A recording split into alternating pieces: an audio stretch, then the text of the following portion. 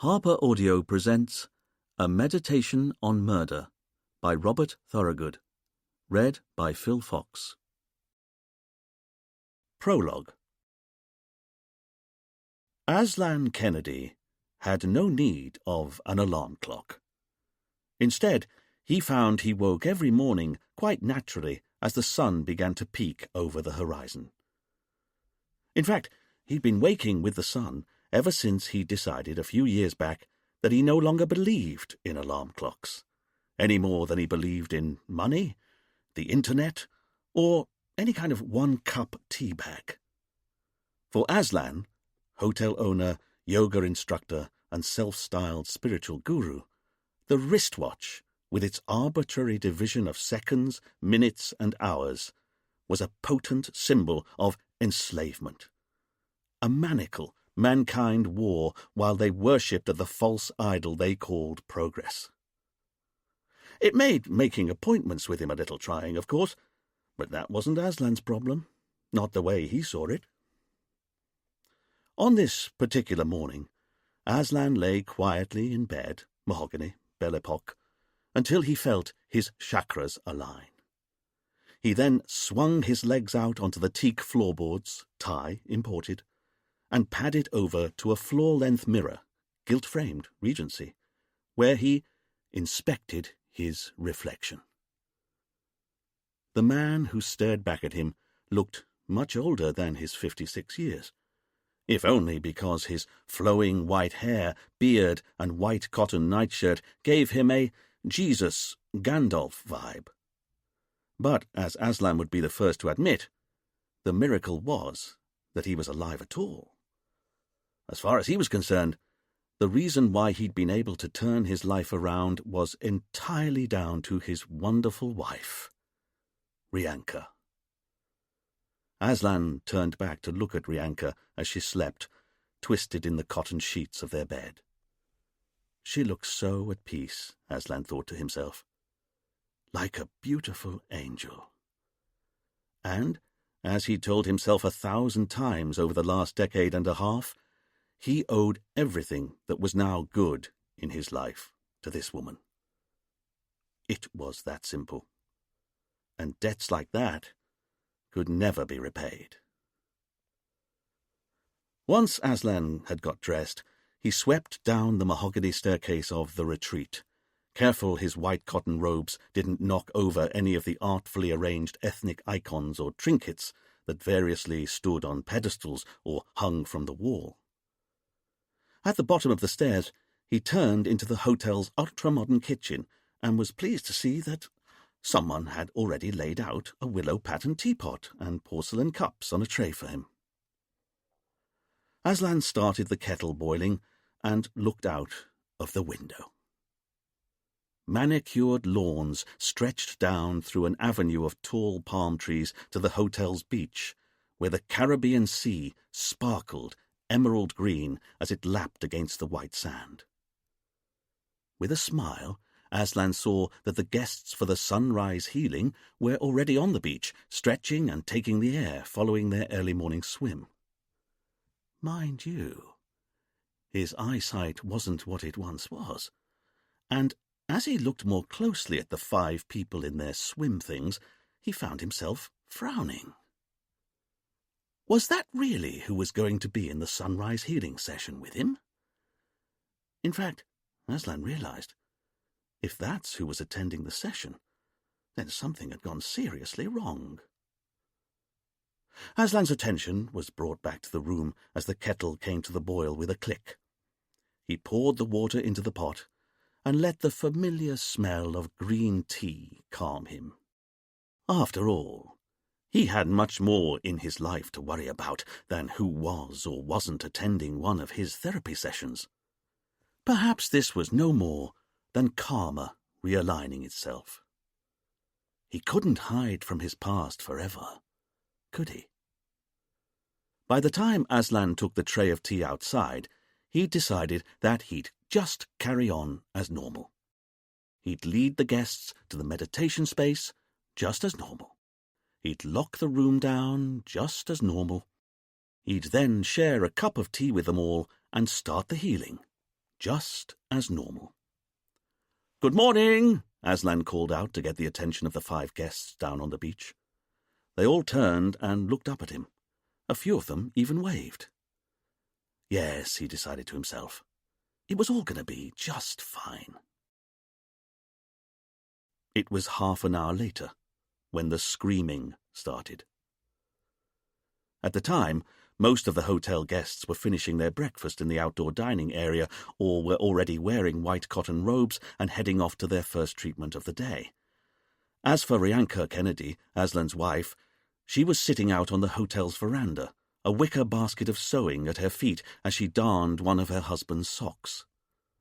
The scream seemed to be coming from one of the treatment rooms that sat in the middle of the retreat's largest lawn. A timber and paper Japanese tea house that Aslan and Rianka had christened the meditation space. When a second scream joined the first, Rianka found herself running across the grass towards the meditation space. It was a good 100 yards away, and when Rianka had covered about half the distance, Dominic de Vere, the retreat's tanned and taut handyman, appeared as if by magic from around the side of a clump of bougainvillea. As usual, he was wearing only cut-off jeans, flip-flops, and a utility belt full of various tools. "What's that racket?" he asked somewhat redundantly as Rianka flashed past him. After a moment, he turned and trotted after her. Rianka got to the door of the meditation space and, as there was no handle on the outside of it, tried to jam her fingers into the gap between the door and the frame with no success. It wouldn't budge. It was locked from the inside. "What's going on?" she called out over the sound of screams. Dominic finally flapped over on his flip-flops and caught up with Rianka, if not the situation. "What's happening?" he asked. "Dominic, get that door open." "I can't, there's no door handle." "Use a knife, just cut through the paper." "Oh, of course." Dominic grabbed the Stanley knife from the pouch at his belt and clicked the triangular blade out. He was about to slash through the paper of the tea-house's wall when they both saw it. A bloody hand pressed up against the inside. Then they heard a man's voice, thick with fear. "Help!" And then a different, female voice. "Oh God! Oh God!" There was a scrabbling while someone wrestled with the lock on the inside of the door.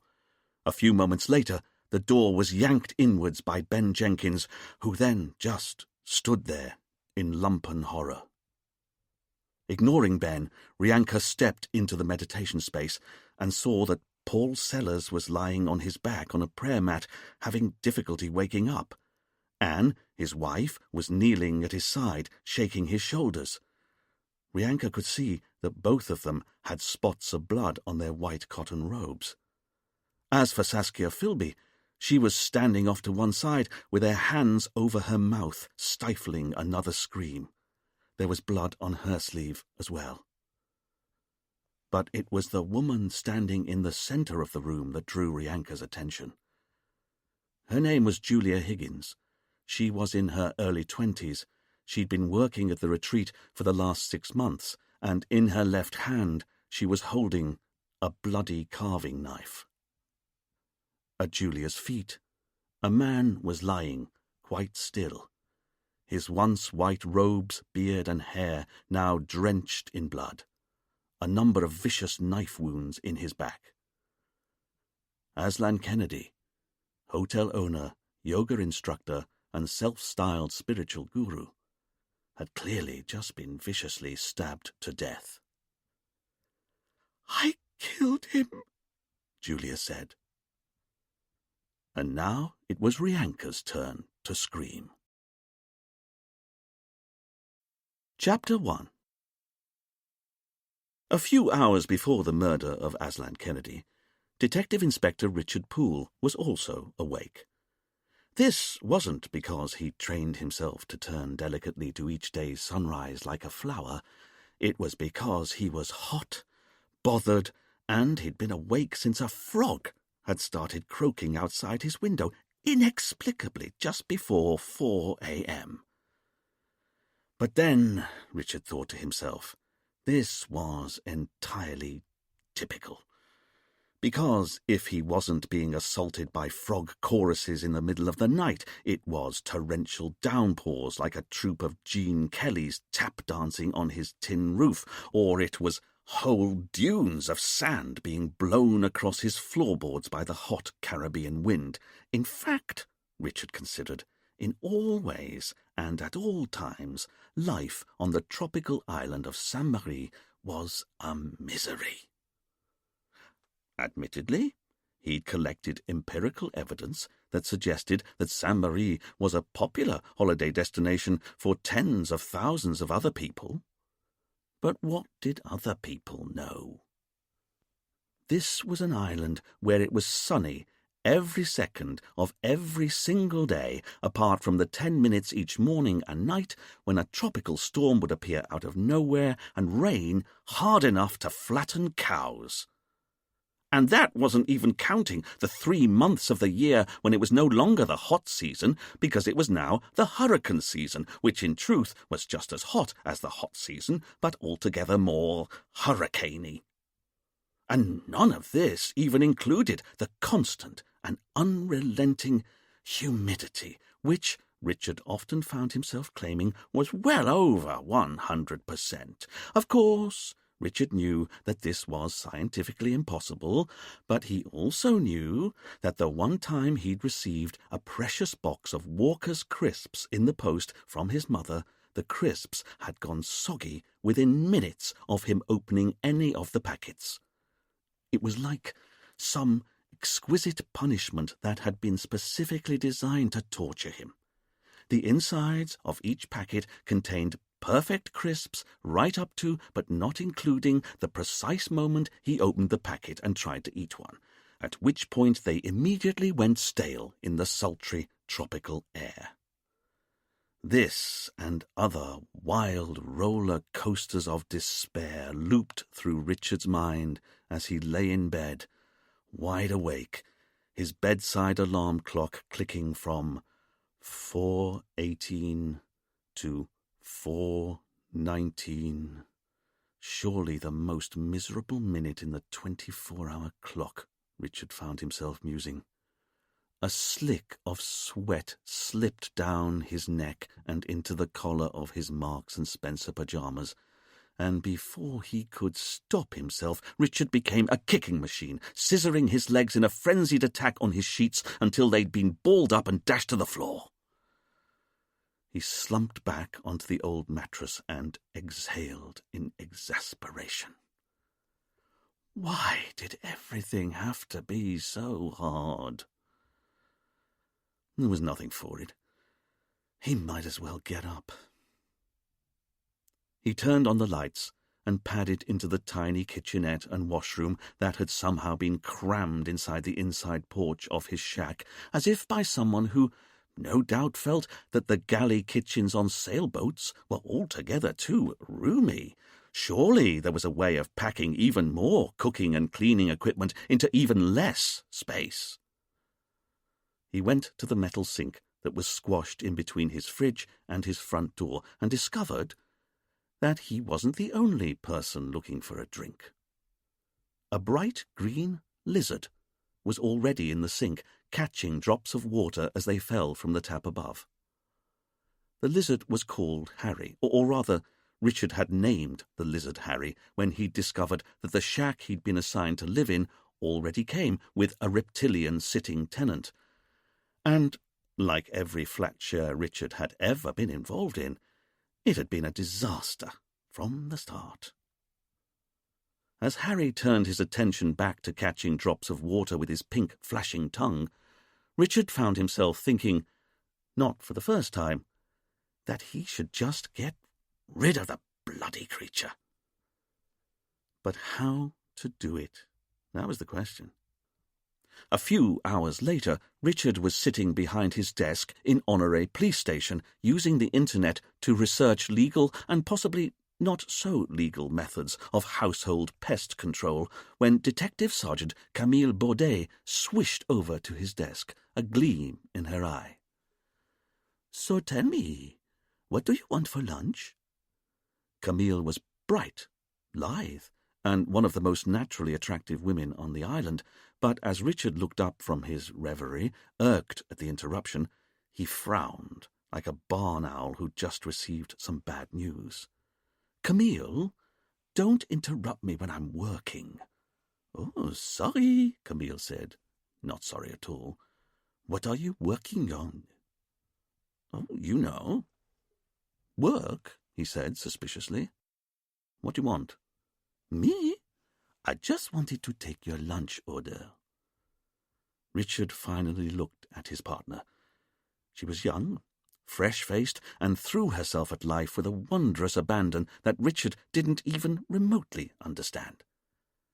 In fact, as Richard considered Camille, he found himself once again marvelling at how much his partner was a complete mystery to him. In truth, he knew that he was limited in his understanding of women by the fact that he'd been educated at a single-sex boarding school and hadn't had any kind of meaningful conversation with a woman who wasn't either his mother or his housematron before the age of 18. But Camille seemed even more impossible to comprehend than most women. To begin with, she was French. To end with, she was French, and in between all that, she was French. This meant, to Richard's mind at least, that she was unreliable, incapable of following orders, and was, all in all, a wild card and loose cannon. In truth, Richard was scared witless of her. Not that he'd ever admitted as much, even to himself. "You know what I want for lunch, Camille," he said imperiously, trying to take back control of the conversation, "because I've had the same lunch every single day I've been on this god-forsaken island." "But Maman says she's got some spiced yams and rice she can plate up for us all. Or there's curried goat left over from—" "Thank you, Camille, but I'd much rather just have my usual." Camille looked at her boss, her eyes sparkling as she got out her police notebook and made a big show of writing down his lunch order. "1 banana sandwich." "Thank you, Camille," Richard said, somehow aware that he'd been made to look stupid, but not knowing quite how it had happened. Camille grabbed up her handbag, sashayed out of the room, and Richard waited to see who of Duane or Fidel would appear first from behind their computer monitors. It was ordinary police officer Duane Myers, but then, as the elder statesman of the station, this was no real surprise. Richard tolerated Duane, liked him even, but it was always against his better judgment. Duane was in his 50s, but looked like he was no older than 30, and while he wore non-regulation trainers and a bead necklace with his uniform, he was always immaculately turned out.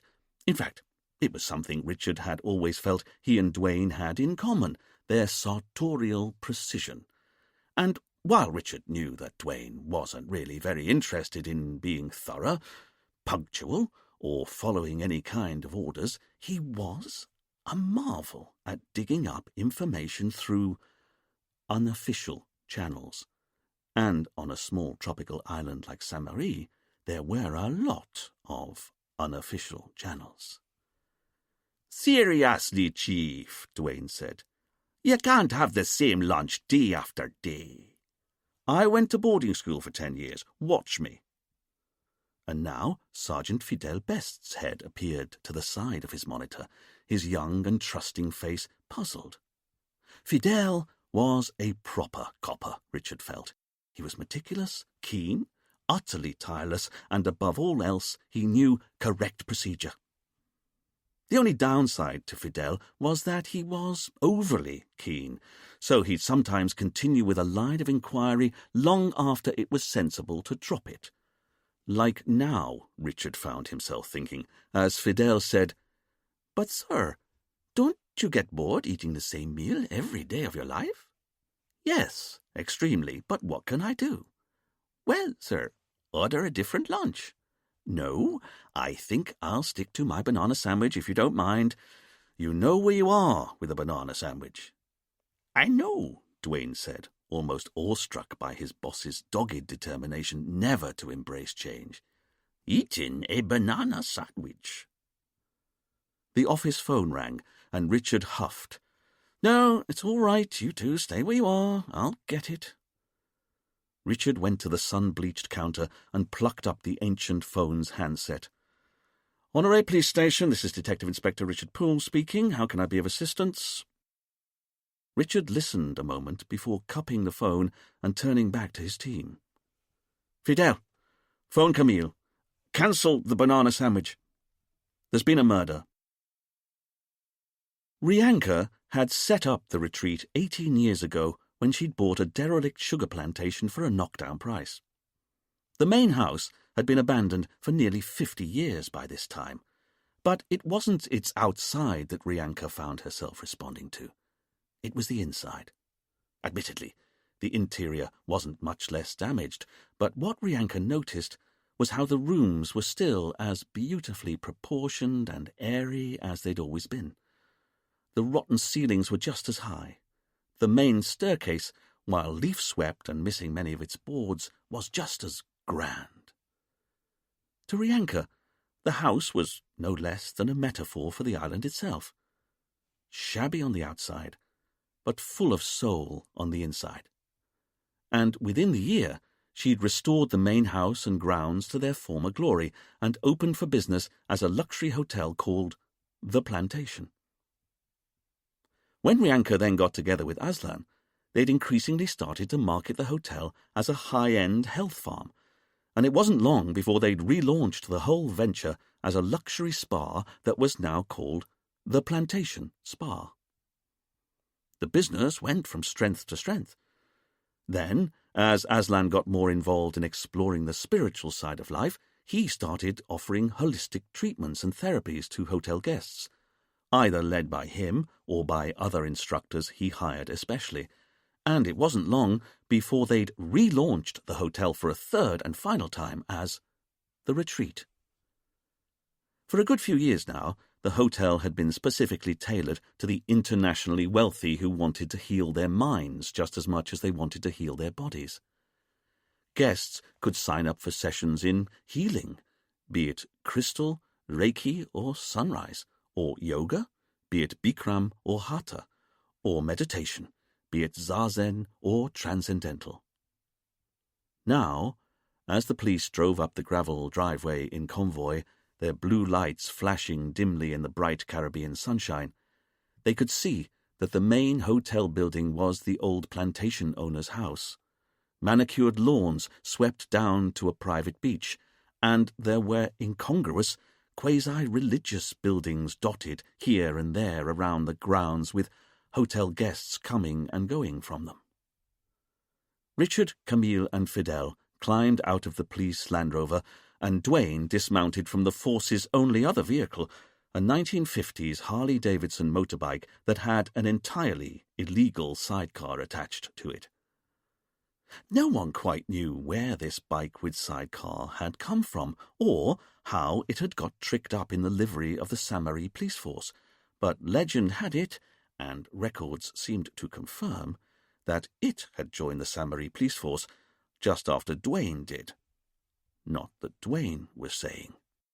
Dominic came out of the house, still wearing flip-flops and cut-off shorts, but the gravity of the situation was such that he'd deigned to slip on a vest.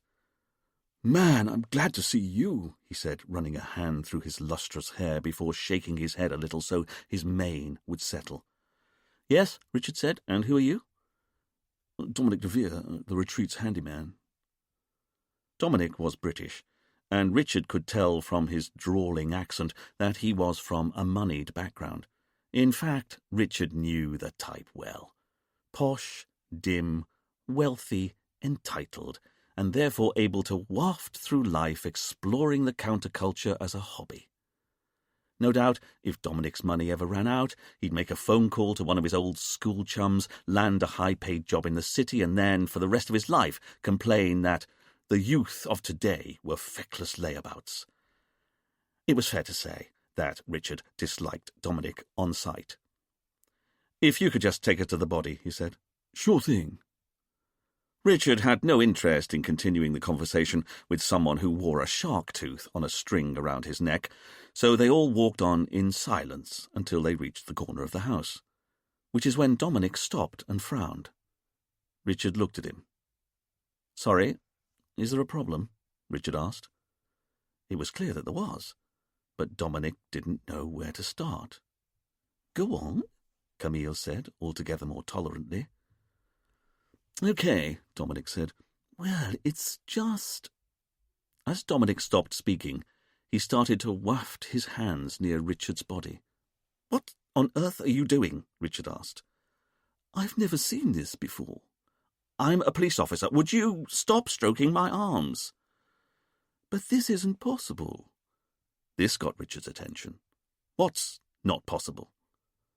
Dominic exhaled as if he were about to deliver some very bad news. "You don't have an aura." Richard looked at Dominic a long moment. "I know I don't. Auras don't exist. Now, if you don't mind, I'd like you to stay exactly where you are while we go and inspect the body." "But your team all have auras." "We do?" Camille said eagerly, holding up her hand for her boss to wait. She wanted to hear this out. "Of course you do," Dominic continued, smiling easily for Camille's benefit. "Yours is yellow, golden. It's like sunlight, warm, impetuous, open, sexually adventurous." Camille seemed delighted by this analysis as Dominic held her gaze much longer than he needed to, and Richard found himself noticing that Dominic wasn't just tanned, muscly, and heroically square-jawed, he was also extremely good-looking. In a slightly obvious way, of course, Richard found himself adding as an afterthought in his head. Dominic next turned his attention to Fidel and considered the air that encompassed him. "As for you, you're blues and greens of kindness, valour, hard work. Hey, you're one of the good guys." Fidel blushed. He was clearly just as thrilled with his reading as Camille had been with hers. "Oh, for heaven's sake," Richard said. "Thank you, Mr. de Vere, but I can see that people are congregated over there," Richard pointed at the meditation space as it sat some way away on the lawn, "and I want to make this clear. My colleagues and I are going over to the crime scene right now, and you're going to stay right here." "But what about me?" Dwayne said, eager as a puppy dog. "What's my aura?" Richard huffed in indignation as Dominic turned to Dwayne and took his time to consider. But then a knowing smile slipped onto Dominic's lips. "You're like me, a shape-shifter." Dwayne beamed at what he perceived to be the highest of compliments. "I knew it!" Dominic turned back to Richard. "But I'm telling you, when I look at you, I don't see anything." "Whereas I see a murder scene over there, so thank you very much for your help. Team, you're with me, but if you try to move even an inch," Richard said this to Dominic, "I'm going to arrest you for wasting police time." Richard strode off across the lawn, his team trying not to catch each other's eyes as they got into their boss's slipstream. After all, it wouldn't do to turn up at a murder scene giggling. But then there was no chance of Richard or his team laughing by the time they arrived at the meditation space, where they found 6 shell-shocked Brits sitting or standing on the grass. 5 of them were wearing white cotton robes that were variously spattered in drying blood. The 6th of them, Rianka, was sitting on the grass on her own. She was wearing a long Indian-style skirt with little mirrors sewn into the hemline, a light summer blouse, and leather sandals. "Okay, my name's Detective Inspector Richard Poole," Richard said, "and this is Detective Sergeant Camille Baudet. Can any of you tell me what happened?"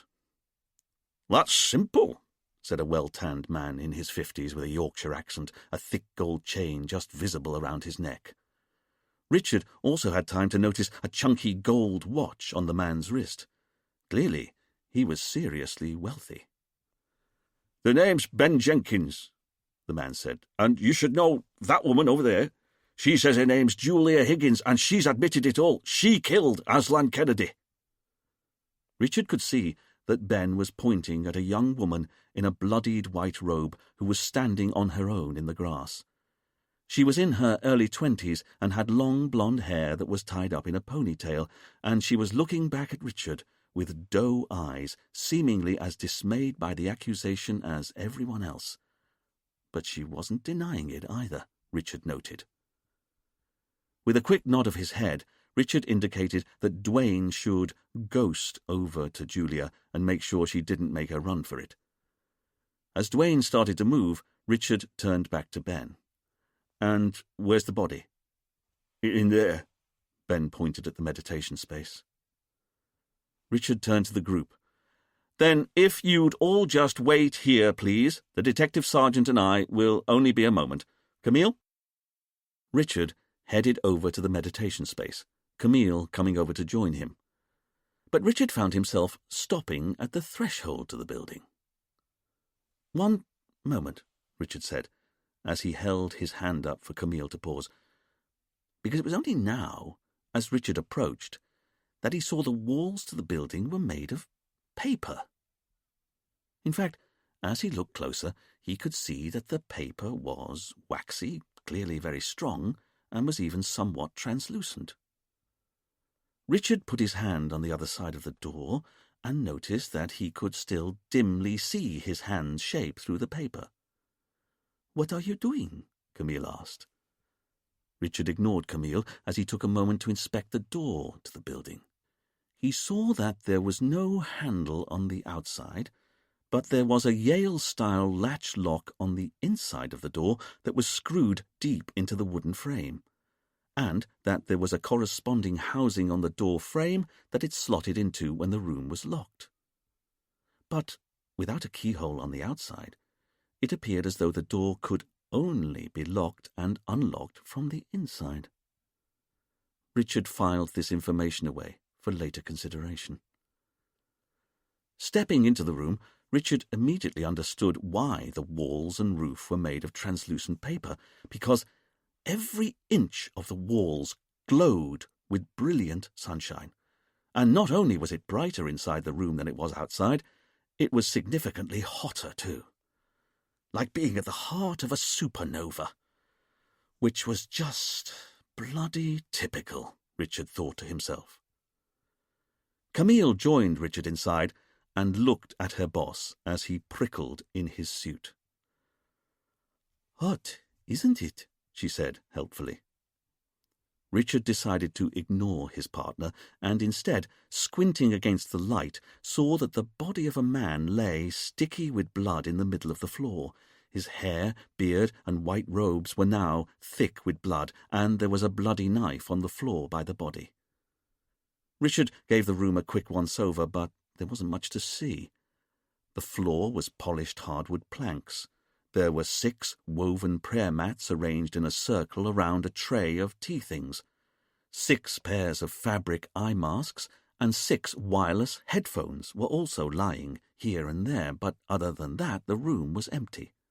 No furniture, no cupboards, tables, chairs, statues, or other ornaments to hide behind or conceal murder weapons in. To all intents and purposes, the room was entirely bare. Richard bent down and picked up one of the wireless headsets. He put it to his ear and frowned.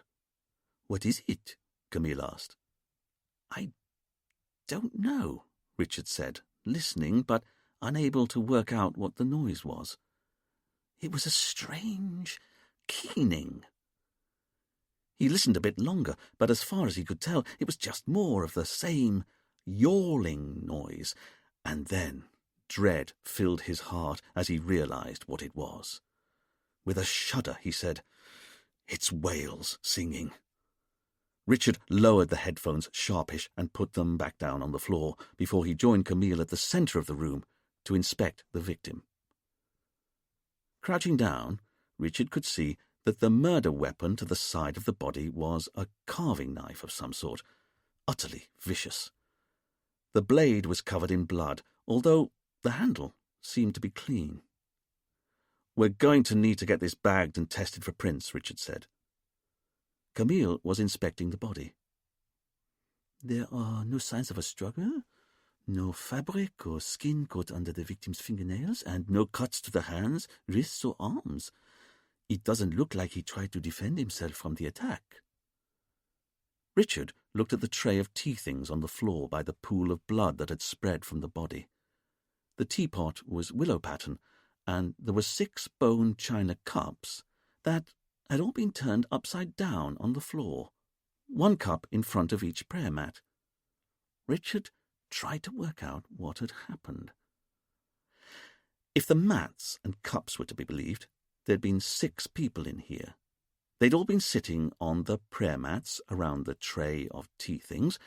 They'd all then had a cup of tea and turned their cup over and placed it down on the floor in front of them to show that they'd finished their drink.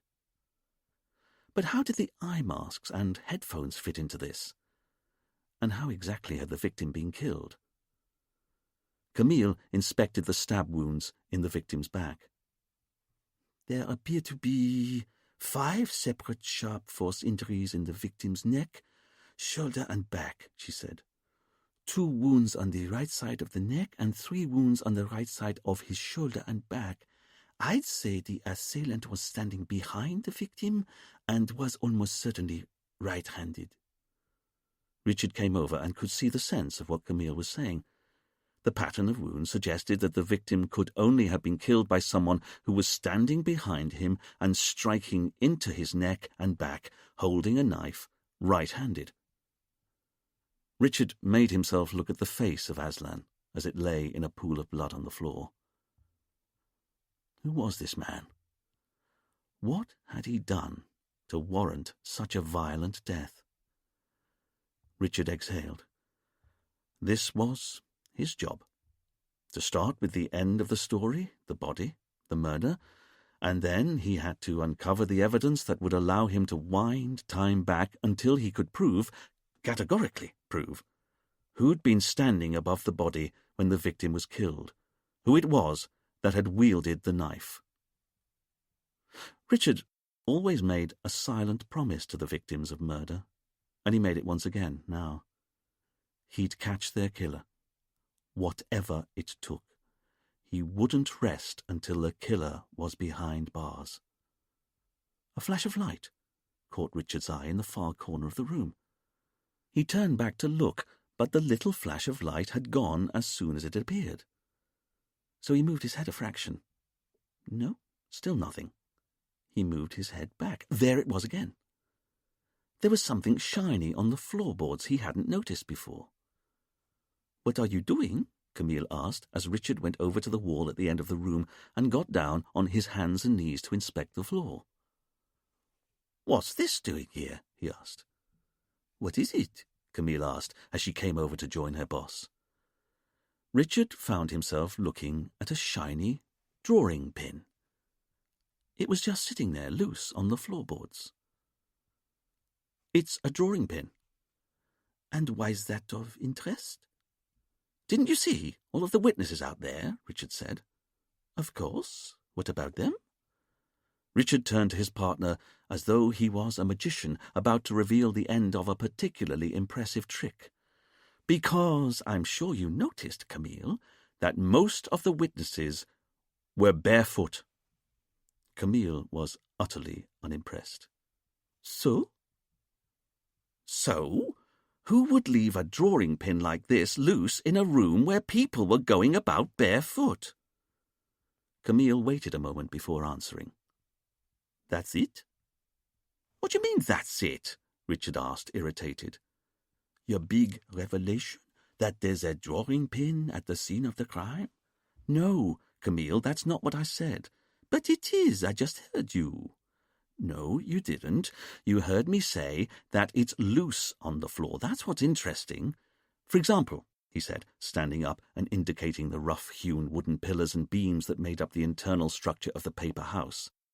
"If I found a drawing pin in one of these wooden pillars, that would be less interesting. It would just mean that someone had pinned something to a pillar. But here, Richard pointed at the drawing pin as it sat blamelessly on the polished hardwood floor. "How did it get there? Who dropped it?" "You're right," Camille said, deadpan. "We've got a dead body over there that's covered in knife wounds, so let's concentrate on a tiny piece of metal we've found on the floor over here. In fact, I think you're right. What if the carving knife we found by the body is a double bluff, and the killer used this tiny drawing pin to stab the victim to death?" Richard decided to ignore his subordinate entirely. Without another word, he went outside again, pulling his hanky as he went and mopping his brow. Really, he thought to himself, his life on Saint-Marie was blighted by bloody sunshine. His shirt collar chafed at his neck. The dark wool of his suit trousers stretched hot and tight across his thighs, and his suit jacket pressed heavy and scorching against his shoulders and back. Wearing a suit in the Caribbean was like living inside a bloody Corby trouser press. But what could he do? He had to wear a woolen suit. He was a detective inspector, and detective inspectors wore dark woolen suits. That's just how it was. Richard saw that an ambulance had arrived over by the main house, and paramedics were getting out a gurney. "Very well, Camille," he said. "While I talk to our apparent murderer, I want you to take the remaining witnesses off, and I want you to get the paramedics to take samples of the witnesses' blood and urine." "You think the tea they were all drinking was maybe drugged?" "I don't know, but that was a pretty frenzied attack. I'd be interested to know if anyone was under the influence of anything." Richard next turned to the youngest member of the team. "Fidel, I want you working the scene, but be sure to bag the drawing pin that's loose on the floor by the far wall." Fidel looked at his boss. "You want me to bag a drawing pin, sir?" "Yes." "That's on the floor by the far wall." "That's right," Richard said again. Before Fidel could ask why his boss wanted a drawing pin bagged for analysis, Richard turned and started heading for Julia, who was still being guarded by Duane. As he approached, Richard pulled a little notebook and silver retractable pencil from an inside pocket. He clicked the lead out and said, "Hello, my name's Detective Inspector Richard Poole. I'm investigating the murder of the man we've just found in that paper and wood structure just there." Richard indicated the tea house, and Julia nodded slowly. She understood. Richard looked at Duane, and he shrugged as if to say that Richard was right. The witness was indeed this slow. Richard was at his most gentle and coaxing as he tried to find out who the woman was and what had happened. In truth, Richard didn't really have a gentle or coaxing side. His idea of doing either was to leave slightly longer pauses in between each of his questions. But he found his manner softened anyway, as Julia was so naturally beautiful. It brought out Richard's paternal side, or that's what he told himself. As she talked, he was able to notice how sparkling and blue her eyes were, and how her skin was bronzed by a golden tan, and how her blonde hair seemed to capture the Caribbean sunlight and radiate it back out in golden strands of light.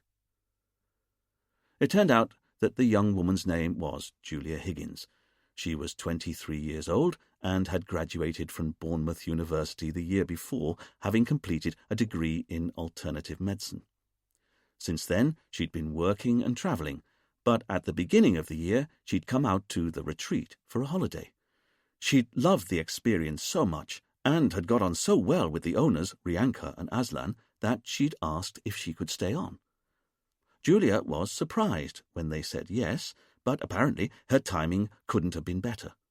Rianka and Aslan had been looking for help in the office for some time, so they offered Julia free lodging, a small wage, but most importantly, free access to all of the treatments and therapies. And in return, all Julia had to do was a few hours of secretarial support each day. It was an arrangement that had suited both parties, and Julia had been happily working at the retreat for the last 6 months. As Julia told her story, Richard tried to work out what he found so puzzling about her.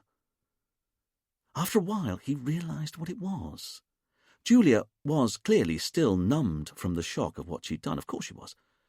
But she was also acting as though she was just as keen as Richard to identify the murderer, which was odd, considering that she was the apparent murderer. "Then tell me," Richard finally asked, knowing it couldn't be put off any longer, "did you kill the man we found in there?" Julia blinked back tears as she looked deep into Richard's eyes and said, "His name's Aslan Kennedy, and I think so." "You think so?" Julia gulped. Then she decided that maybe Richard was right to want this point clarified. "I know so." "You know so?"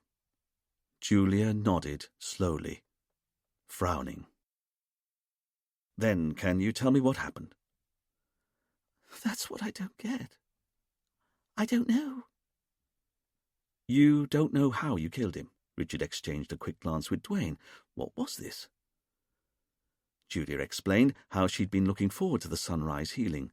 It was the only therapy Aslan still had time to lead himself. "So we all went into the meditation space," she continued. "Meditation space?" Richard asked. Julia indicated the Japanese tea house. "It's what Aslan and Rianka called that building there."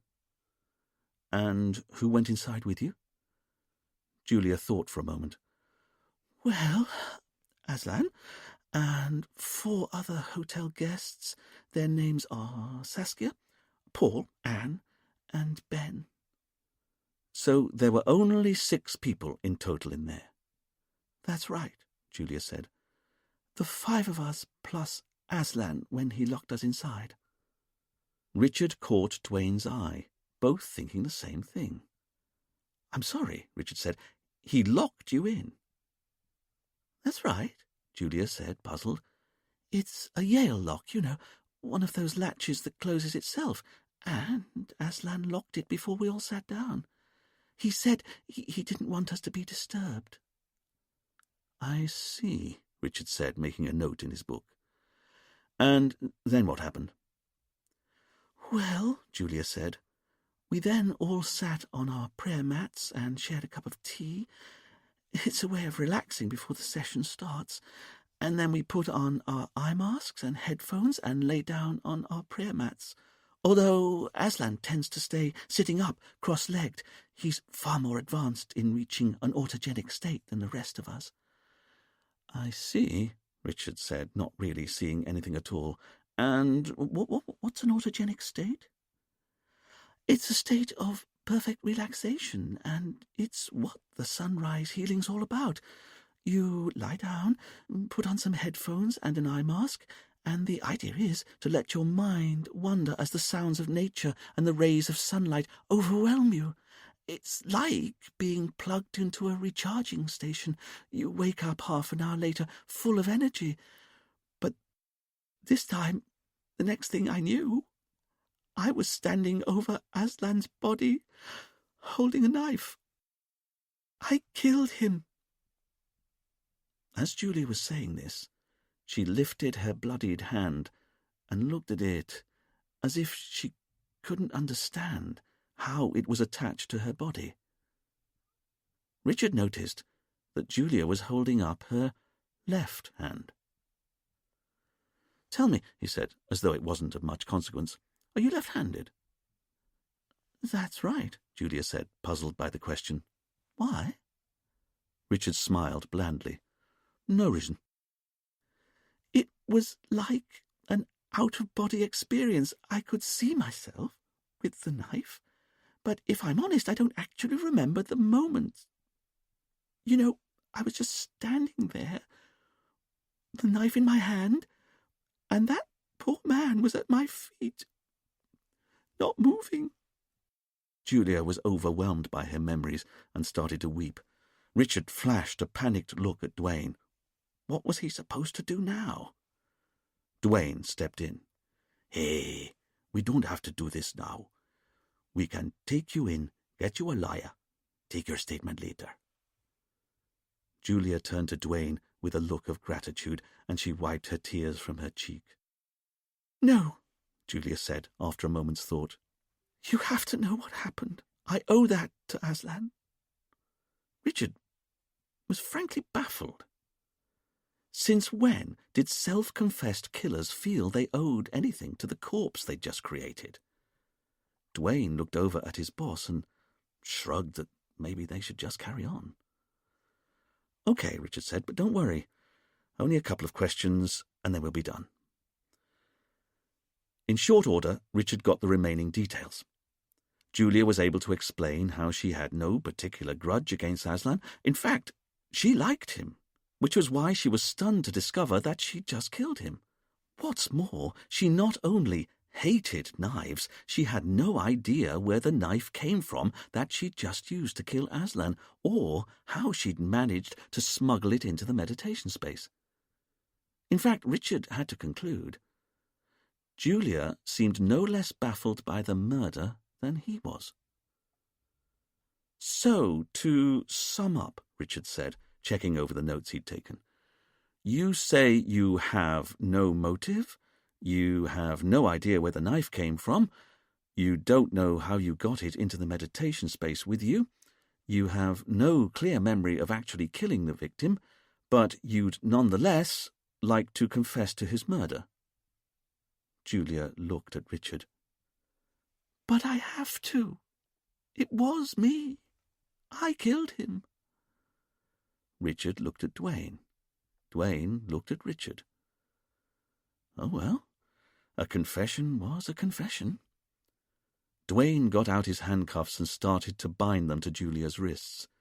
As he did this, he cautioned her. Julia Higgins, I'm arresting you on suspicion of murder. You do not have to say anything, but it may harm your defense if you do not mention, when questioned, something which you later rely on in court. Anything you say may be given in evidence. But before you go, can I ask you one last question? Richard said. Of course. Do you know why there's a drawing pin on the floor of the meditation space?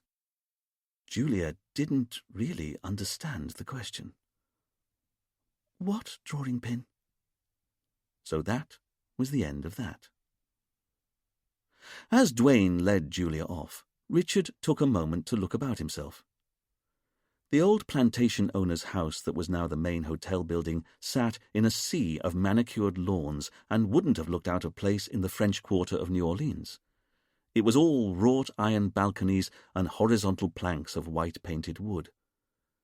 But Richard also noted the other structures that were dotted around the hotel's grounds. There was what looked like a red and gold Shinto shrine off in one clearing, a colonnade of vine-entwined Corinthian pillars straight out of ancient Greece in another, and up on a bluff that overlooked the sparkling sea, there appeared to be a Thai temple with sharply sloped roofs in copper green. It was all very strange and incongruous to Richard's mind. As for the hotel guests, Richard could see that they'd apparently all vanished into thin air, although now he was looking, he could see a clump of them down on the beach, looking back at him. Camille came over from the house, and Richard went to meet her. "Okay," Camille said. "I've sent Rianka, the wife, to her room, and I've said I'll go to her as soon as I can. As for the other witnesses, they're off getting changed into their normal clothes. I've then told them to meet by the ambulance so we can take samples." "Good work, thank you." "But what did Julia say? Is she the murderer?" "Oh, yes, she made a full confession." Camille looked at Richard and shifted her weight onto one hip, a suspicious look slipping into her eyes. "And yet? I don't know. It's just she didn't really make a very good fist at explaining the murder." "She didn't?" "No. For example, she didn't say she had any reason to want to kill the deceased. In fact, she said how much she liked him. and she claimed she not only hadn't seen the knife before that she used to kill him, but she had no idea where it even came from. But she's the murderer. Of course she'd say that. She's lying. I know, but seeing as she's already confessed to killing him, why bother to lie that she doesn't know what her motive was, what her means were, or what her opportunity was? Camille could see the logic of what Richard was saying. And she's also left-handed, Richard said. She is? Or so she says. Maybe she's trying to trick you. Maybe. Camille knew her boss well. You don't think she did it, do you? I don't know what I think, but it's definitely not stacking up. Not yet. Not if she can't provide us with a decent means, motive, and opportunity. And there's something else as well. Richard paused a moment and then turned back to face the Japanese tea house. It's this tea house. Because Julia also said Aslan locked her and the others inside it before they started their meditation. So? Richard looked at his partner. Well, it's obvious, isn't it? Camille refused to be drawn, so Richard explained for her. Because who in their right mind would allow themselves to be locked inside a room with 4 other potential witnesses before committing murder? Camille considered this for a moment, and then said, Oh, I see what you mean. Precisely. Why not kill him in the dead of night, or when he's on his own? Richard looked over at the meditation space again. If you ask me, there's something about that tea house that's important. Something we haven't realized yet. Either because of how it's made, or where it's located. But the victim had to be killed inside it in broad daylight, in front of a load of other potential witnesses. Why? Chapter 2. While Fidel processed the scene, Camille oversaw the paramedics taking the blood samples from the 4 remaining witnesses, and Richard watched all the activity from the shade of a nearby palm tree. This, in fact, meant standing nowhere near the palm tree in question that was actually shading him, but Richard had long ago learnt that a palm tree's vertical trunk was too narrow to offer any shade from the blistering tropical sunshine. Instead, his technique was to follow the shade of the thin trunk along the ground until he found the much larger clump of shade that was thrown by the bush of fronds at the top of the tree. Which is why, at this precise moment, if anyone had been looking, they'd have seen Richard standing in the middle of an entirely sun-bleached lawn, apparently in his own personal shaft of darkness. But he wanted to take a moment to watch the 4 remaining witnesses interact with Camille. After all, they'd just been locked inside a room where a vicious murder had been carried out. How were they bearing up? To this end, Richard had already got the witnesses' check-in details from the retreat's receptionist. He could see that Camille was currently talking to a woman he now knew was called Saskia Philby. The photocopy of her passport had her down as 42 years old, and, according to the hotel's registration card, she lived in Walthamstow and worked as a temporary secretary in London. Like the other witnesses, she'd now changed back into her normal clothes, and Richard could see that she'd chosen to put on a sensible A-line dress in dark blue, and he could also see from the way that Saskia listened to Camille with her head cocked slightly to one side that this was someone who was happy being told what to do. He saw Saskia nod her head and go over to one of the paramedics. Yes, Richard thought to himself, Saskia was a sensible secretary, and she would, of course, volunteer to give her blood sample to the paramedics first. Richard shuffled the registration forms in his hand and came up with Paul Sellers and Anne Sellers next. According to their passports, Anne was 45 years old and had been born in Birmingham. Her registration said she was a housewife, and now that she'd changed into her normal clothes, Richard could see that, while she was somewhat plump, She seemed to fizz with the energy of a middle-aged woman who, rather than despair at how she'd let herself go, had decided to embrace this fact. Gold flashed at the thick necklace around Anne's neck. Her wrists were similarly festooned with glitz, and she seemed to be wearing electric blue trousers and gold slippers straight out of an Arabian nightmare. A violently fuchsia blouse, and the whole ensemble was finished off with a silk shawl that she wore draped over her shoulders and which seemed to have been constructed from every colour in the world that didn't actually occur in nature. On it, neon swirls of blue fought with psychedelic greens, and both lost out to attacks of fluorescent yellow. Richard could see from the way that Anne was now talking to Camille, with almost windmill gesticulations as she pointed from the house to the meditation space and back again at the paramedics, that Anne clearly had a personality as colourful and slapdash as her clothes. He watched as a man wearing tan chinos, brown deck shoes, and a white short-sleeved shirt joined Anne. Richard could see from the papers in his hand that this was Paul Sellers, Anne's 52-year-old husband. He was a pharmacist at an independent chemist's in Nottingham, where he and Anne lived. And as Paul calmed Anne down, Richard could see that everything Anne was, her husband wasn't. For starters, he was rake-thin and almost entirely bald. But it was more than that. It was his manner that was so different. Richard could see that Paul was smooth, conciliatory, in charge. Just a few words into whatever he was saying, Anne quietened down and looked at her husband as though waiting for instruction. And instruction was clearly what he was giving her, because, as he pointed off to the paramedics, Anne seemed finally to understand what was expected of her, and she went over to give her samples meekly. Richard saw Camille thank Paul for his timely intervention, and Richard then saw him smile briefly and nod once. Paul was clearly a quietly capable person. Which left only one witness, Ben Jenkins, who Richard had briefly spoken to when he'd first arrived at the murder scene. He could see from Ben's photocopied passport that he was 50, had been born in Leeds, but he now listed his home address as Vilamoura, Portugal. As Richard looked up, it took him a moment to find Ben, but then he saw him, standing off to one side in the shade of the ambulance.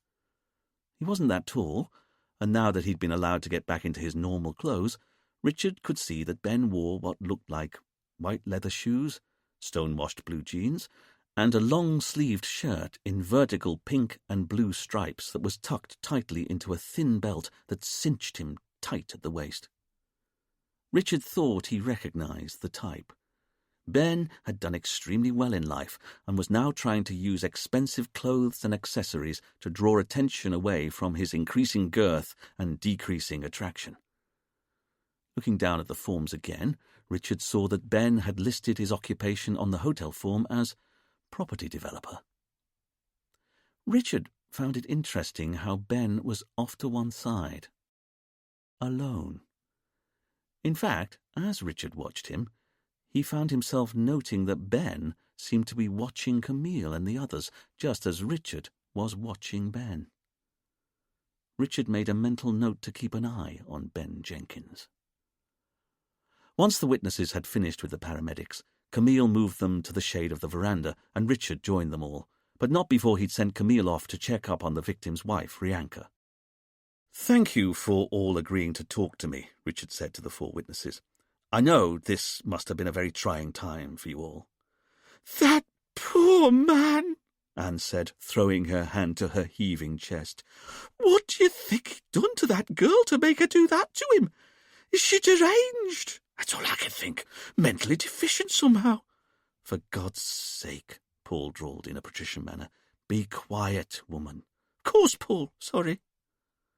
Anne pulled her mouth into a contrite moo, as if to demonstrate how she wouldn't be saying another word, not another peep. And Richard took a moment to look at Paul. There was so little to him, really. His face was almost skeletally thin, his skin was sallow, what hair he did have was grey and wispy and combed over his bald pate, and yet he seemed to have complete mastery of his otherwise far more punchy wife. But there was something else Richard could sense between husband and wife, and that was a look of subservience in Anne's eyes. Why should such a larger-than-life woman like Anne be intimidated by a skeletal squit like Paul? But then, Richard reminded himself, all relationships between men and women were essentially a mystery to him. He put these thoughts to one side. It was time to get on. "I'd first like to thank you all for your help so far, but before we take formal statements, can I just try and establish the order of events? What happened this morning?" "Be happy to," Paul purred, comfortable to take centre stage. "It was a terrible business, wasn't it? Just terrible. But I've been thinking it over, and I think I've got it." Paul looked to the other witnesses for their assent. Saskia was looking too quiet and withdrawn to mind who told their story, but Richard could see that Ben was twinkling, clearly amused at how Paul thought he was master of the situation. "If you would," Richard said. So Paul told Richard how they'd all had to get up at sunrise, which was why it was called the sunrise healing. But before they got to the meditation space, they'd been expected to stretch on the beach and swim in the sea as a way of preparing their bodies for the treatment, which was hardly a chore because, as Paul put it, when someone tells you to go for a swim in a sea that's warm as a bath and teeming with tropical fish, you don't really need a second invitation. Richard quietly shuddered at the thought. Didn't Paul know that thousands of people around the world drowned from swimming in the sea every year? Paul went on to say that Aslan then came out of the house with a tray of tea things and called them over. That's when they put on their white robes. This detail got Richard's attention. "How do you mean, your robes?" "The robes we were wearing when you first met us. We'd been swimming before, so all we had on was our swim things."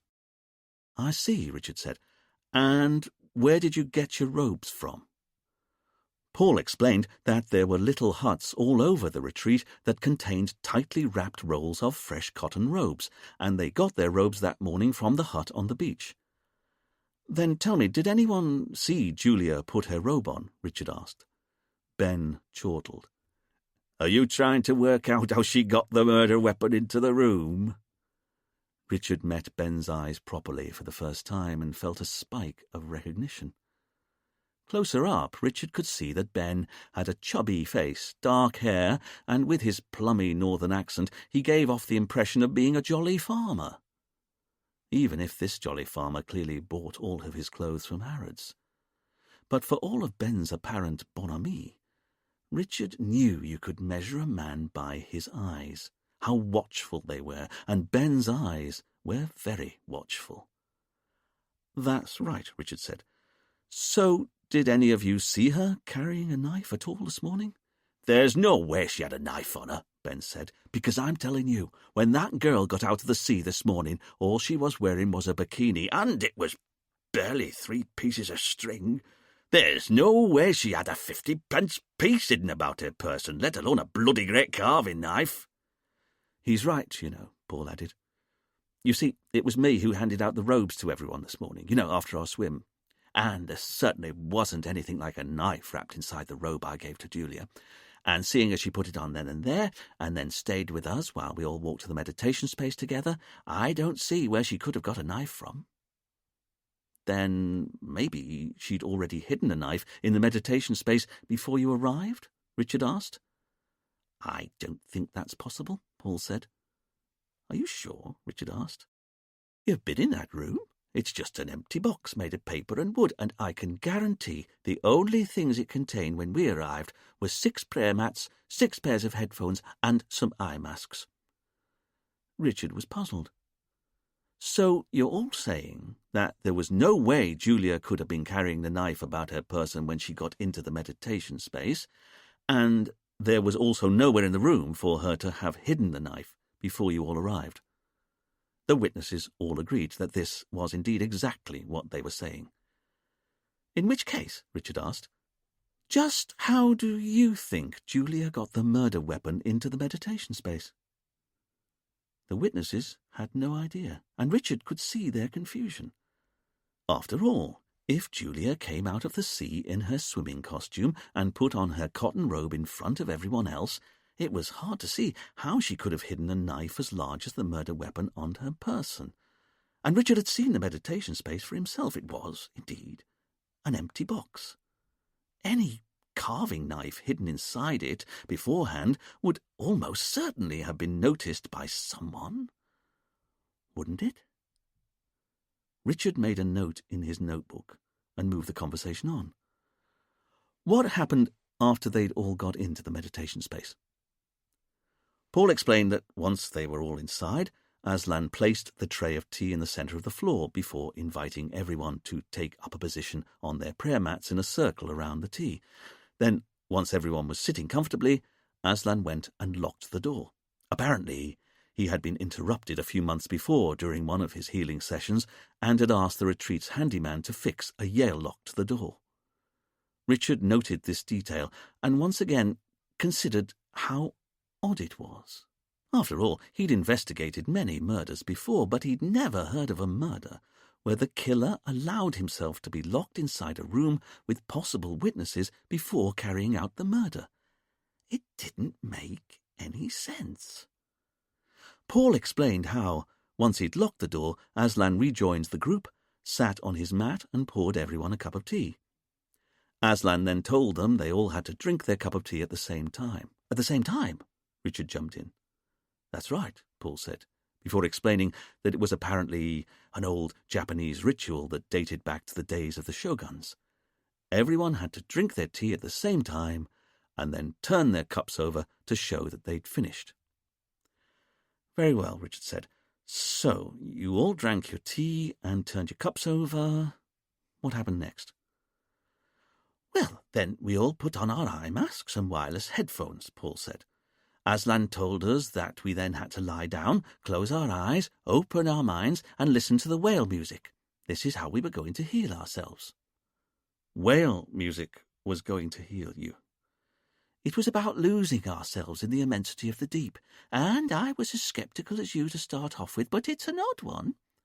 Because when you're lying there, you can feel all the sunlight on your skin, and you've got your eyes closed, and you're listening to distant whale song, you do start to drift off.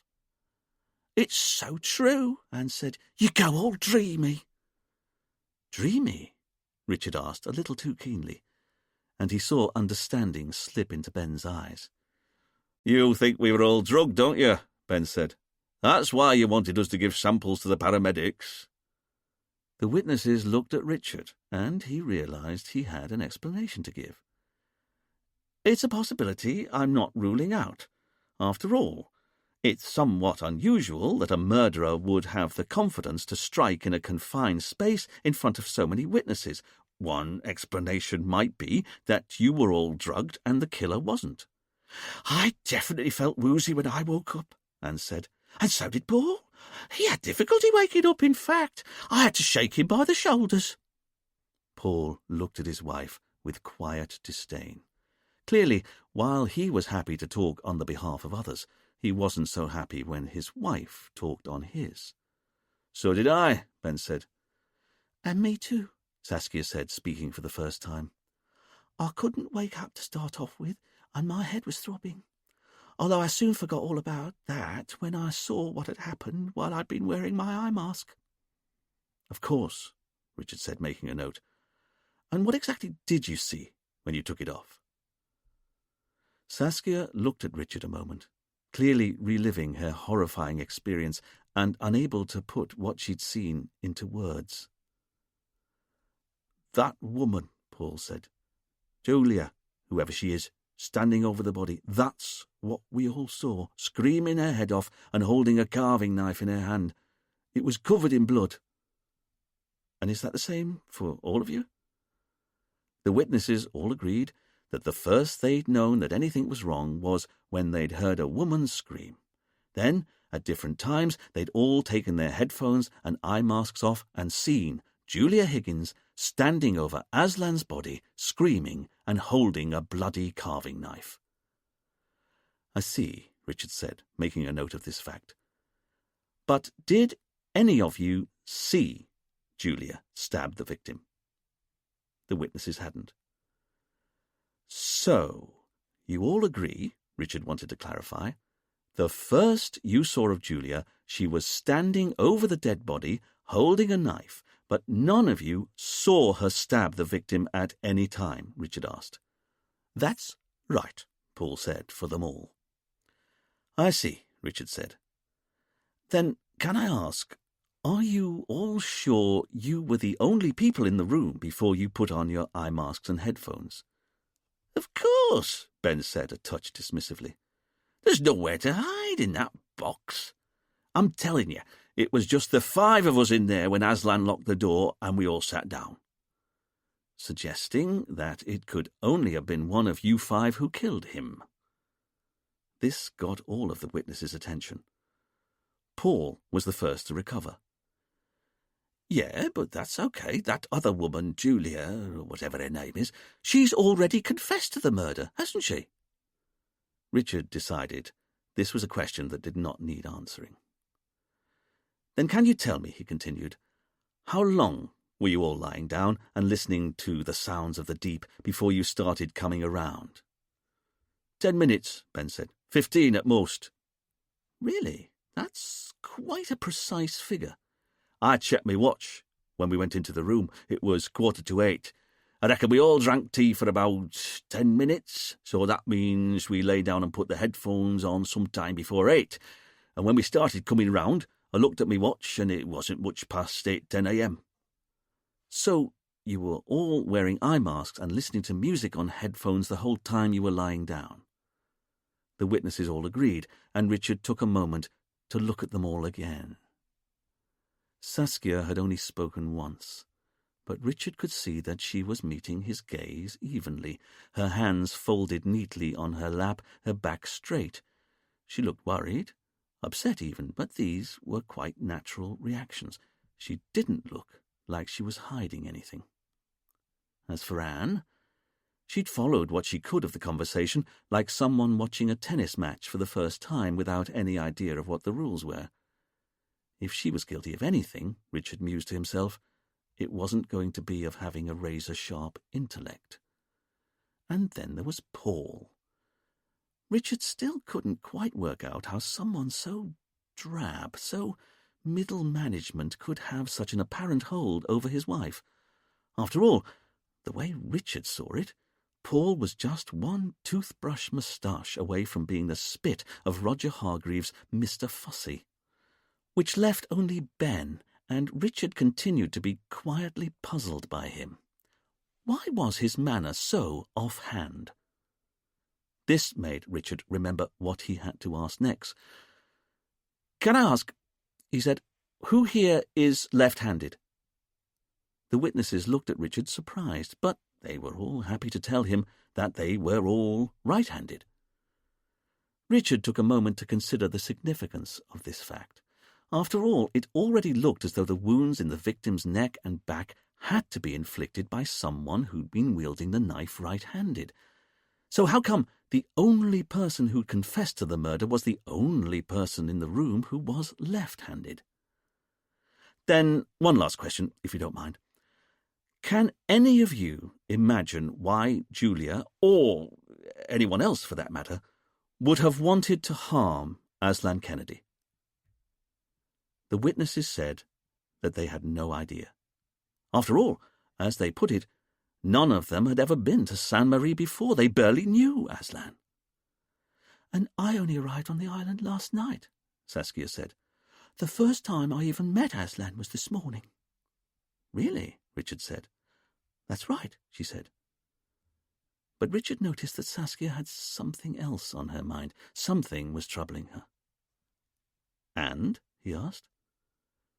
Saskia looked at Richard, unsure, and Richard decided that the dutiful secretary needed to be told what to do. "If you have any information that may have a bearing on the case, you're obliged to mention it." "No, of course," she said, suitably chastened. And it may be nothing, but yesterday, after I arrived, I got a bit lost in the hotel, and I found myself outside Aslan's office. Although the door was closed, I could hear voices inside, raised voices. What time is this? About 6 p.m., I think, Saskia said. And you're sure it was Aslan's office? Oh, yes.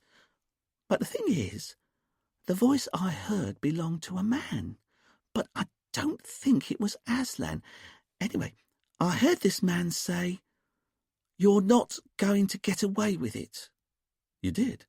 That's right. And he was angry, but I heard it quite distinctly. "You're not going to get away with it," he said, and a few moments later the door opened and I saw Aslan flee. He looked seriously distressed. You didn't see who he left behind in the office? No. The whole thing was so strange. I didn't hang about to find out who the man was who'd been shouting at Aslan. Richard considered what Saskia had said before turning to look at Ben and Paul. I don't suppose either of you were in Aslan's office yesterday, shouting at him at 6 p.m., were you? Paul looked affronted. Certainly not. So, can you tell me, where were you at 6 p.m. yesterday? Paul had to think for a moment before he answered. I was down at the beach, wasn't I, darling? Anne looked at her husband, uncomprehending. You were? Of course I was, Paul said, exasperated. I was with you. It took Anne a moment to register this fact. Oh, of course, she eventually said. That's right, we were both down on the beach, weren't we? Richard found himself briefly wondering why it took Anne so long to remember that she and Paul had been on the beach together. Had she really forgotten? Richard turned to Ben and waited for his answer. All right, Ben said. I was in my room on my own. So you're saying that no one can alibi you for about 6 p.m. yesterday evening? Ben looked at Richard with the first hint of irritation. That's right. I went to my room at about 5 for a bit of a lie down. I'd had too much sun. I then didn't leave my room until 7 when I came down for dinner. But I don't need an alibi. I didn't kill Aslan Kennedy. I see, Richard said, making a note of this fact. Richard decided he'd got enough from the witnesses for the moment. At the very least, he needed to corroborate what they'd said so far with Aslan's wife, so he thanked the witnesses for their time and told them that an officer would be asking them to write out their formal statements later on, and then he went off to find Camille. She was upstairs, comforting the grieving widow in her bedroom. Richard felt himself relax as soon as he entered Rianka and Aslan's bedroom. The shuttered windows let in only the thinnest stripes of sunlight. The dark floorboards were polished and cool, and a ceiling fan ticked lazily overhead. There was even an aspidistra in a pot in the corner of the room, Richard noted with a sigh of quiet approval. Camille and Rianka looked up as he entered. Mrs. Kennedy? Richard asked. Please, it's Rianka. Richard took a moment to consider Rianka. She was slender. Her hands were elegant and long-fingered. Her grey hair was fixed behind her head with 2 chopsticks, and while her clothes were colourful and ethnic, she herself appeared quiet and demure, prim even. Even so, it was easy to see the beautiful young woman who had turned into this beautiful 60-something-year-old woman. A woman who was now experiencing the shock of sudden grief, her cheeks tear-stained, her eyes wet with pain. I'm sorry to intrude, but I do have a few questions. No, of course. I'll be as brief as I can. Rianka nodded. Starting, maybe, with last night. You see, we've got a witness who says that she heard a man arguing with your husband in his office yesterday at about 6 p.m. Do you happen to know anything about that? An argument? Apparently so, at about 6 p.m. Rianka had a good think, sorting through her confused thoughts.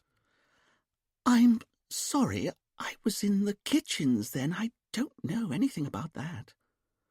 Then perhaps your husband mentioned an argument to you later on. No, Aslan didn't argue with people. He wasn't like that, and he definitely didn't mention any kind of argument to me yesterday. Now that was interesting, Richard thought to himself. Saskia said she overheard Aslan having an argument, so why hadn't he mentioned this fact to his wife later on?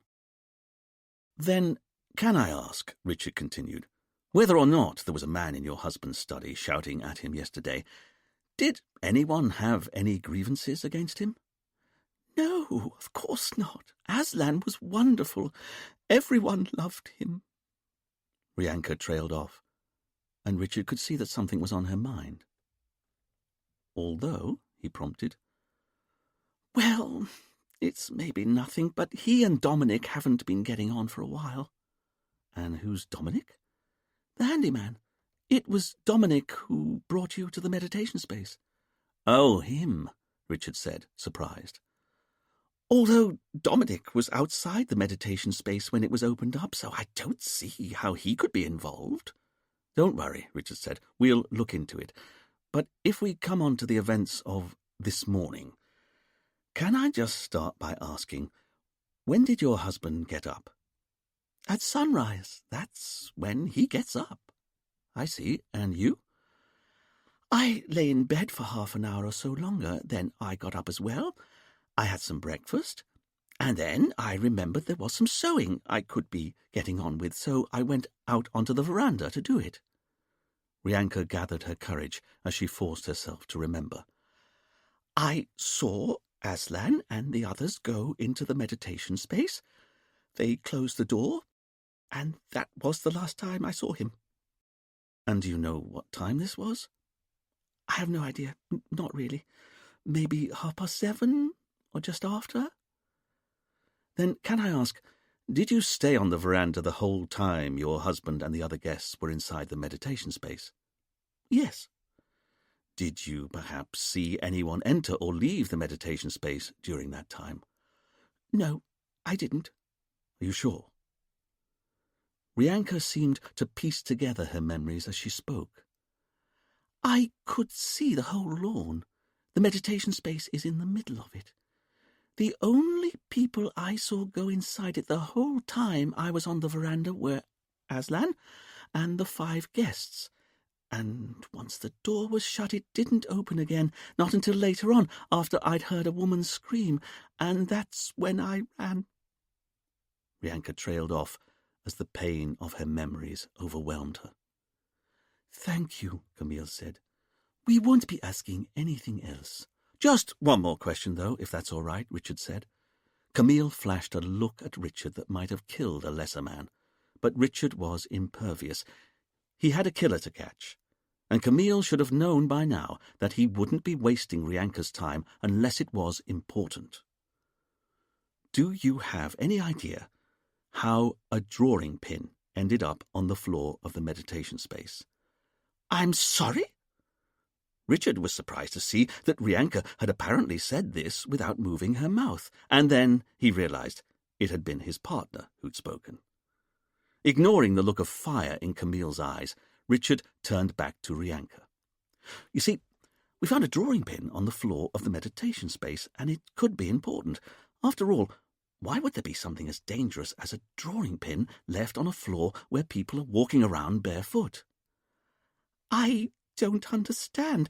Are you asking me how a drawing pin got into the meditation space? Yes, I am. Then, I'm sorry, I don't know. Very well, then. Thank you very much for your time. Richard turned to his partner. Camille, if Rianka's up to it, I'd like you to take her formal statement, and then I'd like you to take the statements of the other witnesses who were in the meditation space. Yes, sir, Camille said. Richard could tell Camille was irritated that he'd asked the grieving widow about her drawing pin, but he refused to apologize for what he felt was a valid line of inquiry, and that was that. Outside again, in the glaring sunlight, Richard tried to make sense of what he'd learned so far. It was hard to get a handle on everything. After all, they'd already arrested the self-confessed killer. Surely that made it an open and shut case. But Richard wasn't so sure. There was a long and ignoble history of weak-minded people admitting to murders they hadn't committed. And there was no getting away from it. Julia hadn't behaved like any kind of murderer he'd ever met before. After all, who'd confess to a murder and then be unable to explain to the police why they did it, how they did it, or where the murder weapon came from? It also didn't help her case that the wounds to the right side of the victim's neck and back strongly suggested that the killer had been right-handed, and Julia said she was left-handed. And then there was the mystery of the drawing pin. Richard didn't care that Camille thought it was irrelevant. He'd learned long ago that the most important object at a crime scene was sometimes something entirely humdrum that wouldn't be of interest except for the fact that it was in the wrong place. And a drawing pin that was loose on the floor in a room where people went around barefoot was definitely a humdrum object in the wrong place. He also couldn't shake the feeling that the location of the murder itself was important. Aslan was killed inside a locked room that was only made of paper and in front of a load of potential witnesses. But why was he killed there? Richard looked through a heat haze at the meditation space as it sat shimmering in the middle of the lawn. What had happened in there while it was locked down? Richard considered that maybe Julia was their killer. Maybe she wasn't. But if she wasn't, then that meant that one of Saskia Philby, Paul Sellers, Anne Sellers, or Ben Jenkins had, in fact, done it. But why on earth would any of them want to get a carving knife and viciously slay the owner of a hotel none of them had ever visited before? Chapter 3. "Right then," Richard said, when he and Camille had rejoined Duane back in the police station. "We have a killer to catch. Let's get this up on the board." Richard dragged the ancient whiteboard on its juddering legs across to the centre of the room and took a moment to marvel, not for the first time, at how rudimentary the Honoré police station was. There were 4 wooden desks for each of the station's police officers, each with a computer on, and that was about it. Everything else that was piled around, and there was a lot of everything else, was generally broken or defunct somehow. The office notice board carried rotors for officers who'd long since left the station. The wanted poster on the wall was for a man who'd apparently long since died. And there were ancient metal filing cabinets propped up around the walls like drunks at a party, their files spilling out of their drawers. And under all the mess of paperwork that littered everywhere, there were whole sedimentary layers of ancient office equipment that hadn't been discontinued so much as abandoned in place. Richard had come to the island of Saint-Marie just over a year ago, when he'd been sent out to solve the murder of the incumbent detective inspector, a man called Charlie Hume. Richard had hated the tropics from the moment he'd stepped off the plane, but he consoled himself at the time with the knowledge that he'd be able to go home just as soon as he'd solved the case. But Richard hadn't been counting on the political manoeuvrings of the island's Commissioner of Police, Selwyn Hamilton. And by the time that Charlie Hume's killer had been caught, Richard was astounded to learn that he'd been invited to stay on as the island's detective inspector. Richard had been horrified, not least because it finally confirmed a suspicion he'd held for many years, that his superintendent back in Croydon had been trying to get rid of him. But now Richard had had this fact confirmed, he decided he was too proud to ask for his old job back. As far as Richard was concerned, no one should ever be made to beg to go back to Croydon. So, instead, he accepted the job on Saint-Marie as a stopgap, and spent every subsequent spare moment he had applying for jobs that would allow him to go back to a different station in the UK. But a strange thing happened as the months passed. Not that Richard was anything more than dimly aware of it. Because, separated from a metropolitan police hierarchy that he'd never quite fitted into, and now surrounded by a talented team who seemed to forgive him his idiosyncrasies while championing his strengths, Richard had finally started to find the sort of success that had proved so elusive in the UK. He still hated the tropics, of course, the climate, the spicy food, the shack he had to live in, the sand that got everywhere, and the fact that even though Sainte Marie was larger even than the Isle of Wight, it wasn't possible to get a decent pint of beer anywhere. But while Richard told himself that he was still hell-bent on getting posted back to the UK, he hadn't noticed, although his team had, that he hadn't actually applied for any jobs back in the UK for the last few months. This didn't mean he was happy, of course. Someone like Richard could never be happy. But his levels of unhappiness had perhaps bottomed out.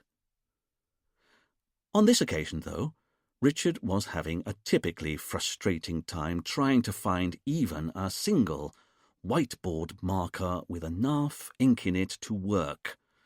Once he'd finally found one that would just about do, he turned to face his team. "Very well," he said. 5 guests at a fancy health spa-cum-hotel get up at dawn and go for a morning swim. Saskia Philby, Anne Sellers, Paul Sellers, Ben Jenkins, and Julia Higgins. Richard wrote the names on the board, leaving plenty of space between the names so they could later annotate the board with evidence as they collected it. Richard carried on making notes on the board as he recounted how the witnesses all went swimming that morning and how one of their number, Paul Sellers, handed out fresh cotton robes to them all, Julia Higgins included, before they all went with Aslan to the meditation space, and how all of the witnesses agreed that Julia couldn't have hidden a knife about her person before the room was locked down. He then went on to explain that once inside, it was Aslan who locked the door from the inside. All 5 guests and Aslan then drank from the same pot of tea, and all turned their cups over. They then all put on their wireless headphones and eye masks and lay down on their prayer mats. And then there was a 10 to 15-minute window in which Aslan was brutally slain, somehow without any of the witnesses hearing or seeing anything, until Julia started screaming, which was when everyone inside the meditation space woke up and saw Julia standing over the body, holding a carving knife in her left hand. "Even though the wounds in the victim's neck and back looked like they were delivered by a right-handed person," Camille said. "Precisely.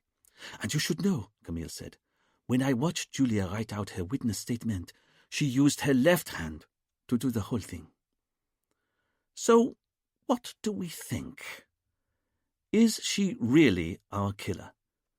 "She's confessed to the murder," Duane pointed out. "I know, but I don't want us to rule anything in or out for the moment. Not until we know more about what we're dealing with. And, you should know, all the witnesses said they felt groggy when they woke up. Oh, Camille, did we manage to get samples of the tea they were drinking off to the labs in Guadeloupe?" "Yes, sir." "And samples of the witnesses' blood and urine?" "Yes, sir." Richard looked at the board and realized something. "Because there's something you should all know," Richard said. Paul Sellers' registration card for the hotel had his profession down as a pharmacist. If the tea was doctored in any way, he's the person on this list who'd have had the easiest access to any kind of mind-altering drug. Richard recorded this fact by Paul's name on the whiteboard. "And 2 more things," Richard said. "Firstly, why was Aslan killed inside a house made of paper and wood? It's such a strange place to commit murder, don't you think? And secondly, and just as important, why did we find a drawing pin loose at the scene? As Richard finished writing his notes up, it was fortunate that he couldn't see the sceptical looks that passed between Duane and Camille behind his back. "Very good," Richard finally said, looking at the board. "Yes, that's a start. Have you got the witness statements?" he asked Camille. "Of course, sir," she said. As Camille hunted for the statements among the slick of other casework on her desk, Richard marvelled once again at how he managed to work so effectively with a partner who was so very disorganized. Her desk alone was enough to send him into conniptions with its mess of paperwork, files, bits of old orange peel, and desiccated tubs of makeup that she'd leave the lids off and then lose interest in entirely. Richard's desk, on the other hand, was, of course, neat and tidy. His in-tray empty, his out-tray just as empty. There was no pending tray. As far as Richard was concerned, pending trays were for wimps. "Got them!" Camille triumphantly held up a manila folder containing the witness statements. "Yes, well done, Camille." "What do you mean by that?" Camille asked, picking up on her boss's tone. "Only that it shouldn't be such an achievement to find the witness statements to a murder case." "I knew where they were." "Self-evidently you didn't." Camille pointedly opened the buff folder by way of a reply, and, as she gave her verbal report, Richard wrote up his version of what Camille was saying on the whiteboard. "Okay, as for witnesses, first we've got Rianka Kennedy, of course, and it's basically what she'd already told us. She sat down on the veranda to do some sewing at about 7:30 a.m., and no one other than Aslan and the 5 known witnesses went into the meditation space before 8 a.m. She then saw no one else enter or leave the building, and the only other person who was even remotely nearby was Dominic DeVere, the handyman. But Rianka said that although Dominic had a history of arguments with the deceased, he was definitely outside the meditation space when the screaming started. Duane said, "And if he was outside, he can't be a killer." "Quite so," Richard agreed.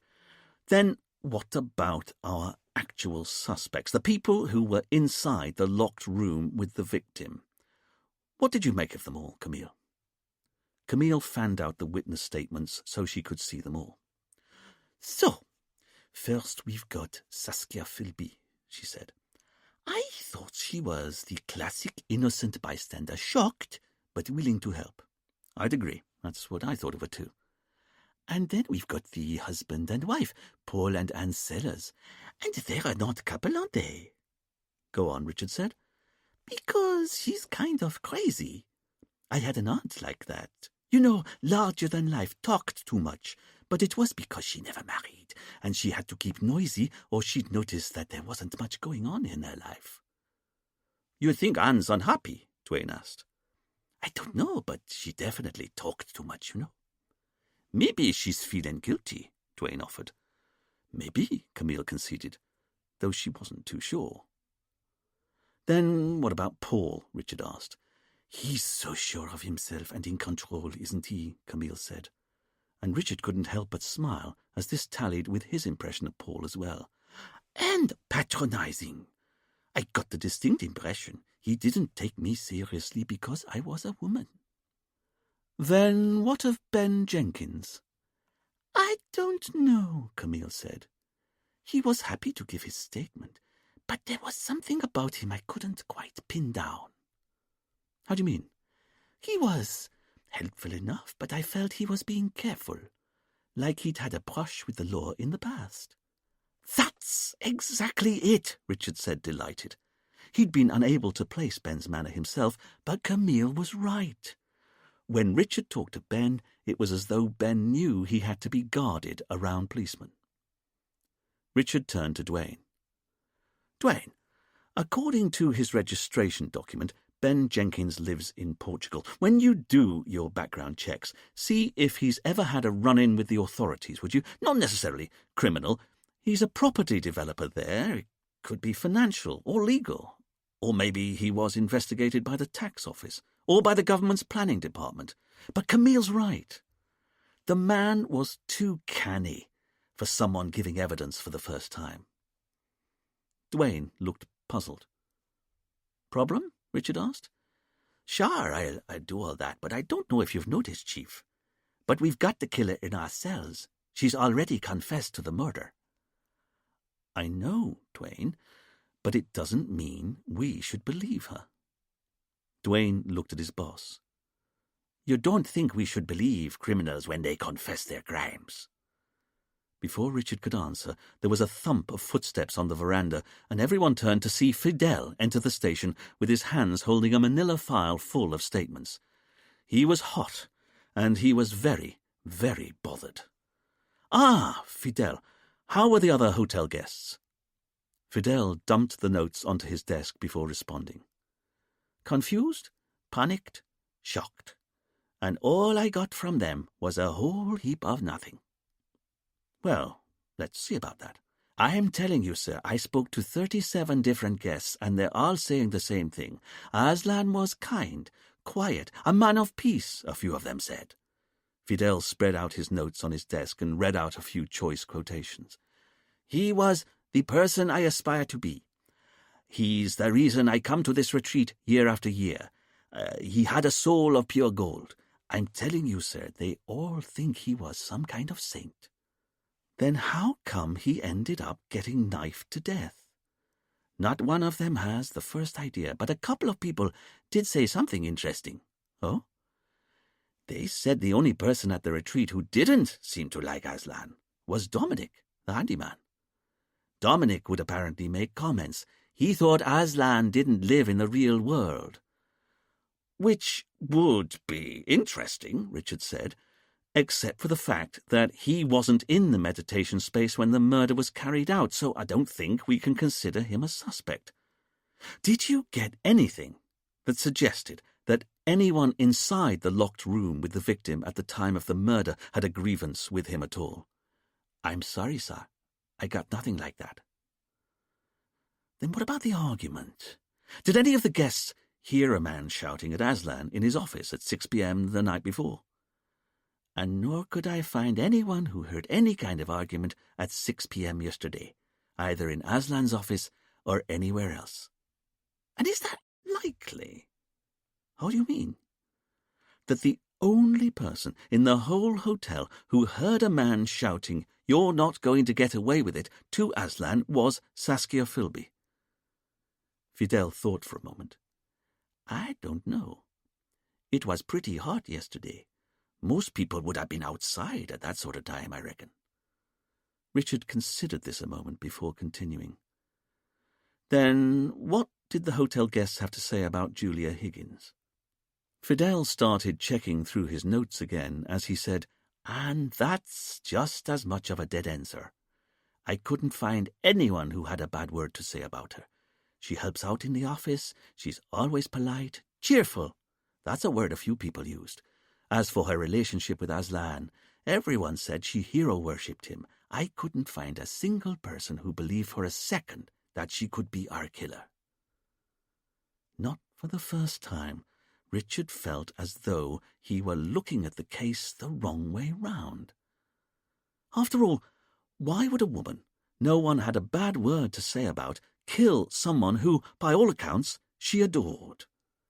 And why would she do it inside a house made of paper, and in broad daylight, in front of 4 other potential witnesses? And having killed a man everyone said she hero-worshipped, why would she then confess to the murder, but then fail to provide the police with any of her means, motive, or opportunity? Well, Richard mused to himself, there was one way he could find out. Julia was currently in their police cells. He could ask her. "Very well," he said. "Duane and Fidel, I want you to finish processing the evidence, and Fidel, I want you dusting the murder weapon for fingerprints, of course, but first I want you to lift whatever prints you can find on the drawing pin I asked you to bag at the scene." Fidel looked at his boss. "You want me to lift whatever prints I can find on the drawing pin I found on the floor of the meditation space?" "That's right," Richard said. a little irked. Hadn't he made himself clear? Whatever prints you can lift from the drawing pin. And you want me to do that before I start processing the actual weapon that was used to kill the victim? Yes, I said. And as for you and me, Camille, I want to have another chat with our killer. And this time, I want her to tell us why she killed Aslan Kennedy and how she smuggled a knife into the murder room without anyone seeing. Richard led through the bead curtain into the cells at the back of the station.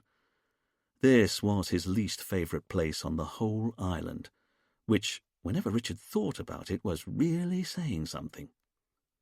There were just 2 steel-barred rooms, an iron bed in each, a high strip of window above them both, and ancient paint that was peeling from the wall, exposing the crumbling bricks underneath. Richard and Camille found Julia with her eyes closed and sitting in a lotus position on the floor of the first cell. Richard could see that she was now far more sensibly dressed, although he found himself musing that he'd personally not choose to go to prison wearing cut-off jeans and a tight T-shirt in bright lime green promoting hashish, but he supposed it was each to his own. Julia opened her eyes as the police approached. "What have I done?" she asked, so grief-stricken that neither Richard nor Camille said anything for a moment. "You know," Julia said, "I've been trying to put myself into a trance and go back in time." "You have?" Richard asked, already preemptively weary. This was what he found so tiresome about the New Age movement. They seemed to use the most cumbersome methods to reveal things that were actually already known, like trying to go into a trance when a normal person would just use their memory, or inventing ley lines to explain the mystery of Glastonbury Tor, when really it was just a hill in a surprising place. As for Stonehenge, Richard had always felt that the guy who'd commissioned it had probably only wanted a nice side table, but had made the mistake of asking a bunch of druids with too much time on their hands to do it. Correctly interpreting her boss's dismissive look, Camille tried to move the conversation on. She asked Julia, "And have you been able to access your memories?" Julia looked at the police. "Not consciously." "Not consciously?" Richard asked, exasperated. "But I could access them subconsciously, I'm sure of it, if I could just get Dominic's help." Richard's antennae twitched. For a man who wasn't a suspect, Dominic's name was appearing a little too often in the investigation for his liking. "You mean the retreat's handyman?" "That's right. He's a wonder." "Well, we can both agree about that. He's certainly a wonder. But this case is peculiar enough as it is without bringing in a handyman to extract a confession." Julia smiled slowly. "But he's not a handyman. He's a seer." "A seer?"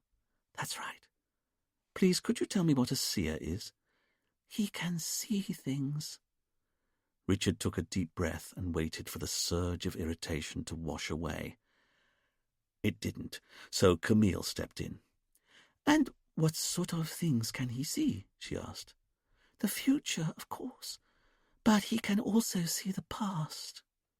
"And how does he do that?" "Well, in this case, he'd put me into a trance state. You see, he used to be the retreat's hypnotherapist." "Used to be?" Camille asked. "That's right. He stopped doing that just after I arrived." Richard and Camille shared a glance. "Is that why Dominic and Aslan have been arguing?" Julia was puzzled.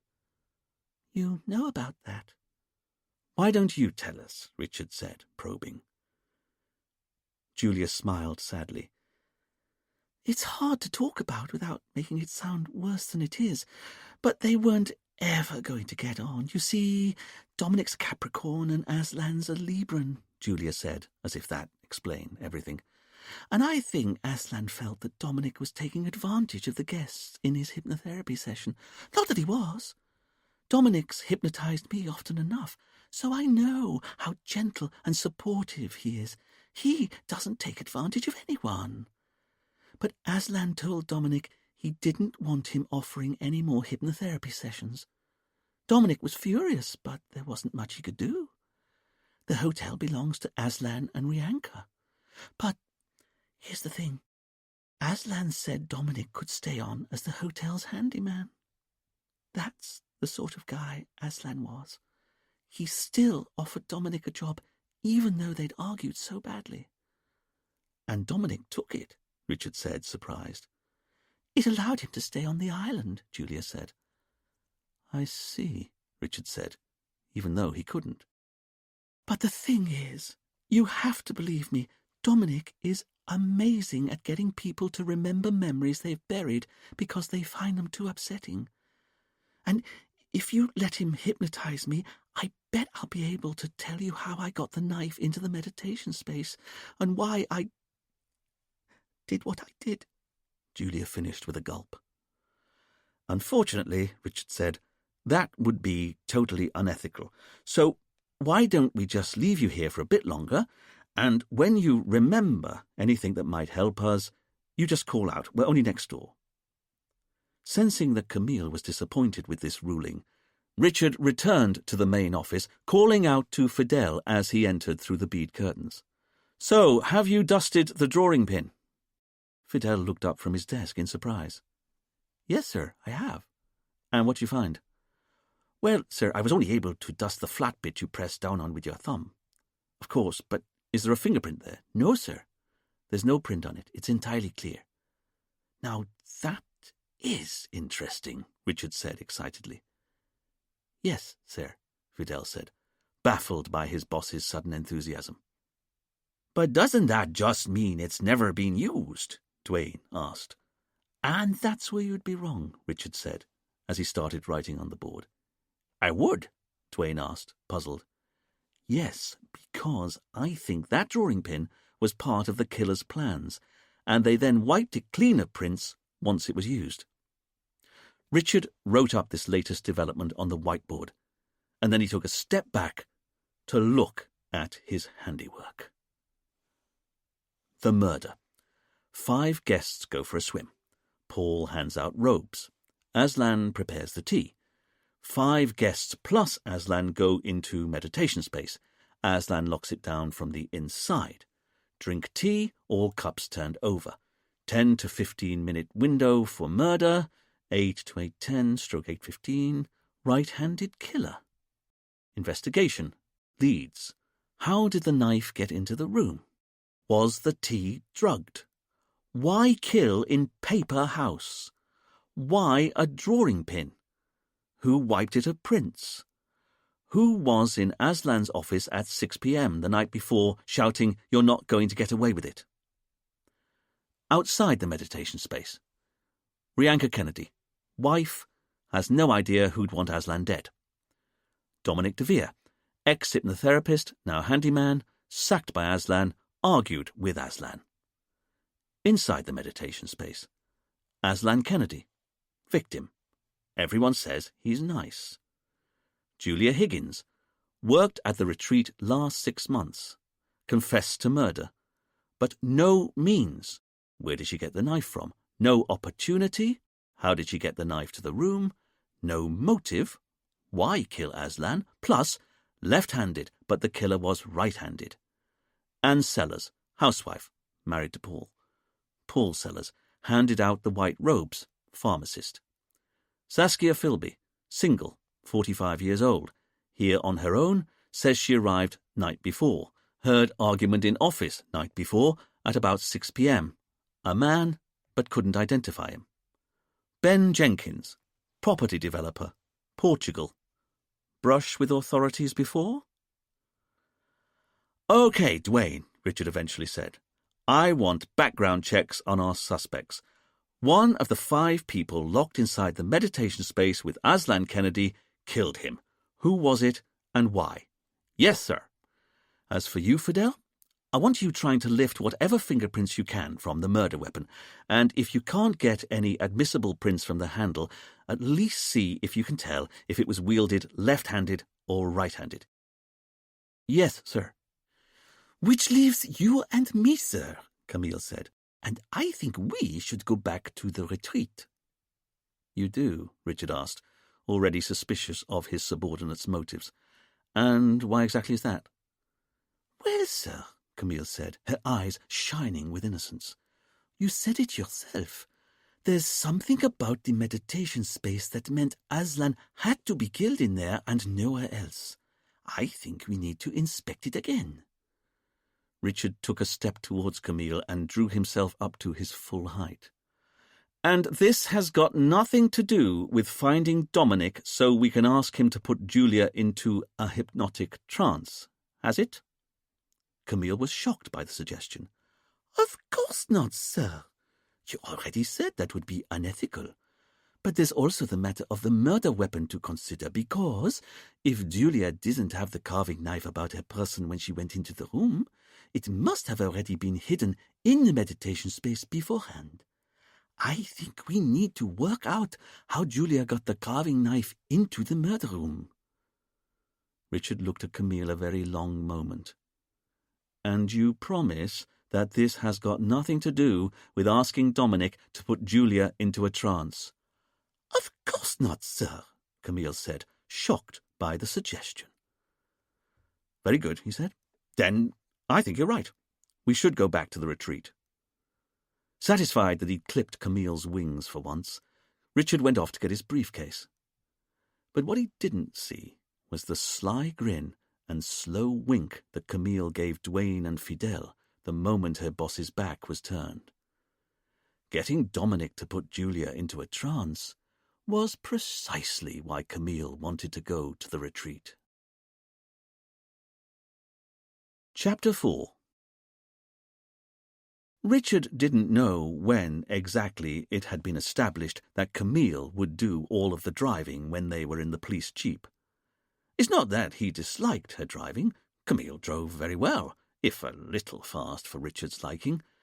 But he didn't like ceding control over any aspect of his life, and the jeep was no exception. In particular, he didn't like how Camille would agree to drive him to one destination and then drive him to a different one entirely. For example, her mother Catherine's beachside bar, which is where Richard now found himself sitting at a rickety table being served a cup of tea by Camille's entirely baffling mother, Catherine. But then, if Richard didn't understand Camille, he found her mother off the scale impossible to comprehend. As far as Richard could tell, she only ever spoke in riddles. For example, she'd tell Richard that he'd only find the answers he was looking for when he stopped looking, which just irritated Richard. He wasn't looking for answers. Or, on another occasion, that he wouldn't be able to start running until he learned how to stand still. Generally, Richard just nodded along as politely as he could to whatever she was talking about, and then tried to change the subject to the weather. That was a much safer area for discussion. You knew where you were with the weather. On this occasion, though, Camille had stopped off at her mother's bar because she knew that Catherine had holidayed at the retreat a number of times and knew Aslan well. Wearing a floor-length orange dress, big silver-hooped earrings, and with her hair tied up in a purple silk scarf, Catherine swished over and joined them both at their rickety table on the bar's little veranda that overlooked the bay. "How's your tea?" Catherine asked silkily as she sat down. This was an area of conversation where Richard felt entirely on safe ground. Catherine, despite being French, made a cracking cup of tea. Perfect, thank you. Catherine smiled in pleasure. "So, how can I help you both?" "Well, Maman," Camille said, "have you heard about the murder?" "Of course. Poor Aslan. I liked him very much." Camille said you knew him, Richard said. Of course, a little. Catherine had run her bar for years. There weren't many people on the island she didn't know. Then can you tell us a bit about him? Her daughter asked. Catherine was happy to. According to her, Rianka had come to the island a couple of decades before and had set up the retreat on her own. In fact, as far as Catherine was concerned, Rianka was an inspiration to all single women trying to run their own business.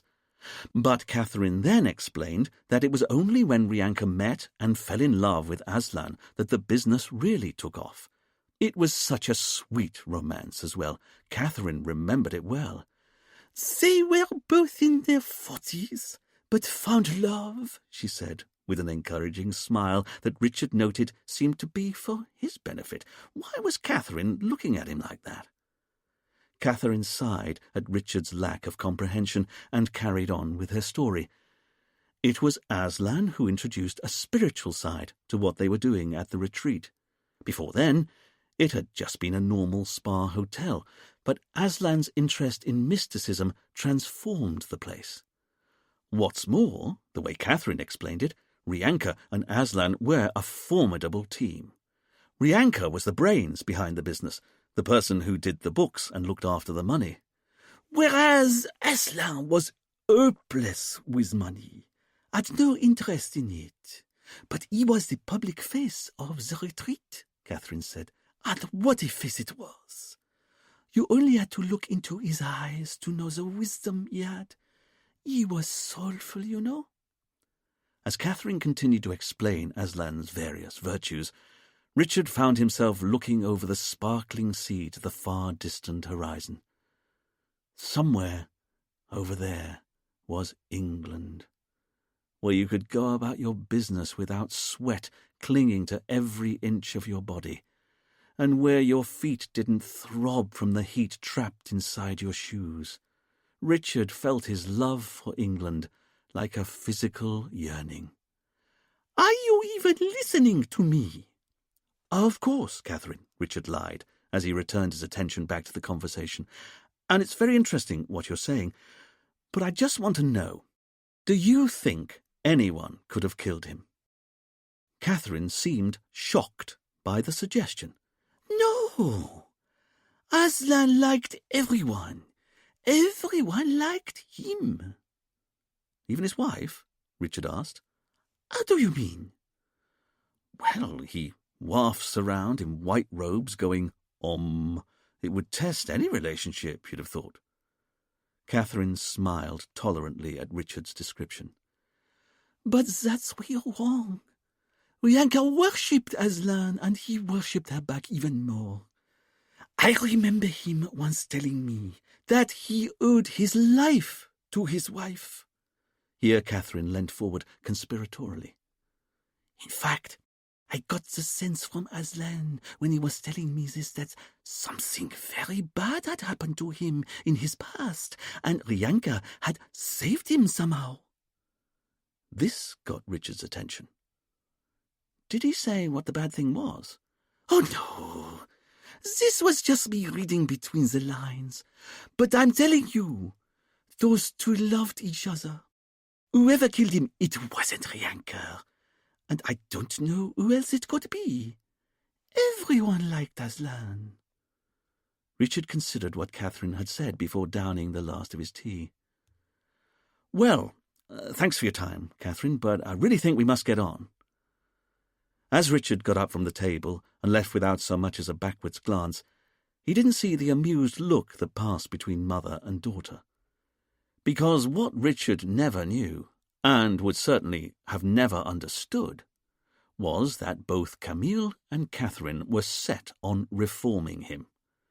They'd get him to loosen up, to relax. Admittedly, it hadn't worked yet, but neither of them were prepared to give up. Not yet. With a kiss for her mother, Camille followed Richard out. Half an hour later, Richard and Camille arrived back at the murder scene, and Richard found himself pausing before he entered the building. Problem? Camille asked. Richard turned on the spot. taking in how the meditation space sat isolated on the wide lawn, the main house standing bright white against the blue sky, and a few shrubs of colourful tropical flowers in bushes dotted here and there. "Why here?" he said. "You mean, why commit murder inside a Japanese tea house?" Richard nodded. It still didn't make any sense to him. The tea house was extremely exposed, but its translucency and lack of any kind of soundproofing also seemed to make it the least likely place you'd want to carry out something as private as a murder. He started walking around the structure. It was a large, rectangular box shape, just sitting in the middle of a lawn, with thick cream paper for walls and thick cream paper for the roof. What was more, the light that was trapped inside it made the whole thing seem to glow. It was as if a strange spaceship had landed in the middle of the lawn. As Richard got closer, he could see thick vertical bands of dim shadows through the paper walls. These were the wooden pillars that made up the building's internal structure. There seemed to be about a dozen such vertical pillars along each of the long sides of the room. But how was the paper attached to each of these pillars? Richard looked closer at the wall and saw hundreds, if not thousands, of staples attaching the paper to the pillars. The staples were deeply embedded into the wooden frame, were all quite rusty, and had all clearly been there for some time. "I wonder how the walls survive hurricane season," Richard asked. Camille watched her boss press his hand against the paper wall. Clearly it was thickly waxed, extremely strong, but even so, there'd be no way it could survive the worst of the region's weather. "The frame would be okay, but you're right. I'm sure they need to replace the paper from time to time." Richard finished his circumnavigation of the meditation space. There were no rips or tears in the paper anywhere, and the rusting staples made it clear that this current batch of paper walls had been in situ for many months. "So, what do you think?" Camille asked. "Could the killer have got through the paper walls?" "No way," Richard said. "Not without damaging the paper. And the staples all around the outside of the building make it clear that no one's tampered with any of the walls any time in the recent past. They're all rusty." "Then what about the door? Could the killer have got in that way?" Richard considered the wood and paper door. It was like the rest of the building, a simple wooden frame with thick white paper stretched across it tight like a drum. Richard looked back at the hotel 100 yards away.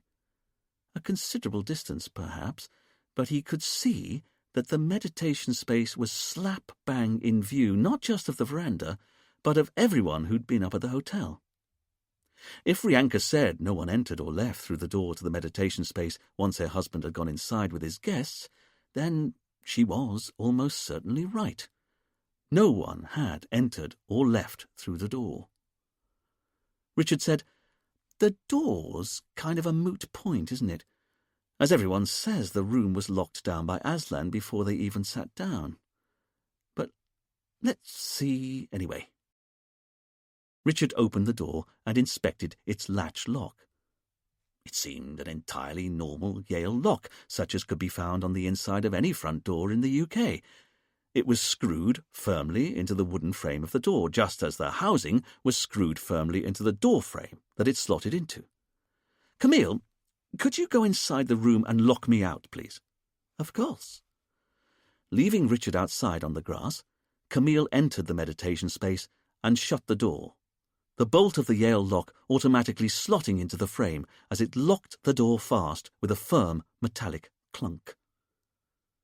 Richard could see that there was no handle on the outside of the door, or any other way to get purchase on the smooth papered surface. There was no keyhole on this side of the door either, and the door fitted tight within the door frame. Richard tried to get his fingers into the gap, tried to imagine how the door could have been opened or jemmied from outside without damaging it, and failed. "OK, so I think that answers that question," he said. "Once locked down from the inside, there's no way anyone could have broken in through this door from the outside, not without damaging the frame or ripping through the paper walls." Richard heard the bolt clunk back, and Camille pulled the door open. "So, no one got in through the door any more than they got in through the walls," Richard said, as he entered the meditation space and once again was hit by the pounding heat and searing light. He yanked out his already sodden hanky and dabbed at his forehead. Really, the heat was unbearable. "You can take your jacket off," Camille said. Richard looked at his partner as though she were insane. He then returned to the job in hand. The room was a perfect rectangle, and Richard was pleased to see that he'd been right.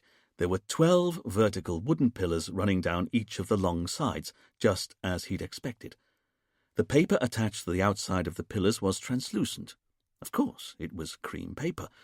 The floor was highly polished hardwood planks, and there was nothing else in the room to break the perfect geometry of the space, apart from half a dozen prayer mats, the wireless headphones, and the cotton eye masks. There was no way the killer could have been hiding in the room before the witnesses arrived, and Richard had just proven to his own satisfaction that it wasn't possible to break into the room after the door had been closed and locked down from the inside. This meant that there were only 5 possible people who could have killed Aslan Kennedy. The 5 people of the Sunrise Healing who were already in the room with him when he closed and locked the door. Richard's irritation spiked. He could feel in his bones that there was something about the room that was important. Something to do with it being made out of paper. After all, why was it inside this building that Aslan was killed? At the very least, it offended Richard's sense of the natural order of things that paper could prove so impregnable.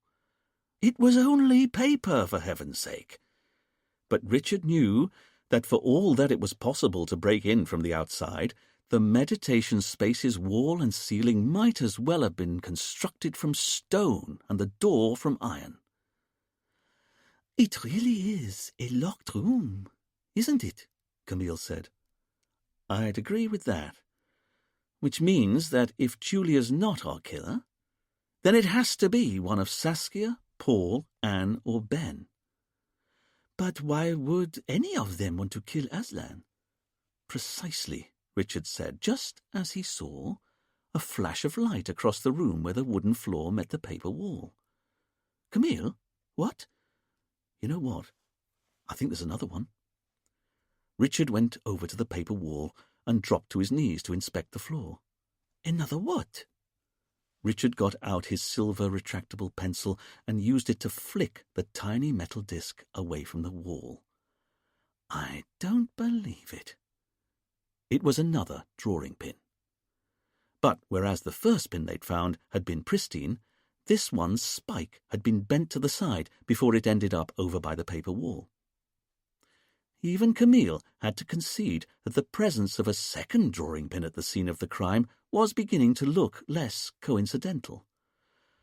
"OK, Camille, on our hands and knees, please. I want every inch of the meditation space searched for drawing pins."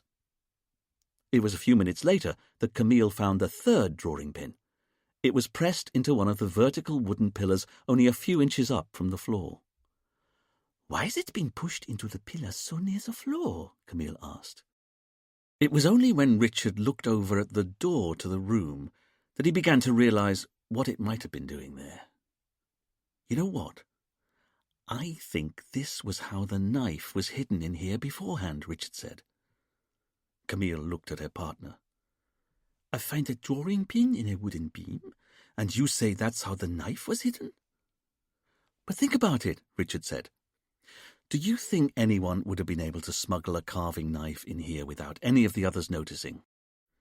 Seeing as they were only wearing swim things and cotton robes that were handed out by Paul's sellers, I don't think so." "And nor do I. So Logically, the murder weapon must have been in here before the room was locked down. Okay, agreed. Even though there's nowhere to hide the knife, is there? Or so it would appear at first. Richard explained how there were 12 vertical wooden pillars along the longer sides of the room, and the drawing pin they'd just found was stuck into the 11th pillar along, and on the side of the pillar that wouldn't have been visible as the hotel's guests came in through the door. In fact, Richard said, with increasing excitement, how wide would you say the murder weapon was at its very widest? 3 inches, maybe 4. Richard got down on his knees, pulled out a little metal ruler he always kept in his inside jacket pocket for just such occasions, and measured how far the pillar stuck into the room.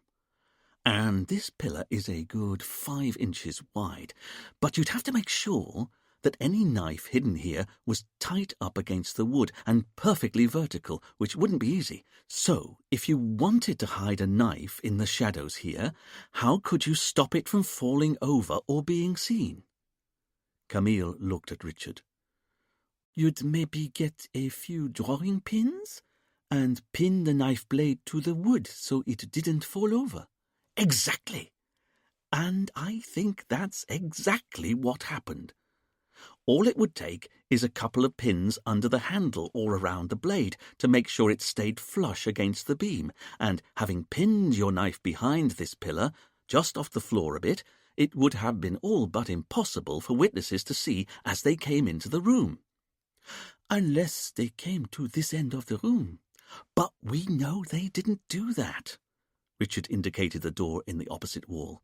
They all came in through that door and went straight to the centre of the room, where they then sat down in a circle and started drinking tea. Richard strode to the centre of the room as he continued to explain.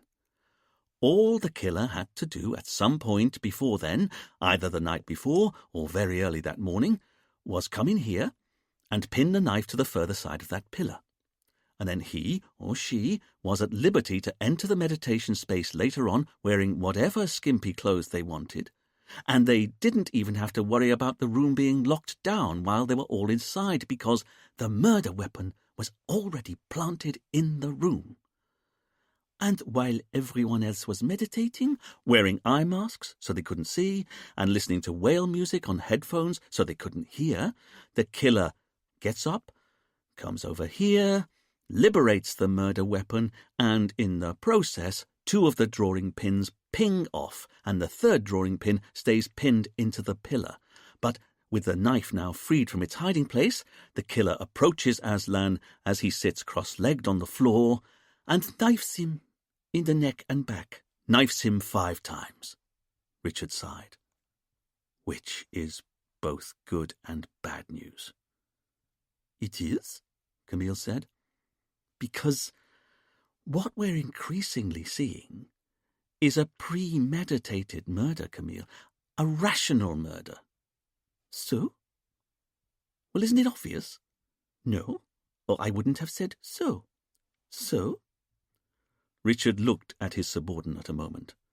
So, why on earth would an otherwise rational killer plan to kill someone inside a locked room which also contained a load of other potential witnesses?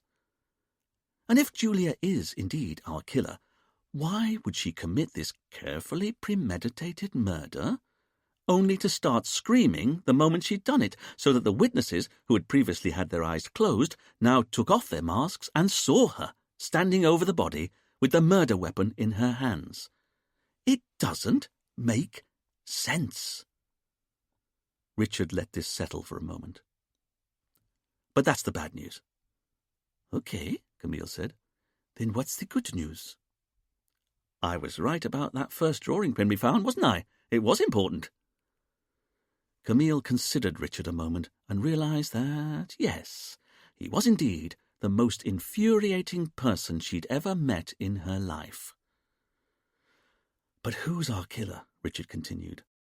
Saskia Philby, our meek secretary from Walthamstow, Paul Sellers, our self-regarding pharmacist, his flamboyant wife, Anne, Our property developer Ben, who we both think has maybe had a brush with the law in the past. Or is it, Camille finished, stealing Richard's climax, Julia Higgins, that woman who's actually confessed to the murder? Richard was about to reply to Camille's interruption when he saw a shadow fall on the wall of the meditation space. He held up his finger for Camille to be silent, and together they watched the shadow of a person move furtively along the side of the paper. Clearly, whoever was out there had no idea that they could be seen by Richard and Camille from the inside. Richard pulled out a little penknife from his pocket. It was ivory-bodied, steel-bladed, and it had been given to him by his great-uncle Harold to mark the occasion of his first day at boarding school. Richard had been 8 years old at the time, and Uncle Harold's rambling rhapsody on the wonders of boarding school had left the 8-year-old Richard with the distinct impression that, from now on, he'd have to be hunting for all of his food, which wasn't far from the truth, of course. And Richard had kept the knife close ever since. You never knew when you'd need a pocket knife. Like now.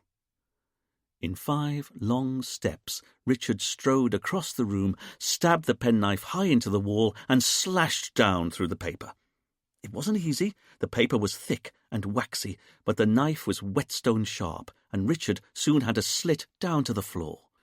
Stepping through the rip in the wall, Richard found himself on the outside of the building and face to face with a very shocked Dominic de Vere.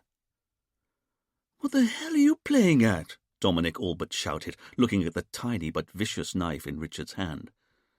Camille appeared around the side of the building, but she also kept her distance a little.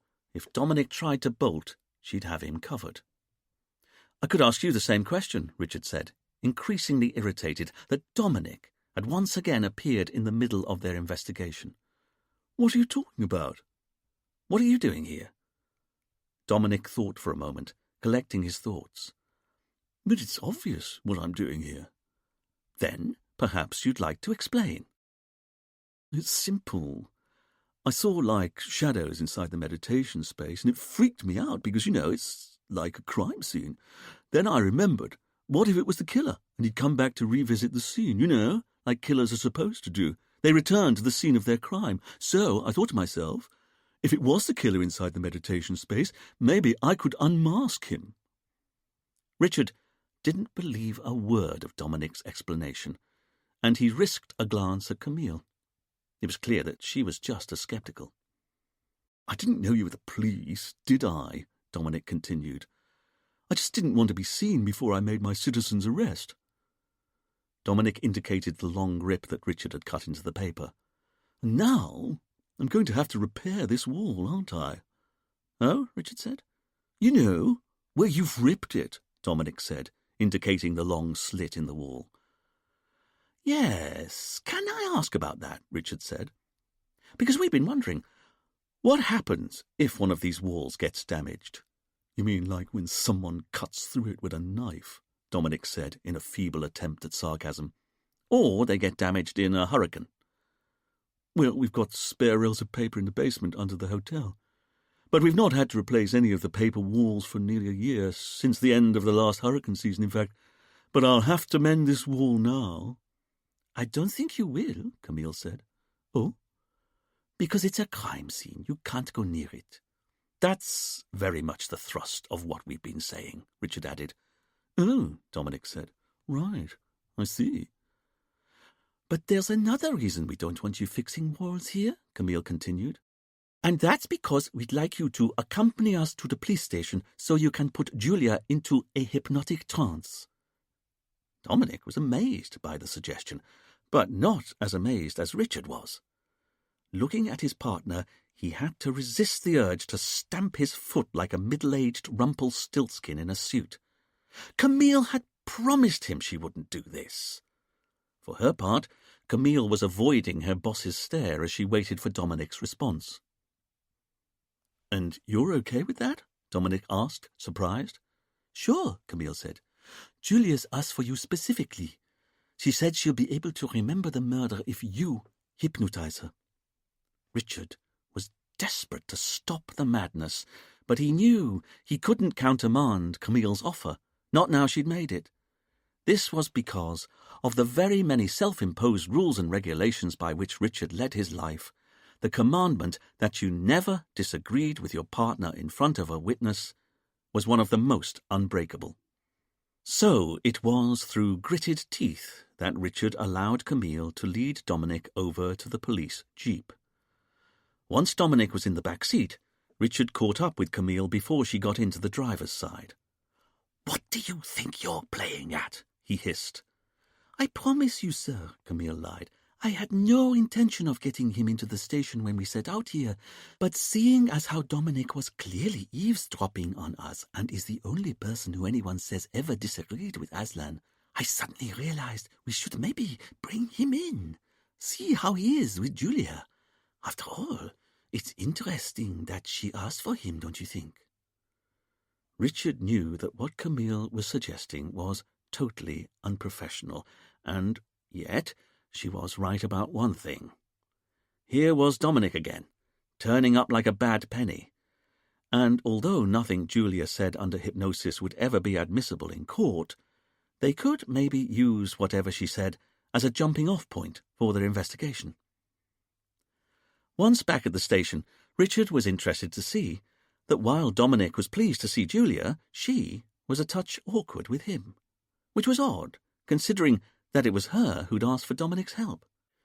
But then, Richard considered, from Julia's point of view, she was about to go into a trance to try to remember the precise moment she'd committed a murder. It was perhaps unsurprising. She was on edge. As for Dominic, as far as Richard was concerned, he was his usual preening peacock self, even going so far as to warn the police that he might inadvertently put one of them into a trance. Such were his powers. By this point, Julia was lying on the old mattress in her cell, Dominic sitting in a chair to her side, talking gently to her, and Richard, Camille, and Duane were all crammed in behind. Fidel had also wanted to attend the hypnosis session, but Richard had insisted he stop trying to lift prints from the murder weapon so he could lift whatever prints he could from the 2 extra drawing pins Richard and Camille had just found at the murder scene as a matter of urgency. "You can feel a heavy, relaxed feeling coming over you," Dominic murmured to Julia as she lay on the bed, her eyes closed. "And as I continue to talk, the heavy, relaxed feeling will only get stronger and stronger, and the deeper you go, the deeper you are able to go, and the deeper you go, the deeper you want to go, and the more enjoyable the experience becomes.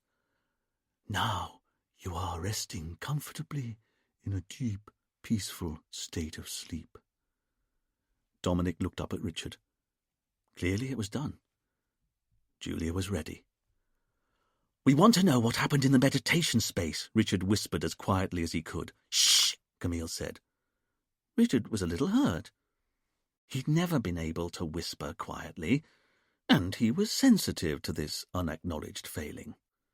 But Dominic didn't seem too bothered by Richard's inability to whisper as he turned back to Julia. "Okay, I'm going to ask you a few questions, and you're going to answer because you feel so safe, so secure. Starting with, what is your name?" "Julia Higgins," Julia said. "And where have you been staying?" "At the retreat. Happy." Julia spoke in a quiet, sing-song voice, almost like a child's, and Richard once again found himself thinking that if this was an act, it was a very convincing one. "You're happy there?" Dominic continued. "Happy." "That's great. Well done. And what do you like doing at the retreat?" "Working, meditating, swimming." "You went swimming today?" "Yes, swimming." "And then what did you do?" In her hypnotic trance, Julia frowned as she considered. "It was the sunrise healing." "What happened?" "We talked. We drank tea." "And then?" "We lay down, and then—" Julia trailed off. "What can you see?" "I can see light. It's bright all around me." "Well done. You're lying down. It's bright all around, but there are others in the room." Eventually, "Yes, I see people." "Are they standing up?" "No, they're all lying down like me." "How many people?" Richard barked like a seal trying to get the attention of a passing oil tanker. "Yeah," Dominic said, altogether more smoothly. "Who else was there?" Julia seemed to smile as she considered, and then she said, 5 people. Paul and Anne, Saskia, I like her, and that man Ben." "She doesn't like him," Richard whispered. "Shh," Camille once again said, and Richard briefly recoiled. That time, surely, he'd been quiet. "And what about Aslan?" Dominic asked. "He's the 5th person, isn't he?" "No, Aslan's not the 5th person." Dominic and the police exchanged a quick glance. What was this? Surely Aslan's there? "No, there's a man there, sitting cross-legged, white beard, white hair, but his name's not Aslan." "Then who is he?" "His name's David." "What?" This time it was Dwayne who interjected. "And there's blood everywhere. He's dead." Julia was beginning to panic in her trance. "Help me! I've killed David." "Julia, don't worry." "There's blood on the knife. He's dead. David's dead." Julia's increasing panic was too much for Dominic. "You're waking up, Julia. You're coming out of your sleep. You're safe, and you're waking up on my count. 1, you're feeling calm." Dominic counted up to 5, saying soothing words as he went, until he finally snapped his fingers, and Julia woke with a panicked intake of breath. Dominic grabbed hold of her shoulders. "You're safe." Julia looked at Dominic and at her surroundings and began to relax, her head sinking back into the pillow as she regathered her composure. "What did I say?" "You did great," Dominic said, trying to be positive. "But did I do it? Did I kill him?" Dominic said, "I'm sorry, Julia." Julia squeezed her eyes shut in pain, her worst fears confirmed. "But there was something else," Richard said. "You said the person you killed was called David." Julia opened her eyes, puzzled. "I'm sorry?" "You said you could see only 5 people in the room, Paul, Anne, Saskia, and Ben, but the 5th person was called David, which I can't help feeling is a bit odd, seeing as his name's Aslan." "I did?" "Very clearly. You said his name was David." Julia was flummoxed. "I'm sorry. I don't know why I did that. His name's Aslan. Of course it is." A few minutes later, Richard had dispatched Dominic with barely a thank you, which he'd been pleased to see had hurt Dominic's feelings, and he and his team were trying to work out whether they'd just got a new lead or not. "Okay," Richard said. "So why did Julia just call Aslan David?" "Let me see if I can find anything online," Camille said as she went to her computer and fired it up. "Man, I don't know," Dwayne said.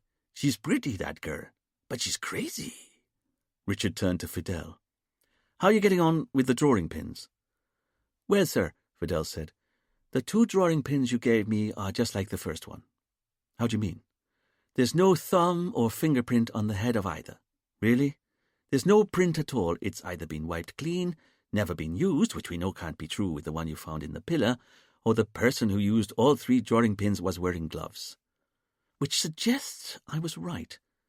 They were used by the killer to pin the knife to the pillar, or how else could they have wound up at the murder scene without any fingerprints on them? Delighted, Richard beetled over to the board and wiped out what he'd previously written about the drawing pins, updating the information.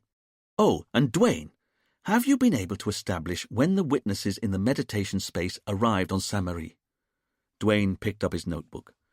"Sure have, and it's just like they told us. According to the airport, Julia got here nearly 6 months ago, Anne and Paul Sellers arrived a week ago, Ben Jenkins 4 days ago, and Saskia Philby only got in on the 4 p.m. flight the day before Aslan was killed. Thank you, Richard said, as he added this information to the board. Then, as he was finishing this task, Camille looked up from her monitor. "Oh, okay," she said. "I think you all need to see this." "What is it?" Richard said, as he, Dwayne, and Fidel went over to see what Camille was up to. "Okay," she said. "So I thought I'd start by typing David Kennedy into a search engine, but it's no good. There are too many hits. So, seeing as Julia knows him, I typed in Julia Higgins and David Kennedy, but still got nothing that seemed interesting. But then it occurred to me, Rianke isn't a usual name at all, so how about I type in Rianke Kennedy and David, and that's when I found it." "Found what?" "That Julia was right. The name of the man who was murdered wasn't Aslan. His real name was David." This got everyone's attention. "And better than that, according to the newspaper articles I'm reading here, there must be hundreds of people in the world who wanted to kill him." "You're kidding me," Dwayne jumped in. "Hundreds?" "Because Aslan, or David Kennedy as he really was an ex-criminal." "No way." "Sure was, and a conman at that. He ran a Ponzi scheme." "And what's one of those?" Fidel asked. "According to this," Camille said, pointing to the newspaper article she was reading on the screen, "it had something to do with leasing artworks to businesses. I'm just trying to work it out, but it was 20 years ago. He was accused of stealing over £2 million from a whole bunch of people, and he was convicted and sentenced to serve 7 years in prison. Hang on." Camille scrolled down the article until her mouse hovered over a picture of a plump man in his late 30s with a shock of black hair, dressed in a smart business suit. He was beaming, as though he didn't have a care in the world. They all looked at the photo of the man. "Doesn't look anything like him," Dwayne said. The team looked at the photo some more, and it was true. At first glance, the man in the picture bore no resemblance to Aslan. "But this photo was taken 21 years ago," Camille continued, "before his hair went white." "And he grew a long white beard," Richard added. "I mean, to all intents and purposes, he has no face now. It's just white hair, a nose, a pair of eyes, and a tanned forehead." "And he's lost a hell of a lot of weight since then," Dwayne added. "But yes, look at the eyes," Richard said. "You know what? It is him. He's got the same eyes." As they all considered the changes that 20 years could wreak on a body, the picture began to make more sense. It really was a plump and besuited Aslan Kennedy attending his court hearing. Only his name, according to the article, wasn't Aslan. It was David, just as Julia had said it was. They all looked up as they heard a woman's voice coming from the cells. Julia was calling for them. Chapter 5. The police went through to the back rooms and found Julia holding onto the thick iron bars, deeply agitated. "I think I've worked it out," she said. "Worked out what, Julia?" Richard asked. "Why I thought Aslan was called David." The police shared a look. "Only he doesn't look anything like him. That's why I didn't notice. And anyway, I was only a baby when it happened." "When what happened?" Camille said. Julia took a moment before she answered. "Well, the thing is, if Aslan is who I think he is, then you should know. He's a criminal. And years ago—" Julia briefly lost her way before summoning up the necessary courage to continue. "Okay, so years ago, my dad had some spare cash, and he invested in an art scheme. He was an estate agent. He didn't have much to spare, but he put it all into this get-rich scheme, run by a man called David Kennedy. I can't believe I didn't notice the surname, but I don't suppose the name Kennedy is that uncommon." Julia trailed off. Keep talking, Richard said, unable to keep a sceptical tone out of his voice. This was all proving rather convenient for Julia, wasn't it? Apparently this David Kennedy needed capital to buy works of art. That's the way Mum tells the story. And once he'd bought a load of oil paintings, he then leased them to businesses. After all, businesses need paintings on their walls, and they're apparently prepared to pay top prices for the best artists. So Dad gave David cash to fund his business. David bought some paintings, and together they watched the rental money on the paintings start to roll in. Again, this is Mum telling the story. But it was a con, wasn't it? A Ponzi scheme, Richard said. That's right, Julia said, impressed with Richard. It turned out that David wasn't buying any paintings. He was just taking the money he was given. Hang on, Dwayne said. How does that work? Richard turned to Dwayne. Well, it's kind of obvious. Say you give me £100,000 in cash because I say I can buy an oil painting with it, and then we can both make money from leasing it out so that businesses can hang it on their walls. Okay, Dwayne said. But I don't buy any painting with the money you give me. I just take, say, 80% of the money for myself. You take 80 grand? Dwayne asked. That's right. And I spend that how I like, on fast living, fast cars. But remember, there's still 20 grand of your original investment I've not touched, because I've not bought a painting with it. And here's the clever bit. I wait 6 months, and then I give you 10 grand of it back and say you've just made 10% profit on your £100,000 investment. And 6 months later, I then give you the remaining 10 grand and say you've just made another 10%. Wow! Dwayne was clearly impressed. Now that's my kind of con. But Fidel had already seen the flaw in the system. But, sir, what happens now you've spent your 80 grand and given the other 20 back to the investor? Haven't you run out of money and you've still not bought a work of art? Quite so, Richard said. And that's why Ponzi schemes are also called pyramid schemes, because the whole thing relies on ever more layers of people investing so that money can keep flowing up the pyramid and the con man can continue to pay out apparent returns while creaming the majority of the cash off for himself.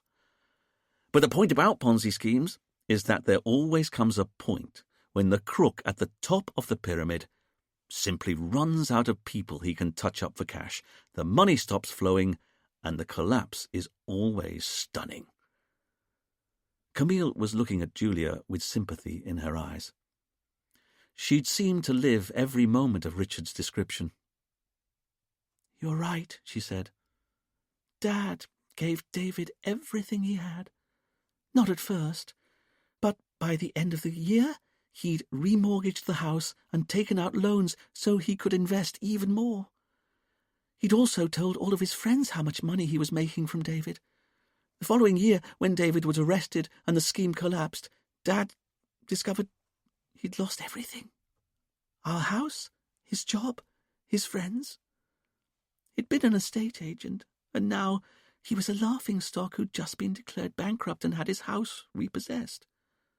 Then, just before Christmas, Dad went into the woods in his car. He ran an exhaust pipe up. He took his own life, Camille asked, horrified.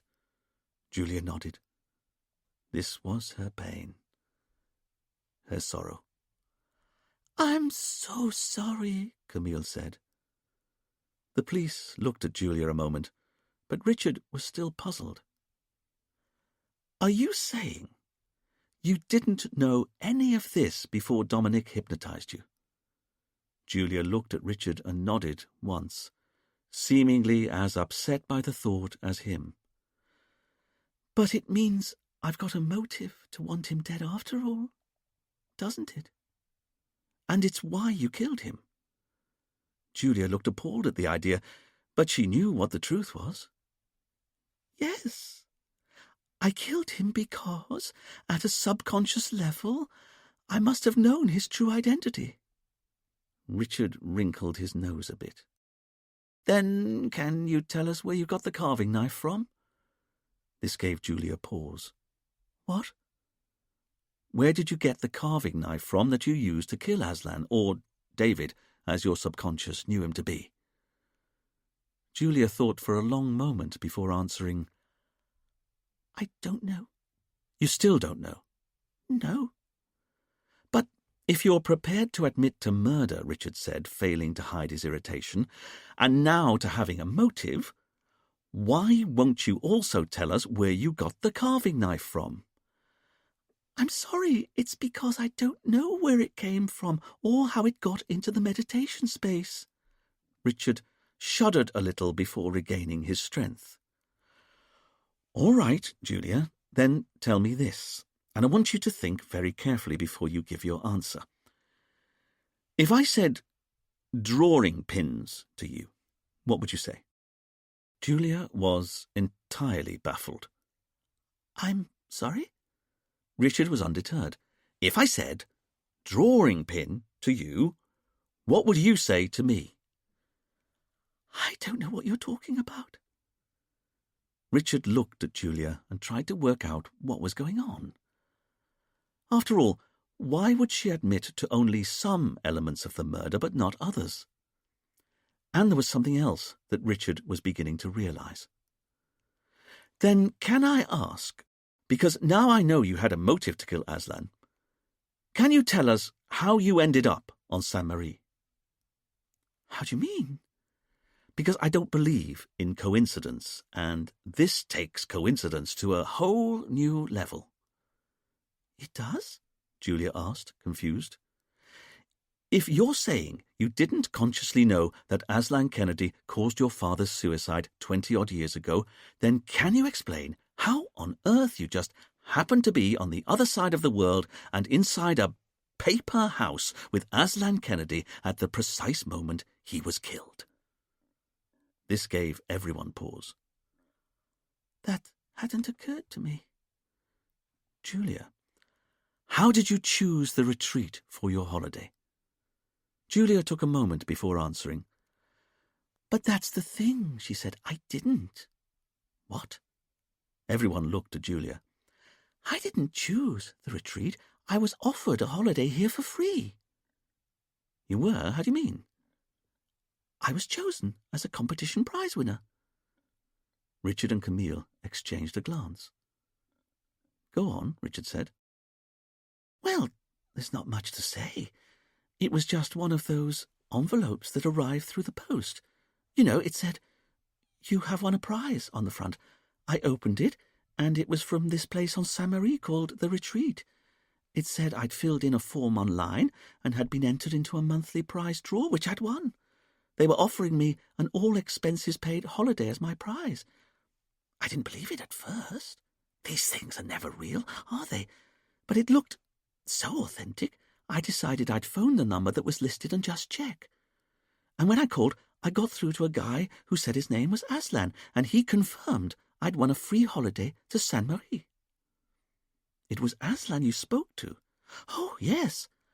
And it was true. The flight tickets arrived.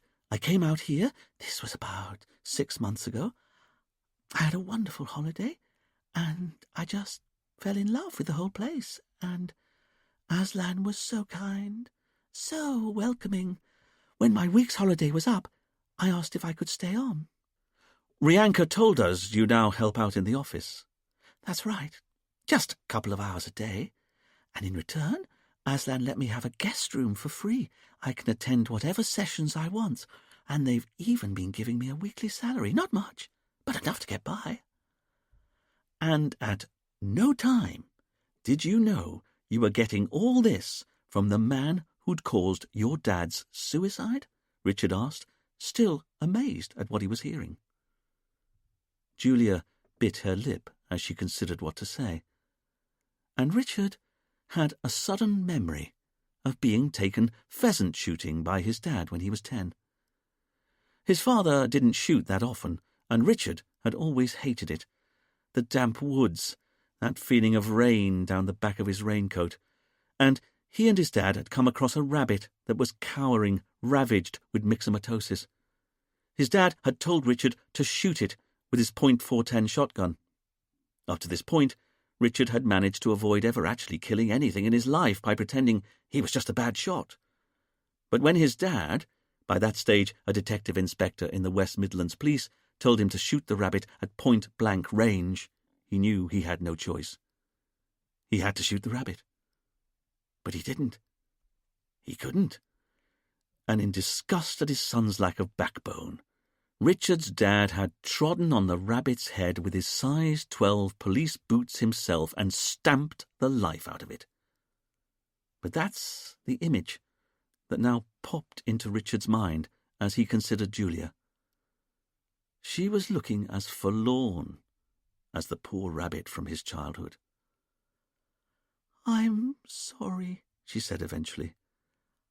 "I had no idea who Aslan really was. Not until Dominic regressed me just now." Rianka was in the retreat's office when Richard and Camille found her.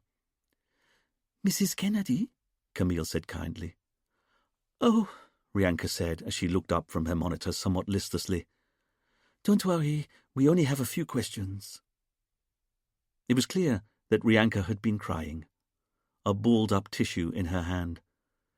While she took a moment to compose herself, Richard gave the retreat's office a quick once-over and decided he liked what he saw.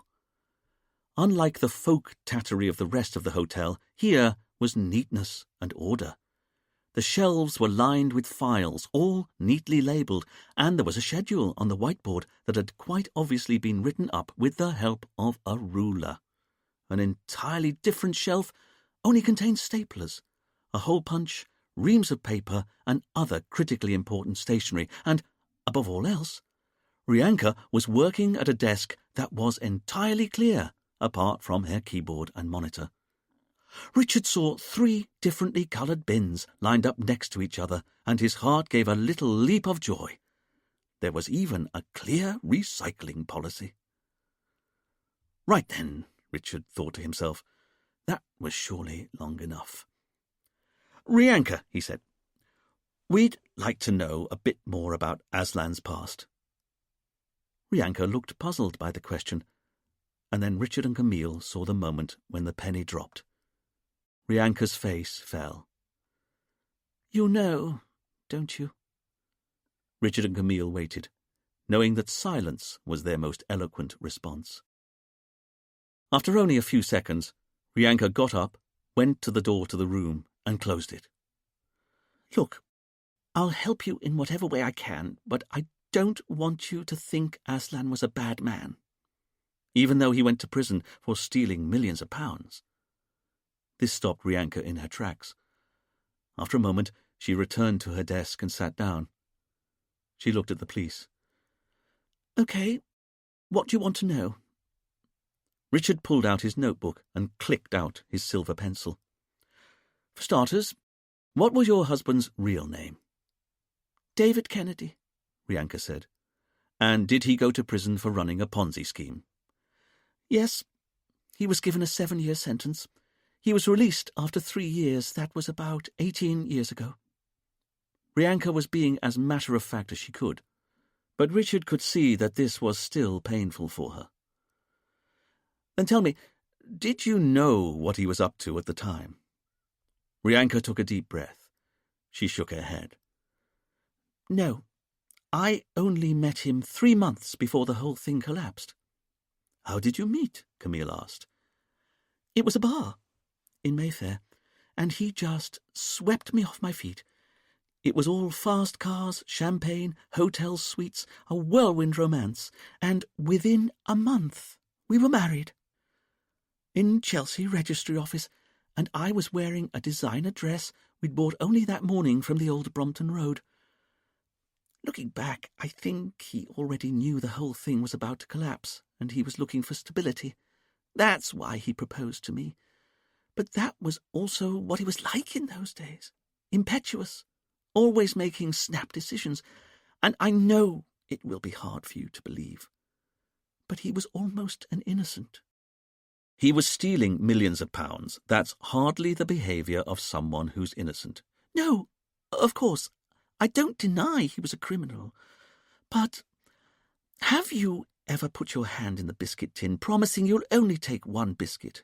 "No," Richard said, only for Camille to kick his chair leg. "Of course," he corrected, recognizing what was expected of him. All the time.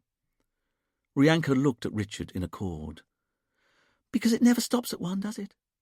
You take a second biscuit, and then you take another and another, don't you? And before too long, you realize you've taken so many, you might as well keep going until they're all gone. That's what I think Aslan was doing when he stole from all those people, because, don't get me wrong, he was a weak man, I now realize, but there was no malice intended. He took money from all those people because he realized he could. He was like a child with his hand in the biscuit tin." "And you really had no idea what he was up to?" Richard asked. "None of us did." "So when did you find out?" Camille asked. Rianka looked at Camille, ashamed. "When the police came to our suite at the Savoy and arrested him. And that's how crazy those days were. We didn't even have a home. We just lived in a suite at the Savoy." Rianka frowned as the hot shame of her memories flooded through her.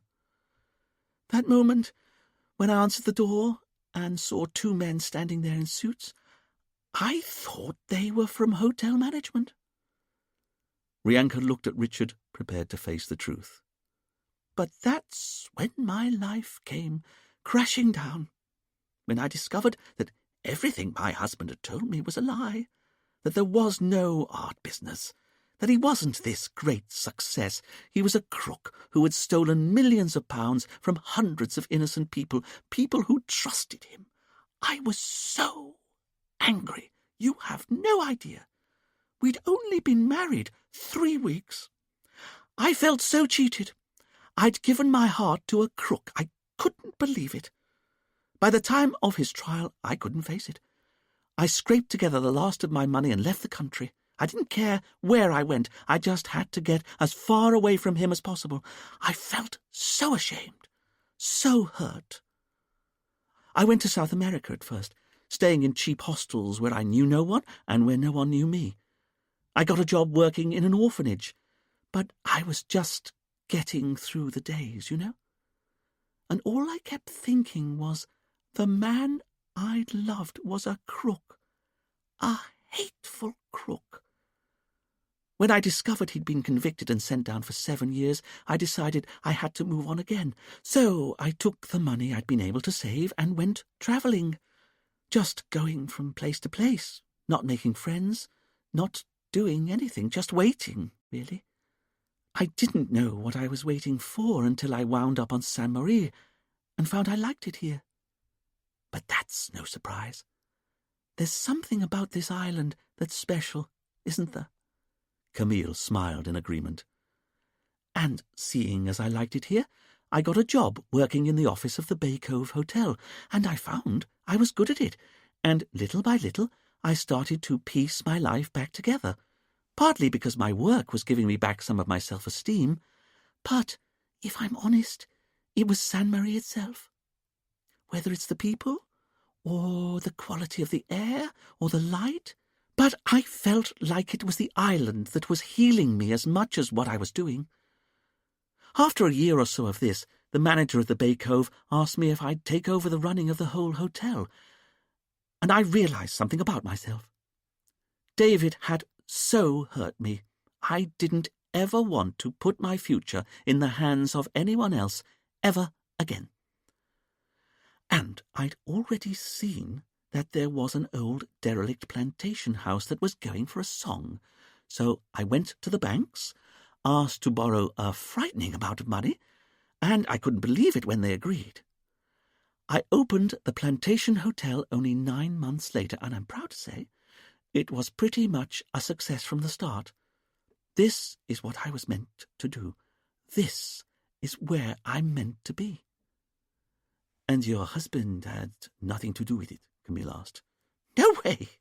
He was in prison, and as far as I was concerned, he could stay there for the rest of his life. So how did you get back together? I'd been running the hotel for 3 years when this man arrived one day by foot. He'd walked from the airport, and he had no luggage. I recognized him at once. It was David, in a plain T-shirt, jeans, and old trainers. I didn't know what to say or do. But he said that he was sorry for what he'd done, that he loved me, he'd always loved me, and that he'd changed. I didn't believe him. How could I? He'd caused me so much pain. But he'd come all this way. He didn't have any luggage. I couldn't just send him away, could I? So I let him stay as a guest for a couple of days and tried to ignore him. But the thing was, it was clear that he had changed. He'd obviously been through a lot while in prison, and a couple of days turned into a couple of weeks, and a couple of weeks into months. Because you have to believe me when I say Aslan was an innocent. He was. So when he saw what I was up to here, he started to get involved in the life of the hotel. And he'd clearly been developing the spiritual side of his nature while he was in prison. He was hugely knowledgeable. He started going to these meditation sessions in Honoré and doing yoga. It wasn't long after that he changed his name to Aslan. I didn't quite trust him yet, but his sincerity was heartbreaking. He clearly wanted to be a better person, and, well, the thing I never thought could ever happen again started to happen. I started to fall back in love with him. This simple soul, happy to spend all day in meditation, happy to give himself over to the problems of others. And the thing that really sealed it for me was that he was no longer interested in money at all. He didn't spend it, didn't ask for it. He was happy to live a simple life of service, helping others. And I know this is strange, but the thing is, we were still married. You know, technically. A year to the day after he'd arrived on the island, I took him back. And I have to be honest, it was the best decision I'd ever made. Because he wasn't David anymore. He was Aslan, the lion-hearted. Richard looked long and hard at Rianka. That's what it means. Rianka was confused. I'm sorry? The name, Aslan, it means lion-hearted. That's right, it's an African name. And my husband's been Aslan to me for nearly 15 years now. We've grown old together. Who he was before, that's not who he is now, who he's not been for a long time. Camille said after a suitable pause, Then can you tell us a bit about the competition Julia won to come out here?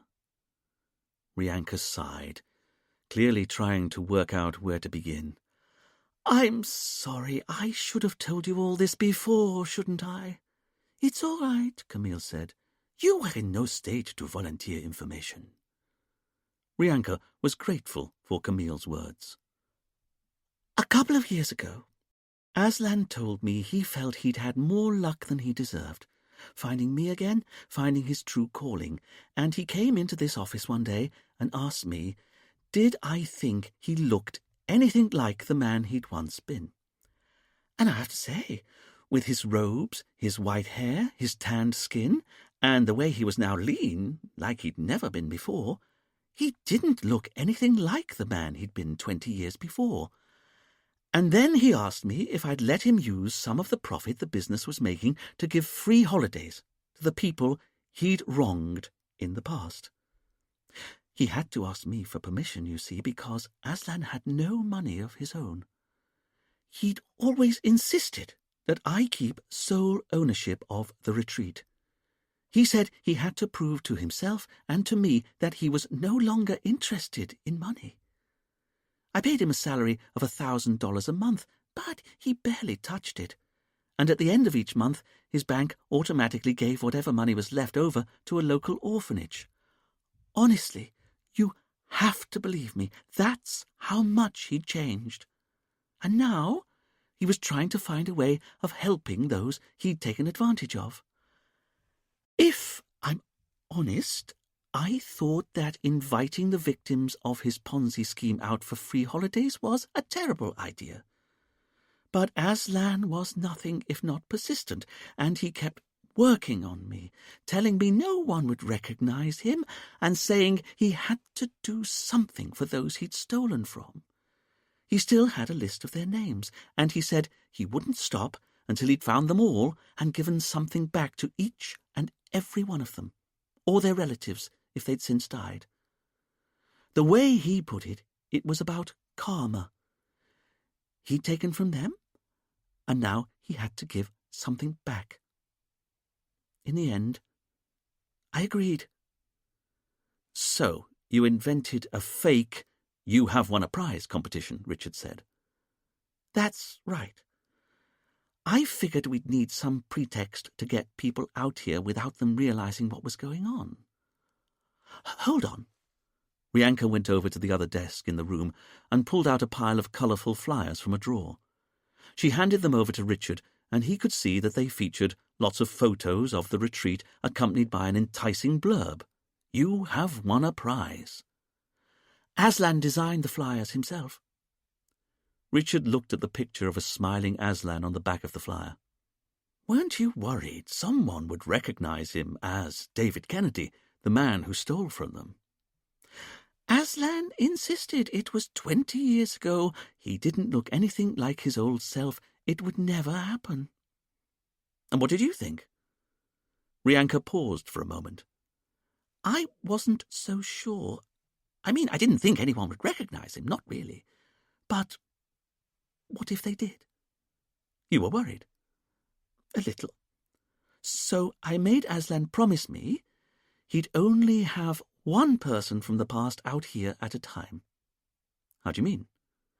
Aslan just wanted to send the flyers out to everyone he'd ever stolen from, but I was worried that even if they didn't recognize him, they might get talking among themselves and put two and two together.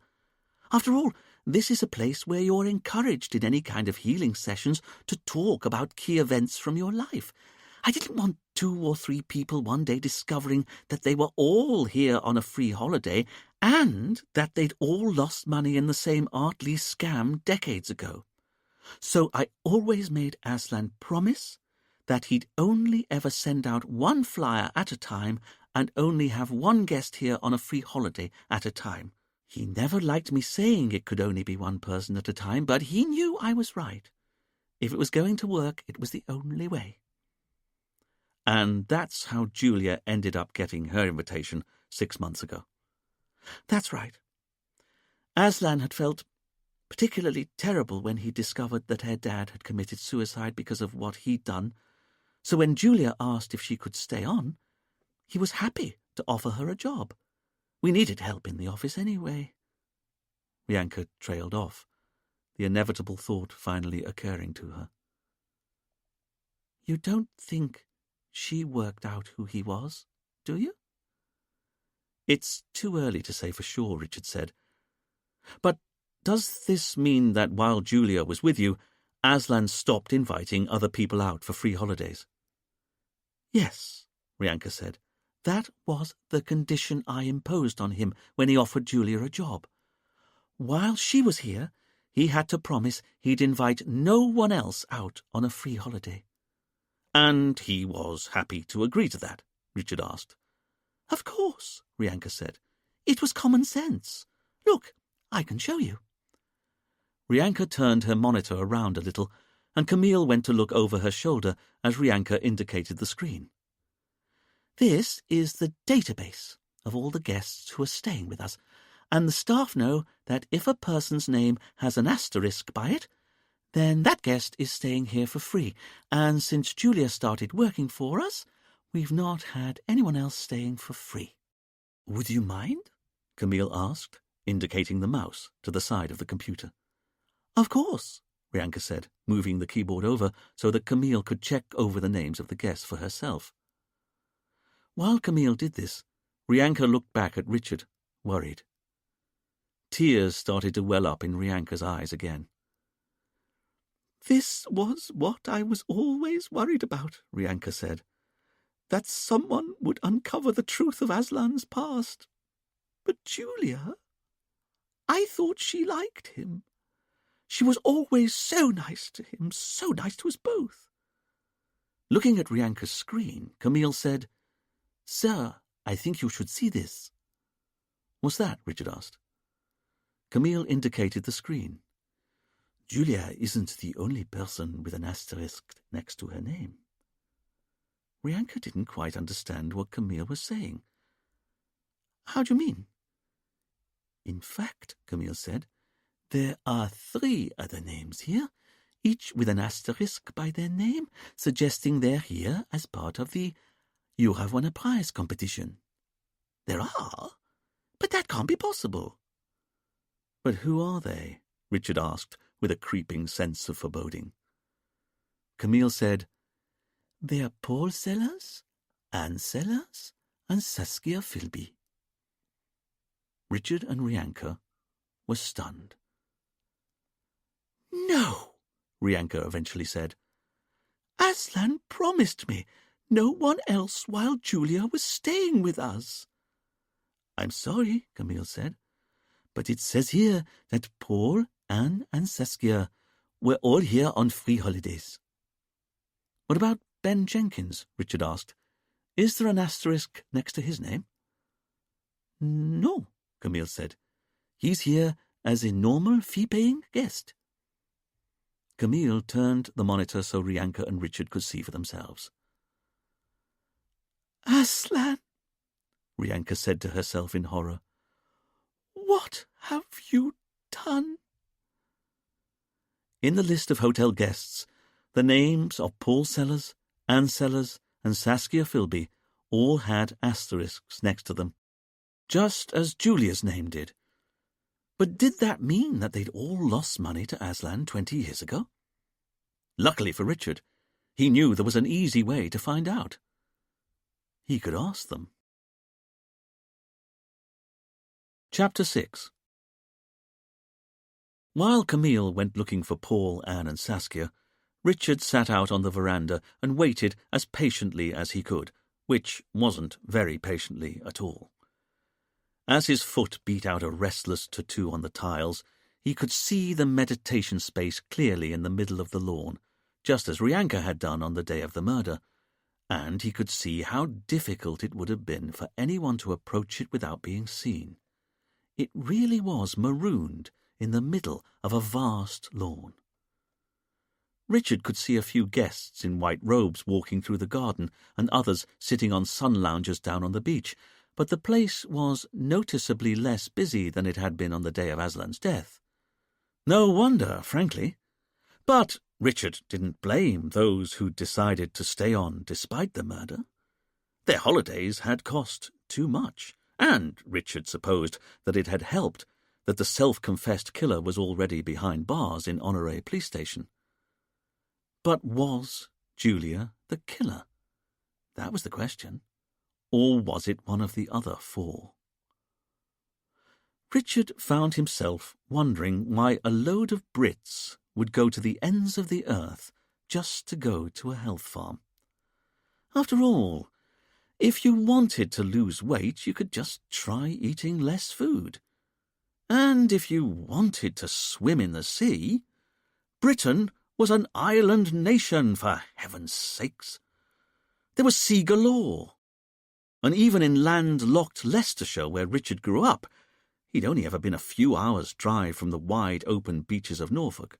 Not that he'd admittedly ever been to them, not with his phobia of sand. He was mopping his brow with his hanky as Camille led Paul, Anne, and Saskia over. Paul wasn't very happy. "I don't understand," he said. "We've already given our statements to your officer here. What do you want with us now?" "I'm sure this won't take long," Richard lied easily. "Is it better not?" Richard took a moment to wonder why Paul was so irked at having to help the police again. "Very well," Richard said. "Could the 3 of you tell us how you ended up choosing the retreat for your holidays. Well, that's easy enough, Paul said, apparently relieved by the question. Anne and I won a competition. You did? Saskia said, surprised.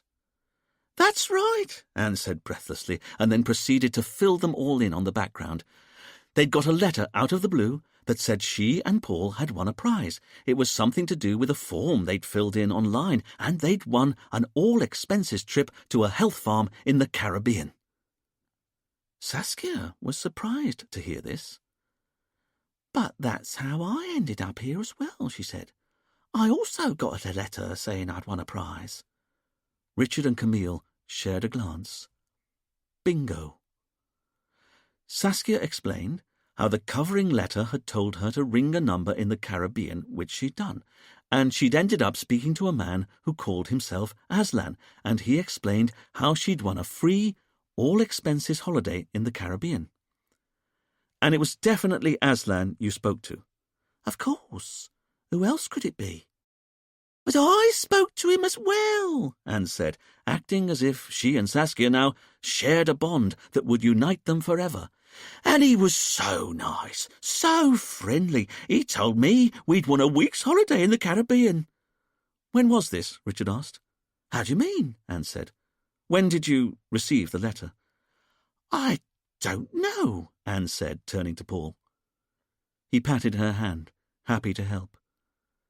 About 6 weeks ago, I'd say, he told the police. That's right, Saskia said. That's when I got the letter, 6 weeks ago. Then why did you choose this particular week to come out here? Richard asked. Paul and Saskia both said that this was the first week they were offered and they were happy to take it. After all, Saskia said, how often do you get given a free holiday in the Caribbean? I jumped at the chance. Richard decided it was time to find out if the reason why these three were at the retreat was the same as the reason why Julia was originally invited out for free. But then, Richard said easily, you all recognised Aslan when you got here, didn't you? This threw the witnesses. How do you mean? Saskia eventually replied. Aslan Kennedy. You recognised him when you got here. Of course you did. Don't worry. I know you're not otherwise involved. Still, nothing from the witnesses. Richard could see that none of the three had the first idea what he was talking about. Very well, Richard said, again trying to hide the importance of his line of questioning behind an easeful manner. Then, what would you say if I told you that Aslan wasn't his real name? Nothing from any of them. In fact, his name was David Kennedy. Still nothing. But then Richard saw Anne's face register shock, while her husband and Saskia were still looking nonplussed. You don't mean Aslan was... What? Are you really saying... And then the truth of it struck home, and both hands flew to her mouth in horror. Oh, my God, it could have been... Paul, did you realise? Paul still had no idea what his wife was talking about, or was pretending he had no idea, Richard thought to himself. What on earth are you talking about, woman? Aslan Kennedy wasn't Aslan Kennedy. He was David Kennedy, the man who took our money. Paul continued to look nonplussed. What on earth? And then he got it, turning to the police in amazement. No, he said. That's not possible. But you admit it, Camille asked. You were one of the people David Kennedy stole from 20 years ago. Anne looked full square at the police, happy to give testimony. We were. So was I, Saskia said in a quiet voice, utterly amazed, Richard noted. But that wasn't him. I'm sorry, but it was, Camille said. Saskia had been standing, but at this revelation she went to a nearby chair and sat on it, the strength seeming to go from her legs. Richard could see that the bafflement of the three witnesses seemed entirely heartfelt. Paul, though, was still puzzled by what Saskia had said. He turned to her and said, "You were caught up in all that as well, were you?" Saskia nodded slowly, still a bit too overwhelmed to use words. Paul turned back to the police. "Then can you tell us what on earth's going on?" "Of course," Richard said. "But first, can you all tell me how much money you lost to Aslan Kennedy, or rather, David Kennedy as he was, 20 years ago?" Paul turned to his wife for confirmation. "It was about 10 grand, wasn't it?" "It was £20,000, Anne said, clearly amazed that Paul had forgotten the exact amount. "And it was his art leasing scheme you invested in?" "That's right, or what we thought was an art leasing scheme," Paul said. "The whole thing was a scam. Or so we later found out when the police arrested him. We never saw a penny." "And was it the same for you, Saskia?" "Pretty much," she said, a touch tremulously. "I gave him £50,000. Richard was surprised that the figure was so large. After all, Saskia wouldn't have earned a huge amount in her job as a temporary secretary. "And where did you get those sorts of sums from?" he asked her. "From an inheritance," Saskia replied. Richard picked up an odd vibe from Saskia as she said this, but he couldn't quite place what it was. "I see." Richard turned back to address the group. "But all three of you agree you all lost money to David Kennedy 20 years ago? And you're all here on a free holiday because David, or Aslan, as he became, sent you literature saying you'd won a free holiday, but you're also saying that none of you recognized that David was now Aslan." Anne, Paul, and Saskia looked at each other, as unable to believe this as the police were. "It would seem so," Paul said. "But I don't understand. Why did he invite us?" Saskia asked. "We aren't sure," Richard said. "Brianka said it was because Aslan felt guilty for his actions in the past, so he was trying to make amends to those he'd wronged. So, can we ask one more time? Did any of you recognize Aslan Kennedy for the man who stole from you 20 years ago?" "No," Paul said forcefully, and it was clear he was speaking for the other two as well. "Are you sure?" Richard asked. The three witnesses all looked at Richard. "Absolutely." "But now you know," Camille asked. "How do you feel?" Saskia looked at Camille. "How do you mean?" "The man who stole £50,000 from you has just been murdered by the only other person in the room he'd also stolen from." "What?"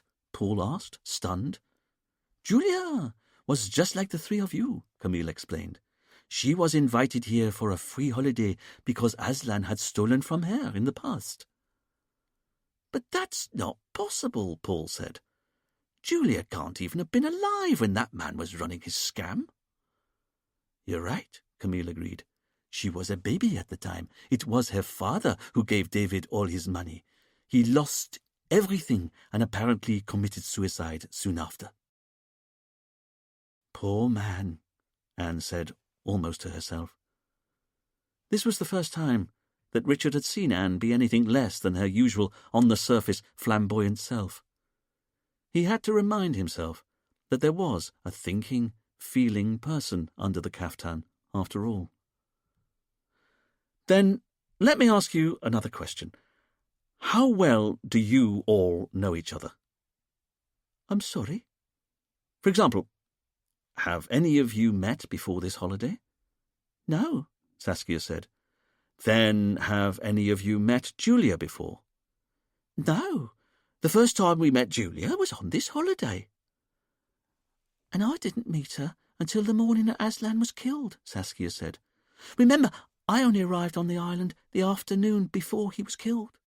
Yes, Richard said. I've been wondering about that, because you all say you don't know each other, and I know you all came out at different times, and yet all of the people on this island who Aslan once stole from were in the meditation space with him when he was killed. Can any of you imagine how that came about? No, Paul said, except for the fact that we didn't choose to be here.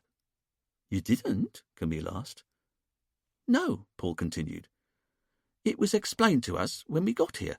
We could sign up for any of the courses on offer, apart from the sunrise healing. There was a charge for everything else, of course, but the sunrise healing was a special treatment that Aslan offered for free, and it was always his choice who attended.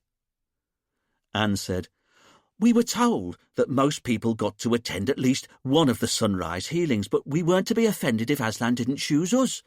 He didn't offer the course to everyone. Aslan would only hold it with people he thought would benefit from it, Paul finished. Richard was puzzled. You're saying it was Aslan who chose you? That's right, Anne said. But why on earth would he choose the only 4 people on the whole island who had a grudge against him and then lock himself in a room with them all at the same time? The witnesses had no idea. But then Richard had to consider he could just as easily ask, why on earth had Aslan invited 4 of his Ponzi victims out to the retreat all at the same time? What was Aslan playing at? Camille's mobile phone started to ring, and she moved off to one side to take the call. Paul looked at Richard. But I don't understand. Why are you questioning us? Now it was Richard's turn to be puzzled. How do you mean? Because if you're saying Julia's dad killed himself after losing money to Aslan, then clearly that's all there is to it. I know she's been here for months. She must have worked out Aslan's real identity and decided he deserved to die, just like her dad had died. It's understandable, but I imagine she knew that if she killed him, her motive would soon be discovered.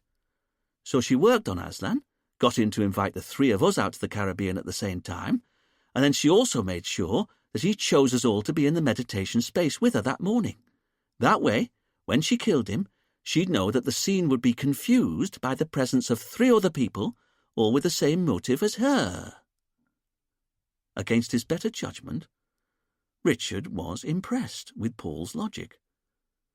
What he was saying made sense. If it wasn't for the fact that Julia wasn't right-handed and therefore almost certainly hadn't been the person wielding the knife.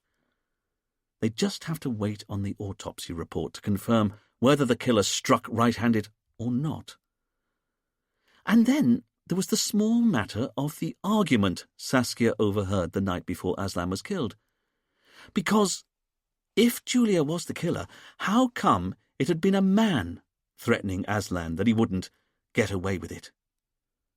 Camille returned to the group, putting her phone back into her little leather handbag as she did so. Anne Sellers, would you accompany us to the station, please? Panic slammed into Anne's eyes. I'm sorry, Paul said on his wife's behalf. We'd like your wife to accompany us to the station. Certainly not, Paul said firmly. If you've anything to say to Anne, you can say it to her right here and now, in front of me. Camille looked at Anne, but she was still rooted in panic to the spot. Camille looked at Richard, and he raised an eyebrow. It was Camille's call. Okay, Camille said. Anne, one of our officers has been able to lift 7 fingerprints from the handle of the murder weapon. 4 of them belong to Julia Higgins, but they're prints from her left hand, and we believe the killer was right-handed, whereas the other 3 prints we've been able to raise from the handle of the murder weapon all belong to you, and they're all from your right hand. Anne was stunned, unable to speak. What's more, We already know that the killer held the knife with the blade pointing downwards, so he or she could strike down into the victim's neck and back, and the prints we've been able to lift show that you were holding the knife in a way that is consistent with a downward stabbing motion. Can you even begin to explain to us why this is?" Everyone looked at Anne as she slowly crumbled, and Richard noticed an odd look slip into Paul's eyes. It was almost a look of respect, as if he was reappraising his wife. Anne turned in desperation to her husband. "Paul, you've got to help me." Paul continued to look at his wife, fascinated. "Paul, don't look at me like that. You know I didn't do it. I couldn't have done it." Anne's panic was becoming overwhelming, and Richard began to wonder, was Paul actually enjoying her pain? "Wait!" Anne said in a sudden spasm, standing up as she did so. After a few more moments of fevered thinking, she then turned back to Camille. "Oh, God, it's so simple. Sorry. It's just I was so worried. I couldn't work it out, but I have. I'm sure I have." Richard was more sceptical. "You can explain how your fingerprints have just been found on the knife that was used to kill Aslan Kennedy?" Anne stood as straight as her plump body would allow. "I can. And better than that, I can also explain how my fingerprints got on the murder weapon that way round."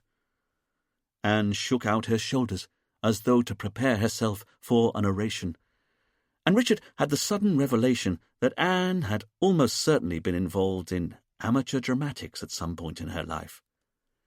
"Because I'm not the killer. Of course I'm not." Yup, Richard thought to himself.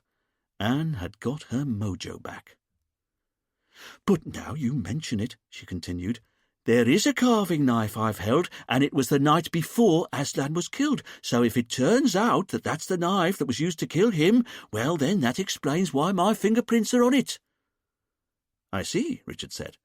"So what knife would this be?"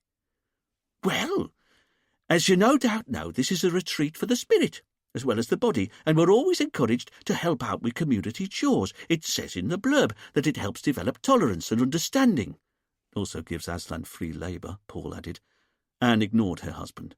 "Paul thought it was a disgrace, but I thought we were already having a free holiday. The least I could do was do a couple of things to help out. And you know what? I enjoyed it. It made a difference doing a few chores because I was choosing to do them rather than because I had to," Anne said pointedly at her husband. "Anyway, the night before Aslan was killed, I helped with the washing up after dinner." "You did?" Richard asked. "Only for half an hour or so, and I dried lots of different pots and pans. I remember doing those, but I also dried various kitchen knives and put them back into their wooden block. And that's the thing. The wooden block I put the knives into was on a shelf. The only way you could get the knives in was if you slotted them in with a downwards motion." Richard looked at Anne, amazed. He needed to clarify this. "You're saying the murder weapon has your fingerprints on it consistent with a downward stabbing motion because you dried the murder weapon the night before it was used and put it away in a wooden block such that you used a downward stabbing motion?" "That's it. Exactly," Anne said. A few minutes later, Anne was leading Richard and Camille into the retreat's kitchen, Paul and Saskia following. As it was early afternoon, it was empty as they entered, just a neon-blue fly zapper high on the wall and the hum of refrigeration units. Richard was quietly impressed with what he saw. The cooking ranges were all top-end. There were copper pots and pans arranged on shelves or hanging from neat pegs, and the far wall was dominated by 3 simply enormous glass-fronted fridges.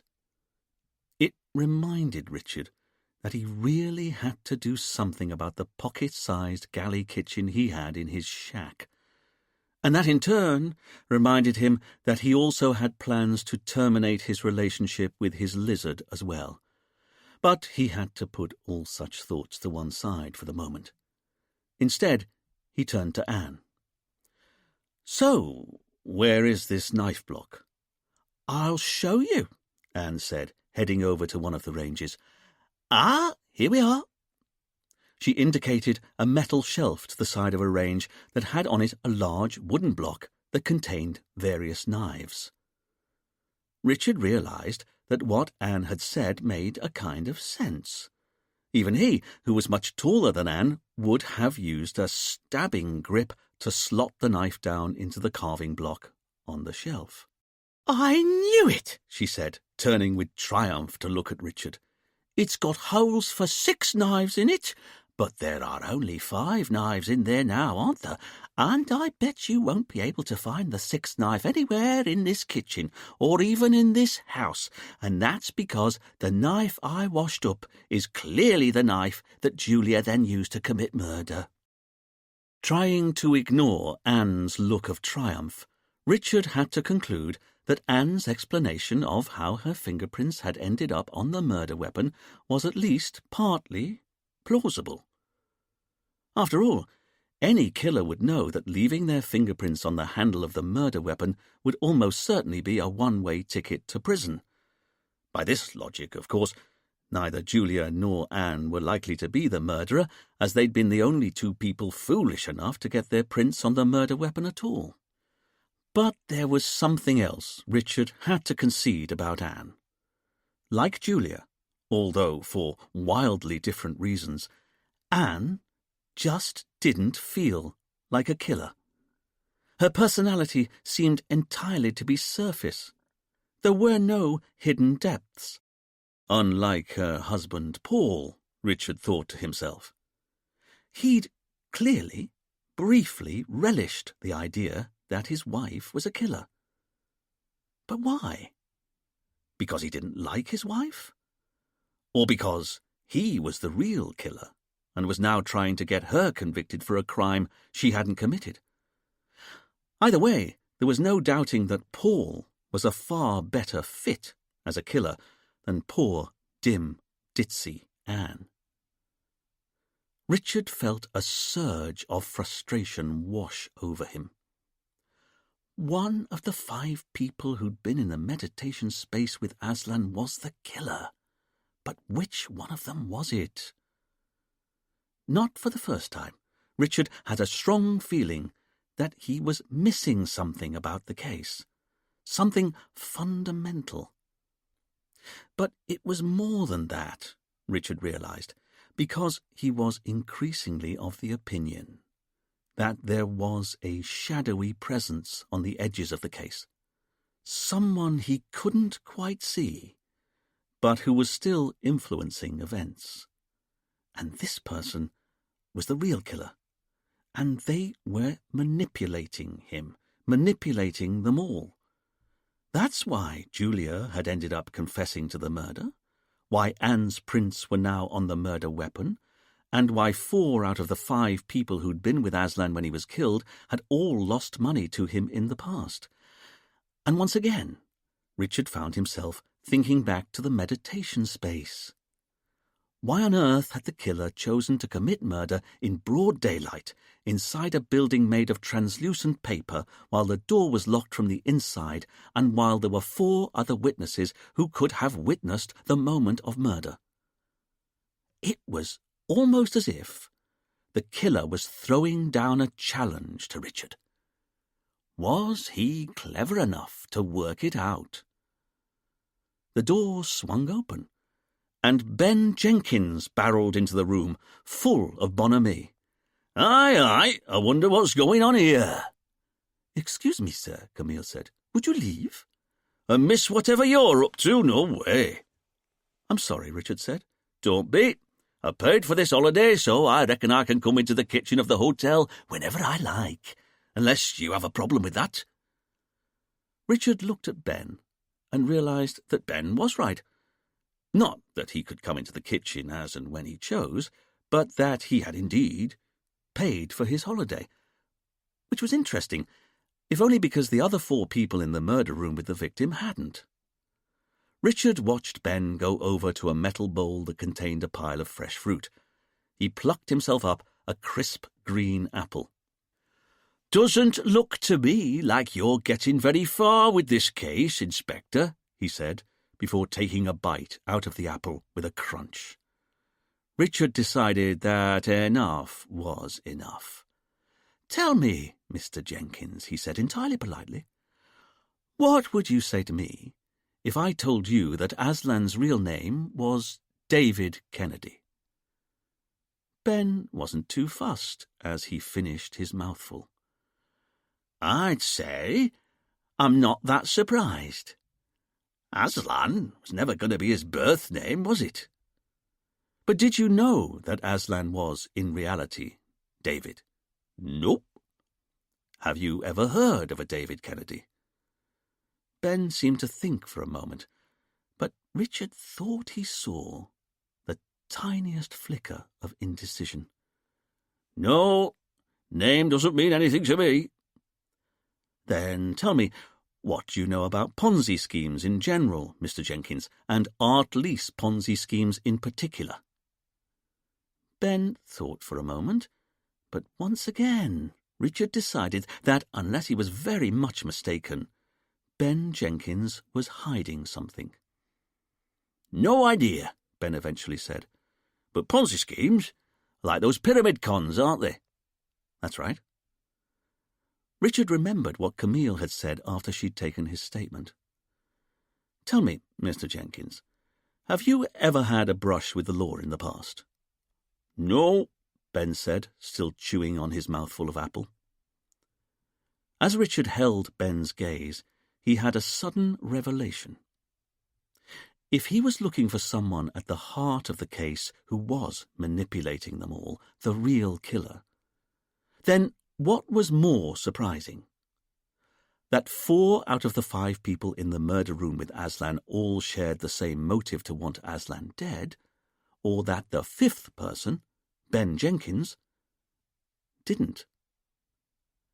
And then there it was, the briefest flicker of fear in Ben's eyes, and Richard knew in that moment that Ben was lying to him. Ben looked away, embarrassed, and Richard's heart gave a little leap. "All right, then," Ben said, trying to cover the moment in bluster. "As you were." Ben wandered out, trying to look nonchalant. But Richard knew the truth now. Ben wasn't an innocent. He was connected to Aslan's murder somehow. Richard just had to work out how. Chapter 7.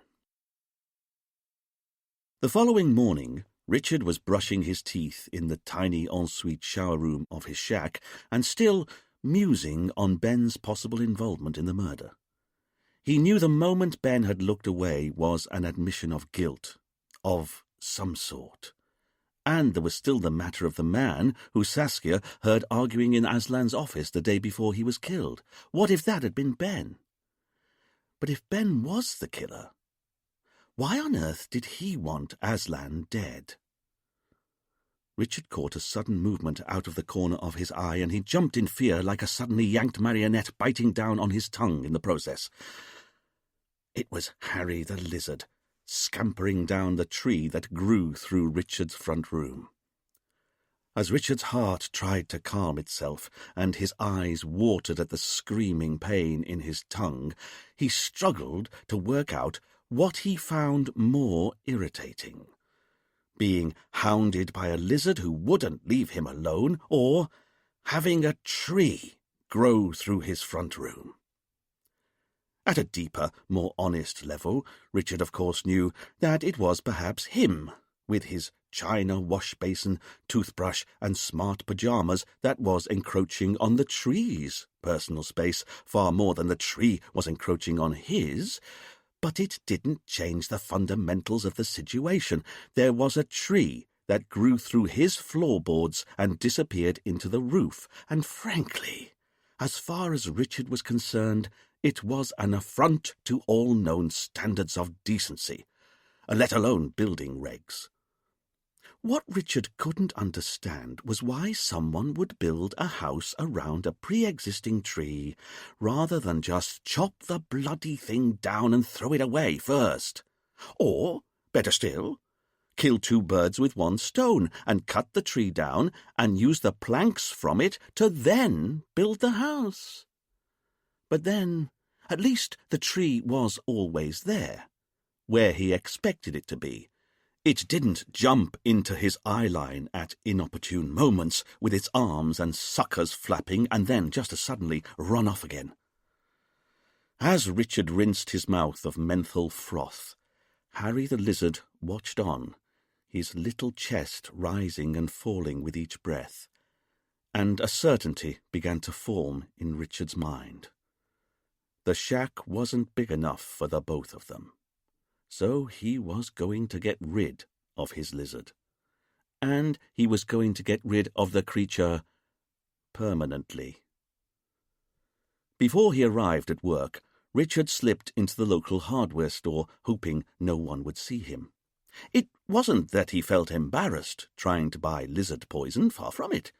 It was a home owner's inalienable right to dispose of vermin in whatever way they saw fit. But, as he flicked through the ancient boxes of various poisons, he also knew he didn't much want to have to explain exactly what he was up to. As even a cursory glance at the relevant website made clear, Richard's lizard was a protected species. "Good morning, Richard," a mellifluous voice purred nearby, and Richard looked up with a start, only to find himself staring into the face of Selwyn Patterson, the island's Commissioner of Police. Good morning, sir." Selwyn saw that Richard was holding a tatty box emblazoned with "Rat attack kills all rats. Guaranteed to kill 100% of all rats" across its front. "Not planning a murder, are you?"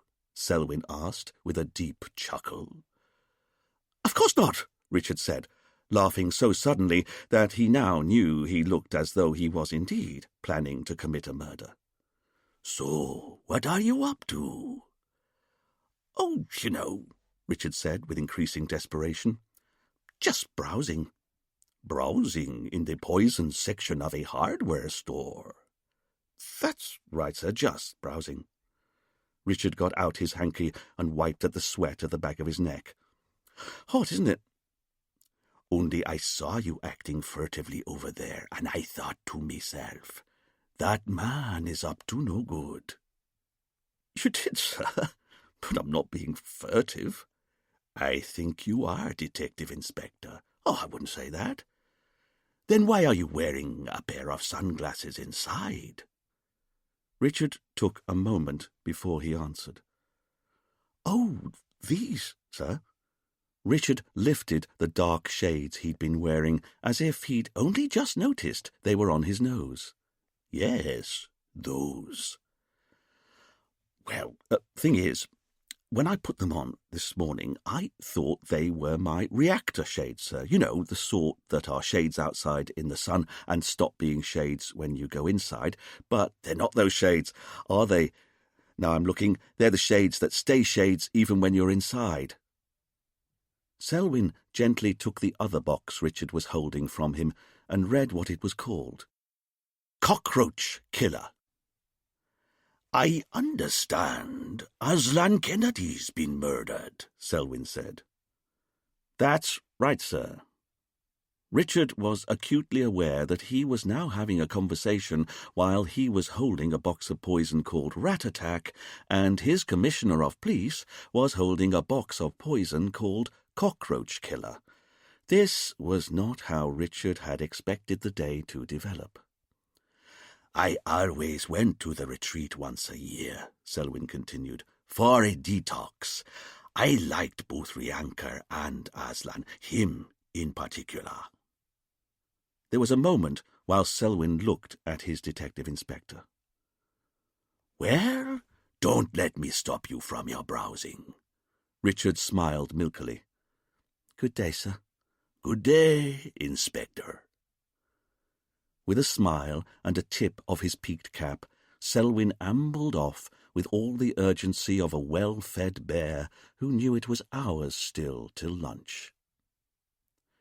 Richard gave his boss a few minutes' head start, and then he too bustled out into the sunshine and started off for the office, not noticing, because he never noticed, just how beautiful the town of Honoré was. It sat nestled in between sweeping mountains and the sparkling sea, and was full of ramshackle houses, bars, and shops, all colourfully painted, even if the paint on most of the buildings had peeled and faded from the constant, blistering sunshine. In fact, the only building in the whole place that wasn't at all run down was the Catholic church, that sat towards the mountain side of the town, its tall tower and red-tiled roof seemingly looking down on the rest of the town like a benevolent parent watching carefully over a wayward child. It was a town where people went about their business when they had to, but for the rest of the time were happy to hang out and chat or share a drink. Liming, the locals called it. And one of the locals' favourite topics of conversation when they met up was their eccentric and, they believed, quite mad Detective Inspector Richard Poole. But ever since Richard had exposed a local policewoman as a double killer, the people of Honoré had taken Richard to their hearts and had been looking out for him, helping him cross roads when he kept looking for traffic driving on the left, or explaining which local foods on a menu contained unadvertised seafood or spices, or tolerating his tirades when shop owners decided to shut up a few minutes before advertised closing times. They were entirely forgiving.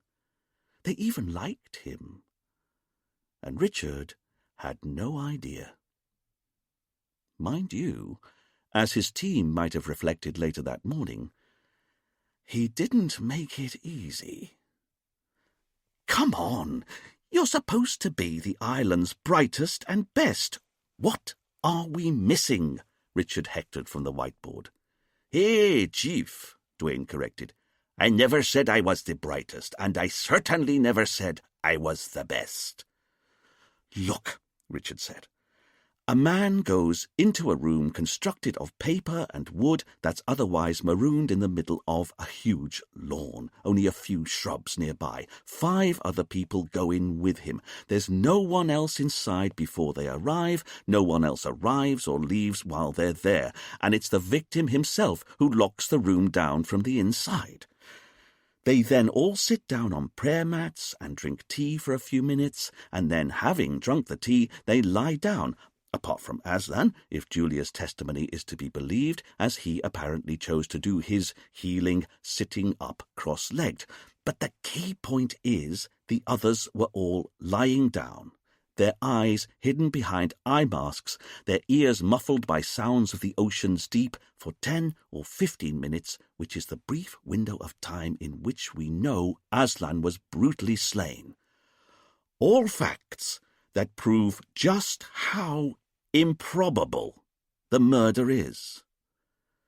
"You keep saying that, Chief, but why? It happened," Dwayne pointed out. "I know, Dwayne, but think about it. If you were going to kill me, how would you go about doing it?" "What?" "Come on, Dwayne, I know it's somewhat macabre, but just humour me. If you were going to kill me, how would you go about doing it?" "Well, first I'd check out what was playing at the cinema tonight." "I'm sorry? You're asking how I'd kill you." "That's right. Not that you've ever thought about it before, of course." Dwayne looked at his boss and answered very carefully. "Not that I've ever thought about it. But, and I'm just plucking this from thin air, you understand, if I had to do it, the first thing I'd do is sort out me alibi for the time of the murder. And that's where the cinema comes in, because I'd make sure I watched a film today that I knew would also be on tomorrow night at 10 p.m., say.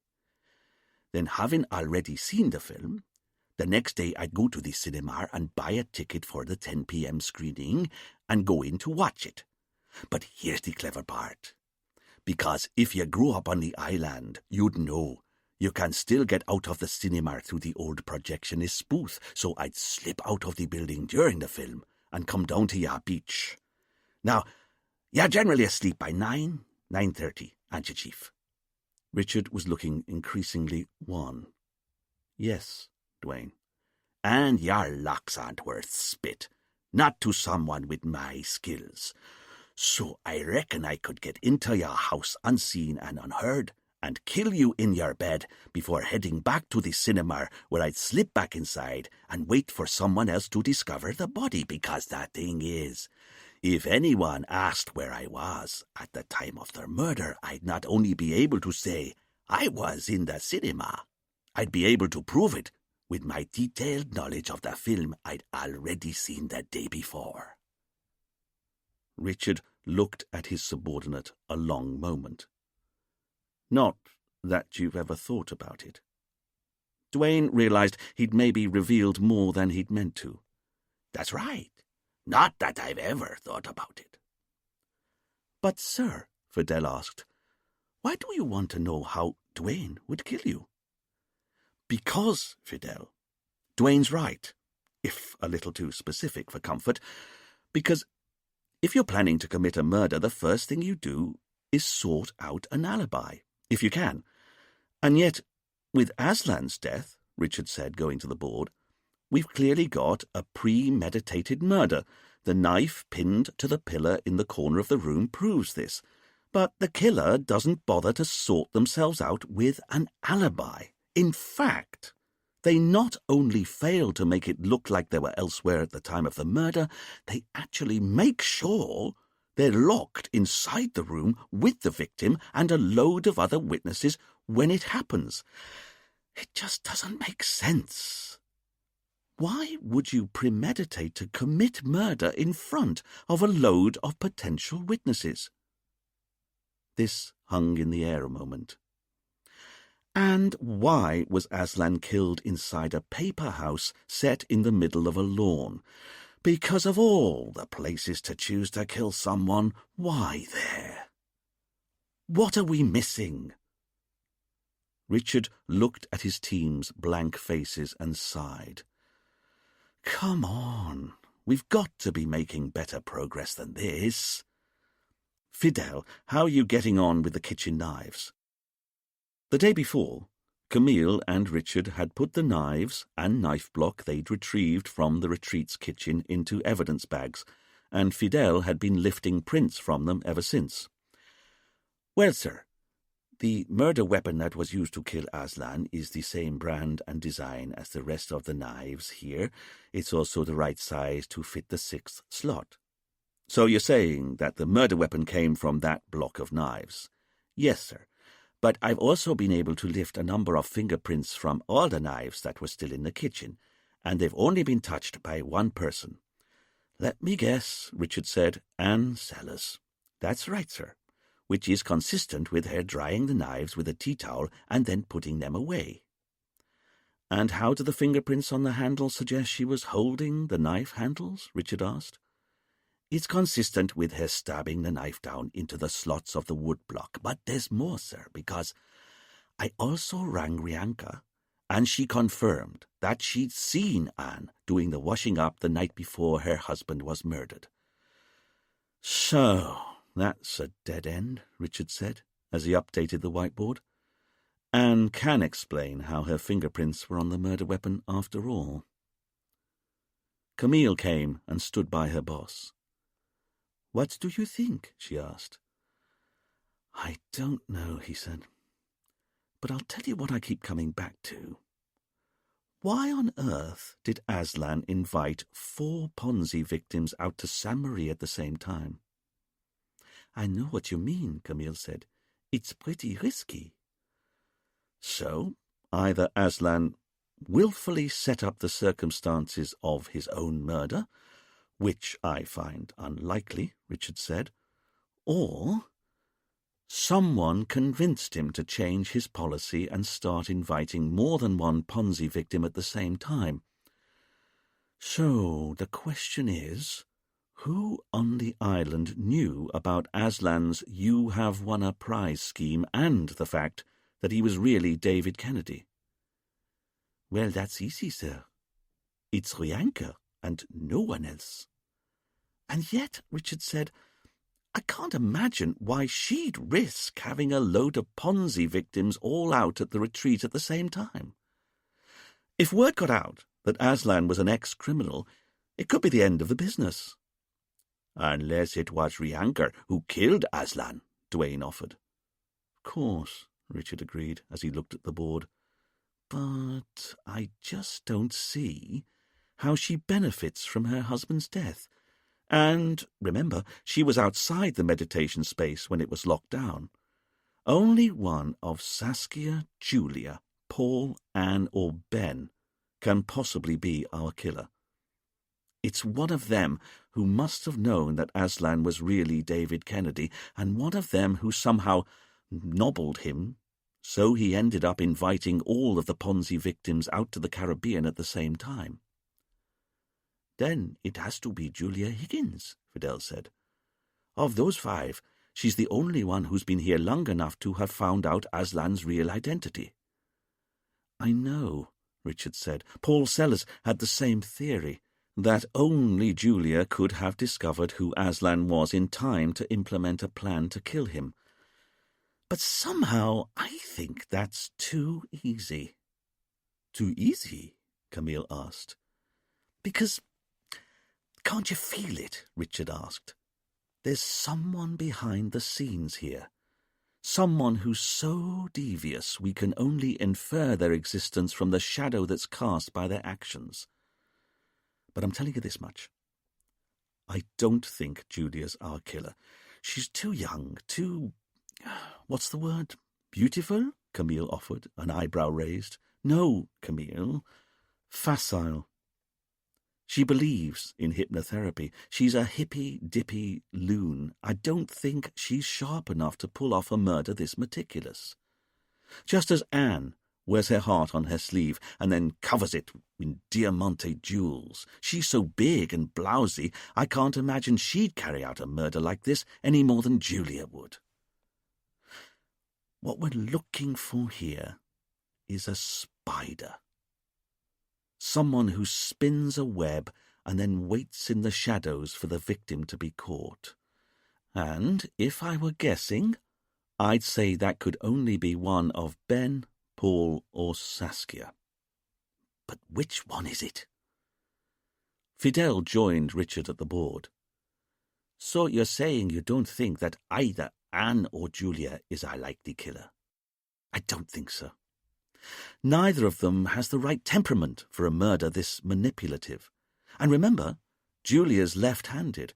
In fact, why haven't we had the autopsy report on Aslan's body yet? It still irked Richard that he'd been posted to an island in the Caribbean so small that it didn't have a single forensics lab on it. They had to do all of the forensic work themselves or send anything more complicated off-island for the labs on neighbouring Guadeloupe to get back to them. It was no way to run a case. But Richard knew there was nothing he could do about it. It was a bit like life itself. You just had to soldier on. I rang them first thing this morning, Fidel said. They've not booked it in yet. Very well, Richard said with a sigh. Duane, if Julia's innocent, then I think that Paul's theory is correct. Our killer must have worked out Aslan's real identity long before they arrived on the island. There wouldn't have been time to plan and carry out a murder like this otherwise. So, I want you to get on to the various phone companies, both here and in the UK. I think we'll find that one of the people in the meditation space has been in touch with Aslan or the retreat a number of times over the last few months. Someone's been planning this a long time. Maybe we'll find the answer in the suspect's phone records. Yes, sir, Duane said. And Fidel, I want you to do the same with Aslan's laptop. Maybe our killer's been in touch with him via email.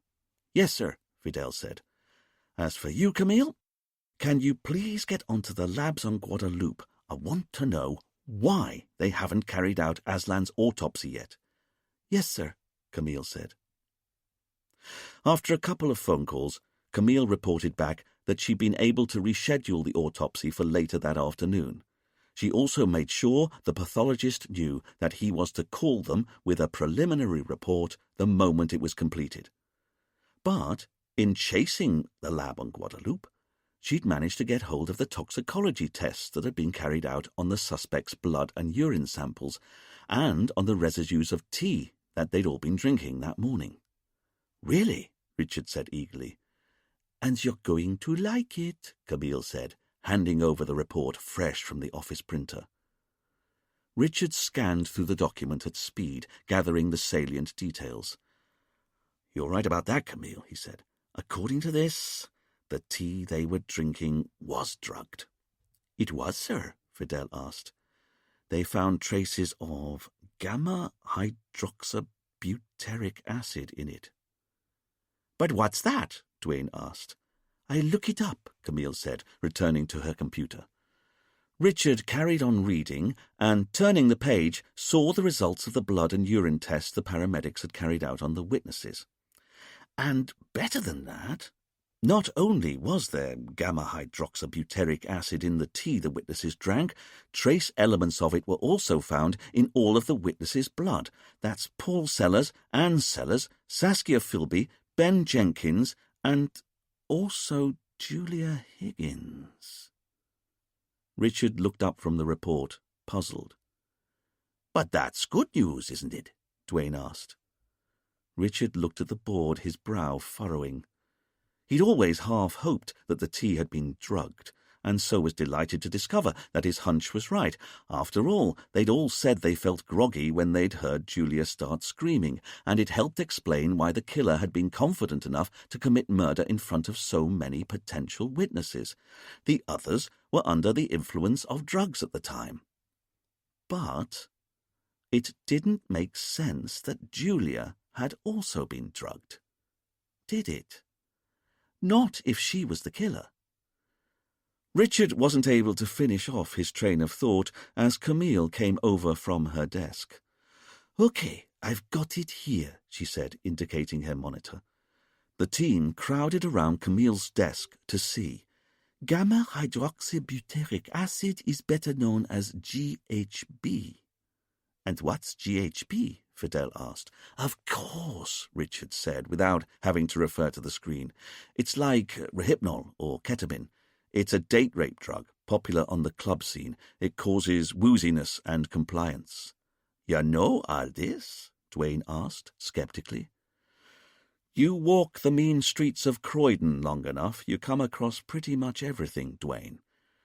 But GHB is perfect for slipping into a pot of tea if you wanted people's deep sleep to be deeper than normal. And better than that, if my memory is correct, GHB is odorless, colourless, and tasteless. Really, it's the perfect drug to have put in the tea." Camille had been following everything Richard said on the fact sheet she was reading on her computer. "That's about right, sir," she said. "It says here, GHB can produce drowsiness, disorientation, and reduced consciousness." "And that's what I don't understand," Richard said. "What's that, Chief?" "Because how come Julia also had GHB in her system?" Richard's team looked at him, nonplussed, so he harumphed, irked that he'd have to explain it to them. "Because if she's our killer, I don't think she'd have wanted to drink a dose of a sedative just before taking a knife to Aslan Kennedy." "Oh," Duane said, "I see." "And there's something else," Richard continued. "Because look at all the effort our killer's gone to. Getting hold of a sedative well in advance, getting hold of a knife that already had Anne's fingerprints on, setting it in the meditation space before it was needed, working out the angles in the murder room so that the perfect pillar was chosen to hide the knife behind, and then pinning the knife to the wooden pillar with drawing pins that the killer made damn sure didn't have any of his or her fingerprints on. So, after all this, incredible preparation.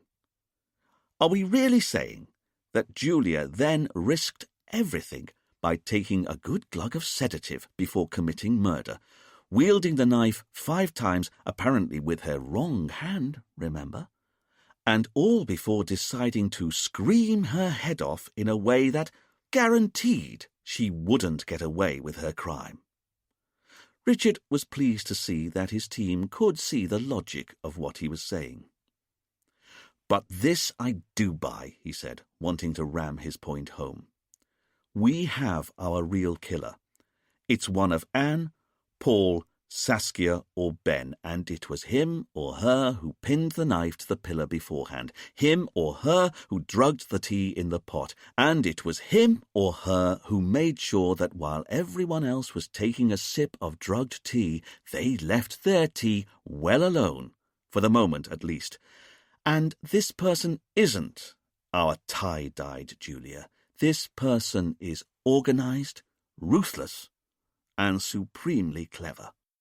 And then when everyone else is woozy as hell and lying down with their headphones and eye masks on, the real killer gets up, gets the knife from the hiding place, kills Aslan, returns to their prayer mat, and only now do they drink down their cup of drugged tea.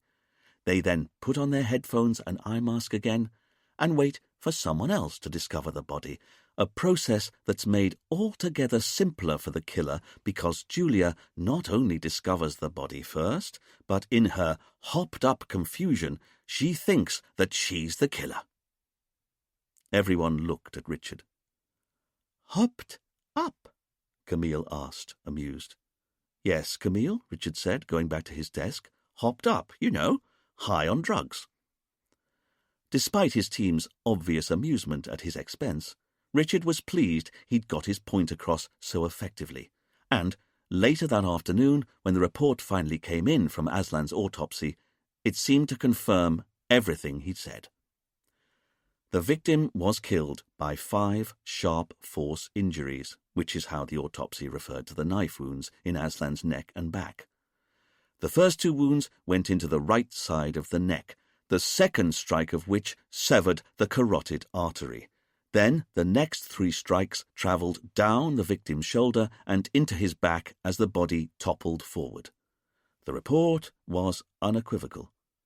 To carry out all 5 injuries, and considering the angles of the wounds in Aslan's neck and back, the killer was standing behind the victim and wielding the knife, right-handed. Having read the report, Richard looked at his team. "You know what? I'm fed up of playing into the killer's hands. I think it's time to push back." "You want to release Julia?" Camille asked. "We'd have to anyway," Fidel said, and everyone turned and looked at him. "We're coming up to the 36 hours we can hold her without charge, so either we charge her with murder, release her, or apply to the commissioner for an extension to hold her without charge, and I don't think he'd grant one, not the way the evidence is stacking up." "So, how about we send the murderer a message?" Richard said. Everyone looked at him. "Because if we release Julia, the person who actually killed Aslan will realize that we're widening our nets again, and maybe that will put a bit of pressure onto them." "Because when people feel pressure," Camille agreed, "they make mistakes." "Precisely," Richard concluded, and he could see that his team agreed with him. Half an hour later, Richard was showing a bemused Julia out of the police station onto the veranda outside. "I don't understand." Julia couldn't have looked more forlorn if she tried. "I know what I did." "But that's the thing, Julia. We now know you were drugged on a mind-altering drug at the time. I don't think you do." "I killed him. I know I did." "You really must stop saying that," Richard said. unable to keep a spike of irritation out of his voice. "But I must have done." "No, Julia, you only think you did. The facts suggest you're just mistaken." Julia looked at Richard with hope in her blue eyes. "You really think so?" "You were drugged and confused. You got up and you saw the blood. By the time you knew what was going on, you'd picked up the knife. That's why you started screaming. You couldn't believe what you were seeing. You're not the killer." A fat tear rolled down Julia's cheek. "Please, don't cry." "No, I'm not crying. I'm happy. Is it really true?" "It would appear to be so." "Then you saved my life. Thank you." Julia flung her arms around Richard and buried her head into his neck, squeezing tight. Richard did his very best impression of a plinth. When Julia didn't let go, Richard raised his arms and sort of touched her slender waist with the cloth of his jacket that encompassed his forearms, and then he realized how it would look. A detective inspector hugging a beautiful young woman in a lime-green pro-drugs T-shirt who'd recently been suspected of murder, so he took half a step back. There, he said awkwardly. "You can go now." Julia looked at her saviour and smiled. "Thank you." "Seriously, just doing my job."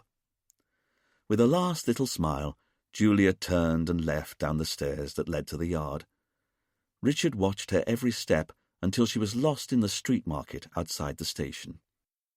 "Ah," Richard heard from behind him, and he froze. Then he heard a few sniggers. He turned. Camille, Duane, and Fidel were all watching through the open window behind him and had clearly witnessed the whole encounter. "My relationship with the witness just then was entirely professional." "Sure, Chief," Duane said. By way of an answer, Richard strode imperiously back into the station, and, ignoring his team's smirks, he updated the whiteboard. Because, with Julia out of the frame, that left only 4 other people who'd been locked in the meditation space with Aslan when he was murdered. One of Anne, Paul, Saskia, or Ben was their killer. But which one of them was it? The murder. 5 guests go for a swim. Paul hands out robes. Aslan prepares the tea. 5 guests plus Aslan go into meditation space. Aslan locks it down from inside. Drink tea, all cups turned over. 10 to 15-minute window for murder. 8 to 8:10, 8:15. Right-handed killer. Investigation. Leads. Why killed in paper house? 3 drawing pins in the meditation space used to pin the murder weapon to a pillar. No prints on any of them. Tea drugged with GHB, a sedative. Who was in Aslan's office the night before at 6 p.m. shouting, "You're not going to get away with it"? Outside the meditation space. Rianka Kennedy, wife, has no idea who'd want Aslan dead. Married to Aslan when he was David, but left him when he was convicted. Took Aslan back 15 years ago when he came to the island. Dominic de Vere, ex-hypnotherapist, now handyman. Sacked by Aslan, argued with Aslan, caught returning to scene of crime. Inside the meditation space. Aslan Kennedy. Victim. Everyone says he's nice. Real name is David Kennedy. Ex-conman, ran art lease Ponzi scheme, stole £2 million. Went to prison 20 years ago, served 5 years. Julia Higgins, worked at the retreat last 6 months, confessed to murder, but GHB in blood and lack of real motive, and left-handed. She's innocent. Anne Sellers, housewife, married to Paul, arrived on island 7 days before the murder, lost £20,000 in Ponzi scheme. Her fingerprints are on the murder weapon, but she washed the knife the night before. Paul Sellers arrived on island 7 days before murder, handed out the white robes. Pharmacist, Wife alibis him for argument at 6 p.m. Wife Anne lost money in Ponzi scheme. Saskia Philby, single, 45 years old, here on her own, says she arrived night before, heard argument in office night before at about 6 p.m. A man, but couldn't identify him, lost £50,000 in Ponzi scheme. Ben Jenkins, property developer, Portugal, brushed with authorities before, arrived on island 4 days before murder. No alibi for time of argument at 6 p.m. No connection with Aslan, David, Ponzi scheme. So far. For the next couple of days, Richard was unbearably grumpy. He tried to move the case on, but it wasn't going anywhere. Fidel was unable to find any incriminating emails on Aslan's computer, and definitely nothing that suggested that any of their suspects had been in touch with him in the preceding months. As for the telephone records, for the 4 remaining suspects, when they came in, they didn't show any suspicious activity either.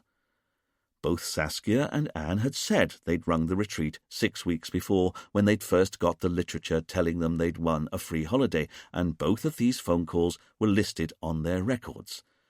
As far as the police could work out, none of Anne, Paul, Ben or Saskia had phoned Aslan or the retreat at any other time, before or since. And yet Richard was sure the killer must have been in touch with Aslan. Somehow. Nothing else could explain the sudden arrival of so many Ponzi victims in the Caribbean all at the same time, and the fact that they'd all been lined up in the meditation space at the precise moment that Aslan was killed. As for Richard's hunch that Ben was more involved than he was letting on, that didn't seem to go anywhere either. Duane had been digging into Ben's life in Portugal and discovered that he'd moved there in 1999. He worked those first few years as a plumber, and then in 2002 he bought his first property, a holiday rental in a village called Gia. By 2004 he owned 4 other such holiday villas, and by 2007 he'd got 14 and had packed in the plumbing business entirely. At current count, Duane said, as he summed up the situation for his boss, he owns 30 different properties across southern Portugal. He lives on his own in a residence on the first hole of the championship golf course at Villa Moura, and I'm telling you, Chief, in all that time he's had no brushes with the law, the tax authorities, or anyone else I can find. In short, his credit history's clean, his company checks out. He's lived at the same address for the last 8 years. There are no gaps in his employment history. He's cleaner than clean. This had just irritated Richard. He was convinced he'd seen a flash of fear in Ben's eyes. So maybe they'd been looking in the wrong place? Richard instructed Duane to go back to the 1990s, and even earlier, if he could, to when Ben was living in the UK, and see what he could dig up. And it wasn't just the murder case that was infuriating Richard, because he'd finally plucked up the courage to buy some rat poison and smuggle it back to his shack. But the question was, could he now really act as judge, jury, and executioner on Harry the Lizard? After all, as a policeman, Richard's job had only ever been to identify behaviour worthy of punishment. He'd never had to hand out a sentence before, let alone a sentence of death. And the more Richard dithered about delivering the coup de grace, the more he felt the very tangible presence of the box of poison in his house. He'd be surfing UK news sites on his laptop, or doing the crossword in his chair, and he'd suddenly remember the box of death that he'd hidden behind the J-cloths under the sink in his kitchenette. It must have been how killers felt before they'd disposed of the body, Richard found himself thinking. The only difference between him and a proper killer being that he was managing to wind himself up into paroxysms of guilt before he'd even committed a crime. Not that it was a crime, he had to keep reminding himself. Only he paid the rates on the shack. He wasn't obliged to share it with anyone. On the third day, Harry scampered into the shower with Richard, and he was finally stung into action. Grabbing up a towel, the soap still in his hair, Richard thudded across to his kitchenette, too irritated to remove the sand that was by now sticking to his wet feet, and he grabbed up the packet of poison. This was it. The lizard was going to die, and Richard had the means of dispatch in his hand. He was Ozymandias. He was the bringer of death. But then he noticed a caption on the side of the packet. Most vermin die outdoors, and it briefly troubled him. No one should have to die on their own, not outdoors, not even a lizard. Richard found his resolve evaporating as quickly as it had arrived. He put the box back under the sink and washed his hands, but as he did so, he started to berate himself. He was such a wimp. He didn't want the lizard in his shack, but if he couldn't get rid of it, how could he even begin to achieve anything else in his life? "You all right, Chief?" Dwayne asked later on that morning when Richard was at work. "Sorry?" Richard looked up from his desk, distracted. "You seem quiet. You all right there?" Richard realized he hadn't been paying attention, and he looked at the concern on Dwayne, Camille, and Fidel's faces. "Of course I'm all right," he said irritably. "Why are you all looking at me like that?" "Because I said the Metropolitan Police's case files on Aslan's original conviction have just arrived. Anya didn't seem to hear me." Richard jumped to his feet, delighted finally to be able to learn more about Aslan Kennedy's original multi-million-pound con from the past. Unwrapping the package, Richard and his team discovered a thick green hanging file stuffed full of paperwork that had yellowed around the edges from old age. Here was Aslan's photo, or David, as he was back then, his original statement, the notes of the arresting officers, the case against him, and witness statements by the dozen. Richard pulled out 3 pages of typed notes at the end of the document. "Now, this is exactly what we've been looking for." "What is it?" Camille asked. "A list of all the people who invested in the Ponzi scheme and how much money they invested. Fidel, would you check the witnesses' names off on the list? In particular, just double-check that Ben Jenkins' name isn't there, or a Jenkins of any sort." Fidel quickly scanned the list. "I don't see a Jenkins here," he said. "You don't? But that's hardly a surprise, is it, sir? After all, Aslan put asterisks next to the name of everyone who was here as part of the You Have Won a Prize competition, and there wasn't an asterisk next to Ben Jenkins' name." "I know," Richard said, "but what if it was a relative of his who invested? Because if everyone else in the meditation space lost money in the Ponzi scheme, then what's Ben's connection?" "Okay, sir, but you should know the list's organized by surname, and there aren't any surnames here that begin with the letter J at all. There's a Daniel Higgins. I'd imagine that was Julia's dad. It says here he invested £47,000 in April 1994, and £85,000 in September, and £100,000 in February 1995. That's a lot of cash." "Nearly £250,000. No wonder he was desperate," Camille agreed. "Poor man. Are the other witnesses there?" Fidel soon discovered that Anne Sellers lost £20,000 in January 1995, just as she'd told them, and that Paul Sellers wasn't listed at all, again, just as he'd said. But it was when Fidel looked up Saskia's name that he got a shock. "Sir, you should see this," he said. "What is it?" Fidel looked at the rest of the team. "Saskia told us she lost £50,000 to Aslan, didn't she?" "That's right," Richard said, "giving her a pretty big motive to want Aslan dead, if you ask me." "You can say that again," Fidel said. "But it was a bit more than £50,000 she lost." "It was?" Camille asked. "According to the case file here, she lost 10 times that. What? Saskia Philby lost £500,000 to Aslan, but told us it was significantly less. Richard looked at Fidel, a jolt of excitement running through him. Why on earth had Saskia lied to them? Chapter 8. While Richard and Camille waited in the grand hallway of the hotel for Saskia to come down from her upstairs bedroom, Richard found himself checking over the cork notice board that was by the main entrance. It was covered in handwritten notes, schedules, and adverts for courses, seminars, and various therapies guests could sign up for, including Pilates, yoga, massage, water aerobics, and aromatherapy. It all reminded Richard a little too much of the college notice boards he used to look at when he was at university.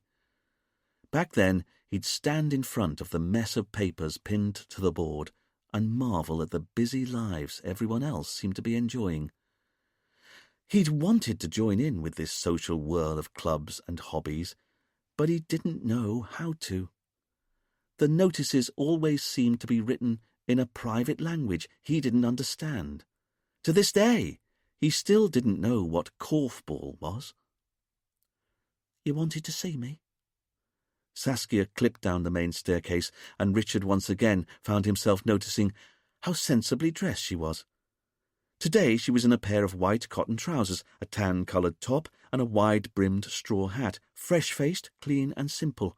That's how Richard found himself categorising Saskia as she approached. "Yes," Richard said.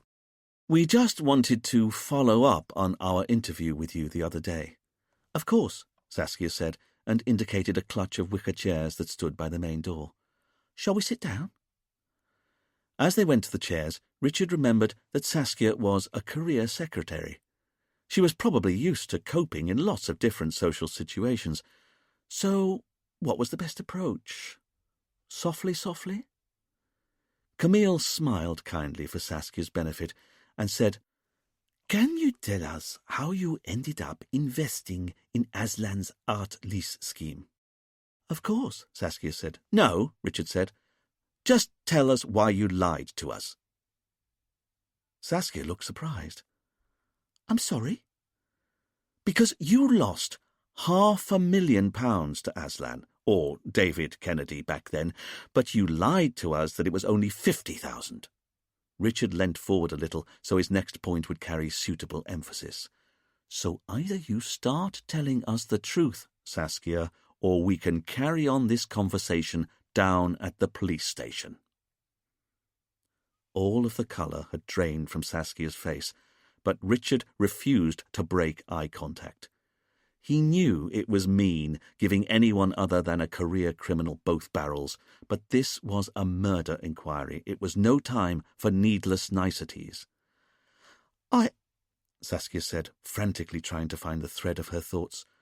"Well, look, I didn't mean to lie to you, and it's not really lying anyway." "It isn't?" Camille asked kindly. "Well, it is a lie. It's one I tell myself, and I've been saying it to myself so long." Camille touched Saskia's knee and smiled sympathetically, as though she understood everything Saskia was about to say already. For his part, Richard tutted. Saskia was still a suspect in a murder inquiry. No one should be touching her knee. But luckily for Richard, he made sure he only tutted silently in his head, so he didn't get any looks from his partner. He'd learnt that lesson long ago. "Why don't you tell us everything?" Camille offered. Saskia looked at Camille and knew that that's what she'd have to do. "Well, the thing is, I'm from London," Saskia said. "North London, a place called Barnsbury Park. And I didn't have any brothers or sisters. My mum was a housewife, but Dad worked on the railways and was a union man, you know. It's why we lived in Barnsbury. It was near Dad's train depot on the Caledonian Road. It was a brilliant childhood. I had my school and my friends and these Great big hulking men covered in dirt would come and visit in their filthy fluorescent jackets and sit in the garden, smoking their roll-ups and talking politics with Dad. Saskia smiled at the memory. I could have stayed on at school until 18, but Dad left school at 14 and I was desperate to get on, so I left at 16 and ended up getting a job as a secretary for the ladies' wear buyer for a department store on Oxford Street. And I really enjoyed the work and the friends I made. And I thought that that was what life was going to be like. Living at home, working in town, being happy. Then, just after I turned 17, Mum got diagnosed with breast cancer. Saskia's eyes welled with tears as she explained how her mum had promised to fight the illness, but in the end, it had made no difference. By the time I turned 19, Dad and me had buried Mum in a cemetery just off the North Circular, and Dad was never the same after that. He retired from work and just sat in a chair. He lost weight, he wouldn't eat, he stopped inviting his friends around, he just shrank, and there was nothing I could do. Mind you, I wasn't much better, just getting up and going to work, just existing. We were like ghosts that year, Dad and me. Both in the same house, but barely speaking, barely alive. And then the following winter, Dad got flu. It developed into pneumonia. He had to go to hospital, and he just faded away. By the time I was 21, I'd buried both my parents. Richard was grateful when Camille said, "I'm so sorry," as he knew from bitter experience that he sometimes sounded sarcastic whenever he offered someone his condolences. "Thank you," Richard said, nonetheless wanting to get on. "But how does this explain how you invested in Aslan's scheme?"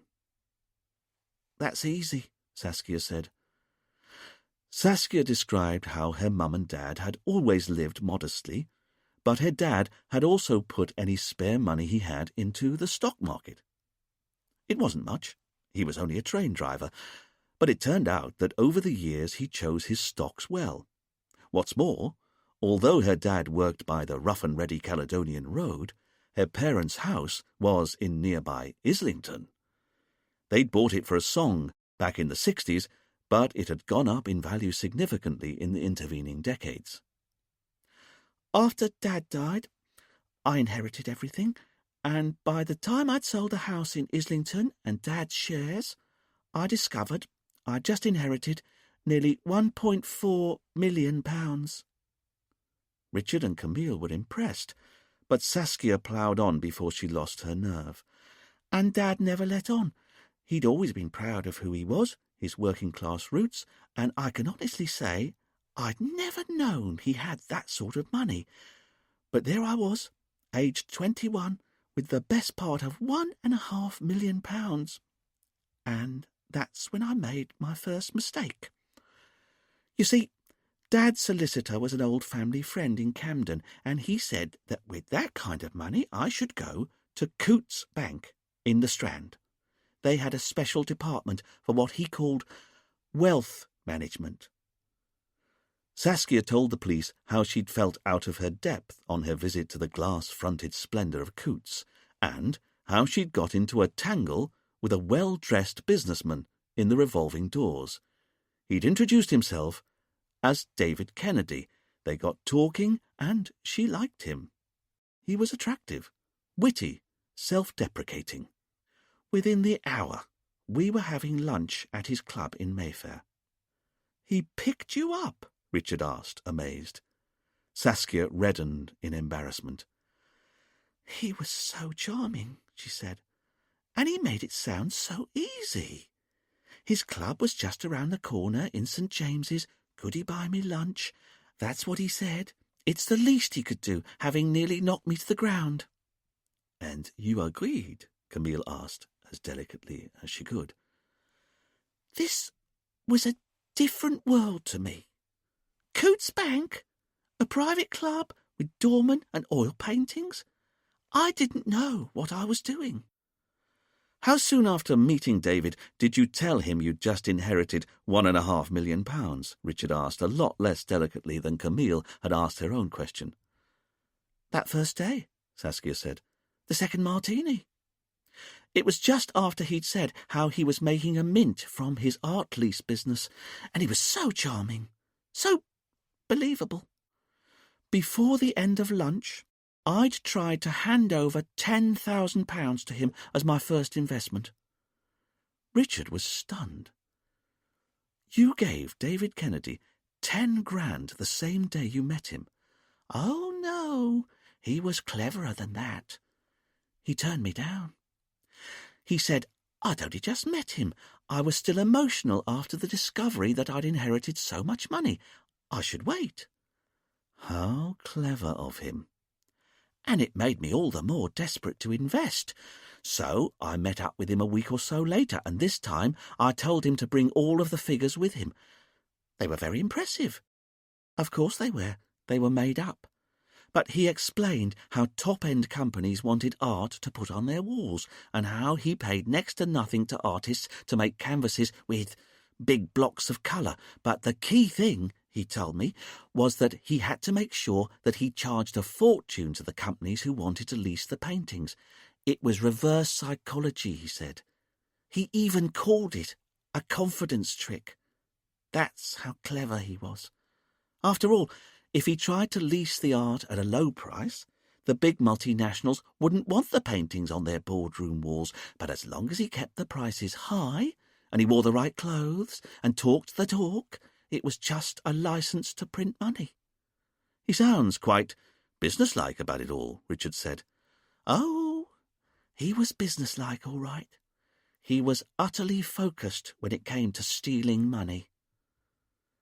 Richard glanced at Camille, knowing they were thinking the same thing. After all this time of people saying how New Age Aslan was, here, finally, was someone who was prepared to say he had a streak of ruthlessness.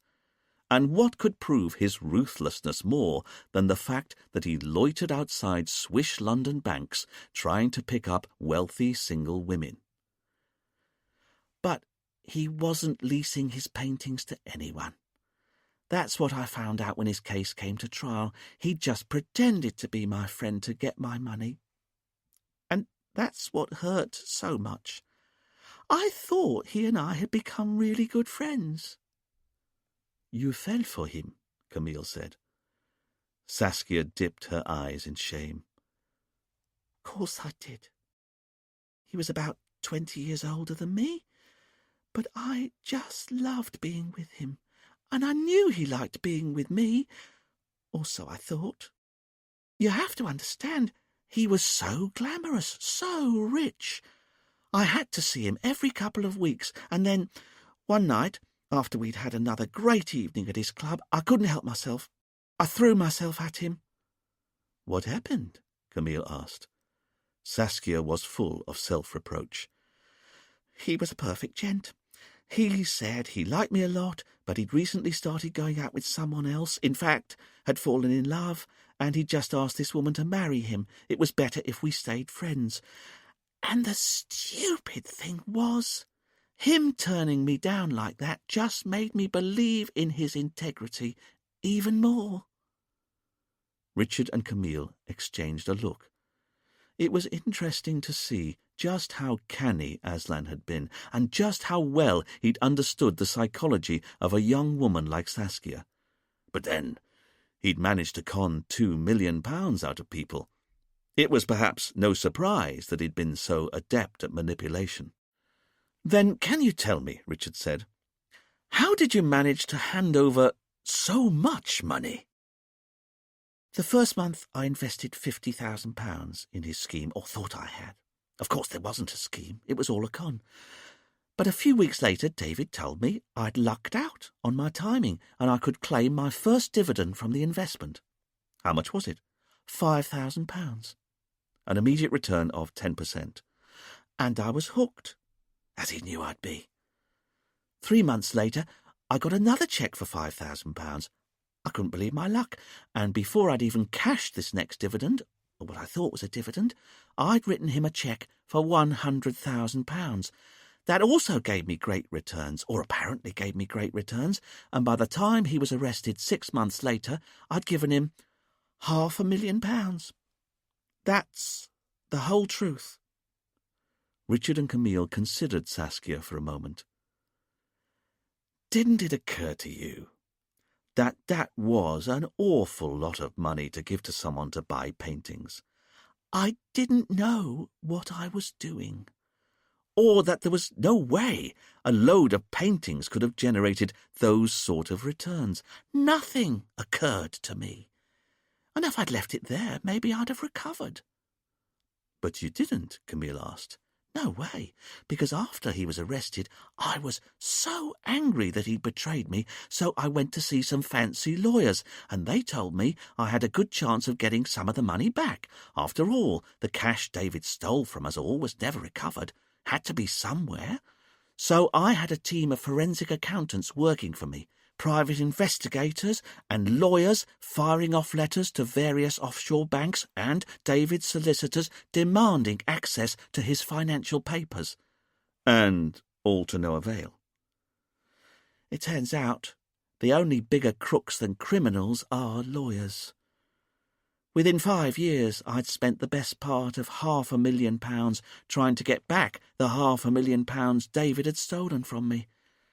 Thank God I had the sense to get a house for myself before I'd completely run out of funds. Saskia took a moment to compose herself before facing her final humiliation. But there's no getting away from it.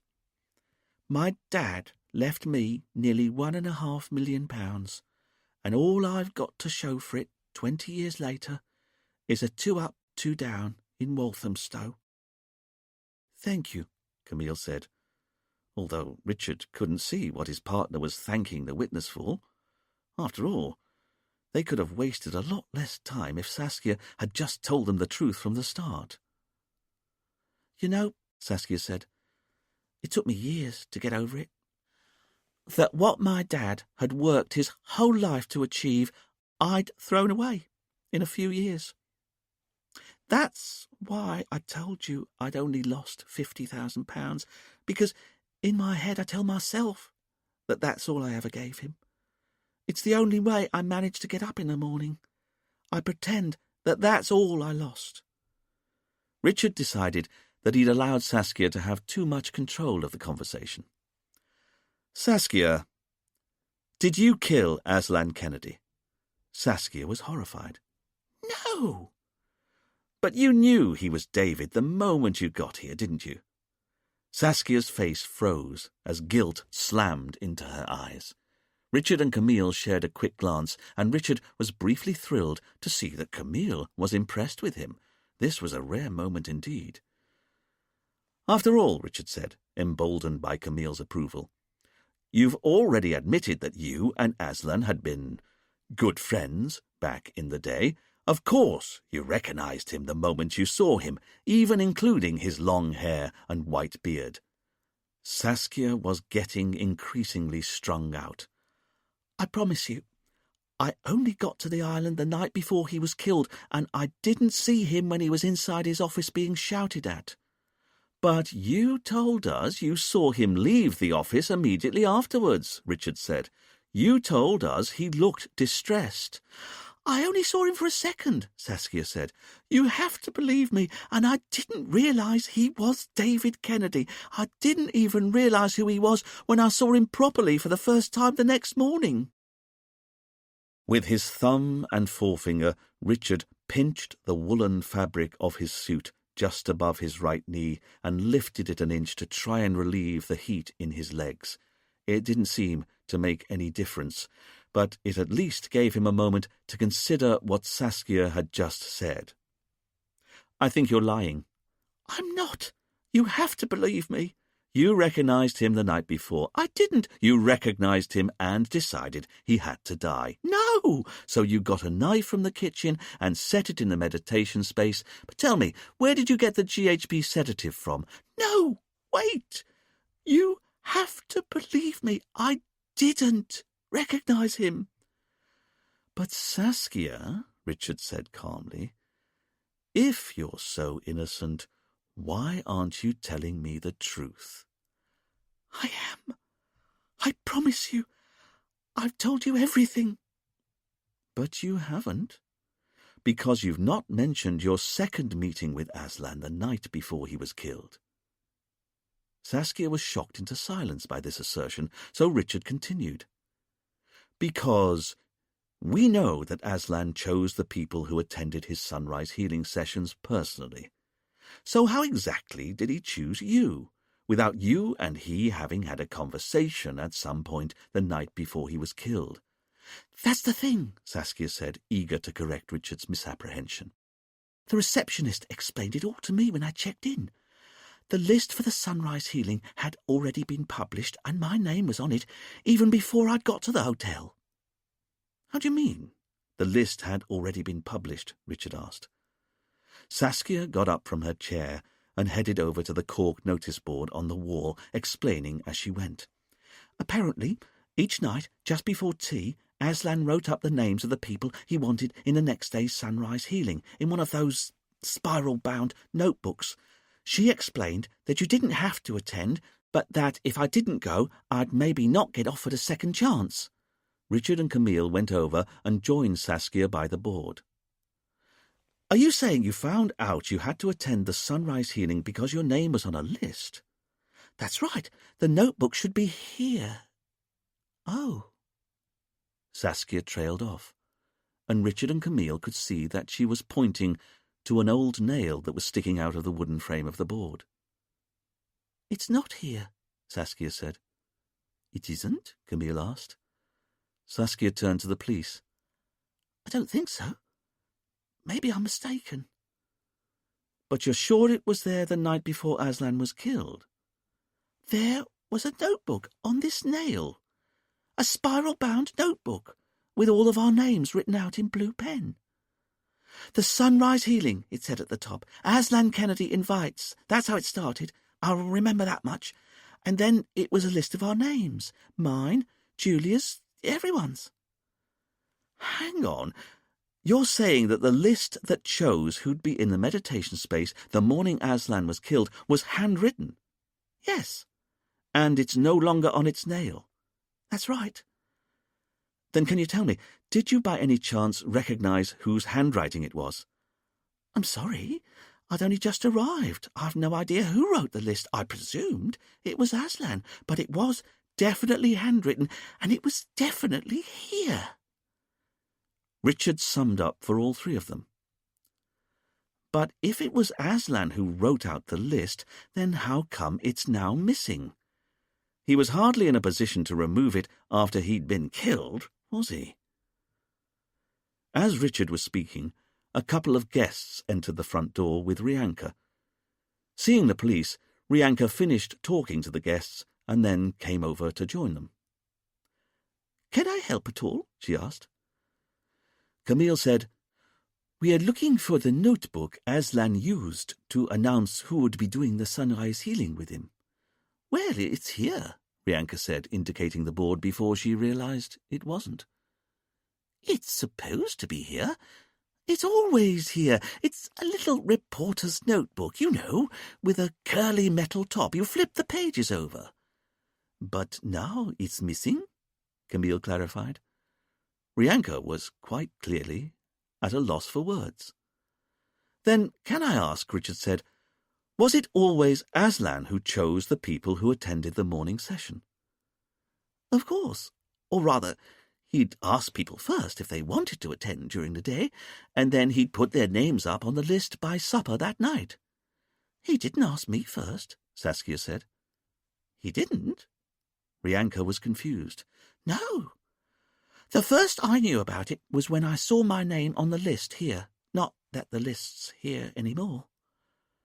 Richard caught Camille's eye and knew they were both thinking the same thing. Because if the handwritten list was missing, then it had almost certainly been removed because it was incriminating, and that suggested that it was perhaps the murderer who had handwritten the list, which made sense, Richard thought to himself.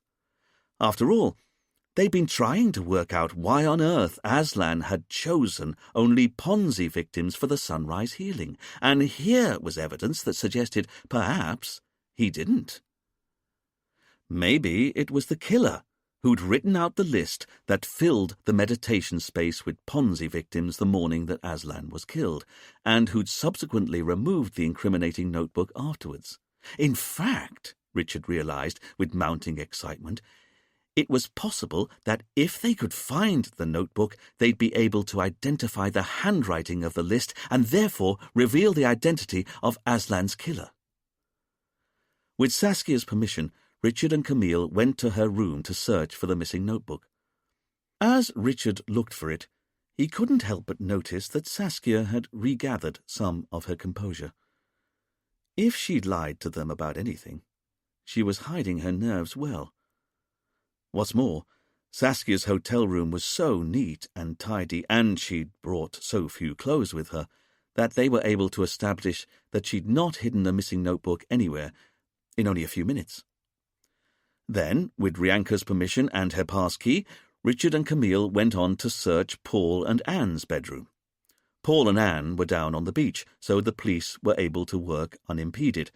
But it took well over half an hour because, although Anne had come on holiday with 3 suitcases stuffed full of clothes, the suitcases were now empty and their contents were scattered all over the room.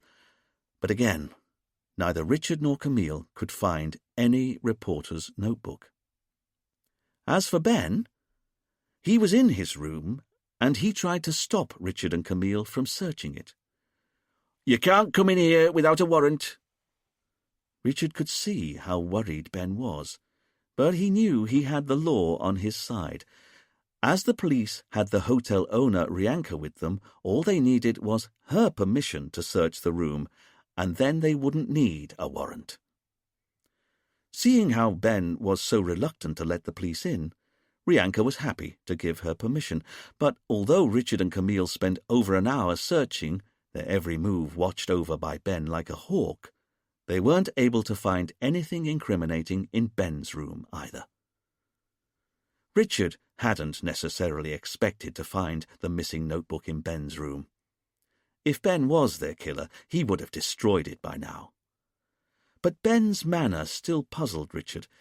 If Ben had nothing to hide, then why was he now so on edge about the investigation? Even though the police couldn't find the missing notebook in any of the 4 suspects' rooms, Richard then wondered if the killer had maybe removed it from the board and hidden it somewhere much nearer. After all, the hallway was stuffed with any number of oriental ornaments, bookcases, and other nooks and crannies a notebook could have been hidden behind or inside. This time, Richard and Camille were joined in their hunt for the notebook by Fidel. Although Richard was cross to discover that Duane was refusing to leave the station to help with their search. He apparently had a lead he wanted to pursue. But Richard imagined he just didn't want to leave his desk. So Richard asked if Rianka would help Fidel identify places to look in the kitchen, the nearest room to the notice board, while he and Camille tried to find the notebook in the hallway. "So, what do you think?" Camille asked her boss quietly, as she went through a pile of old flyers in a little oak dresser underneath the notice board. "Could Saskia be our killer?" This gave Richard pause as he looked through a shelf of well-thumbed travel books and guides to Saint-Marie. "She's certainly got a motive," he said. "Aslan stole £500,000 from her, and she definitely tried to hide that motive from us, so normally I'd say yes, she could be our killer. But..." Richard sighed. "But everything about this murder is pre-planned, isn't it?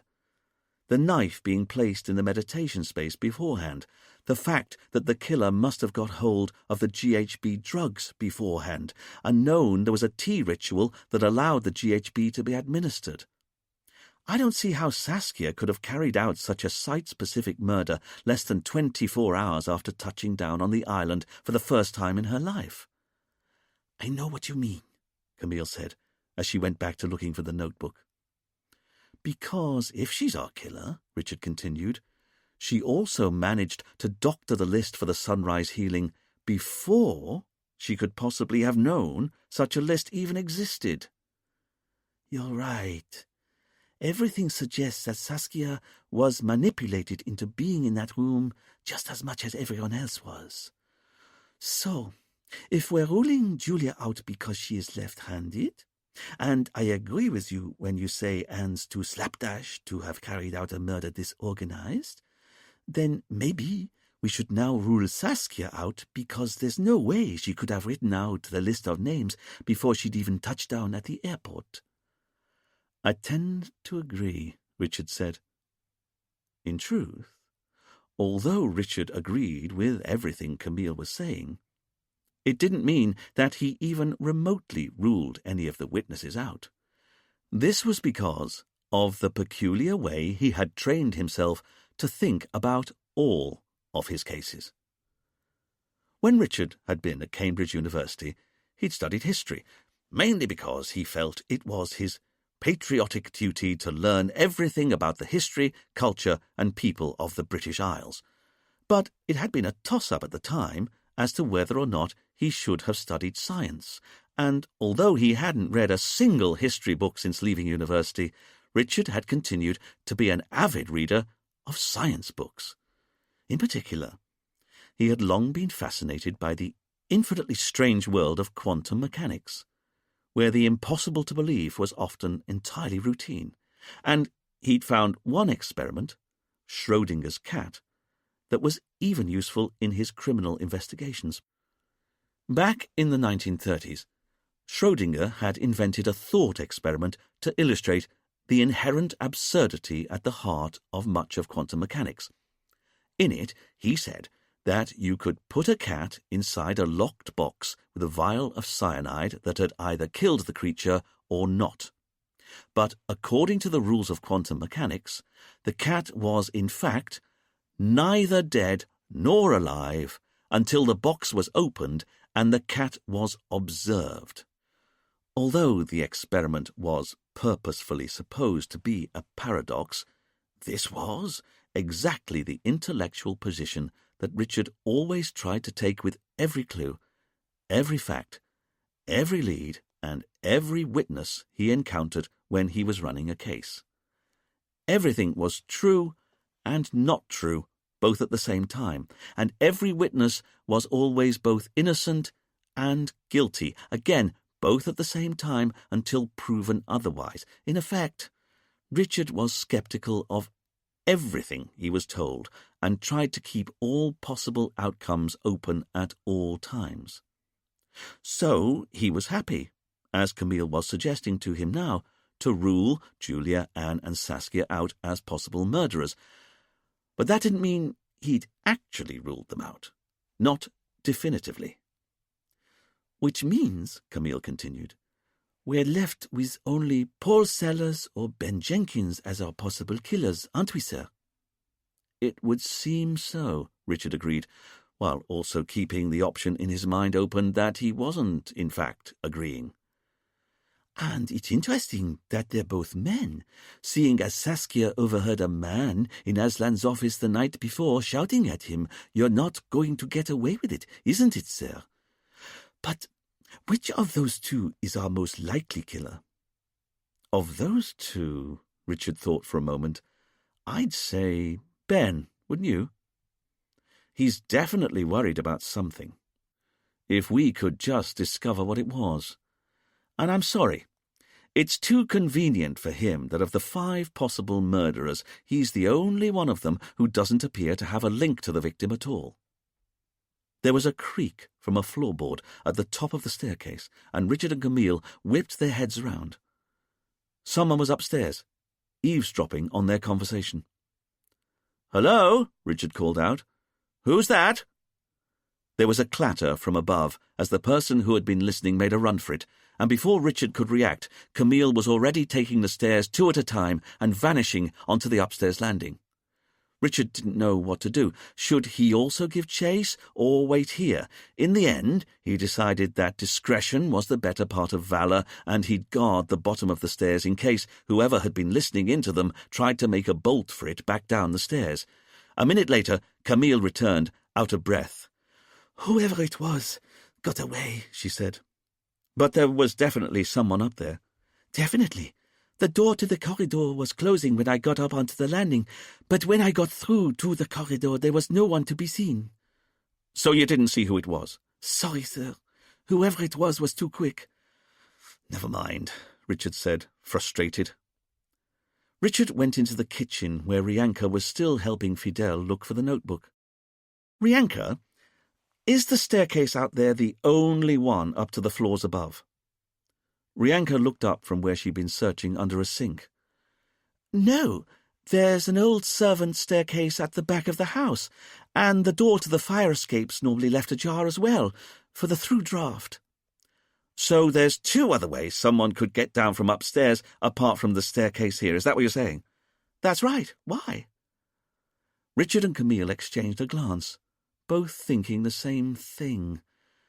Whoever had been listening in on their conversation could easily have got out of the building by now. There was a slapping of bare feet on wood, and they all looked around as Dominic came down the main staircase of the hallway, whistling tunelessly to himself, a pile of clean laundry in a basket in his hands. Chapter 9. Richard, Camille, and Fidel all exchanged glances. Was it a coincidence that Dominic should appear at this precise moment? Dominic slowed down to a stop, a frown creasing his face. "Hey, why are you all looking at me like that?" "Just wondering how long you've been upstairs." "What are you talking about? I've been doing my laundry." "Is that so?" "Yeah. The washing machines are all on the first floor. Rianka lets me use them. Tell them, Rianka." "It's true," Rianka said. "Everyone who works here uses the laundry facilities." "But how long have you been up there for?" Richard asked.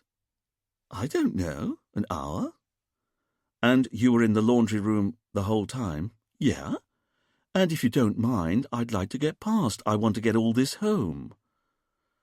Dominic lifted up his basket of clean washing to indicate his bona fides before carrying on down the stairs and heading for the main door. It was only once he'd reached the door that Richard had a sudden feeling that he'd just missed something important. "Hold on a second there, Dominic." Dominic paused by the door and Richard looked at him. What was it? There was something about Dominic that had just spiked his interest, if he could just work it out. Was it something he'd said? Or was wearing?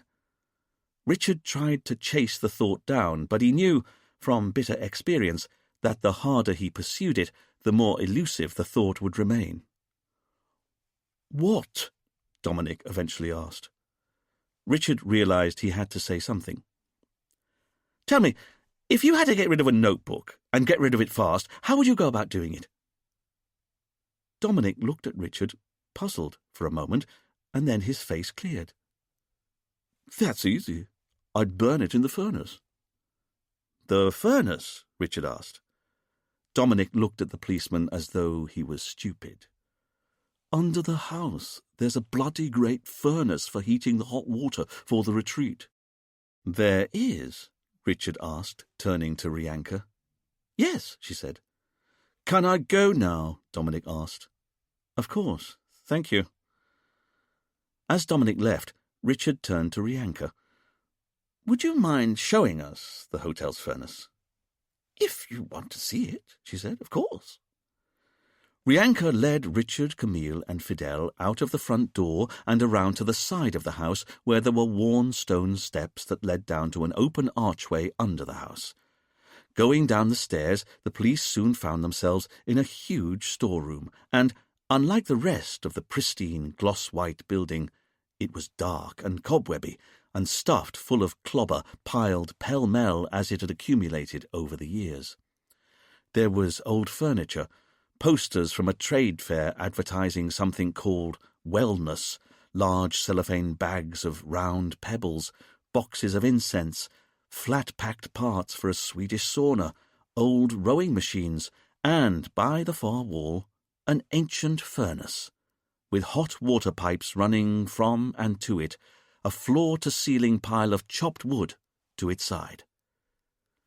Rianka led them over to it. "This is the original furnace for the house. We use it to heat the water for the guests." Richard inspected the old cast-iron machine and was impressed with what he saw. This was more like it. Proper levers and valves. Proper engineering. Rianka got up an old metal rod and opened the hatch so Richard could look inside. There was a thick layer of white ash inside and quite a few remaining slivers of logs, their edges glowing into flame as the extra oxygen that now filled the furnace briefly revived them. "Dominic loads it up with wood every morning and afternoon," Rianka said. "It's one of his jobs." Camille called over from the far side of the room. "Sir, I think you should see this." Richard and Fidel went over to join Camille, and she showed them how she'd found 4 rolls of white paper leaning against the wall. Each one was about 12 feet tall, the height of the meditation space, but rolled up as they were only about a hand's width across, and they were secured with thick rubber bands at the top and bottom of each roll to stop them unravelling. "So what are you saying?" Richard asked. "These are the spare rolls of paper for the meditation space?" "That's right," Rianka said, coming over to join Richard, Fidel and Camille. "If we lose any of the walls of the meditation space in a storm, we can repaper the building from our stock here." Richard picked up one of the unwieldy rolls and inspected it. It was surprisingly light to hold. Although, Richard realized, the rolls were, of course, only waxy paper, it was perhaps no surprise that they weren't all that heavy. "And are they all present and correct?" he asked. "Yes," Rianka said. "We only keep 4 rolls spare, one for each of the 4 walls of the meditation space." "And how often do you replace them?" Rianka thought for a moment. "It's unlikely that we get through a whole hurricane season without having to replace the walls at least once, but we've had those here for some time, at least 10 months, I'd say." "Dominic said the same thing," Camille said, turning to Richard. Before Richard could comment, his eye was caught by a tiny green light on a shelf nearby. It puzzled Richard, because his subconscious was telling him that the light was important. But what could be important about a little green light? Richard went over to it and found himself looking at a shelf with an LCD monitor on it, various routers, and a whole spaghetti junction of cables going into a cabinet with server racks stuffed full of computing equipment. And there were also charging stations for at least 20 Wi-Fi headphones. There were only a couple of headphones currently on their stands, a little LED in the earpiece suggesting that they were fully charged. "Sorry, can I ask, what's all this?" "Oh, that's the AV suite," Rianka said. "The AV? Audiovisual. It's where we broadcast the retreat's music from." It took Richard a moment, and then he got it. Of course, the whale music the witnesses were listening to when they all lay down. Now Richard was looking at the cabinet of electrical equipment. He could see dozens of little green lights that were all winking at him, and his subconscious continued to scream at him. There was something important about the lights, but what was it? Richard decided there was only one way to track the thought down, and that was if he ignored it entirely. He turned to Rianka. "Can you tell me how all this works?" Rianka was a little puzzled by the question, but was happy to answer. "Sure. Well, we've got Wi-Fi routers placed over the whole retreat, and we broadcast meditation music 24 hours a day on them so that if anyone wants help in losing themselves, when they're having a massage or whatever, all they have to do is pick up a set of Wi-Fi headphones and they can listen in without disturbing anyone else's peace." "Seems a bit high-tech," Richard said, somewhat disapprovingly, as he picked up one of the Wi-Fi headphones. "We try to move with the times." Now that he was looking more closely at one of the headphones, Richard could see that there was a little dial above the right earpiece. It was set to 3. "Are these the various channels?" Richard asked as he put the headphones on. "We broadcast on 6 different channels, and each one has a different emotional colour." "Emotional colour?" Richard listened for a bit. "I see that channel 3 appears to be waves lapping on a beach."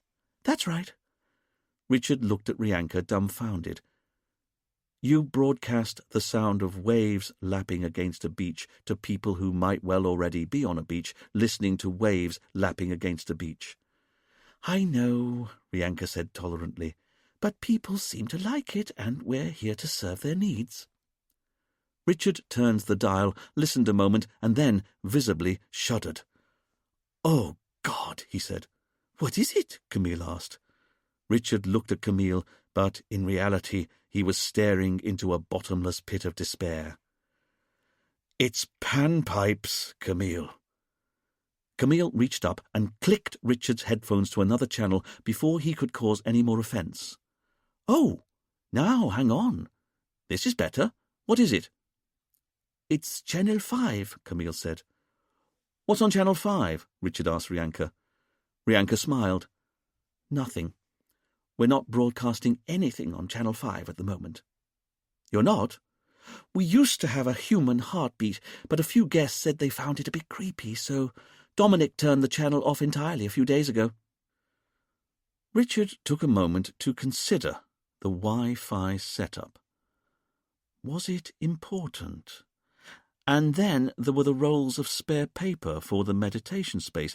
They, too, might have been important, but if all of the rolls were present and correct, then it was hard to see how, if anything, they just confirmed once again that the walls of the meditation space hadn't been tampered with because here were the replacements, unused.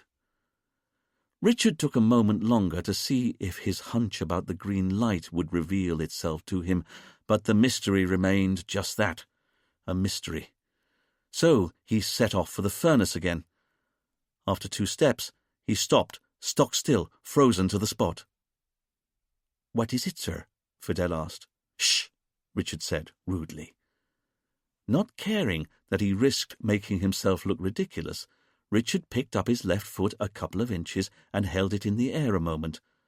The floor was tiled, and Richard brought his foot down onto it with a gentle slap of leather undersole on ceramic. "What are you doing, sir?" Camille hissed. "I said shh," Richard responded just as vehemently. He lifted his right foot a couple of inches off the ground and held it in the air.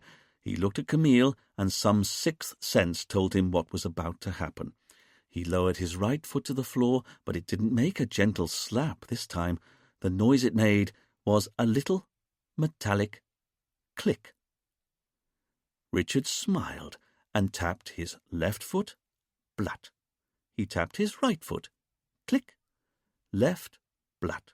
Right, click. Blat. Click. "What are you doing?" Richard dropped to his knees and started to scrabble at the double knot on his right shoe. Camille and Fidel exchanged a glance of amazement. Richard was removing a shoe in public. This was unheralded.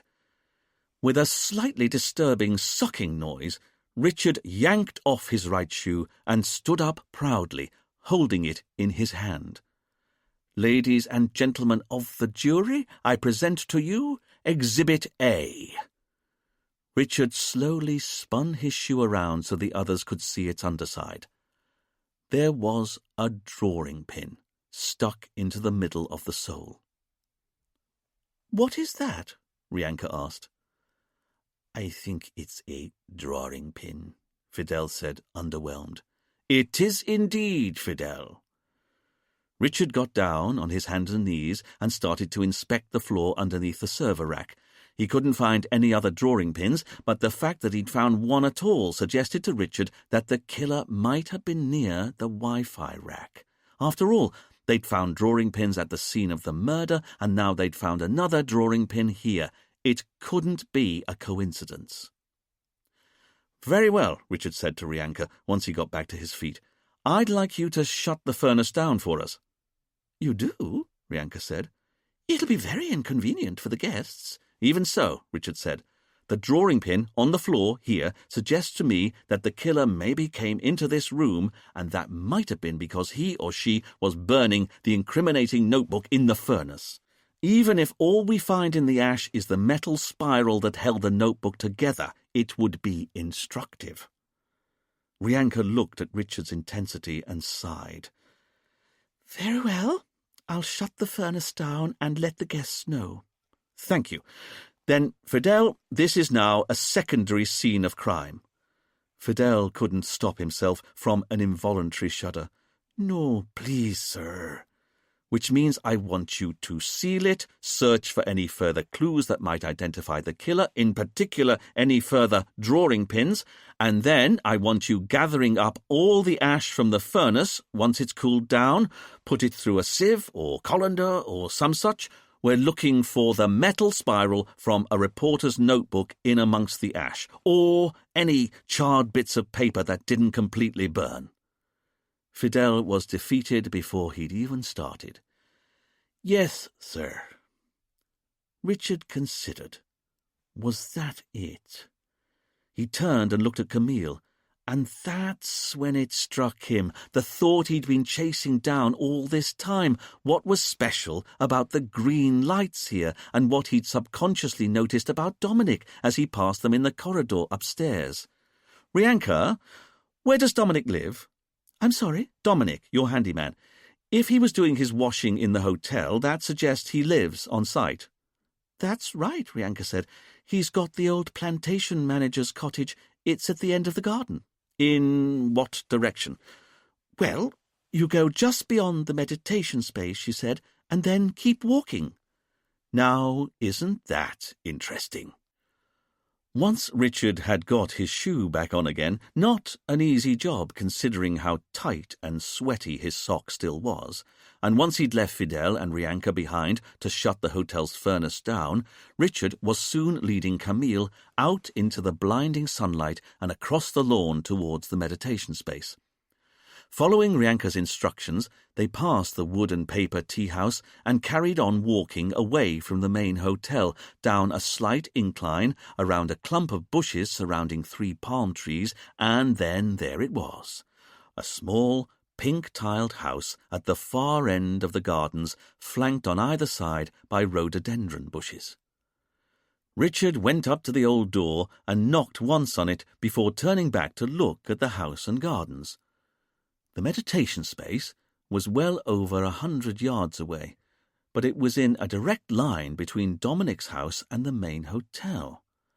On the morning of the murder, Richard could see it would have been possible for Dominic to walk from his front door all the way up to the back of the meditation space without anyone at the hotel seeing. Even so, Richard had to concede that even if Dominic could have got that close to the meditation space, he still wouldn't have been able to get inside it without ripping through the paper walls. The door opened, and Dominic looked at the police. What do you want?" "Just a quick question. May we come in?" Dominic looked at them a moment longer. "All right," he said, not exactly enthusiastically. Richard pushed past with a fake smile and entered Dominic's sitting room. It had been painted white and was entirely minimalist. There was a joss stick in a jar on a little table.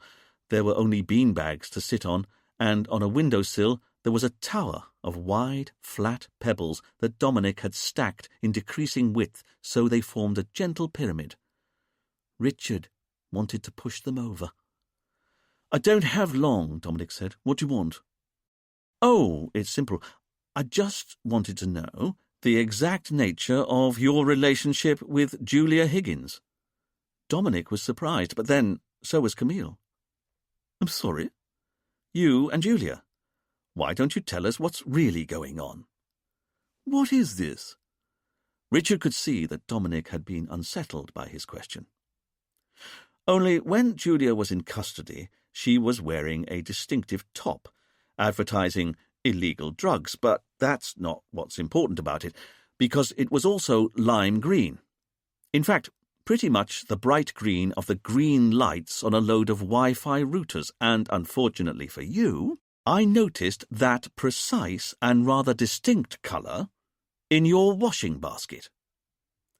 As he'd been speaking, Richard had ghosted over to Dominic's basket of washing, and now he reached into it and pulled out the very same lime-green, hash-promoting T-shirt Julia had been wearing when she'd been in the police cells. Dominic looked at the T-shirt, and Richard could see that he had no quick answer as to what it was doing in his washing. "Don't worry," Richard said, pretending to be reasonable. "We know you can't be the killer.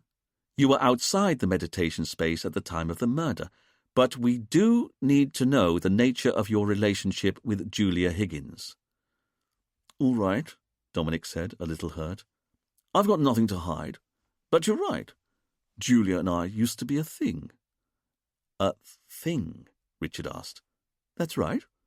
And what thing would that be?" "Lovers." Richard looked at Dominic a long moment while he let this fact settle. He then pulled out his notebook and silver pencil. He clicked the pencil, and a tiny needle of lead jumped out of the end of it, ready for spiking down onto the page. "And when did your relationship start?" Richard asked. "Within days of her getting here." Richard started scratching in his notebook. "So that's 6 months ago?" "That sounds about right. 6 months. Want a drink?" "No." Richard was surprised that Dominic hadn't yet noticed that he had a new one-man nemesis, and his name was Richard Poole. "How did you meet?" "She was interested in my work." "As a handyman?" Richard asked, unable to keep the contempt out of his voice. "As a hypnotherapist. This was back when Aslan still let me practice, and she was receptive. Man, that woman was so receptive." "To hypnotherapy?" Camille asked. Dominic turned back to Camille. "There's an intimacy you develop if you explore someone's psyche together. It's inevitable. Look, this has got nothing to do with anything. I don't even have to answer your questions." "I know," Richard said, "but you will, as a concerned citizen, be helping the police with their inquiries." "All right," Dominic said, and Richard noticed that he flicked a nervous glance at a door in the corner of the room as he said this. "Very well," Richard said, now edging over to the door that Dominic had just looked at. "To start off with, just for the record, can you tell me a bit more about your relationship with Aslan Kennedy?" "Well, that's easy. We didn't have one." "You didn't?" Camille asked. "No. I thought his beliefs were just cuckoo, you know? People aren't good. They aren't always growing and reaching for the light. That's how Aslan thought of everyone, as basically spiritual. Whereas you don't." "Hell no," Dominic said. "People have secrets that aren't even known to themselves." "Which is why you like hypnotizing people." "Damned right. It's only when you access the dark underbelly of someone's subconscious that you discover what rarely makes them tick." Richard considered Dominic's words a moment before continuing. "We've heard that you and Aslan argued," Richard said. "Is that right?" "Argued? Sure. Why?" "Because," Richard said, "apart from you, we can't find anyone else who Aslan argued with." "But that's not true," Dominic said, puzzled. "Aslan argued with everyone." "He did?" Richard asked, not believing Dominic for a moment. "Of course he did, and I'm telling you. He could have a foul temper on him if you pressed the wrong buttons. You just ask Rianka. She had to put up with the worst of it because he was stubborn. Man, but Aslan was stubborn. Once he got it into his head that he was going to do something, there was no shaking him. For example, his decision to sack you," Richard said. Dominic frowned, like a teenager who was being told off by his parents.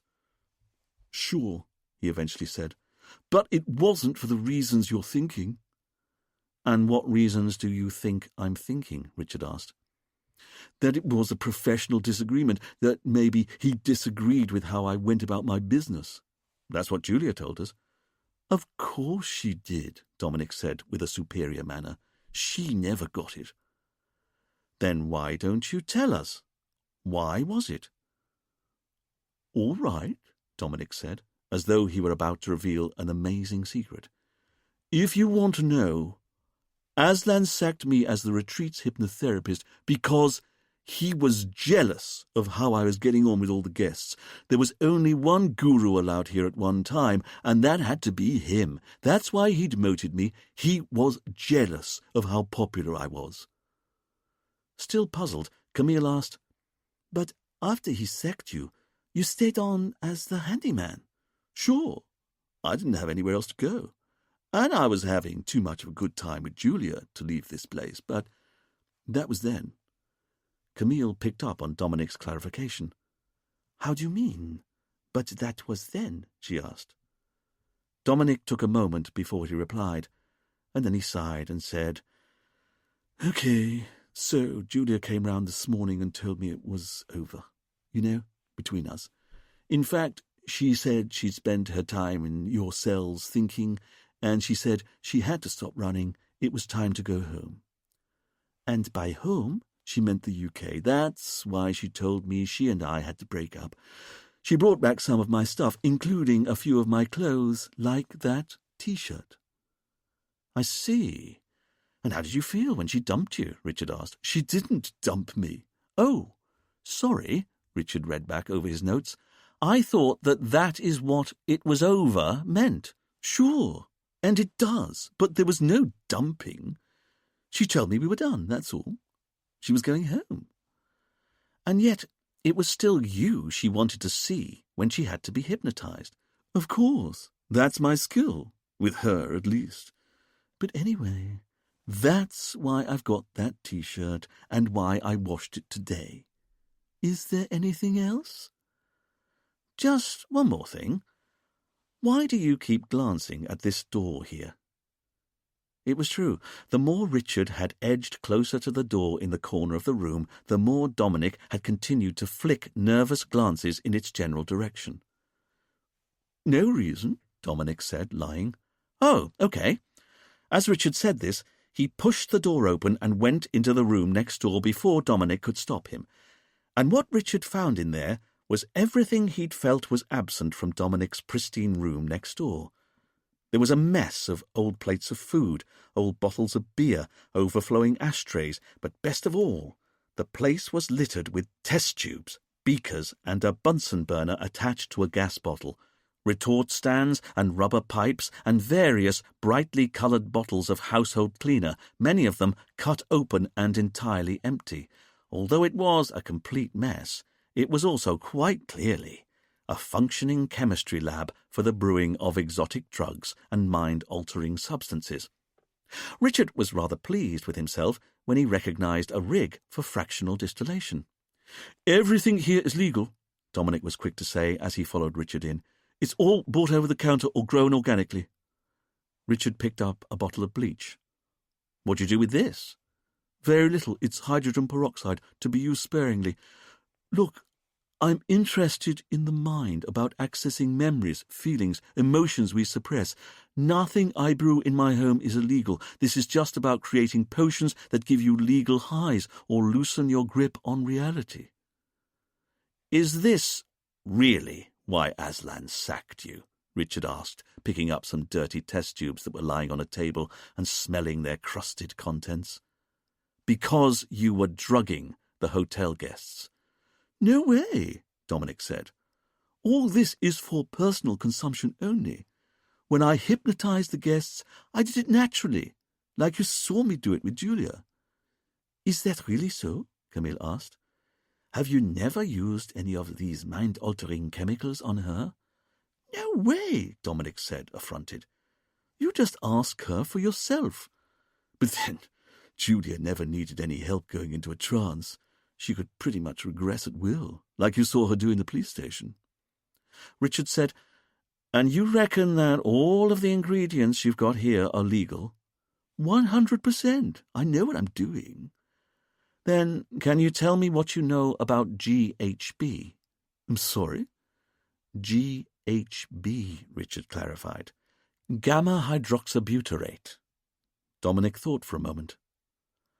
I'm sorry, I don't know that one. Really? Sorry, no idea. Richard looked at Dominic and decided that he was almost certainly lying.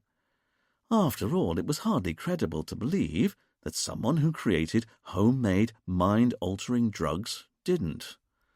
Either way, it was his duty as a serving police officer to make sure that all of the ingredients in Dominic's lab were legal. "I'd like to make a list of all your ingredients here." Dominic was shocked. What? "Don't worry, won't take long. We can photograph all of the evidence in situ with our phones." What? Why? Richard looked at Dominic. "To make sure you've not been breaking the law." There wasn't much Dominic could say to that. His shoulders slumped. All right, take photos of whatever you like. But you should know, "I think I was burgled last week." This got the police's attention. "You were?" Richard asked. "Yeah, it's not normally this messy, seriously. But last week I came back from work and I could tell someone had been searching through my lab." "Do you know if they took anything?" "I couldn't tell." "You couldn't?" "No. I don't really keep a proper list of what I've got here. But it was just a feeling. Someone had been through everything and maybe taken some stuff." Richard and Camille exchanged a glance, not believing a word that Dominic was saying. "Did you report this burglary to the police at the time?" Camille asked. Dominic had the good grace to look bashful as he explained that, seeing as he didn't know what, if anything, had been taken, he hadn't bothered to go to the police. It was in that moment that Richard decided that Dominic had almost certainly been making GHB in his home lab, had just guessed that it related somehow to Aslan's murder, and he was now trying to cover for himself by inventing a burglary, so that if any of his GHB turned up as part of the investigation later on, he'd be able to blame the phantom burglar. But that meant Dominic was perhaps a bit more quick-witted than Richard had previously given him credit for. Either way, Richard knew that his next step should be to inventory all of the chemicals they could find here and see if Dominic had the ingredients to make doses of GHB. There was a clatter from next door. A voice shouted, "Chief!" and then Dwayne bombed into the room. He saw the homebrew chemistry lab, and his eyes widened in wonder. "Wow!" "What are you doing here?" Richard asked. "Sorry, I went up to the house, found Fidel searching some room underneath it. Man, but that's a tough job you've given him. A job you might have offered to help him with. And not tell you what I've just found out." Dwayne looked at his boss, delight in his eyes. "Because I'm telling you, I think I've worked out who our killer is." "You have? Who is it?" Camille asked. "Not in front of a witness," Richard said. "Dominic, would you go next door and shut the door behind you as you go?" Dominic tried to look affronted as he indicated his homebrew chemistry lab. "But what if you tried to plant evidence on me?" "Just go next door, would you?" Richard said, exasperated. Really? Dominic was like a surly teenager sometimes, he thought to himself. Once Dominic had finally left the room and closed the door behind himself, Dwayne went in close to Richard and Camille, keeping his voice low as he filled them in on his breakthrough. "Well, Chief, you were right to make me look into Ben Jenkins' time in the UK before he went out to Portugal," Dwayne said, "because it turns out that he's been in prison, and he wasn't locked up for just any crime either. He was convicted of wounding with intent back in 1996, but get this, because this is where it gets good. He served the second year of his sentence in 1997, and guess where he was banged up?" "Don't tell me it was Brixton Prison," Richard said. Dwayne beamed. "Got it in one." Camille was amazed. "Why is that important?" Richard turned to her. "Because in 1997, Aslan Kennedy, or David Kennedy, as he was then, was serving the last year of his prison sentence also, by a startling coincidence, in Brixton Prison." Camille looked at Duane in wonder.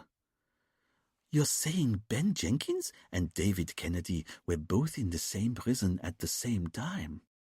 But it gets even better, Duane said. Because for the last year David Kennedy was in prison, he and Ben Jenkins shared a cell together. You're kidding me. Then we've got to go and interview him at once. And that's where we have a problem. Because I've just been up to his room, and the door was already open. It's completely empty. None of his things were there. So I went downstairs and spoke to the receptionist, who said that Ben Jenkins had settled his bill and checked out half an hour ago. He did? Camille asked. Where did he go? The receptionist didn't know. He didn't even order a taxi. He just paid his bill and walked out of the front door with his suitcase. That's the last she saw of him. But she did say this. He was in such a rush to settle up and go, he didn't even turn around as he left when she offered to get him a taxi. But I don't understand, Richard said. We've still got his passport, haven't we? All of the witnesses had to hand in their passports immediately after the murder to make sure they didn't try and leave the island. Locked up safe and sound in the safe at the station. Then where does he think he's going? Richard asked. Duane, get onto the ports and airports and hire boats. Whatever you can find, both legal and less legal. I want Ben Jenkins' photos circulated and fast. That man is not getting off Saint-Marie, okay? Duane looked at his boss and saluted. Yes, sir. Chapter 10.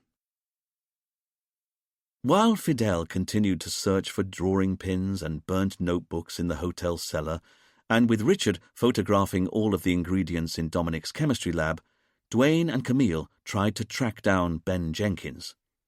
For his part, Duane went out on the road to the airport and nearby harbours to get the word out. If anyone saw a man answering to Ben Jenkins' description trying to get off the island, they were to call the police. As for Camille, she went back to the station to see if she could uncover any more leads that could explain why Ben Jenkins had suddenly done a runner. "So, what have you got?" a hot and bothered Richard asked Camille as he returned from the retreat later that afternoon with a smartphone full of photos of the ingredient labels from Dominic's lab. Camille explained that, according to the court records Duane had been able to dig up, Ben had had a disagreement with a local garage owner back in 1995. Ben had said that he'd been sold a second-hand car that had had its odometer tampered with, but the local garage owner denied it. When Ben discovered that the car had in fact been clocked, he went to the garage owner's house and beat him viciously with a baseball bat. Ben had already been done for criminal damage twice before. He clearly had a history of violent behaviour, and when the judge came to convict him, she gave him 6 years. He was imprisoned in Brixton Prison, just as David Kennedy had been, and it was in Ben's second year that the two men shared a cell. At the end of that year, David was released, and 1 year later, so was Ben. But everything else they'd learnt about Ben still seemed to stack up. He hadn't got into trouble with the authorities in Portugal since moving there after he left prison, and Camille couldn't find any record of Ben having been to Saint-Marie before. Then what about contact between Ben and Aslan? Richard guessed that it must have been the killer who'd persuaded Aslan to invite all the Ponzi victims to the island at the same time. Therefore, if Ben was the killer, there should have been evidence somewhere that he had been in touch with Aslan at some point over the last few months. Camille said, "I've gone through Ben's mobile records again, and his landline in Portugal. He's made no phone calls to Saint-Marie and received no phone calls from Saint-Marie, and I've been through the retreat's phone records, and as far as I can see, there have been no phone calls to any kind of Portuguese number." Then what about emails? Fidel's already been through Aslan's laptop. There was no email trail from any of the witnesses, let alone Ben Jenkins. Then what if Aslan's deleted the email trail? Then maybe it's still on his service provider's server. Richard considered what his next steps should be. Trying to get the local service providers to release their customers' emails was nigh on impossible, even with a warrant. However, it was worth a try. "Very well," he said. "You keep going through whatever phone records you can find. Anything strange or you can't explain, presume it's a lead, and track it down.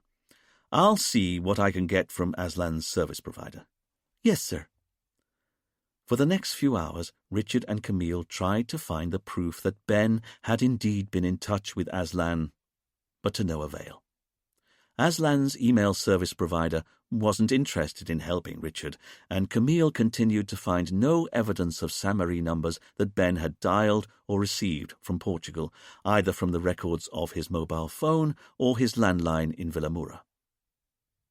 It was one of those sultry afternoons, when the clouds seemed to gather thick in the sky and press down presaging torrential rain, and Richard had difficulty staying focused on his task. As he sat at his desk, marking out the passing minutes with each drop of sweat that rolled down his forehead, his thoughts began to drift into a soupy dream state. He thought about his lizard, about how much he had to get rid of him, how awful it had been bumping into the commissioner. But above all, his thoughts kept slipping back to images of Julia Higgins, of her in her cut-off jeans and tight lime-green T-shirt in the cells, of the look in her eyes when she went to hug him outside on the veranda, and how her golden hair seemed almost to be on fire when the sun caught it. Julia really was a delight, wasn't she? Richard found himself thinking idly, sweat now tightening his shirt collar to his neck. Unlike his partner Camille, who, while by all accounts and by all known biometrics was beautiful, was too stroppy. That was her problem. Too feisty.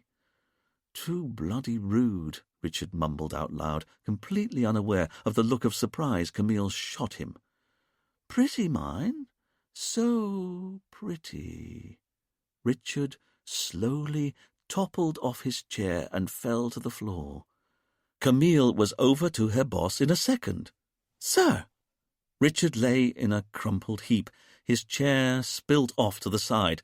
Camille loosened the tie around her boss's neck before grabbing his collar and pulling it open, Richard's top 2 shirt buttons pinging off as she did so.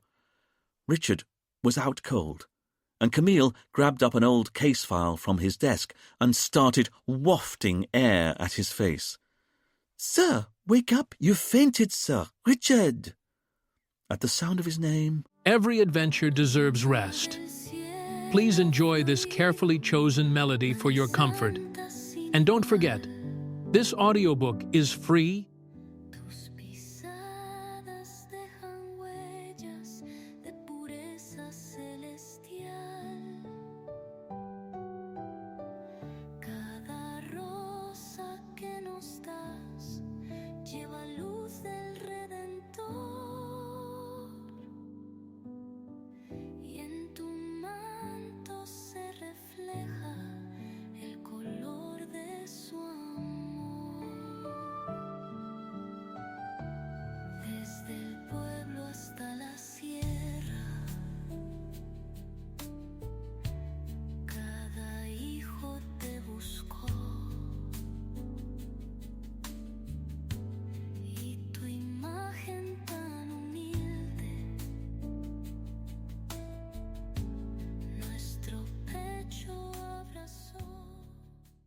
Richard's eyes fluttered briefly, and he began to come round. "Don't worry, you just fainted. It's your suit, sir. You shouldn't be wearing a woolen suit in this weather." Richard's eyes opened properly, and without moving, he looked up at Camille's face. He then flicked a furtive glance at the floor, and realized that he was lying down. "Not again," he said. "I'm afraid so. I'd get you some water." While Camille got her boss some cold water from the fridge, Richard got onto his hands and knees, his head still spinning. As he paused a moment to regather his composure, Richard had a memory of saying something out loud just before he fainted. He had a sixth sense that it was something to do with Camille. But what was it? After a moment longer of thought, Richard decided that it probably wasn't best to analyse any of the last few minutes of his life in any detail, and grabbing onto the corner of his desk, he pulled himself back to his feet. He swayed a bit, but he knew he was going to be okay. "This bloody heat," he said. Camille came over with a glass of water and handed it over. Richard drank it down greedily. "But you can't do anything about the weather, sir. You can do something about your clothes."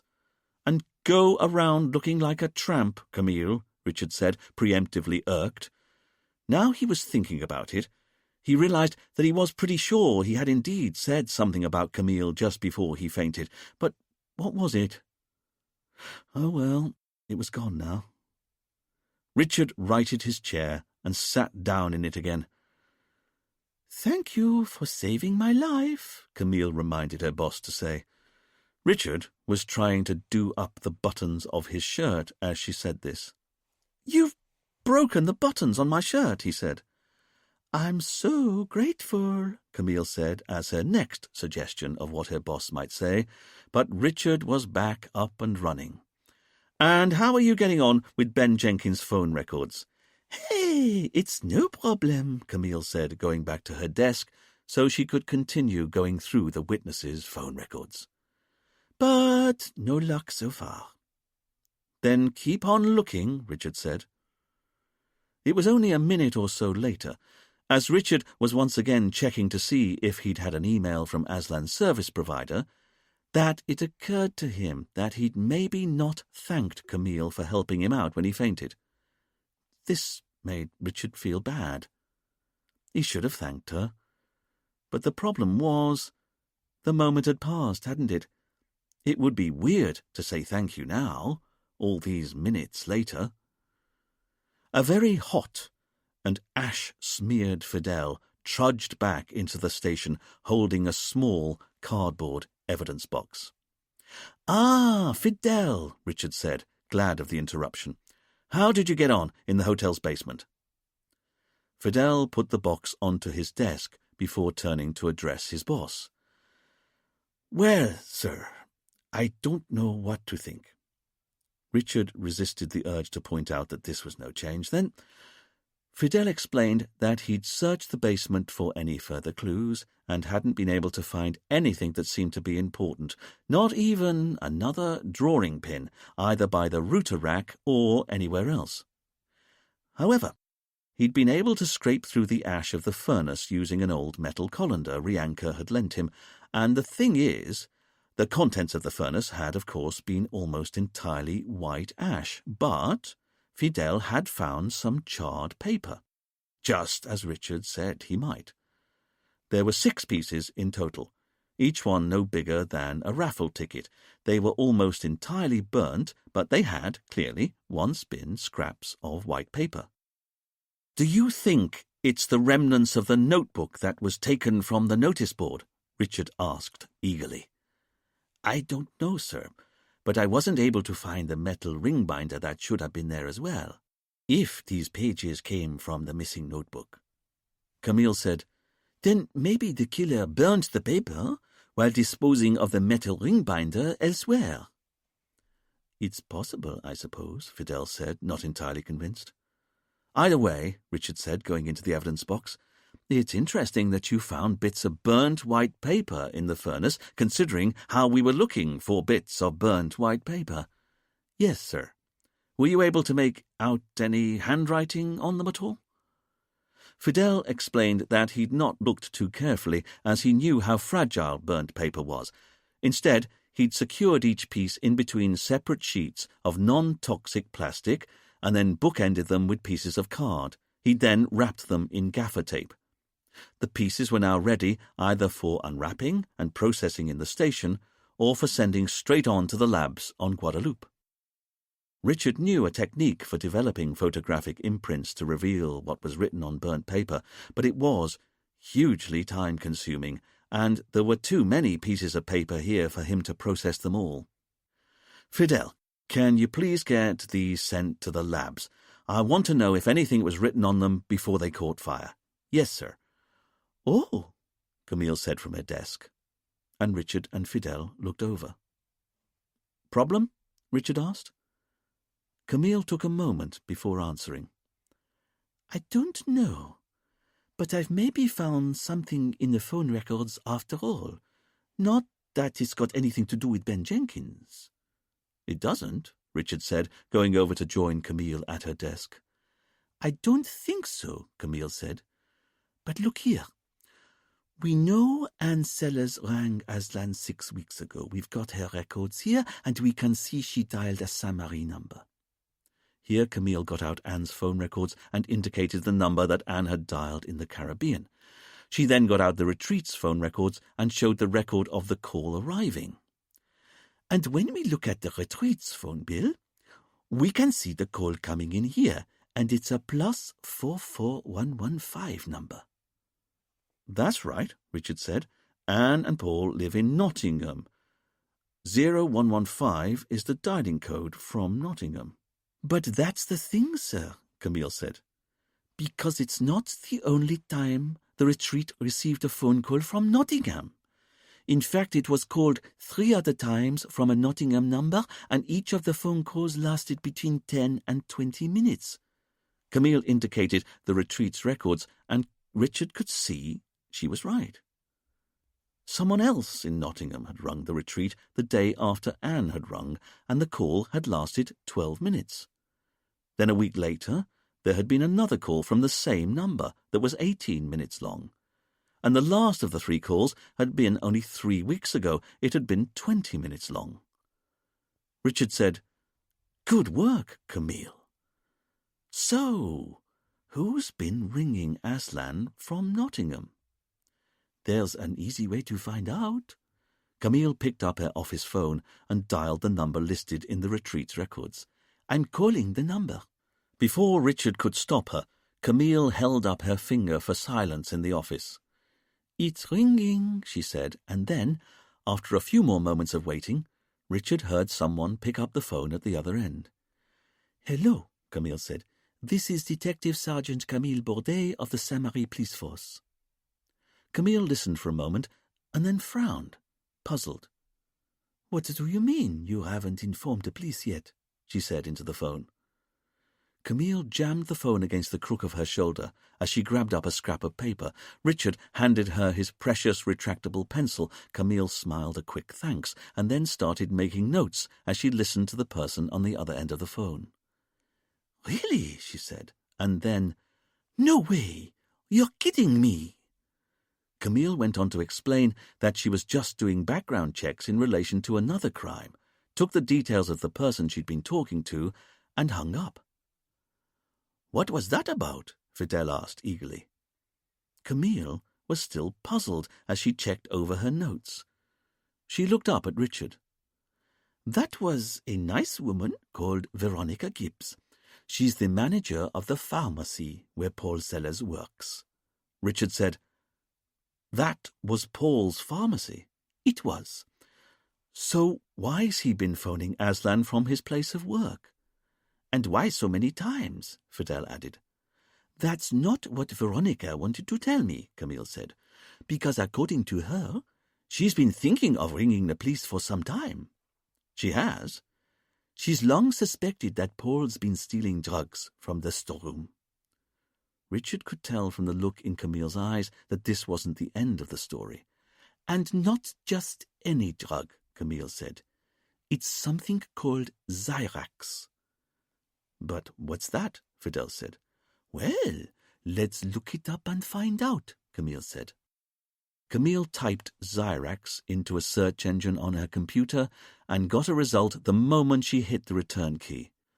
"Well, well, well," she said. "You know what? It turns out that Zyrax is a trade name for a sedative you might have heard of, called gamma-hydroxybutyric acid, otherwise known as GHB. "No way," Fidel said, stunned. Richard was no less amazed. "You're saying that Paul's boss suspects he's been stealing a drug that just happens to have been the very same drug that we found in the suspect's tea when Aslan was murdered? Got it in one." Richard and Camille were both waiting outside a pine-clad building at the retreat as Paul and Anne emerged, having just had what Richard could see from the label next to the door had been an aromassage session. "Oh, hello," Paul said, a touch suspiciously as soon as he saw the police. "We'd like to search your room again," Richard said, just as easily. Anne was surprised by the request, but Paul was shocked. "Why? Rianka's already told us you've looked once. Why do you need to look again?" "Don't worry," Richard said. "That was looking for a notebook. We're looking for something else this time. It should only take 30 seconds. Paul and Anne didn't have much choice, so they accompanied Richard and Camille back to the main house and up to their room. As they went, the other guests at the hotel kept looking at Anne and Paul as they walked in between Richard and Camille, and Richard could see how troubled Anne was by all their stares. After all, it was well known by now who Richard and Camille were and why they were there. Being seen with the police was clearly making Anne deeply uncomfortable. But not Paul. He just seemed irritated. As they entered their hotel room, Camille went straight into the bathroom to start looking for any contraband Xyrax pills. "What are you looking for?" Anne said, worried. "We're just pursuing a lead," Richard said evenly. "But in the meantime, let me tell you a story, because we've known for some time that one of the people locked in the room with Aslan must be our killer, and fortunately for us, we've found a cracking motive for 4 of you. Aslan stole money from you all in the past, and yet there's a paradox with the motive, because for anyone to have carried out such a meticulously planned murder, they must have known Aslan's real identity well in advance. At the very least, they would have had to come to the Caribbean with an idea that they already wanted him dead.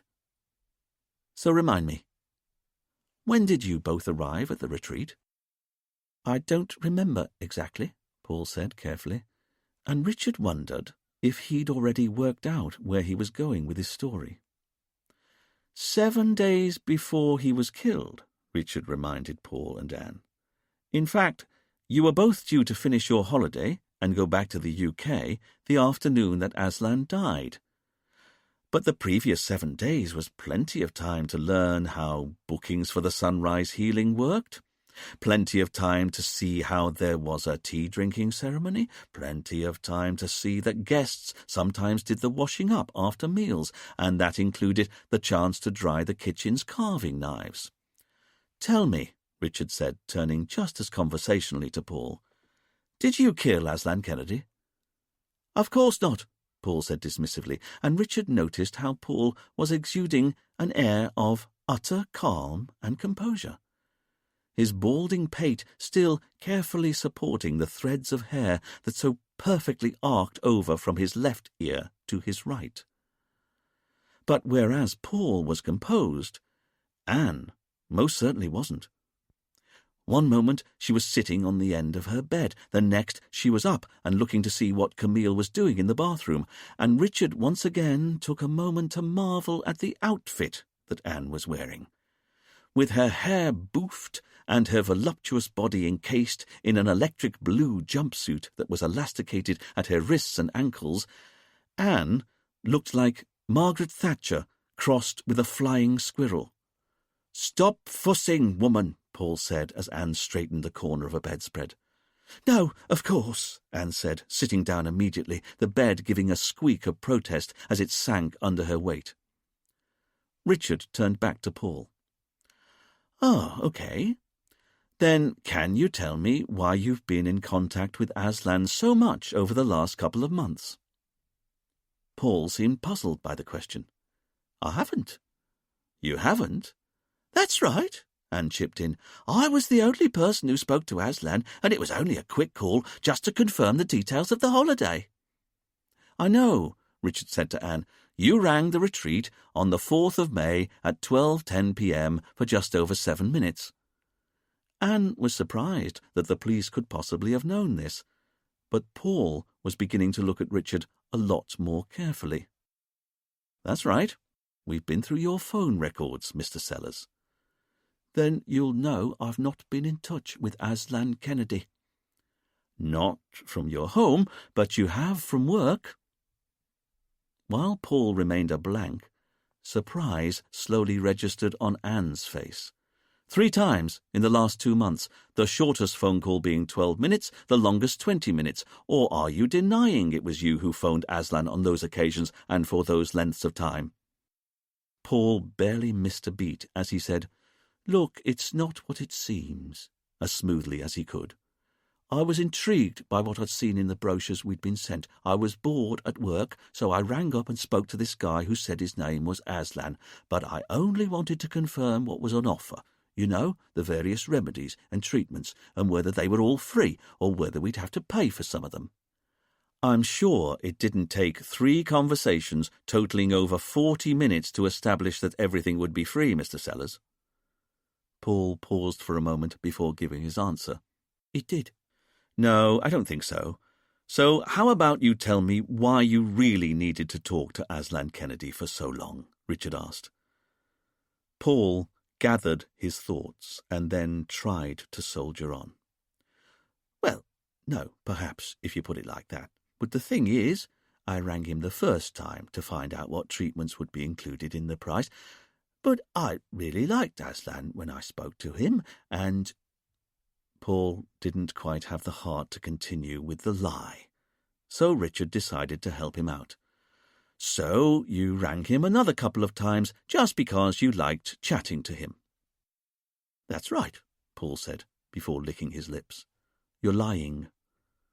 Paul took an in-breath to protest, but before he could speak, Richard said, "You recognized his voice that first time you spoke to him, didn't you? Or you recognized his face on the brochures you were sent for the retreat, but either way, you knew perfectly well that Aslan Kennedy was really the man who'd conned you and Anne out of your money 20 years ago."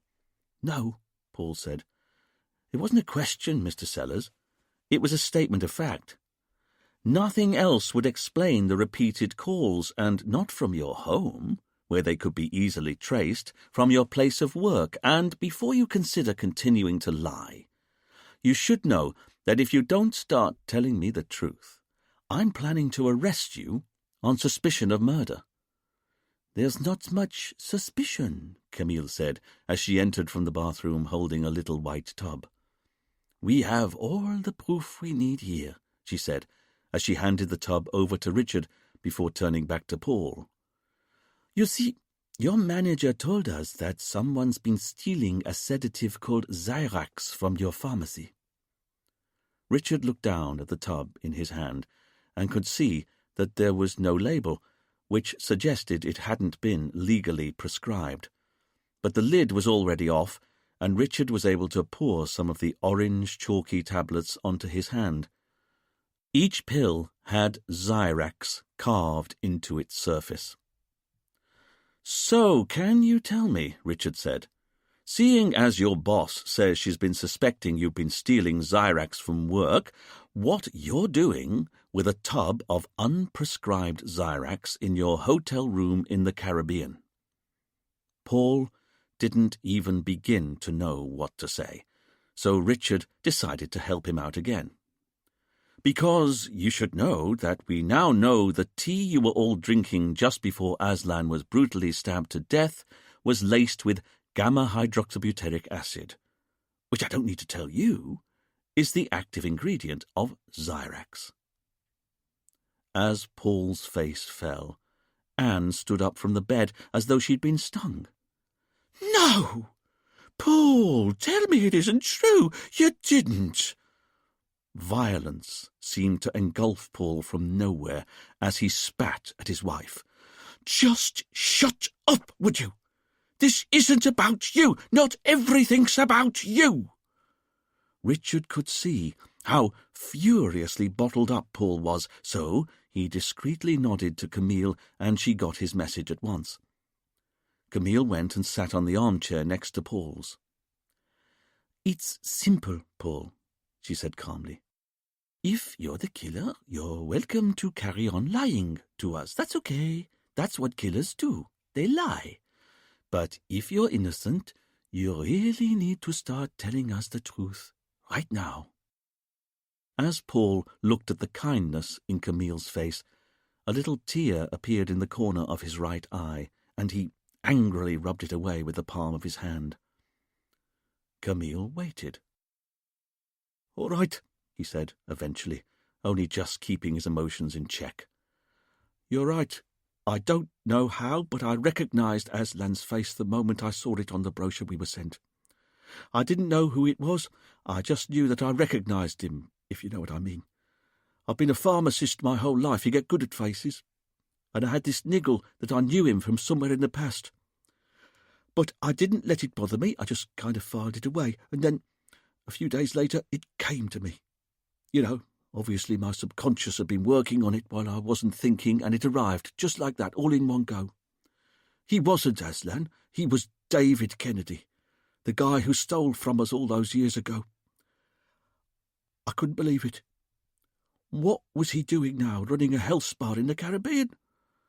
And above all, why was he offering me and Anne a free holiday? So I rang him, you're right. And from work. I didn't want Anne knowing. After all, I wasn't 100% sure that he was in fact David Kennedy. But I asked him when he set up the retreat if he'd been in the hotel business his whole life, you know, that sort of thing. And I could tell he had a good idea I was on to him. It was there in what he wasn't saying as much as in what he did say. "How do you mean?" Camille asked.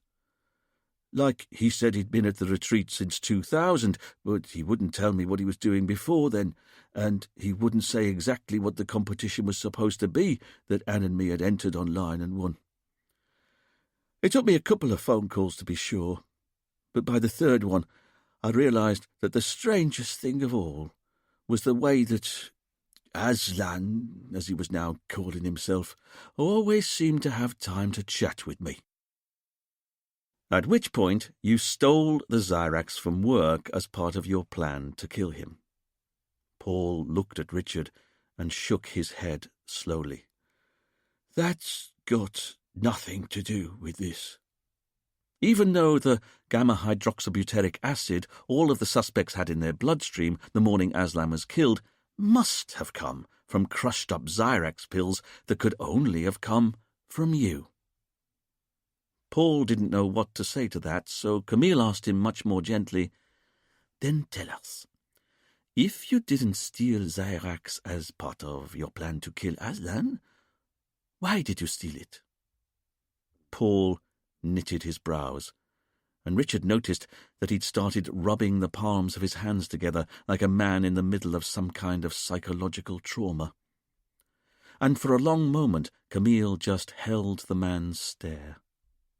Richard couldn't help but admire this quality in his partner, because, while he knew Camille to be almost infinitely irritating, he couldn't deny that she had the most uncanny ability to make others think she was kind, compassionate, and someone you'd want to tell your problems to. "Come on, Paul," Anne bullied. "Tell them." "Because of her." Paul's arm shot out as he pointed his finger accusingly at his wife. Anne was stunned by the accusation, but Paul hadn't finished. "Because I live with this pointless woman. Just look at her. She hasn't got a thought in her head. She believes everything she's told, and she talks and talks and talks the whole time. Have you any idea what that's like, living with someone who just won't shut up? So yes, I took the Zyrax. It's a sedative, and have done for years because it's not addictive like Valium. It just takes the edge off the constant barrage of noise, you know? Although you can't possibly know what it's like living with her." Paul was panting as he finished this tirade, and Richard finally managed to place Paul's supposed superior drawl from the earlier interviews, how he seemed to be hiding behind an entirely standoffish manner. Paul wasn't superior, and nor was he standoffish. He was on sedatives. So, yes, I'll admit to everything. I knew who Aslan was long before I came out here, and I've even been stealing Zyrax from work, but for my own use, you understand. If there was any trace of gamma-hydroxybutyric acid in the tea we drank during the sunrise healing, then I've no idea how it got there. Because you've got to ask yourself, why on earth would I want to kill Aslan? He stole from you, Camille pointed out. No, he didn't. He stole from Anne. And now you know what I think of her. Do you really think I'd cross the street for her, let alone commit murder for her? Richard looked over at Anne and saw that she was staring at her husband as though at a stranger, the tears rolling silently down her cheeks. And anyway, Paul said with grim satisfaction, if you're looking for someone who's known for a long time that Aslan was really David Kennedy, you need look no further than my wife. Anne started to shake her head in horror. No, she mumbled. Because if I could recognise David after all these years, I bet she did.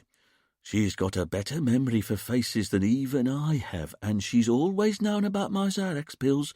Not how I get hold of them, of course, but she knows that they're a sedative and why I take them.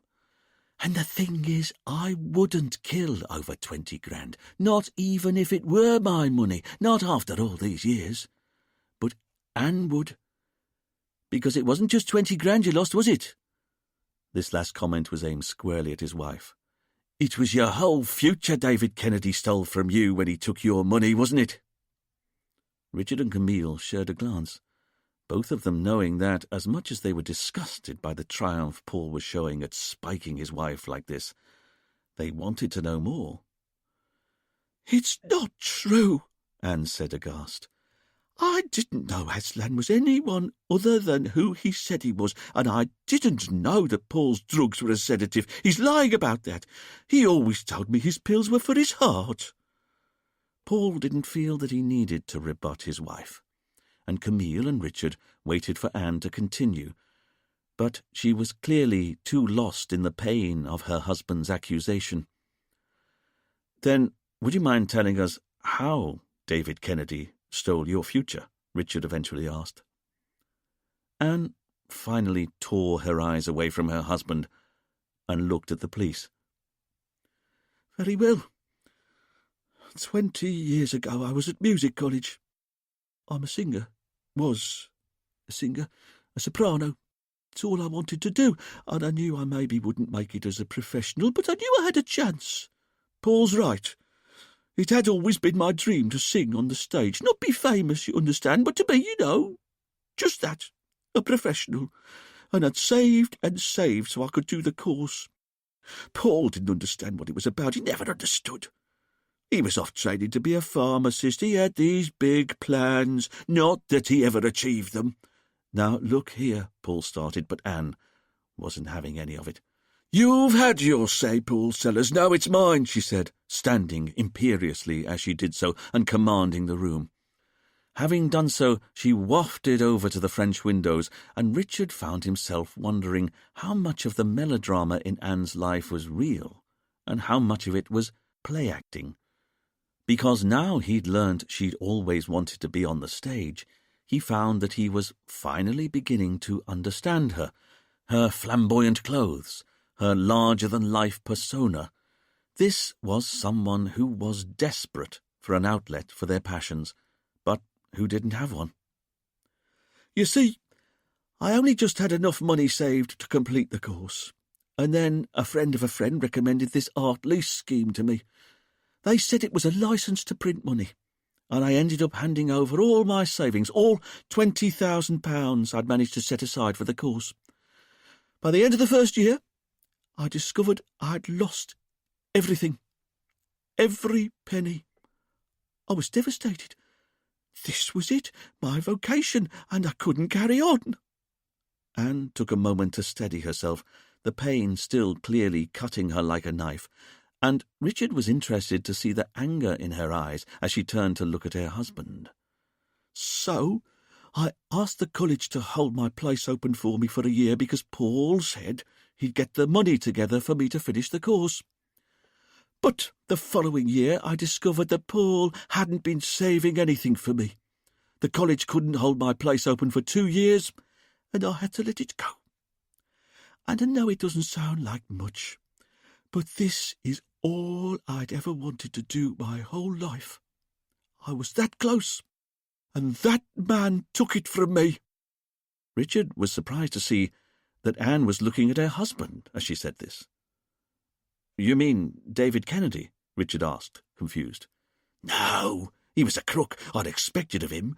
But Paul was my husband. His duty was to help me, and he never even lifted a finger. Richard took a moment to let the tension dissipate between Anne and Paul. When it didn't, he stood up, signalling that the interview was coming to an end. Then, one last question, Anne, if you don't mind. You see, looking at it from our point of view, Paul's right. If he recognized Aslan's true identity, it's possible that you did as well, and despite you saying you didn't know what Xyrax was, I could well imagine a jury believing that you'd look it up and learn that it was a sedative, and, as you've just admitted, you had more reason than most to want revenge on Aslan Kennedy. As you readily admit, he took away your chance of ever being a professional singer. But my question to you is this, and I want the truth this time. How did your fingerprints get on the murder weapon? Anne looked at Richard as though he'd just betrayed her.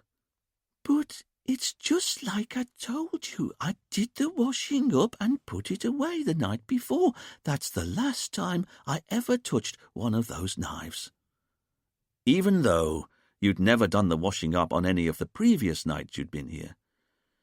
Even so, Anne said darkly, because there's something you're forgetting. How can I be the killer? It was a man in Aslan's office the night before shouting at him that he wouldn't get away with it, wasn't it?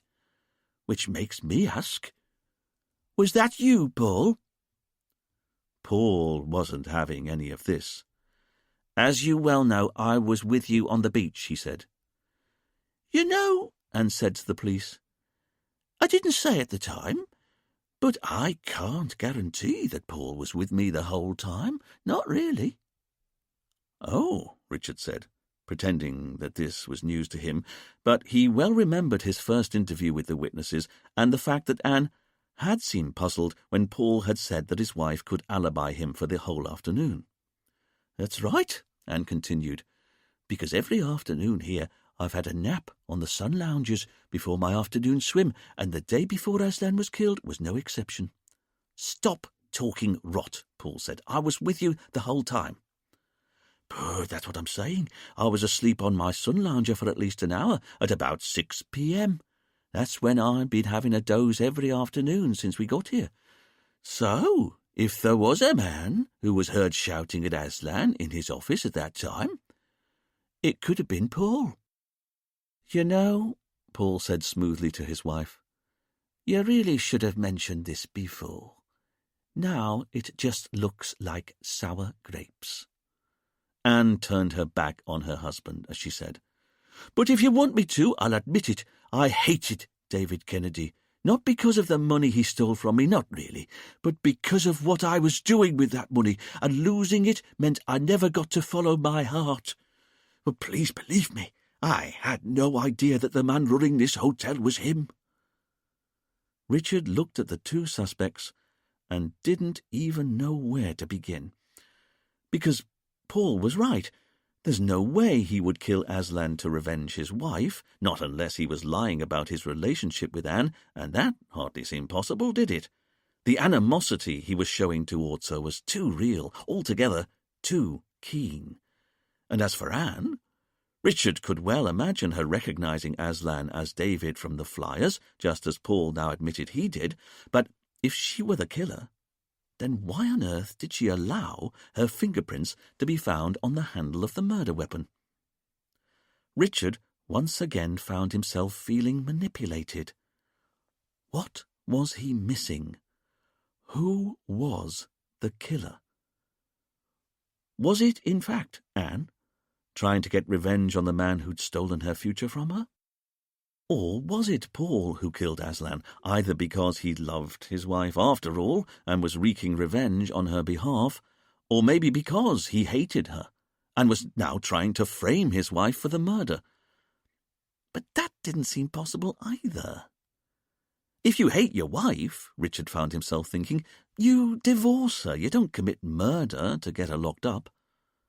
Then maybe it was Saskia Philby because of the £1 million she lost to Aslan and the lawyers.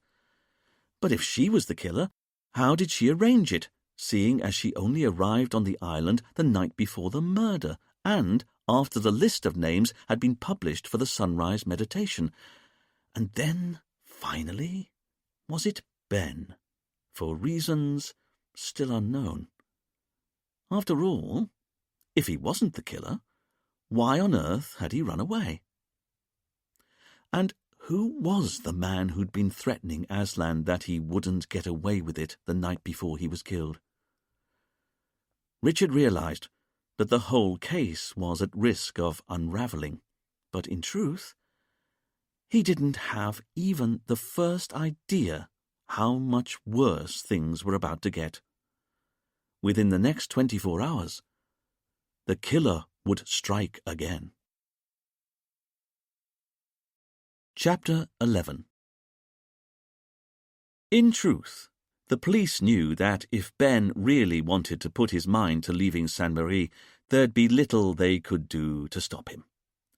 A few $100 to a local boat captain, and you could be on either of the neighbouring islands of Guadeloupe or Martinique in a couple of hours.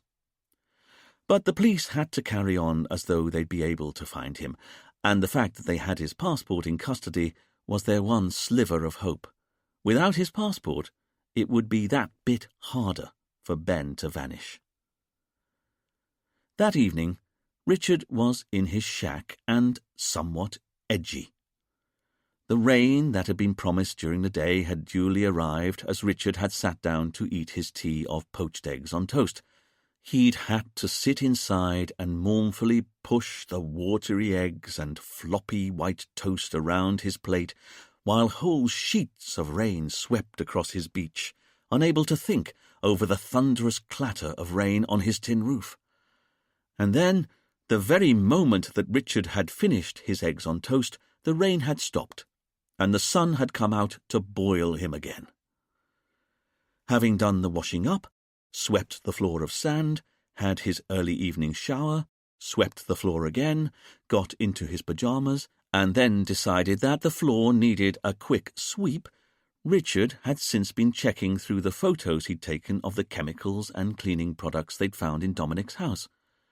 After all, just because Paul Sellers had a heap of Xyrax pills in his hotel room, it didn't mean that it was Paul's stock of Xyrax that had been used to drug the witnesses. What if Dominic also had the ingredients to make GHB in his lab? What's more, 30 seconds of research on the internet had shown that Richard's first instincts had been right. Gamma-hydroxybutyric acid could easily be manufactured in a home lab. All Dominic would have needed was some butyrolactone, some sodium hydroxide, tap water, pH paper, and basic knowledge of GCSE chemistry. Dominic definitely had the chemistry knowledge and the ability to make sodium hydroxide, but did he have the necessary butyrolactone in his lab? For the last few hours, then, Richard had been identifying each cleaning product or chemical he'd photographed in Dominic's lab, looking up its active ingredients on the internet, and then trying to work out whether that chemical could then be used to synthesize the butyrolactone Dominic would have needed to create GHB. As Richard kept checking the ingredients in the photos he'd taken of the chemicals and cleaning products, he also found his mind wandering over Dominic's role in the case. After all, Dominic was the only person who'd not got on with Aslan. Aslan had even recently sacked him, and Dominic had also kept his relationship with Julia a secret. What's more, could Dominic really be believed when he said that someone had burgled his chemistry lab the week before the murder? What was Dominic really up to? Mind you, Richard had to concede Dominic had never been inside the meditation space, so if he were the killer, how on earth could he have done it? It was boring work, and it didn't help that although it was nearly 10 o'clock, it was still boiling hot. Richard had got all of the windows open, the old French doors were thrown open wide, but there wasn't even the hint of a breeze. It was one of those humid, still tropical nights when the sweat would sit proud on Richard's skin, and he knew he'd barely get any sleep. The only small mercy was that Harry the Lizard didn't seem to be anywhere, so at least Richard didn't have to come face to face with the physical embodiment of his lily-livered inability to act decisively. And that's when he found it. At first, the photo had seemed just as innocuous as all the others he'd been looking at. The picture showed a spray bottle cleaning product called Wheel and Rim Cleaner that had a photo of a sparkling car wheel on the front of it. The blurb on the bottle said, "Guaranteed to remove 100% of all rust." But it was when Richard looked at the next photo on his phone, which showed the bottle's active ingredients, that he realized he'd hit pay dirt. The cleaning product was listed as being 99.9% pure butyrolactone, which Richard knew was the last remaining ingredient Dominic would have needed to make gamma-hydroxybutyric acid in his home lab. Which rather complicated matters, because Richard now had to consider, did the GHB that was used to sedate the suspects come from Paul's supply of stolen Zyrax, or did it come from Dominic's home lab? Richard's reverie was interrupted when he heard someone outside, and he looked up in surprise. Julia Higgins was standing on his veranda. It took Richard a few moments to process this information, and then he jumped to his feet, nearly knocking his smartphone to the floor as he did so. "Oh, hello, Julia, what a surprise. Sorry you find me like this." Richard indicated his Marks and Spencer pyjamas, very sensibly striped with alternating bands of dark blue and maroon. "Wow," Julia said in wonder. "This is the most beautiful house I've ever seen." Richard looked about himself and wondered what on earth Julia was talking about. Thanks to a quick once round with the broom only a few minutes before, the floorboards were at least mercifully clear of sand, but the furniture was so dilapidated that Richard had always presumed the place had been furnished from a charity shop's closing down sale. And now that he was looking, Richard found himself once again remembering that he really should hire a skip to get rid of all the tat that the previous owner, D.I. Charlie Hume, had left behind. "It is?" Richard replied, somewhat surprised. "Ja." Julia stepped into the light of the room, and Richard finally got to see that she was wearing what was, frankly, an indecently tiny dress. Made of the local madras, a bright yellow, green and red gingham, Richard realized that there was probably more material in one of his favourite hankies. And as his eyes were drawn to Julia's tanned legs, Richard noticed in a panic that she was barefoot. "Sorry, I've only just swept the floor. Would you mind not bringing any sand?" But Julia didn't hear Richard's words as she stepped over to the old sideboard, reaching up on tiptoes and pulled down a carved onyx head from the top of an old dresser. "What's this?" she asked. The carving was of a traditional Arawak tribal elder. "I've no idea," Richard said, still panicking at the trail of sand Julia had left behind on the floor. "It's beautiful." Richard tried to look at the onyx head, but there were two problems with this. Firstly, It was a carved onyx head. Why on earth would you look at one of those? And secondly, there was sand on the floor. Look, I'm sorry, Richard said, bustling over to the far wall, yanking his dustbuster from its charging station and turning it on, at which point it started to emit a very loud and high-pitched drone. Getting down on his hands and knees, Richard stabbed at the sandy footprints Julia had left on the floorboards. "You'd be amazed how useful these things are," Richard called out over the banshee wail. "There's almost no space it can't get into. There we are. That's better." Richard stood back, pleased that he'd managed to restore order to his world. He then returned to the docking station and clunked the little vacuum cleaner back into place. Only then did he realise he'd maybe spoiled the mood of intimacy. "Anyway," he said with a conversational tone he certainly wasn't feeling, "what are you doing here?" Do you want to go for a walk? Richard didn't really understand the question. "Sorry?" Do you want to go for a walk? Richard was still flummoxed. "Where?" Now it was Julia's turn to be taken aback. Along the beach. "You mean outside?" Richard was appalled at the thought, and then he indicated that he was only wearing pyjamas, while saying as breezily as he could, "Unfortunately, not really dressed for a nighttime ramble."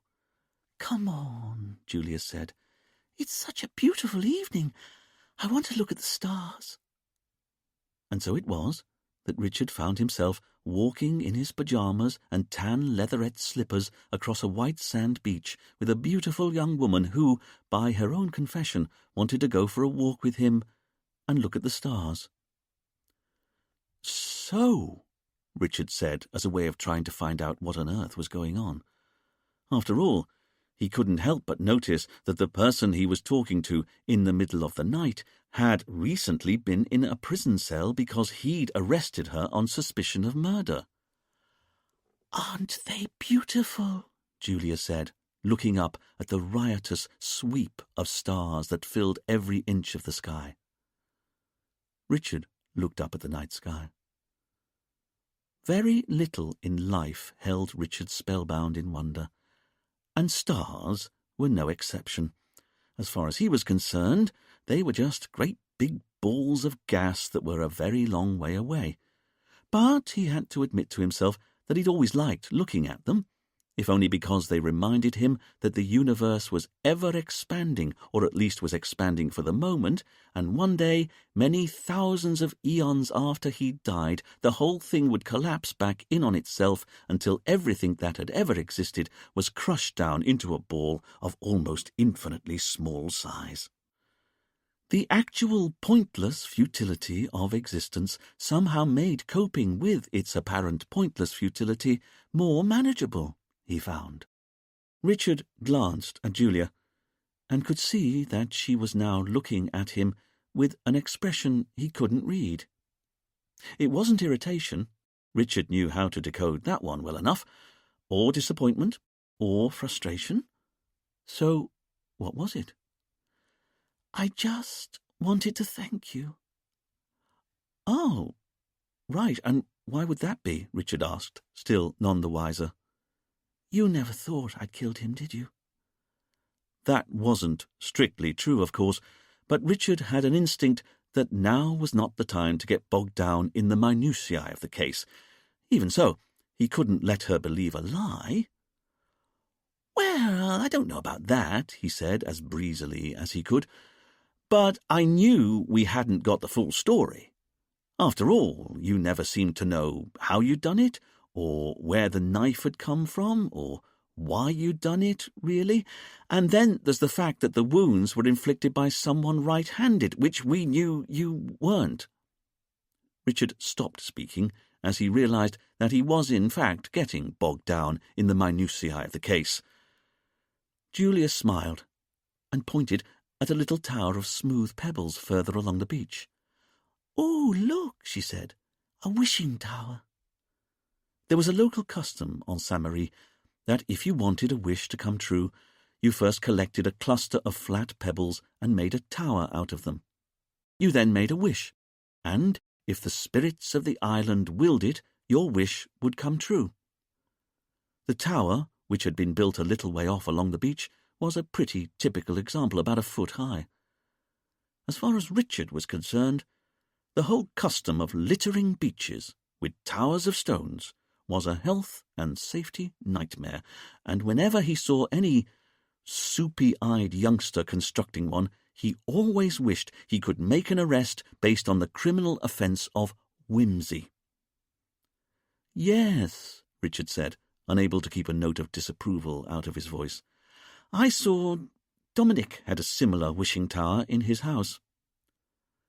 At the sound of Dominic's name, Julia sighed. "I should tell you," Julia said. "I broke up with Dominic." Richard looked at her a long moment and then gave a quick shrug to indicate that he didn't really understand what this fact meant. "Weeks ago, in my mind, I just hadn't told him, or me, for that matter. I still didn't know, but I knew, if you know what I mean, you know." Richard didn't, of course, so he very carefully shook his head side to side in a nodding in agreement kind of way. "And being in that prison cell, I began to realize I only came out here for a holiday.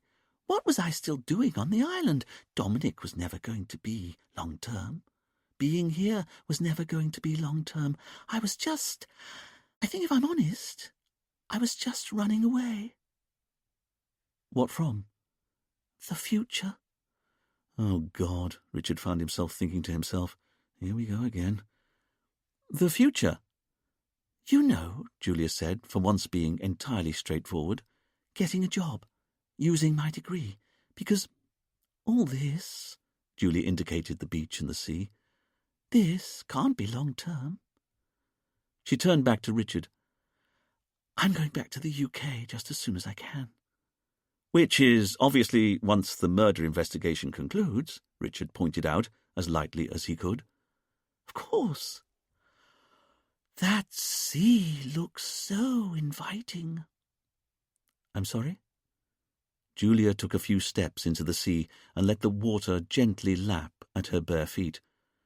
Richard was, of course, standing a yard or two further up the negligible slope of the beach. It was bad enough being out on the sand in his slippers, but he couldn't risk them getting wet or salt-damaged in any way. "The sea.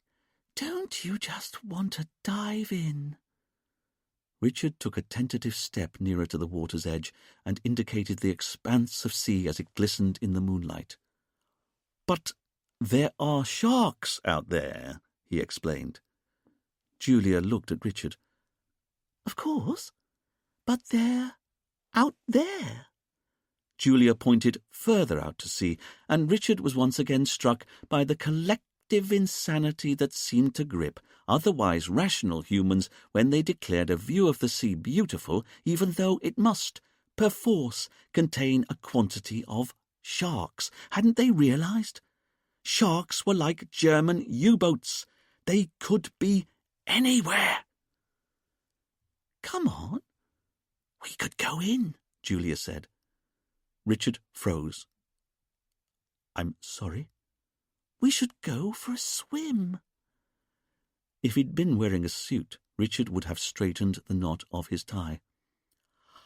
"Don't tell me you've never been for a midnight swim," Julia asked, amazed.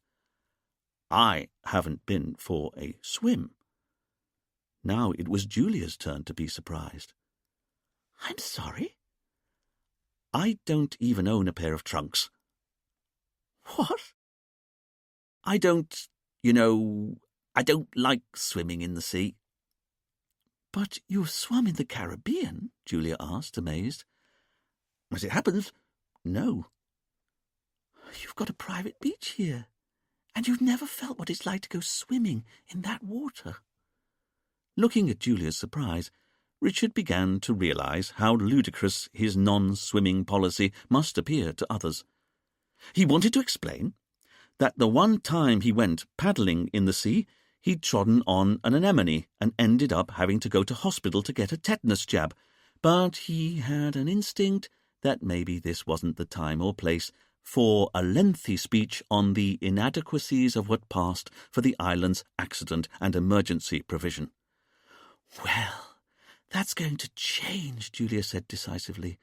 "You're going for a swim right now?" Richard began to panic.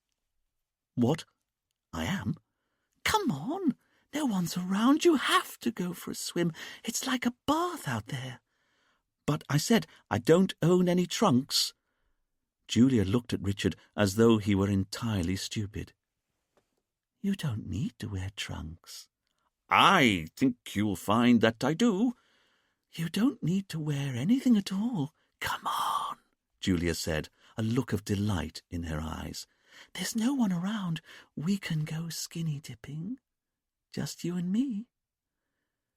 Time seemed to slow down for Richard at that moment, but it also seemed to speed up and bulge in the middle, and all the while Richard seemed to have an out-of-body experience where he was looking at himself on the beach, talking to a beautiful young woman who'd just suggested that they both take their clothes off and go swimming together. "What do you say?" Julia asked again, her eyes sparkling as Richard just stood there like a statue of himself. "There's no reason to be inhibited. It's just our bodies. Come on. I'll go first, then you can follow." Julia reached down, clutched at the hemline of her skirt, and was about to pull her dress up over her head when Richard's hand shot out and grabbed her arm. "You can't do that!" Julia looked at Richard, surprise in her eyes. She then began to realize that maybe this wasn't a trivial matter or, in any way, fun for Richard. "I'm sorry," Richard said, "but I don't do this. You know, go for walks with beautiful women or have them offer to take their clothes off." Richard couldn't have looked more confused, and Julia's heart went out to him. "You're stressed." "Seriously, you have no idea." "At the thought of swimming naked with me." Richard bit his lip a bit. "Mm-hmm." Julia thought for a moment and then smiled. She let go of the hemline of her dress. "Hey, then it's all right. If it would make you unhappy." Richard didn't say anything. His flight and fight mechanisms had both kicked in at the same time, and now he couldn't move. Julia looked at Richard. "Maybe I shouldn't have come. But anyway, I just wanted to thank you for believing in me. You're very lovely. You know that?" After a moment, Richard's left hand wafted an inch from his body. It was all he could manage. Julia leant forward and gently kissed Richard on the lips. A butterfly kiss. She turned and walked away, and still Richard didn't move. He was too stunned. Not that his encounter had ended with a kiss. He hadn't even got to the bit in his memory where Julia gave him a kiss. He was still stuck on the bit where he told the beautiful woman not to take all of her clothes off in front of him. Self-reproach filled Richard. Why was he such a stick in the mud? Why was he so boring? Why couldn't he ever be spontaneous? What was he so frightened of? Where did this overdeveloped sense of propriety come from? He was a man, wasn't he? A red-blooded male and single, to boot. He turned and called out before he could stop himself. "Julia, would you like to go for a drink sometime?" Julia stopped and turned, moonlight briefly flashing across her golden hair.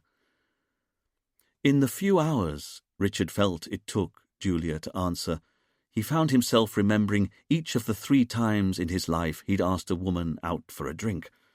The first had said no. The second had barked a laugh and the one-word answer, "You!" After which he'd felt so damaged by the experience that he'd waited nearly 10 years before daring to ask anyone out again. And she'd said no as well. That was 15 years ago. But as Richard looked now, he saw a smile appear on Julia's lips. "I like that very much," she said. And with that, Julia turned and walked off the beach.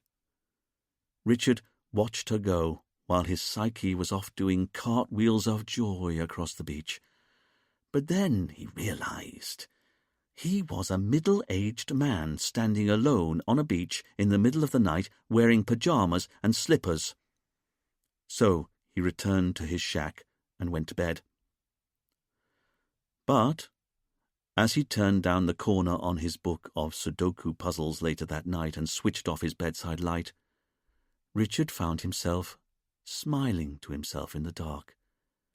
He was almost feeling optimistic. The following day, Richard found that he was still feeling great, and so, while his team continued to try and track down Ben Jenkins, Richard found himself driving the police jeep at 70 miles an hour up the highest promontory of Sainte Marie, a vertical cliff known locally as Lover's Leap, with an empty tin of shortbread biscuits from Edinburgh on the passenger seat to his side. There were little air holes that Richard had stabbed into the lid with his metal compass. His mother had sent him the tin of biscuits for his birthday present the previous year. Unfortunately, the tin hadn't arrived in time for his birthday, as it had got lost in customs, and it had taken all of Richard's detecting skills and the judicious flashing of his police warrant card to any number of officials to track the precious gift down. But a short 3 months after it had arrived on the island, Richard had finally got possession of his birthday present. The smell of butter and sugar as he'd popped the tin lid. It was the stuff that dreams were made of, and the 42 consecutive days that Richard had been able to take a single shortbread biscuit with his morning cup of tea had been truly a golden age in the life of Richard Poole. And it wasn't just because of the quality of the shortbread, that had, of course, been excellent. It was also that feeling of homeliness Richard had got from looking at the picture of Edinburgh Castle on the tin's lid every time he had taken a biscuit. Although Richard had no Scottish blood in his family, he was proud to call himself British, and this enamelled painting of an ancient castle on a granite rock, a kilted bagpiper in the foreground, spoke to him, he felt, at a very deep level.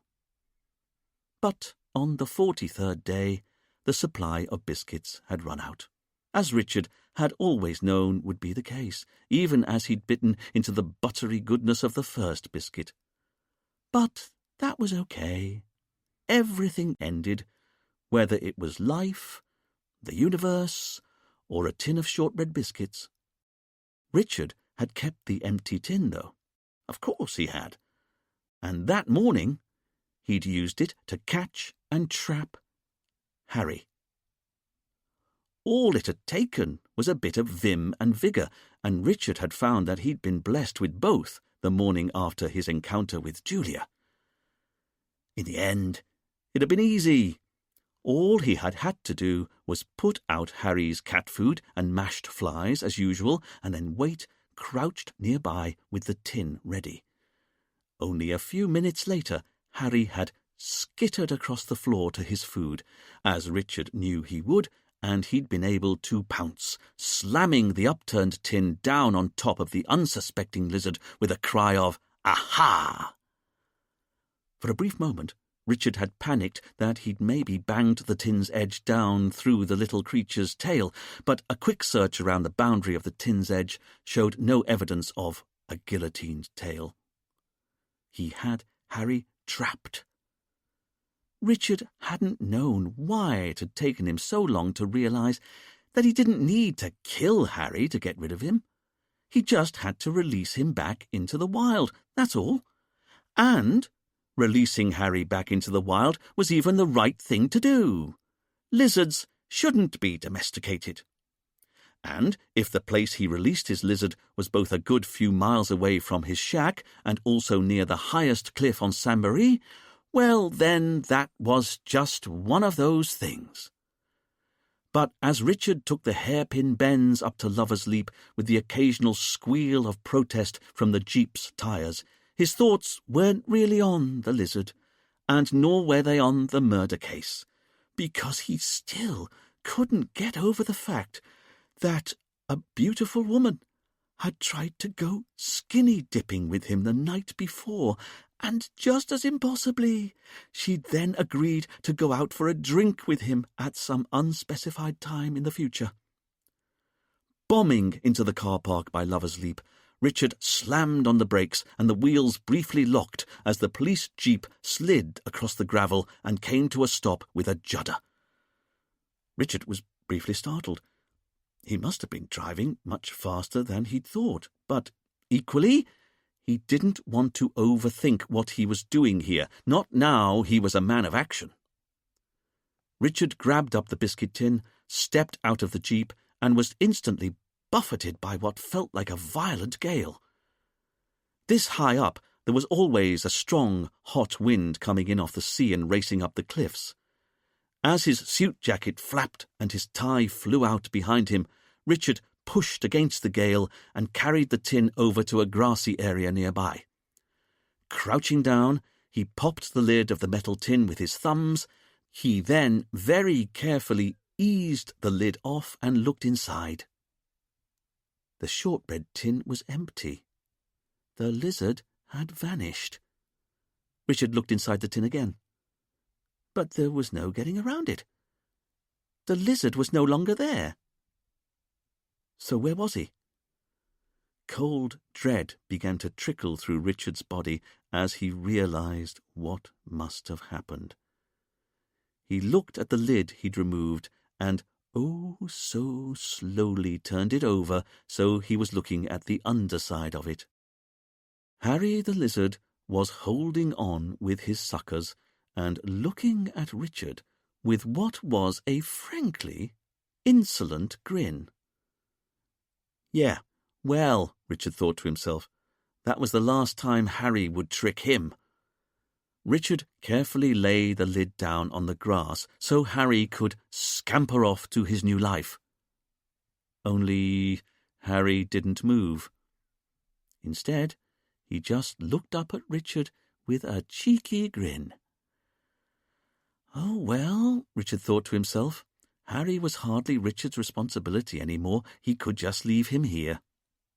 But as Richard turned away, he realized that Harry was still standing on the underside of the biscuit tin lid, a biscuit tin lid that Richard liked looking at. Richard's irritation spiked as he returned to the tin lid, pulled out his hanky, got back down on his haunches, and started to waft it near to Harry's face. "Shoo!" he said. The lizard didn't move.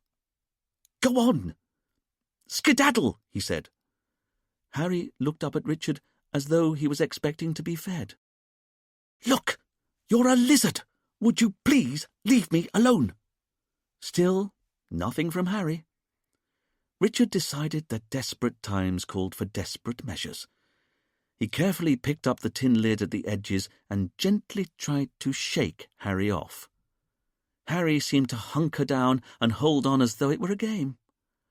"Oh, come on," Richard said, and shook the lid a bit harder. Harry's suckers on his feet were equal to the task. "Please, for the love of God, won't you just bugger off?" And as Richard said this, he flicked the lid as though he was shaking a sheet out. The lizard popped into the air, got caught by a gust of wind, and sailed off and over the edge of the cliff. Richard watched the little green creature disappear from view. "No!" Richard was up and running, but he already knew it was too late as he threw himself to the ground just short of the cliff's edge. And as he looked over at the vertiginous drop to the sea hundreds of feet below, Richard now knew what it felt like to be a murderer. He'd just killed a blameless lizard, and remorse filled his body.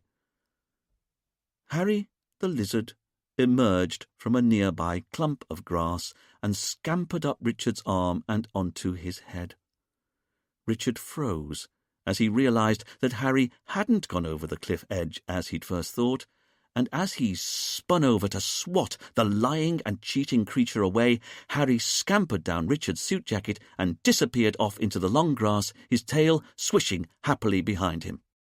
"Always have to have the last word, don't you?" Richard shouted out at his lizard's departing back. Richard got back on his feet, dusted himself down, grabbed up the biscuit tin lid and returned to the jeep. And only then did it dawn on him. He'd done it. He'd finally got rid of his lizard. Richard was still feeling full of pep as he strode confidently into the office, firing out, "So, have we found Ben Jenkins yet?" as he went straight to the board. Fidel and Camille looked up from their desks. "And a good morning to you too, sir," Camille offered. When Richard didn't say anything more, Fidel realized he hadn't answered the question he'd been asked. "Not yet, sir," he said, "but Dwayne's still out spreading the word." "Then tell me, have we been able to find out any more about him or why he might have gone on the run?" "I'm sorry, sir, and I'm checking both in Portugal and the UK. As far as I can tell since leaving prison, Ben Jenkins hasn't even got so much as a parking ticket." Richard shot back. "Then what about the labs on Guadeloupe? Have they worked out if there was any handwriting on the burned pieces of paper you sent them?" "I don't know, sir. They've not been in touch," Fidel said. "Then get on the phone to them at once. I want that lab test given top priority and carried out ASAP." Fidel sighed to himself as he picked up his phone to make the call. Richard was impossible at the best of times, but when he started snapping out orders he could be insufferable. But Fidel also knew that Richard's get-up-and-go moods tended to get up and leave him after a while. They just had to be ridden out like a tropical storm. Richard turned his attention back to the board. What had they got so far? What were they missing? Who was their killer? The murder.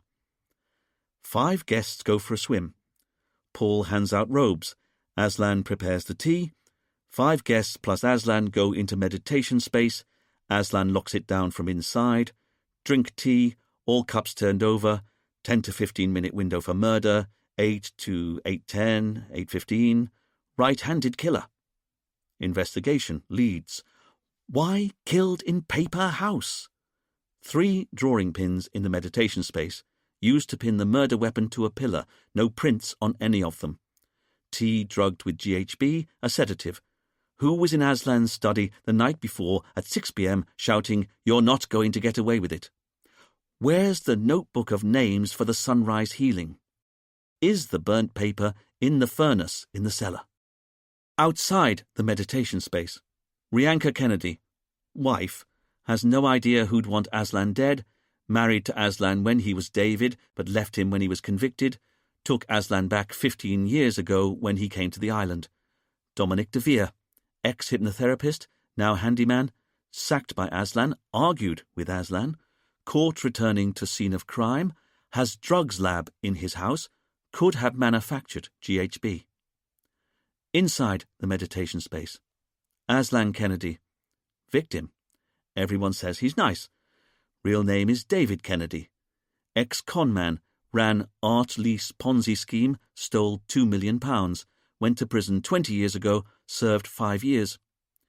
Julia Higgins, worked at the retreat last 6 months, confessed to murder, but Zyrax in blood and lack of real motive, and left-handed. She's innocent. Anne Sellers, housewife, married to Paul, arrived on island 7 days before murder, lost £20,000 in Ponzi scheme. Her fingerprints are on the murder weapon, but she washed the knife the night before, had her dreams as a singer ruined when she lost £20,000, clearly hates her husband Paul, says she didn't recognise Aslan David. Paul Sellers arrived on island 7 days before murder, handed out the white robes, pharmacist who stole Zyrax from work, knew Aslan's real identity. Wife Anne lost money in Ponzi scheme, hates his wife Anne. Wife no longer alibis him for argument at 6 p.m. Saskia Philby, single, 45 years old, here on her own, says she arrived the night before. Heard argument in office night before at about 6 p.m, a man, but couldn't identify him. Lied that she'd lost £50,000 in Ponzi scheme, she lost £500,000. Says she didn't recognise Aslan, David, but she was his friend. Maybe she did. Ben Jenkins, property developer, Portugal, arrived on island 4 days before murder, no alibi for time of argument at 6 p.m, served 3 years for wounding with intent, and was Aslan, David's cellmate in 1997 for 1 year. Lied that he didn't know him. Where is he? Every time Richard looked at the whiteboard, he felt an almost overwhelming sense of frustration.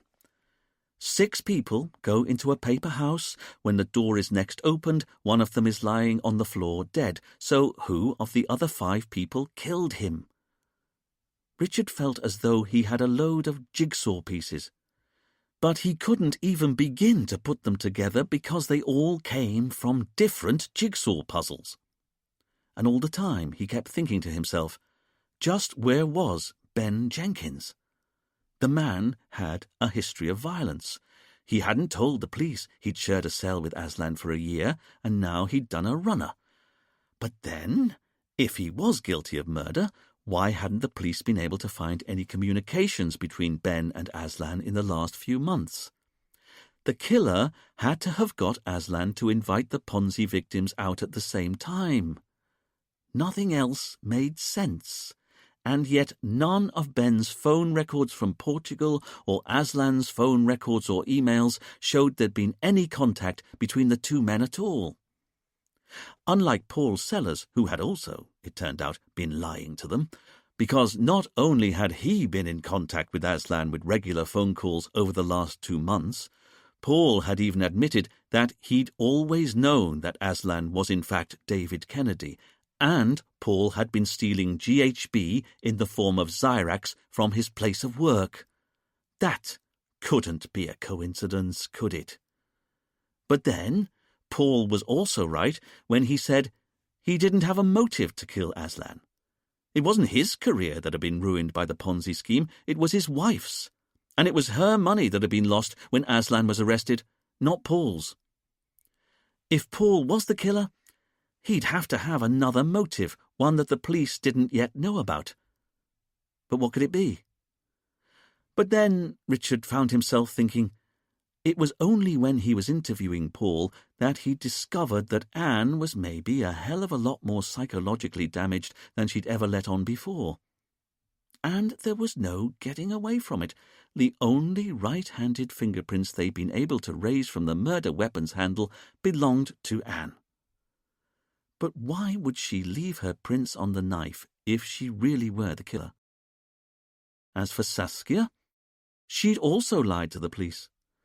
And if losing £500,000 was enough of a motive to want Aslan dead, and it was, wasting the rest of your fortune on trying to get the money back just gold-plated that motive. And out of all the available motives, Richard felt that Saskia's was still the most powerful. Losing a fortune like that, and after it had taken her dad so long to earn it, could drive anyone to murder. And yet Richard had got no sense of present anger from Saskia when they'd last interviewed her. Yeah, she was bitter and ashamed, but Richard felt that Saskia had mostly put the past behind her. Unless she'd been tricking the police, of course. But even if she'd come out to the island with the express intention of killing Aslan, just how could she have done it, seeing as she only arrived the night before he was killed? It seemed to boil down to Julia confessed to the murder but couldn't have done it. Paul could have done it but didn't have a motive. Anne had a motive, in which case why were her prints on the murder weapon? And no one's motive was bigger than Saskia's, but she'd only arrived on the island the night before the murder. Saskia was the only one of the 5 who couldn't possibly be their murderer. And none of this mattered, Richard knew, because it wasn't any of these suspects who'd just done a runner. That privilege belonged to Ben Jenkins, who, they now knew, had been Aslan's cellmate back in the day. So why had he run away? What was he so frightened of? As Richard continued to worry and fuss at the board, he began to feel overwhelmed by the questions he still didn't have the answers to. How come Aslan had invited all of the Ponzi victims out to the retreat at the same time? Who was it who'd been shouting at Aslan in his office the night before he was killed? And what did it mean when this man was heard saying, "You won't get away with it"? What's more, where did the GHB in the teapot come from? Was it from Paul's pills? Or was it a homebrew from Dominic's lab? Or perhaps, did it come from some other source altogether? And where was the notebook with everyone's names written out for the sunrise healing session? Who'd removed it from the board after Aslan had been killed, and why? Also, while Richard had made no secret of how baffled he was that Aslan had been slain inside a paper house, he hadn't really been able to articulate just how much this fact had continued to irritate him.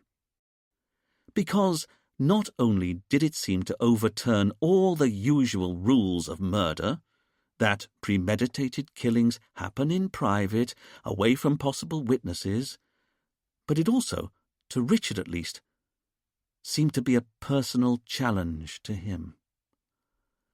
Aslan had died in a room that had been locked down from the inside, and the only 5 possible suspects were all locked inside the same room with him, and to make things easier, one of them was even left-handed, so that left only 4 possible suspects. As far as Richard could tell, one of Ben, Saskia, Paul or Anne was the killer, was laughing at the police. But which one of them was it?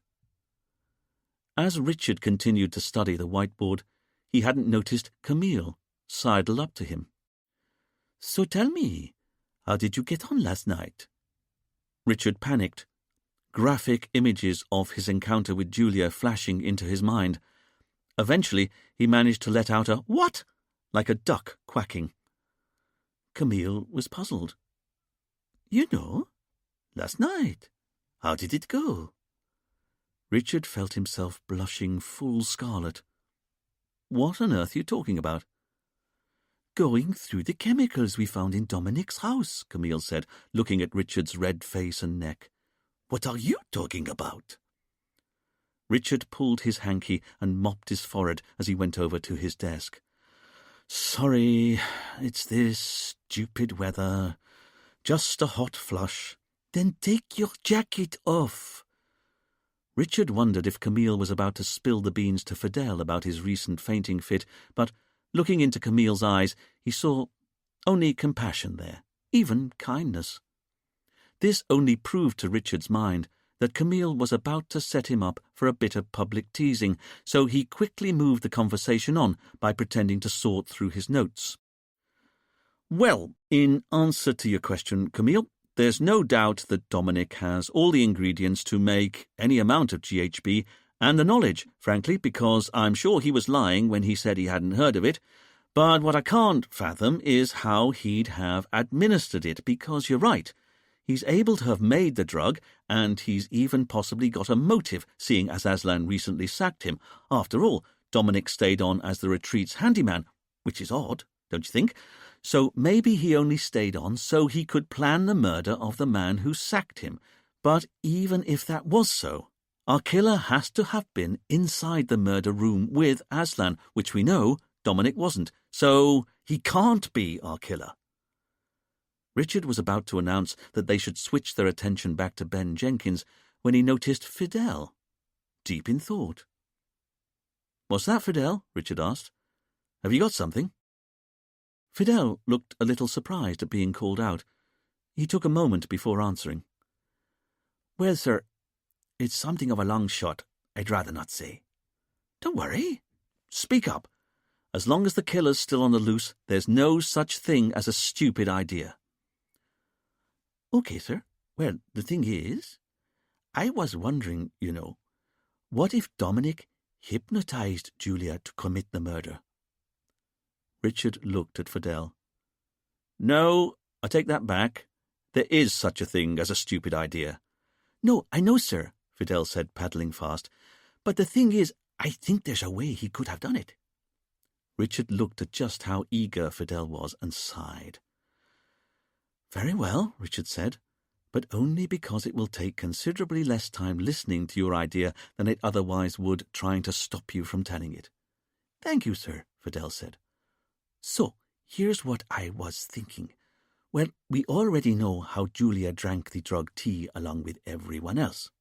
That's right. And we know that Dominic's a hypnotherapist who's been dating Julia. Also true. So, how about a few days before the murder, Dominic puts Julia into a trance, like we saw him do with her when she was in the cells, and then he implants some kind of trigger word, and tells her that when she hears the trigger word, she has to get a knife from behind a pillar in the corner of the room and kill Aslan Kennedy. Then, on the day of the murder, Dominic creeps up to the meditation space, unseen from the main hotel, say, and says that trigger word through the paper walls.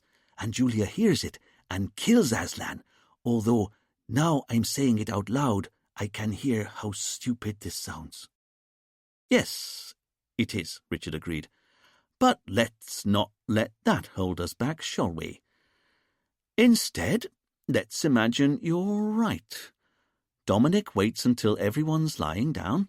He creeps up to the meditation space unseen, and then he says the magic trigger word, at which point, what are we saying? Julia heard it even though she was wearing headphones at the time? Or, I know, maybe Dominic broadcast this trigger word on the spare Wi-Fi channel we know he freed up a couple of days before the murder, and he somehow made sure that only Julia's headphones were tuned to the Wi-Fi channel that was playing the recording of him saying the trigger word over and over. Maybe that's how it was done. Fidel didn't dare say anything. But let's say Julia somehow hears this trigger word. Are we then saying she gets up, now hypnotized, and goes to the corner of the room where she picks up a carving knife with her wrong hand, her right hand, but never mind, she's got the knife she's improbably holding in her weaker hand, but now, through the power of hypnosis alone, she then strikes down into Aslan's neck twice and into his shoulder and back 3 more times. Richard let this unlikely scenario hang in the air a moment. So, thank you, Fidel, for your theory, but just for the record, no one was hypnotized into killing Aslan Kennedy, and nor could Dominic be our killer either. He may be involved somehow, I don't deny it, maybe because he inadvertently supplied the GHB, or maybe he's in cahoots with the killer, but the only person who could possibly have wielded that knife has to have been one of the people who was locked inside the room with Aslan. Okay? And on that subject, Richard continued, it's Ben Jenkins who's now disappeared. Ben Jenkins, who shared a prison cell with Aslan all those years ago. Can we at least agree that he's currently our prime suspect? In which case, we've got to find him before he gets off the island. And by that afternoon, that's exactly what they did. Dwayne found Ben Jenkins. Chapter 12. It turned out that Ben had checked into one of the less reputable hotels down on the Rue Cassini Beach, a place that didn't require a passport to get a room, and all had gone well for him until he tried to get a taxi to the Portuguese consulate from a man who owed Dwayne a favour. The taxi driver had taken Ben's money, phoned Dwayne to find out where he was, and then driven Ben straight to Dwayne. Ben had been none too happy to discover that he'd just been stitched up by a taxi driver, and there'd been a moment when he'd maybe thought about making a run for it, but Dwayne and the taxi driver had dealt with people like Ben their whole lives, and, at the last moment, Ben had realized that the game was up. He wasn't going anywhere. So he allowed Duane to gather up his luggage and bring him into the station to help the police with their inquiries. After all, as Duane pointed out to him, the alternative was that he'd arrest him on the charge of murdering Aslan Kennedy. Now Duane dumped Ben's canvas bag onto the floor of the police station before yanking Ben over to Richard's desk, where Fidel had already lined up a chair for the witness. "Here he is, Chief," Duane said as Richard looked up from his work. "Thank you, Duane," Richard said. "Great work." Duane beamed from ear to ear, but Richard was already taking in Ben and noticing how his hail fellow well-met bonhomie had vanished entirely. "Fidel, lock the doors," Richard said. "I don't want Mr. Jenkins bolting a second time." Ben looked at Richard, glowering, and Richard stared back at him with exactly the sort of superiority that he knew would needle him further. Now for the olive branch. "And Camille, come and join us, if you would." "Of course." Camille brought over her little chair and set it up to the side of Richard's desk.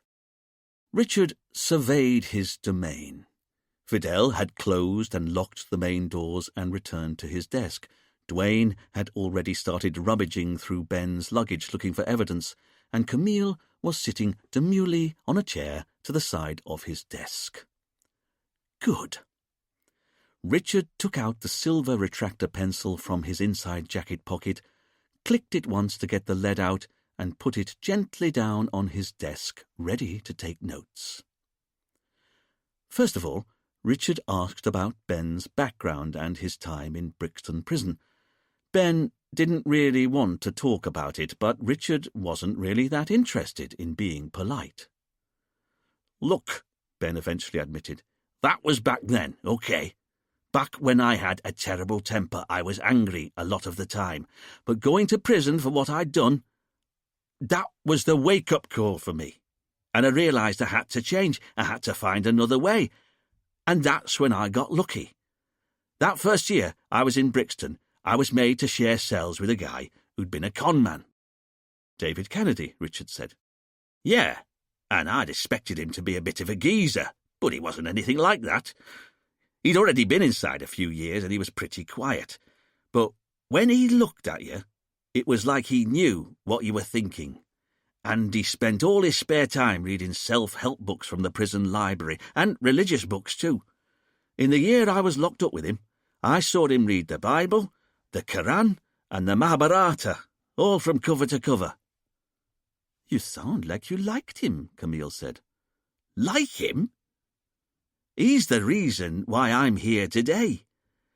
It was him who taught me I had to accept responsibility for what I'd done, and he showed me how he was trying to retrain his brain to reject his need for money.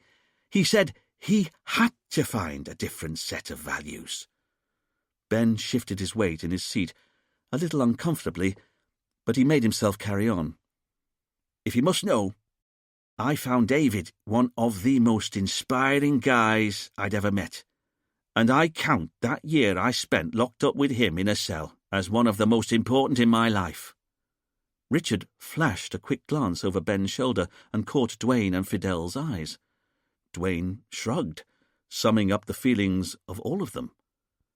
This wasn't quite what they'd expected Ben to say about his time in prison with David Kennedy. Ben continued his story. "By the end of the year, we both knew David would make parole and we had to say our goodbyes. That wasn't a good day. He'd become so important to me, and I knew I'd be saying goodbye to him forever.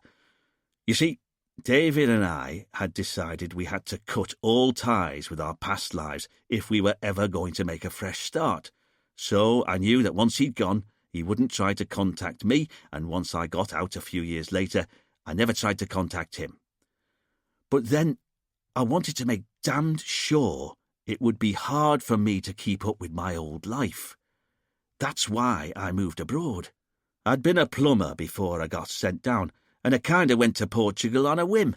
It was a hot climate, it was popular with Brits, buying up holiday properties on the coast, And I had this idea that if everyone needs a plumber, and they do, then a load of Brits in a foreign country would probably want a British plumber. I wasn't wrong.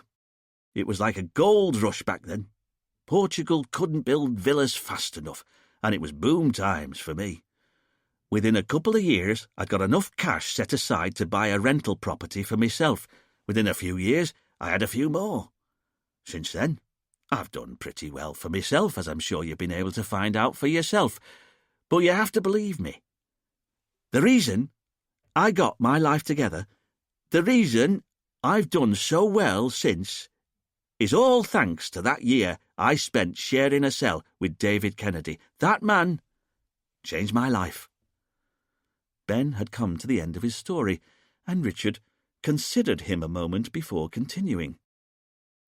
He was a little put out by how in control Ben seemed. He was quite obviously vexed at being interviewed, but Richard felt he couldn't discern any of the fear he'd seen in Ben's eyes when they'd been in the retreat's kitchen. Why wasn't he worried any more? Was it the fact that he was now able to tell the police the truth? Or was there some other reason why Ben was no longer worried about being a suspect? "Thank you for that," Camille said, easily slipping into her assigned role. "Then can you tell us how you ended up coming to Sainte-Marie, please?" "And perhaps you can tell us," Richard said, placing his palms down on his desktop, "why you've just spent the last 24 hours on the run." Ben looked back from Camille to Richard and sighed. But again, Richard didn't pick up any of Ben's previous indecision. "Look, you've got me wrong. I wasn't on the run, but I was evading you." "And why was that?" Camille asked, as though Ben was a good friend who'd maybe made a choice in life that she didn't yet understand. Ben gave his answer to Richard. "Because I tried to stay strong after Aslan was killed. I tried to believe you wouldn't come after me, but then there was that moment in the kitchen when I was eating an apple, and I knew you'd guessed. I was worried. Worried as hell. And then, the day after, you searched me room. It was like you were both closing in. And then I was upstairs and I saw you both downstairs and I heard you say you reckoned I was your prime suspect." Richard said, "It was you who was upstairs eavesdropping on us at the hotel, was it?" "That's right." Ben turned to Camille. "And I just knew I had to get away. I had to get me head together, work out what me options were." "You knew how it would look, you trying to get away." "I knew how I already looked to you. What difference did it make?" "Then, can I ask," Richard said wearily to make it sound like the question wasn't that important, "what do you know about the notebook that had all your names written out for the Sunrise Healing where Aslan was killed?" Ben cocked his head, puzzled by the line of questioning. "How do you mean?" "For example," Richard explained, "was it you who removed it from the board after Aslan was killed?" Ben was puzzled. "No. Has it been removed?" Richard looked over at Duane, who knew what his silence was asking of him. "I've been through Mr. Jenkins' luggage, sir, and there's no reporter's notebook here at all, or anything incriminating as far as I can see." With a quick nod of thanks, Richard turned back to Ben, but now it was Ben's turn to ask a question. "Why are you interested in the notebook?" "It was just a list of our names, you know, the people who'd been chosen for the sunrise session the next day." Richard decided to change the subject. "Would it surprise you," he said, "if I told you that you were the only person in the murder room who hadn't lost money to Aslan Kennedy in his Ponzi scam 20 years ago?" Ben was stunned. "What?" Richard held Ben's gaze. "Of the 5 people who were locked in the murder room with Aslan Kennedy, you're the only person who he never stole any money from." Ben's mouth opened to say something, but then it closed again. He was speechless. "You see," Camille said, Aslan had been inviting some of the people he'd stolen from in the past out here on all-expenses-paid holidays as his way of making amends, but this was the first time he'd allowed 4 of them to be at the retreat all at the same time.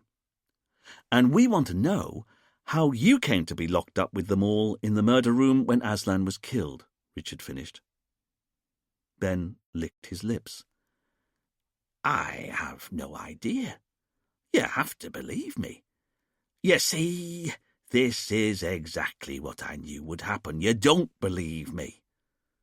Richard looked at Ben and decided it was time to step up a gear. Damned right we don't, he said. So, seeing as Aslan didn't invite you out here, can you even begin to explain how you ended up on the other side of the world, in a paper and wood house, at the precise moment that your ex-cellmate was brutally slain? Ben was taken aback. How do you mean? We know Aslan didn't invite you. So what are you doing here? Ben looked hurt and thought for a moment. He then plucked at the light pink shirt he was wearing to let some air circulate, the heat clearly prickling his skin underneath, and Richard noticed beads of sweat on his forehead. Good. He was feeling the heat, literally as well as figuratively. All right, Ben eventually said. But what I'm about to say is going to sound like it's incriminating me. That's why I wanted to see my consul. I wanted to give my statement direct to someone who wasn't going to misrepresent my words. You think we'd frame you? Richard said with a touch of needle. I don't trust the justice system in Europe. I definitely don't trust the justice system in the Caribbean. Richard saw Camille, Duane, and Fidel bristle at this. But he was quick to hold up a finger to silence his colleagues before they could speak. Instead, he smiled for Ben's benefit. The smile was entirely mirthless. Go on. Ben shifted his weight again, still not happy. Have you got a glass of water? Of course, Richard said. As Fidel brought over a glass of ice-cold water, Ben spoke of his life since leaving jail, how hard it was to put the past behind him, but how rewarding it was, too, even though he knew that no matter how hard he tried, he'd never really escape his past, and that's what had happened. About a year ago, I was contacted by this ex-con I'd known in Brixton, a guy I only ever knew as Ratty. He was called Ratty because that's what he was like, a rat.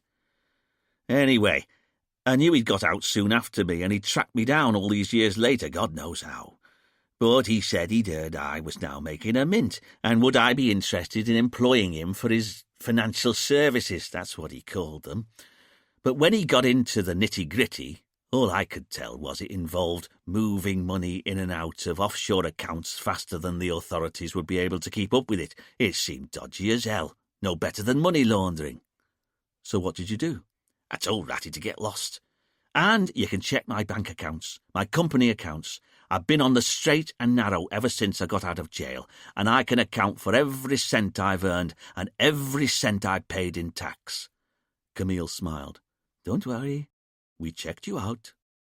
Thank you, Ben said, but a little warily.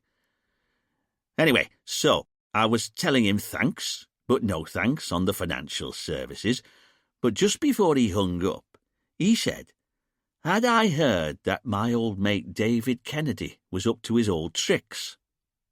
This got the police's attention. Even Fidel and Duane stopped what they were doing so they could listen in. I'm sorry, Richard said.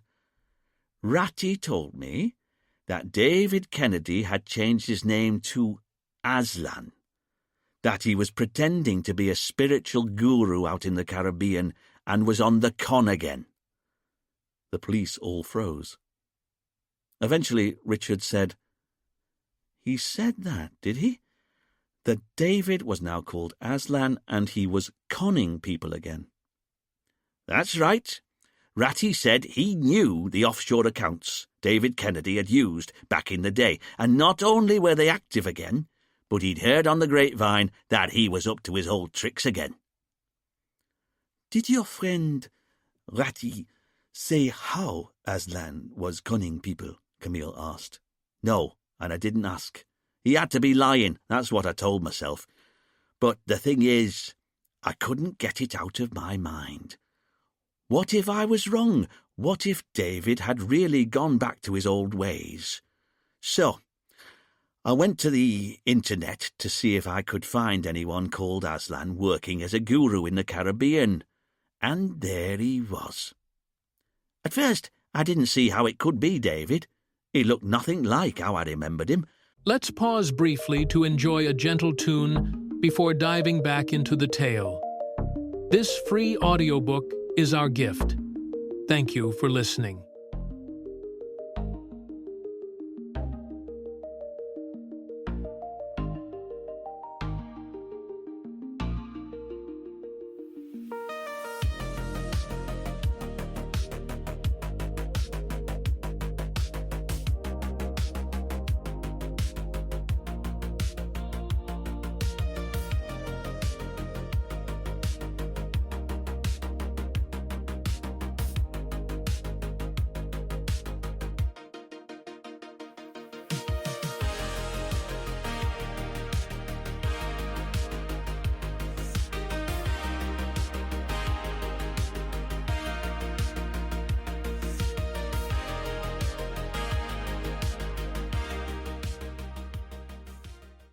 But if I imagine David 15-odd years older, much more tanned, having lost a lot of weight, his hair having gone completely white, and also having grown a long white beard, well, then, maybe it was him.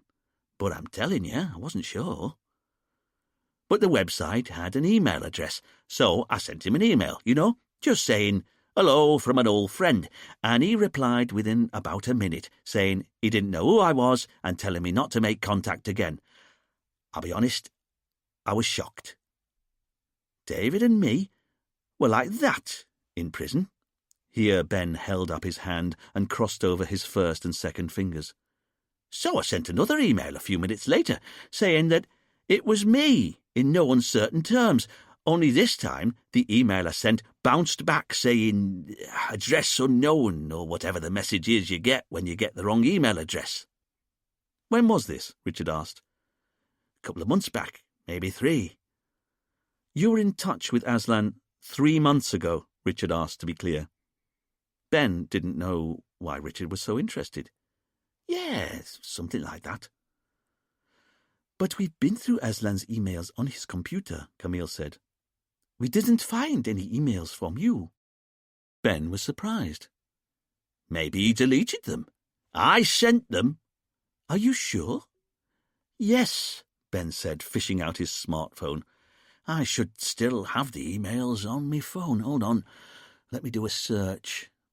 As Ben was saying this, he got up his email program and typed into the search field. After a few moments, he handed his phone over to Richard. Richard looked down and saw the email thread between Ben and Aslan, and it was just as Ben had said. The first message was sent from Ben's Portuguese email address at 11:05 a.m, and it said, "Hey, David, is this you?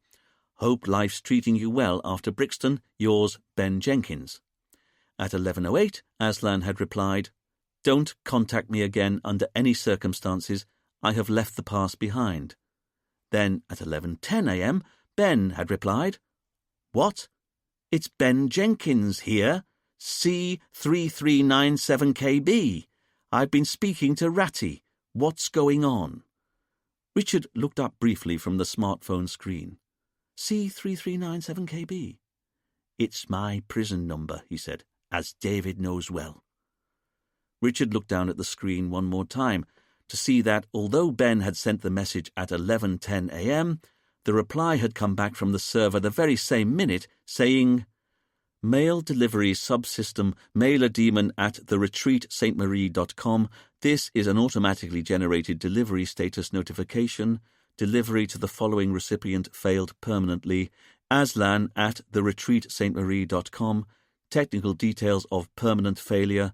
Perm failure SMTP error state 12 552 522. Richard could see that Ben had resent his follow-up email again a few minutes later and again a few minutes after that, and both times the message was immediately bounced back as being undeliverable. Richard guessed what must have happened. Immediately after the first email had arrived, Aslan had added Ben's email address to his spam list and, in effect, instructed his email program to send back a not known at this address email when he got any further emails from Ben. Richard called over to Fidel and asked him to get back in touch with Aslan's email service provider. Now they had a specific email exchange to get them to look for, there was a better chance they'd agree to it. "You don't believe me," Ben said. "As it happens, I do," Richard replied. "But I'm interested in gathering evidence that will stand up in court, and if your email provider has the exact same message on its servers, then that will prove this is a real email trail." Richard had difficulty keeping the excitement out of his voice as he said this, because there was another reason why Richard wanted Ben's email trail categorically proven, and that's because he'd noticed that the whole email exchange had happened at least 3 weeks before Saskia, Paul, and Anne had received their invite to take part in a free holiday at the retreat. Finally, for the first time, here was definitive proof that at least one person inside the meditation space when Aslan was killed not only knew Aslan's real identity, but had also been in touch with Aslan before he'd invited the Ponzi victims to the Caribbean. Logically, then, Richard found himself thinking, Ben was still their prime suspect. Not that Ben needed to know this. To Ben, Richard tried to sound disinterested as he asked, "So your old mate David was shunning you now that he was going around the place saying it was Aslan. How did that make you feel?" "It's not how you treat an old cellmate," Ben said. "I was angry. But I tried to put it to one side. If David wanted to be like that, then it was none of my business. For the next month or so it would maybe pop into me head from time to time that he'd turned his back on me, but I tried to forget about it. Then one day, I was planning a holiday for myself, but you know what it's like. When you already live in a holiday destination, it's kind of hard to know where to go. But a mate had suggested I go to a health farm. And that's when it occurred to me I could come to the retreat. Because Aslan might be able to fob me off with an email, but it would be harder to do it if we were face to face. And to be honest, I also wanted to see him because I just couldn't believe he was on the con. Honestly, this was the guy who turned my life around. I couldn't square that man with the one who'd sent me the email, so I booked a 2-week holiday at the retreat." "Did you have any further communication with Aslan or David following that first round of emails?" Richard asked. "No way. I had me pride. I just wanted to see his face when he saw me." "And how was it when that happened?" Ben paused a moment and finished his glass of water. He then looked at the police, briefly composing his thoughts. "Okay, so I checked in, didn't see him. Went down to me room, still didn't see him. And then, when I went down to the beach, that's when it happened. He was coming up the path, dressed in this long white Indian-style top and what looked like pyjamas. And when he saw me, you should have seen his face. Total shock. It was kind of obvious he wouldn't be able to dodge me now, but to his credit, he came up to me, didn't say a word, just gave me a big hug. I reckoned it was his way of saying sorry. Anyway, within a few minutes he told me everything, how he'd turned his life around, how he'd come out to the Caribbean and finally found the peace we'd both talked about when we were in prison together. But I had to know if what I heard was true, and I told him outright there wasn't any point in lying to me. I'd heard the whole place was a con.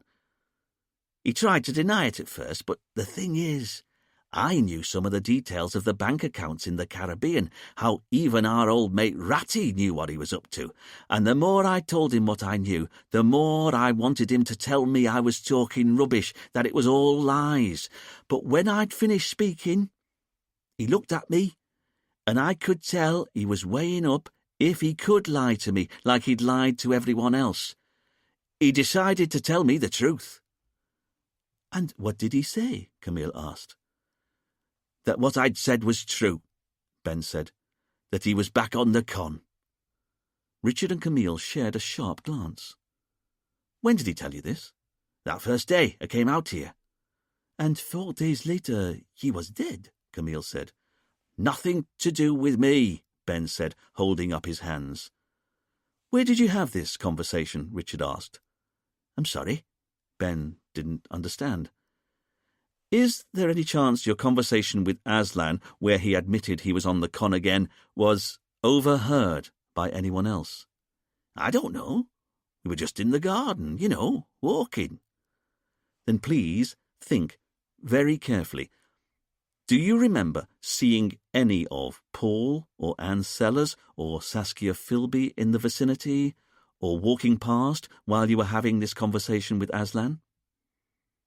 Ben thought long and hard before answering, I'm sorry, I've no idea. I didn't really know what any of those people looked like yet. Not until a few days later, when we all went to the sunrise healing. But tell me, now you've told us this, was it you who was in Aslan's office arguing with him the night before he was killed, telling him you wouldn't let him get away with it? Richard asked. Ben shook his head. No way. I don't know who that was, but it wasn't me. And you expect us to believe that? Ben sat forward in his chair, clearly fed up with the whole process. To be honest, I don't care anymore what you believe. All I know is I've now told you everything, the whole truth and nothing but the truth. Fidel called over from his desk, indicating Aslan's laptop as it sat open on the desk in front of him. Sir, you should know I've been onto Aslan Kennedy's email provider. They've agreed to look for this one email exchange, but I've also been looking through Aslan's preferences for his email program, and Mr. Jenkins' email address is indeed on his spam list. Any emails that Mr. Jenkins sends to Aslan Kennedy are automatically bounced back, just like Mr. Jenkins is saying. You see? Ben said, turning back to Camille and Richard. David Kennedy might have changed his name to Aslan, but he's still the same crook he's always been. He admitted as much to me himself. Richard and Camille looked at each other. If Aslan had started conning people again, this changed everything, didn't it? But what was the con this time?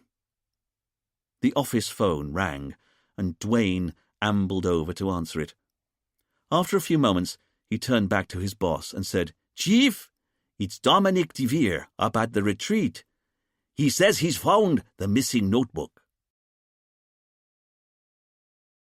Chapter 13.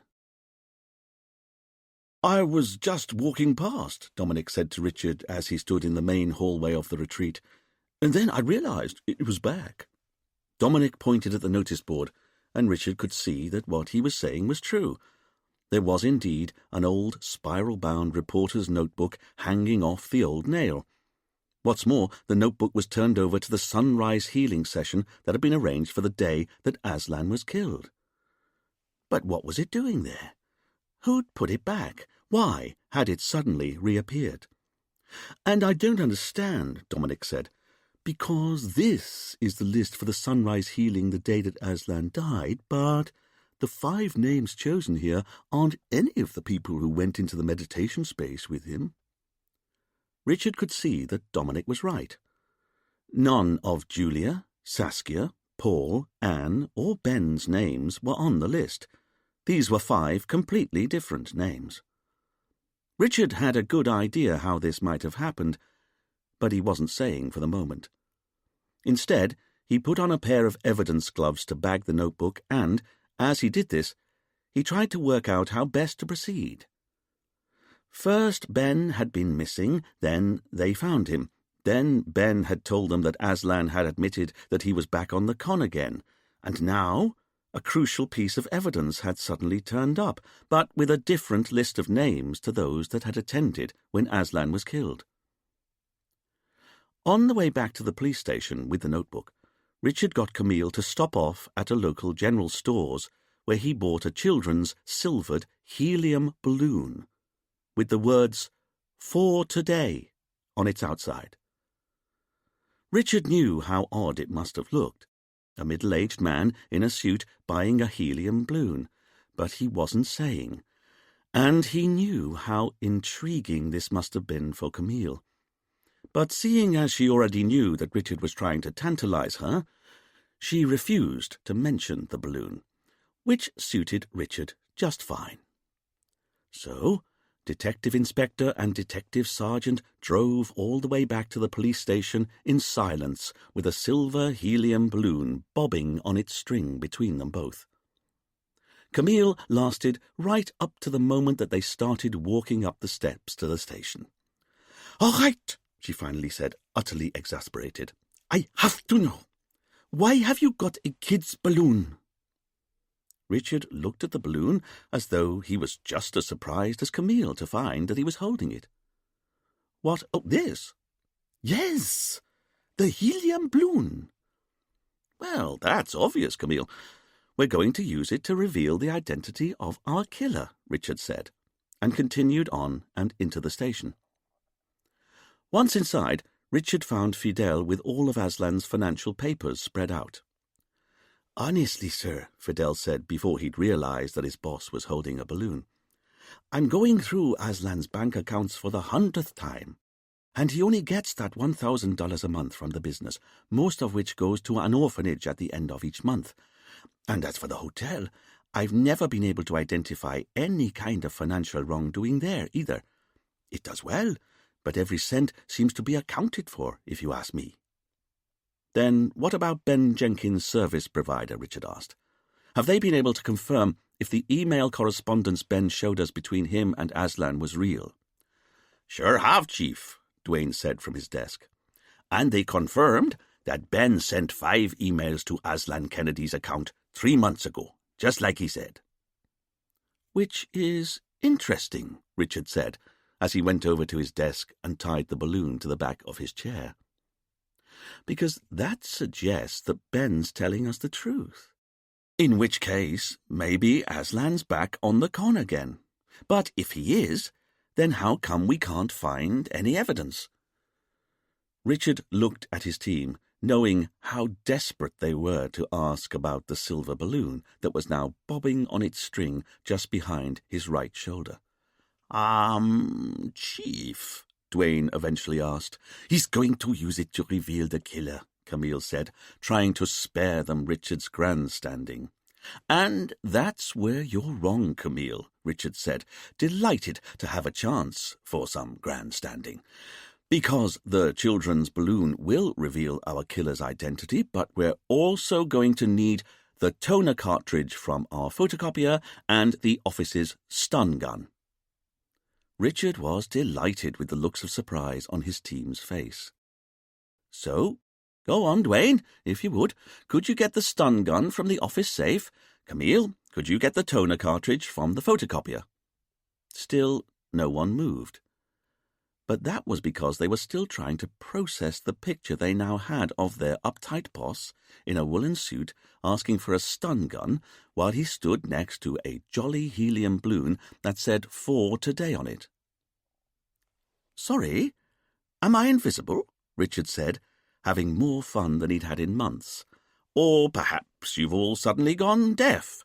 Camille, toner cartridge, please. Dwayne, the stun gun. Thank you."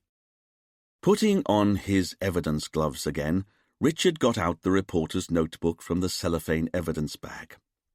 It was still turned to the list of names that had been written out for the sunrise healing session on the day Aslan was killed. And, as Dominic had pointed out, there was no getting away from it. None of the names that were there had been in the meditation space when Aslan was killed. So, what had happened that meant that this group of people hadn't attended, and an entirely different group had instead. As Richard got the notebook nice and straight on his desk, he took a moment to marvel at how decisive he'd become since he'd finally managed to get rid of his lizard. There was no doubt about it in Richard's mind. His lizard had been the albatross around his neck. Camille managed to clunk the toner cartridge out of the photocopier and bring it over, and Richard decided it was time to explain what he was up to. Right then, Camille. It's clear from the notebook here that Aslan wrote out a list for the sunrise healing the day before he died, all as normal. This list here is definitely his handwriting. All of the other pages in the notebook confirm that. But I think the killer was waiting nearby, and the moment that Aslan hung the notebook back up on its nail, the killer stepped in, turned the list over to a fresh page, and wrote out a new list of names, the list of people who ended up going to the sunrise healing the next day. A list that's now missing, Camille said. Agreed, Richard said. Which suggests that after the murder, the killer came back to the notebook and tore off the incriminating page with their handwriting on, and then turned the page back to reveal Aslan's original list. Fidel interrupted, excited. Then how about they went down to the cellar and burned the incriminating page of names in the killer's handwriting in the hotel furnace? My thinking exactly, Richard said, which is why you found a few remnants of burnt paper in the furnace. But, sir, Fidel continued, if the killer tore off the one incriminating page with their handwriting on, why did they then have to remove the rest of the notebook? Well, I'd say that was obvious, Fidel. The page that Aslan wrote on, as we can see here, Richard indicated the notebook on his desk, quite clearly shows him choosing a completely different set of guests for that day. But I bet the next page still carries the indentations from the killer's list of names that was on the page after it, and I want to reveal those indentations. Using a helium balloon, Duane said, unable to keep a skeptical tone out of his voice as he entered the room holding a small silver flight case, some photocopier toner, and a stun gun. Richard smiled. Indeed. He then looked at his team and knew it was time to explain. So, my theory is that the killer flipped over to a fresh page to write the incriminating list of names out, and in doing so, the pen he or she was writing with would have made indentations on the page underneath Aslan's original list. That makes sense, Duane said. But it was more the balloon I wanted to know about. All things come to those who wait, Richard said. First, can you get out the stun gun? Duane opened the latches on the flight case and lifted the lid, revealing a grey foam interior that housed the stun gun. The weapon itself was like something out of a sci-fi movie, a grey plastic box about the size of a chunky mobile phone with two metal prongs sticking out of it. It looked both humdrum and entirely scary, especially when Duane turned it on and electricity arced between the two prongs with a nasty crackling sound. This thing is evil, Duane said, summing up the feelings of them all. Have you ever had recourse to use it? Richard asked. No way. This is not how we roll on Sainte Marie. Richard looked at Duane and knew it was true. There was no way any of his team would ever use such an instrument on another human being. Right, Richard said. So, let's find out who wrote the missing list. Richard pulled his penknife from his pocket, carefully opened it, turned, and stabbed the balloon with it. There was a wet pop as the blade went in, and then Richard held the silvered balloon in his hand as it deflated. Have any of you ever wondered what they make these helium balloons out of? Richard looked at his team, but they had the good sense to stay quiet. Because they're not rubber, like a normal balloon, and although it looks like silver foil, it isn't metal either, is it? Again, a dramatic pause that his team were canny enough not to prolong by asking any questions. Well, silver balloons like this are made out of a substance called mylar, which is a metallized polythene, and as such, it's perfect when used alongside a stun gun and some photocopier toner for creating an electrostatic detection device, or EDD for short. Fishing out a pair of scissors from his desk tidy, Richard started to cut a square from the balloon that was quite a bit larger than the reporter's notebook. And, as I'm sure you all know, electrostatic detection devices are perfect for picking up even the faintest of indentations in paper. So, if the killer flipped over to a fresh page to write out a different list of names, as I'm sure must have happened, then whatever pen he or she used will have left indentations on the page underneath. Richard indicated the blank page following the list of names that Aslan had written out, and briefly paused for his team to ask any follow-up questions. A little disappointed that there weren't any, he continued. So, what you do is place a square of mylar polythene over the paper that you think has got indentations on it, just so. Richard placed the square of silver over the blank page. You then turn the stun gun on. Richard picked up the stun gun and pressed the trigger mechanism. Electricity started to arc between the two metal nodes. You then waft the stun gun over the mylar, making sure the charge goes down into it. Richard put the nodes up close to the silvered square, at which point the electricity stopped arcing in between the nodes and started to stab down into the plastic. As Richard moved the miniature lightning back and forth across the silver square of the child's balloon, he carried on explaining. The objective is to produce an evenly distributed electrostatic charge across the surface of the mylar, because once the mylar's been suitably charged, the most incredible thing happens. Yes, that should be enough. Richard turned the stun gun off and carefully placed it to one side. There was no visible difference to the silvered square of mylar. "Sir?" Fidel asked. "What happens?" "Everything, Fidel, because the surface of the mylar is now differentially charged depending upon whether or not an indentation was underneath it or not," Richard said, really selling the magic of the process. His team were nonplussed, as he knew they'd be. "Which is why we need the photocopier toner." Richard got the ancient black toner caddy and shook it. As was usual, a fine dusting of black toner powder fell out of it. Richard had been trying to get the caddy replaced for months, but now he was glad that it was so decrepit. "Watch this," he said, as he held the toner cartridge a foot or so above the clear silver square. "Because every grain of toner powder is negatively charged, and the principle of how a photocopier gets its ink to stick to paper is the same that we're now going to use on the mylar, because, remember, it's now positively charged where there aren't any indentations underneath, and negatively charged where there are." Richard started to shake the toner cartridge from side to side, and toner powder began to waft down onto the silver square of mylar. And, to his team's amazement, the black powder seemed to form into certain curls and swirls on the silver, and within 10 seconds it was possible to see that the inky powder had in fact now stuck to the silver in such a way that words could be seen. The team had to squint a bit to make out what was written, but there was no doubt about it. The toner had revealed the indentations from the missing page that had been removed and destroyed. The ink on the silver square read, "You are invited to the sunrise healing. Julia Higgins, Saskia Philby, Paul Sellers, Anne Sellers, Ben Jenkins. 7 a.m., morning swim and stretching on the beach. 8 a.m., sunrise healing in the meditation space. Attendance is free and highly recommended. Aslan."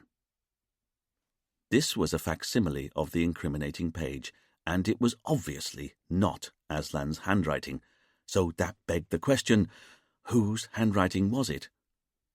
Richard realized first. "Wait," he said to his team as he went over to Camille's desk and started looking for the witness statements among the mess of files. "What are you looking for?" she asked. "Hold on," he said, having difficulty keeping his irritation in check. But now was not the time to lecture Camille on her clear desk policy, and instead he grabbed up the witness statement he was looking for. He returned to his desk with the page of handwriting and put it down next to the silver square so that they could compare the two samples.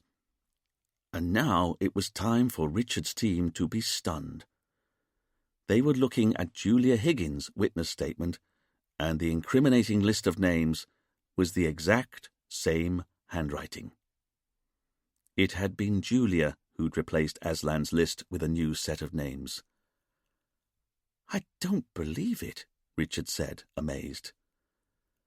Had Julia been playing him from the start? After all, even Paul Sellers had worked out that Julia was their most likely killer. She'd been at the retreat the longest time, 6 months.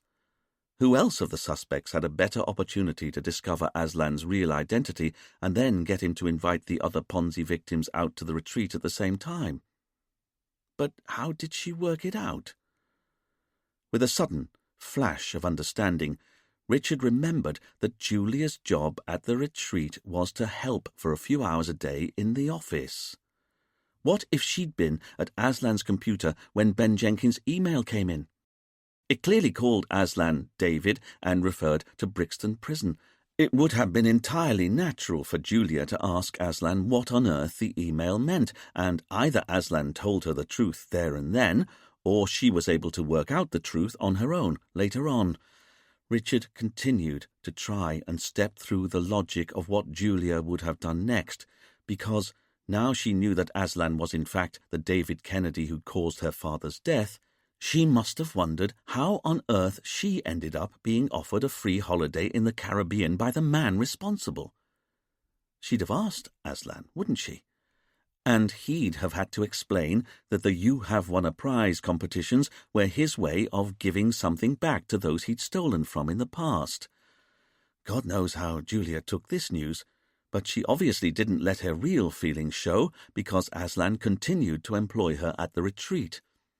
Richard banged the palm of his hand down on his desk at his own stupidity. He'd never really considered what it must have been like growing up without a dad because he'd committed suicide.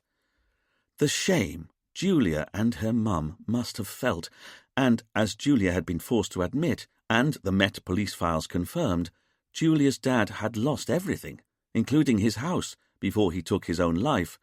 So not only had Aslan taken Julia's dad from her, he'd also taken all of his money and the house they lived in. And now she discovered she was working for the man who destroyed her family. It was clear that Julia had made a simple decision. Aslan had to die. And with that realization, Richard finally understood why the murder had to be carried out in front of a load of potential witnesses. After all, if Aslan had still been living in the UK, Julia would have been able to make it look as though she was miles away at the time of the murder. But on a small island like Sainte Marie, even if she made it look as though she'd been on the other side of the island when Aslan was killed, the fact that she had a motive at all would be suspicion enough. And seeing as she was the killer, the police would no doubt be able to break her alibi. So, if you're the only person on a tropical island with a motive to kill someone, what's the best way of using this fact to your advantage? Richard realized a daring and, though he had to admit it to himself, quite brilliant plan was born. Julia decided that she would try and hide herself in plain view. Because there's no way a rational killer would lock herself inside a room with the victim, that's precisely what she'd do, and because no killer would ever let herself be found standing over the corpse holding the murder weapon, that's also what she'd do, but she'd stage the scene so everything would make it look like she was being just as manipulated by a shadowy killer in the background as everyone else. Thinking with hot shame back to his nighttime walk with Julia, Richard now realized that she'd orchestrated the whole tantalizing encounter so she could ask him if she could go back to the UK. And knowing how seductive Julia had been, Richard knew that if she had decided to work her charms on Aslan, she'd have been able to convince him that it was okay to start inviting other Ponzi victims out to the Caribbean again, and not only that, maybe he should invite a few at a time rather than the usual one. So that's how Paul, Anne, and Saskia all ended up at the retreat at the same time. Julia got Aslan to invite them out. Then what about Ben Jenkins? Richard found himself thinking. How did he get there? Well, what was it Ben had told them? He'd booked his holiday at the retreat entirely normally. Well, Julia already knew all about Ben from the email she'd intercepted and which had started her off on her journey of discovery. What's more, she knew from the email that Ben had known Aslan when he'd been in Brixton Prison. If what Julia wanted to do was fill a room full of people, all of whom had nefarious connections with Aslan's past, what better way than to use Ben's holiday at the retreat as the anchor that she'd tie the rest of her plans to?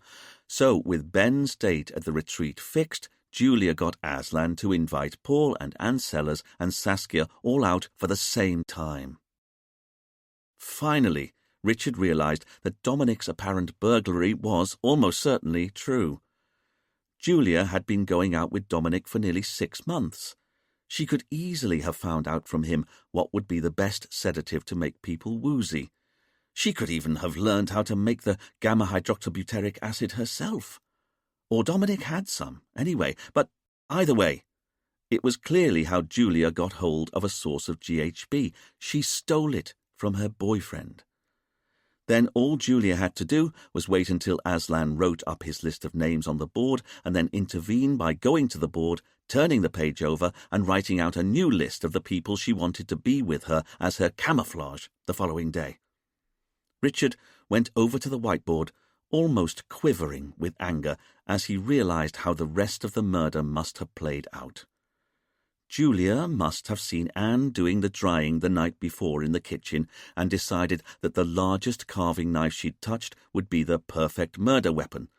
Then, either later that night or early the next morning, she got the knife with Anne's fingerprints on, went to the meditation space and used drawing pins to fix it in the shadows of the 11th pillar along.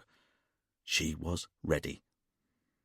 Ever since his days at school, Richard had vowed he'd never allow himself to get pushed around again, but that's exactly what he'd allowed Julia to do to him. She'd pushed Aslan around, Dominic around, Ben around, the Ponzi victims around, and finally, impossibly, she'd pushed Richard around with her string of double bluffs. After all, murderers don't make sure they're locked in the room with the victim. Murderers don't make sure they're found standing over the body of the victim. Murderers don't premeditate a murder and then apparently botch it by screaming. Murderers don't reveal the real identity of the victim under hypnosis, especially when it reveals that they've got a motive to want the victim dead. And finally, left-handed murderers don't commit murder with a knife right-handed. Except for in this case. Julia must have positioned herself to commit murder with her weaker right hand. It wouldn't have been easy, but then Richard realized, wanting to kick himself for his stupidity, in most knifings, the victim is trying to fight back. In those circumstances, it's almost impossible to strike properly with your weaker hand, but that wasn't the case here. Aslan had been sitting quite still, his eyes closed, headphones over his ears. Julia would have been able to take her time as she lined up that first right-handed blow to his neck. And because she was a master of manipulation, Julia no doubt only then went over to the drugged tea. She then drank a decent dose, returned to the body, transferred the knife to her left hand, and only then started screaming. "Camille, get the jeep," Richard said darkly. He'd allowed himself to be taken for a fool, but that was about to end. Richard was going to make the arrest himself. He was going to close the case. But Richard was wrong. He wasn't about to make an arrest or close the case, because when they got to Julia's room, they discovered that Julia wouldn't be standing trial any time soon. Julia Higgins was lying on her bed, stone cold dead. Chapter 14. When Richard and the team had got to the hotel, they'd first bumped into Dominic. He knew the room Julia was staying in and was happy to take the police there. On the way, he'd prattled on about how he'd realised how bad it had looked when the police had found his home brew lab, so he'd decided that it was time to pack in the search for the perfect legal high. In fact, maybe it was time to move on from the retreat altogether. After all, he couldn't be expected to be a handyman his whole life. Richard only half listened to Dominic, although he couldn't help but note that Dominic was now the second person who'd told him he was considering returning to the UK. As they reached Julia's room and started knocking, Richard had found himself musing that Julia was at least about to get her wish. She was going to return to the UK, but under police escort. Then, when Julia didn't answer, it was Dominic's idea that they go in anyway. As the hotel's handyman, he had a pass key that could get him into any room, and he was happy to open the door. And that's when they'd found Julia, sprawled on her bed, her arm outstretched, a drinking glass on the floor, a clear liquid still glistening inside. The moment that Richard realised that the woman who'd agreed to go out for a drink with him was dead, he'd shut down his emotions at the same time as his heart had swelled in panic. But, trying to remain entirely professional, he kept his focus on the smaller parts of the picture. No fabric or skin had got caught under the victim's fingernails. There was no sign of a forced entry to the room. The window was locked from the inside. Richard had got down on his hands and knees and tried to see what he could make of the liquid in the glass. It was entirely clear and didn't seem to smell of anything. He dipped his little finger into the liquid and tasted it. It was tasteless as well. But it couldn't be just water. Not if it was the last thing that Julia drank before dying. Camille came in from the bathroom. "You should see this," she said. Richard joined Camille in the white-tiled bathroom next door. She lifted the lid on the metal bathroom bin. There was a little brown glass bottle inside. Reaching in, Richard pulled it out and saw that it was an empty medicine bottle. He then fished out the white plastic screw-top lid that had been lying next to it in the otherwise empty bin. He smelled both. There was no odour, and whatever liquid it had contained had been clear. Camille had already got 2 see-through evidence bags ready, and Richard slipped the bottle into one and the lid into the other. Was this what had killed Julia? Almost certainly. Richard returned to the main room, and Fidel said, "So, what do you think, sir? Julia realized we were closing in on her? We're about to arrest her for the murder of Aslan Kennedy, and so took her own life?" Richard scanned the room before answering. "Could be, but if so, where's the suicide note?" "There isn't one, sir," Fidel said. "Not that I can see." This gave Richard pause. Suicides usually left a note behind to explain their actions. When the suicide was because of guilt, for example, because they'd killed someone else and were now wanting to end the shame of their life, there was always a note. And as much as Richard was trying to keep a lid on his emotions, there was a feeling that was bubbling up inside him, irrespective of the facts, irrespective of the clues. He'd gone for a nocturnal walk with Julia, and although he was prepared to admit that maybe she'd been trying to manipulate him, whatever her motives, she hadn't acted like someone who was about to take her own life. In fact, as Richard ran his mind back over the short time he'd spent with her and how uncluttered her mind had so obviously been, he realized that she wasn't someone who'd even remotely been contemplating suicide. So, no suicide note, and no indication of a disturbed mind either. And there was something else. How come the notebook had reappeared just before her death? After all, Richard and his team had only arrived at Julia's room because they'd worked out that the list of names for Aslan's murder had been written out by her, and they only found the notebook because someone had put it back on its nail on the notice board. Was it Julia who'd put the notebook back herself before she took her own life? It was a possibility, Richard supposed, but it didn't seem very likely. There were surely more direct ways of confessing to your guilt. For example, like writing a suicide note, which Julia had so patently failed to do. Richard went over to the window and looked out over the sparkling Caribbean Sea, deep in thought. And what he kept coming back to was the fact that he only really considered that Julia was the killer because the notebook had reappeared on its nail on the notice board. Didn't he?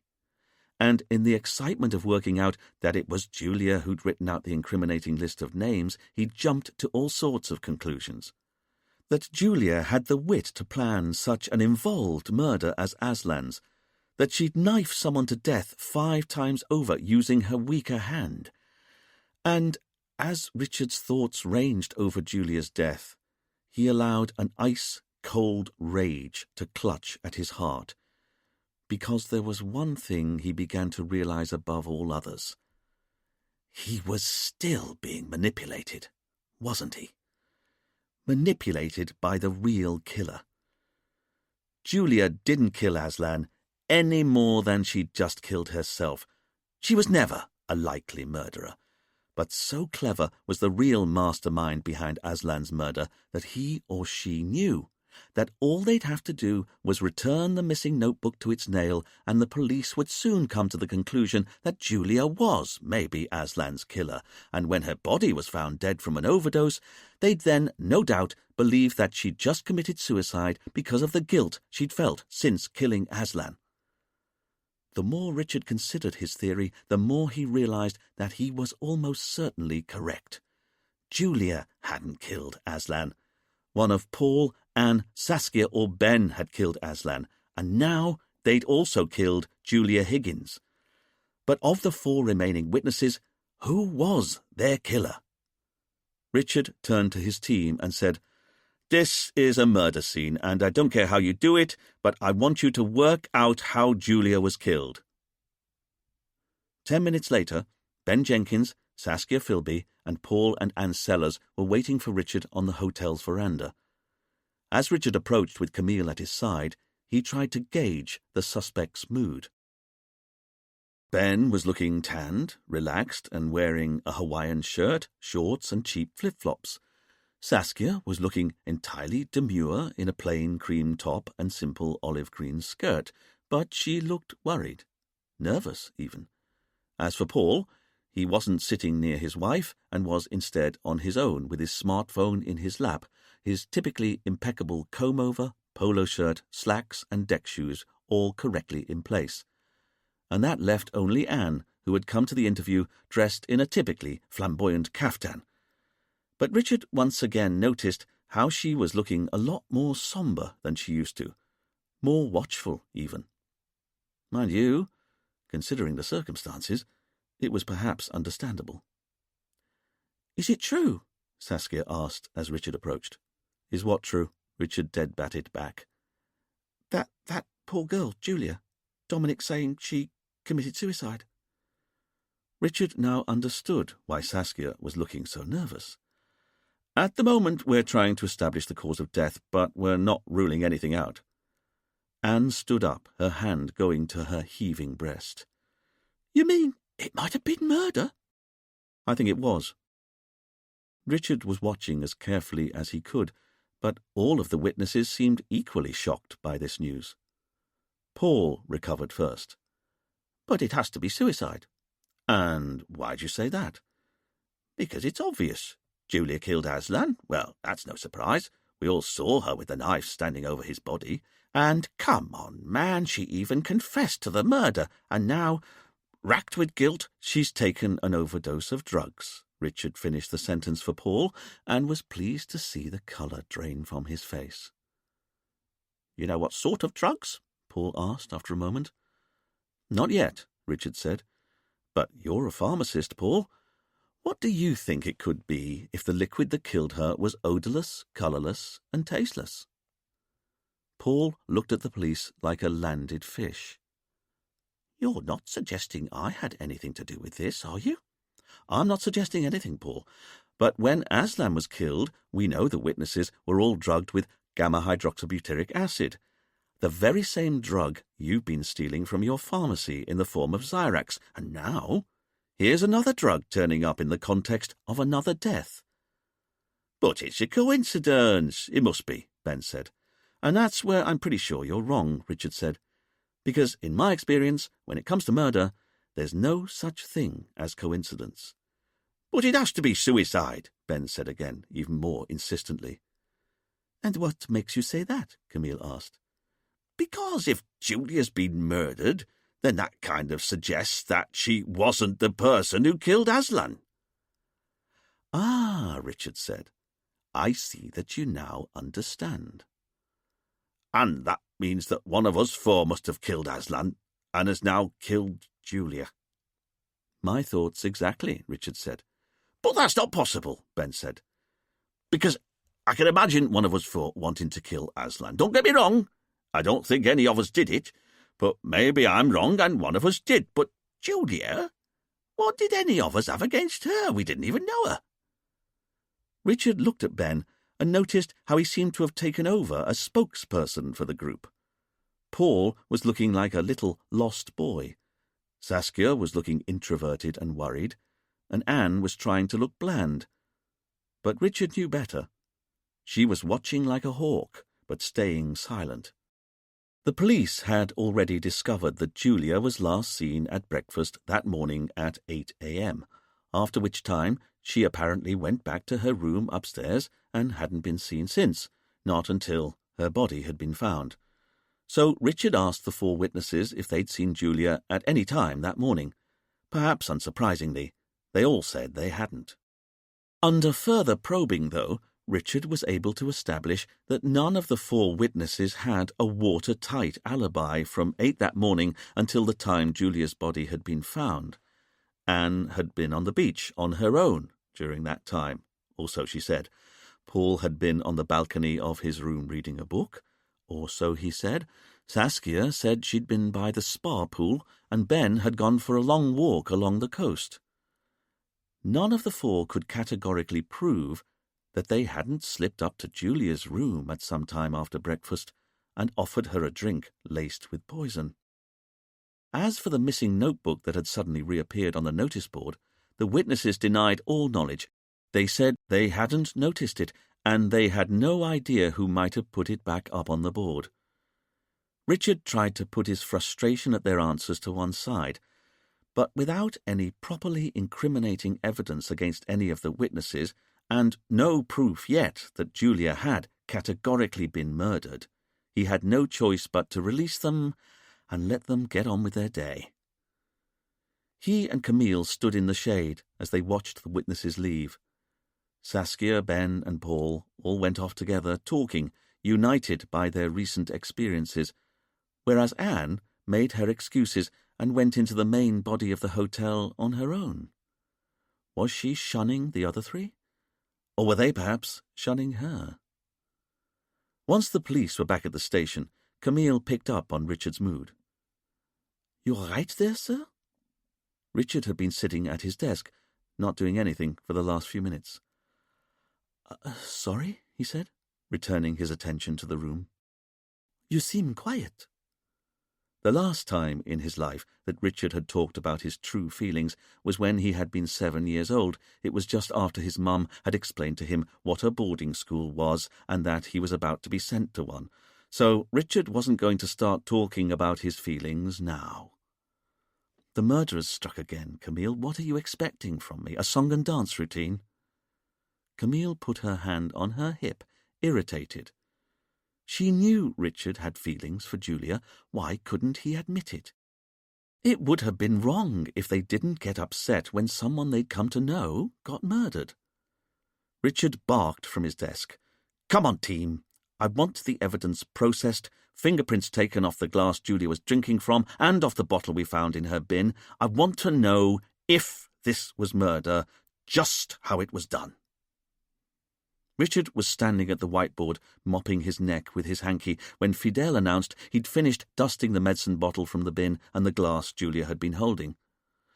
And the only prints I've been able to raise so far from the glass Julia was holding belonged to Julia. I see, Richard said. But as for the medicine bottle from the bin, I've been able to raise 4 clear prints from it, and none of them belong to Julia. They don't? Richard asked. No, sir. And none of them match any of the witnesses either. This gave everyone pause. I'm sorry? None of the prints on the medicine bottle match the prints of any of the people who were in the meditation space when Aslan was killed. Then who put the bottle in the bin? Twain asked. Richard looked back at the whiteboard a long moment before he realized. Fidel! We've never taken Dominic's exclusion prints, have we? No, sir. Then give Dominic a ring, would you? I want him in here, and I want his fingerprints checked against the prints you're finding on the medicine bottle. Yes, sir. An hour later, wearing an old vest, torn shorts, and ancient leather sandals, Dominic flapped into the station, hot and bothered. He was uncooperative, like a teenager, as Duane took his exclusion prints, but then, Richard supposed, Dominic had discovered his ex-girlfriend's dead body only that morning. It would take the wind out of anyone's sails. Is that all? Dominic asked once Fidel had his prints on the regulation card. Maybe, Richard said, but can you tell me where you were this morning from about 8 a.m. until the time we found Julia's body? What is this? Dominic asked in a grump. Just answer the question. I was on the beach, okay? With anyone? Sure, there were hotel guests around the whole time. Richard remembered what the witnesses had said earlier. Did you by any chance see Anne Sellers when you were down there? What? Seeing as you were on the beach, did you see Anne Sellers at all? Dominic thought for a moment before answering. I don't think so. Richard considered this. After all, Anne had said she'd been down at the beach on her own the whole morning. Was it likely that Dominic wouldn't have seen her? Richard continued. Then can you tell me what you were doing on the beach this morning? There'd been a storm out at sea a few days ago. Debris had been washing up, so I spent a couple of hours this morning clearing seaweed and driftwood from the shoreline. And you didn't slip away, even for a few minutes, at any time? No. You just asked the guests. I was there the whole time, and it was only when I was coming back from the beach that I bumped into you lot and took you to Julia's room. How convenient, Richard said. What is this? I don't need an alibi. I'm nothing to do with this. I'm not so sure about that, Fidel said, turning to Richard. Because, sir, I've already found a match. Richard went over to Fidel's desk where he'd been matching the exclusion prints Dominic had just given against the prints Fidel had been able to lift from the medicine bottle they'd found in the bin in Julia's bathroom. Wait!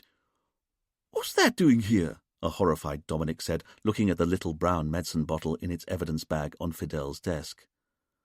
Why don't you tell us? Richard asked politely. Dominic started to bluster. But that's what I'm saying. That looks like one of my medicine bottles, you know, from my lab at home. If you're saying my prints are on that? Dominic trailed off as he realized the implications of what he was saying. Where did you find that bottle? He eventually said. In the bathroom of Julia's room. But that's not possible. I've not been in her room for ages. You know we're not going out with each other anymore. Now, it's funny you'd bring that up, Richard said. Remind me, how did you feel when Julia told you it was over between you both? Dominic looked at Richard and was briefly speechless. It's a fair question, Camille said, seeing as your prints are on the bottle that contained the poison that almost certainly killed your ex-girlfriend. I told you at the time, Dominic said, but Richard noticed how nervous Dominic was looking. It was fine. It happens. Really? Richard asked. All right, then if you must know, I was pretty upset. Okay? But it's not the end of the world. There are other fish in the sea. And do you really think that if I killed my ex-girlfriend, I'd leave a bottle covered in my fingerprints at the murder scene? As Dominic said this, he got increasingly agitated. In fact, if you ask me, it's obvious what happened. That bottle's what was stolen in the burglary I told you about, and now it's being used to set me up as Julia's killer. Do I have to do all your work for you? You know you're pathetic. Dominic turned and started to leave, although he had to pause as Dwayne took half a step away from his desk to block his exit. You want to stop me from leaving, he said to Dwayne. Then you'll have to arrest me. Richard knew that there was a lot of sense to what Dominic was saying. No one killing their ex-girlfriend would leave a bottle of poison covered in their fingerprints at the scene of the crime. But here it was again. A piece of incriminating evidence that pointed very specifically at one person, just as Julia had confessed to the murder, even though Richard was now sure that she hadn't done it. Richard sighed to himself. Once again, he felt as though he was looking at jigsaw puzzle pieces that came from completely different jigsaw puzzles. Richard nodded once for Dwayne. He stepped aside, and Dominic left, shaking his head at the police's incompetence. No one spoke for a few moments, but then Richard went over to the board, saying as he went, "Come on. Julia was murdered, I'm sure of it, murdered by the same person who killed Aslan. We must have found some evidence, either in Julia's room or on her body, that suggested it was murder." "I'm sorry, sir," Fidel said. "Not yet. Maybe the autopsy will pick something up." Richard gritted his teeth in frustration, picked up a board marker, and crossed out the details they'd so far collected on Julia Higgins. When he'd done that, he took a moment to steady himself, and then he turned back to his team. Julia didn't kill Aslan Kennedy, nor did she commit suicide. And Dominic's right. If he killed Julia, he wouldn't leave a medicine bottle with his fingerprints on it at the scene. "Unless it was a double bluff, sir," Fidel offered. "Agreed, Fidel," Richard said. "But that's some double bluff, and I don't think Dominic's capable of such bravery. No, this case has always been about the people who were in the meditation space with Aslan when he was killed, and with Julia now dead, that leaves us with only 4 possible killers: Saskia Philby, Ben Jenkins, Paul Sellers, or Ann Sellers. So which one of that lot's our double murderer?" The murder of Aslan. 5 guests go for a swim. Paul hands out robes. Aslan prepares the tea. 5 guests plus Aslan go into meditation space. Aslan locks it down from the inside. Someone laces tea with GHB or Zyrax, a sedative. Drink tea, all cups turned over. 10 to 15-minute window for murder. 8 to 8:10, 8:15. Right-handed killer. Investigation leads. Why killed in paper house? 3 drawing pins in the meditation space used to pin the murder weapon to a pillar. No prints on any of them. Another drawing pin in the cellar. Who was in Aslan's office the night before at 6 p.m. shouting, "You're not going to get away with it." The notebook reappeared before Julia's body was found. Why? What's the burnt paper in the furnace? The murder of Julia Higgins. She wrote out the names for the sunrise healing in the notebook. Took overdose? Murdered? But no suicide note. Outside the meditation space. Rianka Kennedy, wife, knew Aslan when he was David, but left Aslan when he was convicted. Took Aslan back 15 years ago when he came to the island. Dominic De Vere, ex-hypnotherapist, now handyman, sacked by Aslan, argued with Aslan, caught returning to scene of crime, has drugs lab in his house, could have manufactured GHB. His bottle, fingerprints, found at murder scene of Julia. Inside the meditation space. Aslan Kennedy, victim. Everyone says he's nice. Real name is David Kennedy. Ex-con man, ran art lease Ponzi scheme, stole £2 million. Went to prison 20 years ago, served 5 years. Still a crook? Admitted to Ben he was still on the con, but is that true? Julia Higgins, worked at the retreat last 6 months, confessed to murder, but drugs in blood and lack of real motive, and left-handed. All crossed out. Anne Sellers, housewife, married to Paul, arrived on Ireland 7 days before murder, lost £20,000 in Ponzi scheme. Her fingerprints are on the murder weapon, but she dried knife the night before, had her dreams as a singer ruined when she lost £20,000, clearly hates her husband Paul, says she didn't recognise Aslan, David. Paul Sellers arrived on Ireland 7 days before murder, handed out the white robes, pharmacist who stole Xyrax from work, knew Aslan's real identity. Wife Anne lost money in Ponzi scheme, hates his wife Anne. Wife no longer alibis him for argument at 6 p.m. Saskia Philby, single, 45 years old, here on her own, arrived night before, heard argument in office night before at about 6 p.m. A man, but couldn't identify him. Lied that she'd lost £50,000 in Ponzi scheme, she lost £500,000. Says she didn't recognise Aslan, David, but she was his lover. Maybe she did. Ben Jenkins arrived on Ireland 4 days before murder. Property developer, Portugal, served 3 years for wounding with intent and was Aslan, David's cellmate in 1997 for 1 year. Lied that he didn't know him, had been in email contact 3 months before murder. No alibi for time of argument at 6 p.m. "You know," Camille said, "if Julia was murdered, it was to make it look like she'd committed suicide because of the guilt she was feeling since killing Aslan Kennedy." "That's right," Richard said. "But we still don't know why Aslan was killed, do we? I mean, not really." Duane said, "It's got to be connected to his past. From when he was running his Ponzi scheme, seeing as everyone in the room with him when he was killed was connected to his past." Richard could see the logic of this. After all, Aslan had stolen millions of pounds 20 years ago. But how did a crime that long ago connect with Ben's statement that Aslan had admitted that he was back on the con again just before he was killed? Had Aslan been conning one of the Ponzi victims? Or maybe the con involved Aslan being in cahoots with one of the Ponzi victims, who then turned the tables on him by killing him. "Fidel," Richard said, "how are you getting on with Aslan's bank statements?" Fidel indicated the mess of paperwork on his table. "Still looking, sir, but honestly I can't find anything incriminating at all. Aslan didn't ever seem to spend money." "Maybe that's because he had a different source of income elsewhere," Duane offered. Richard turned back to the board and kept on thinking. Was Aslan on the con, even though they could find no evidence that proved this? And if he were, how did it tie up with Paul, Anne, Saskia, or Ben?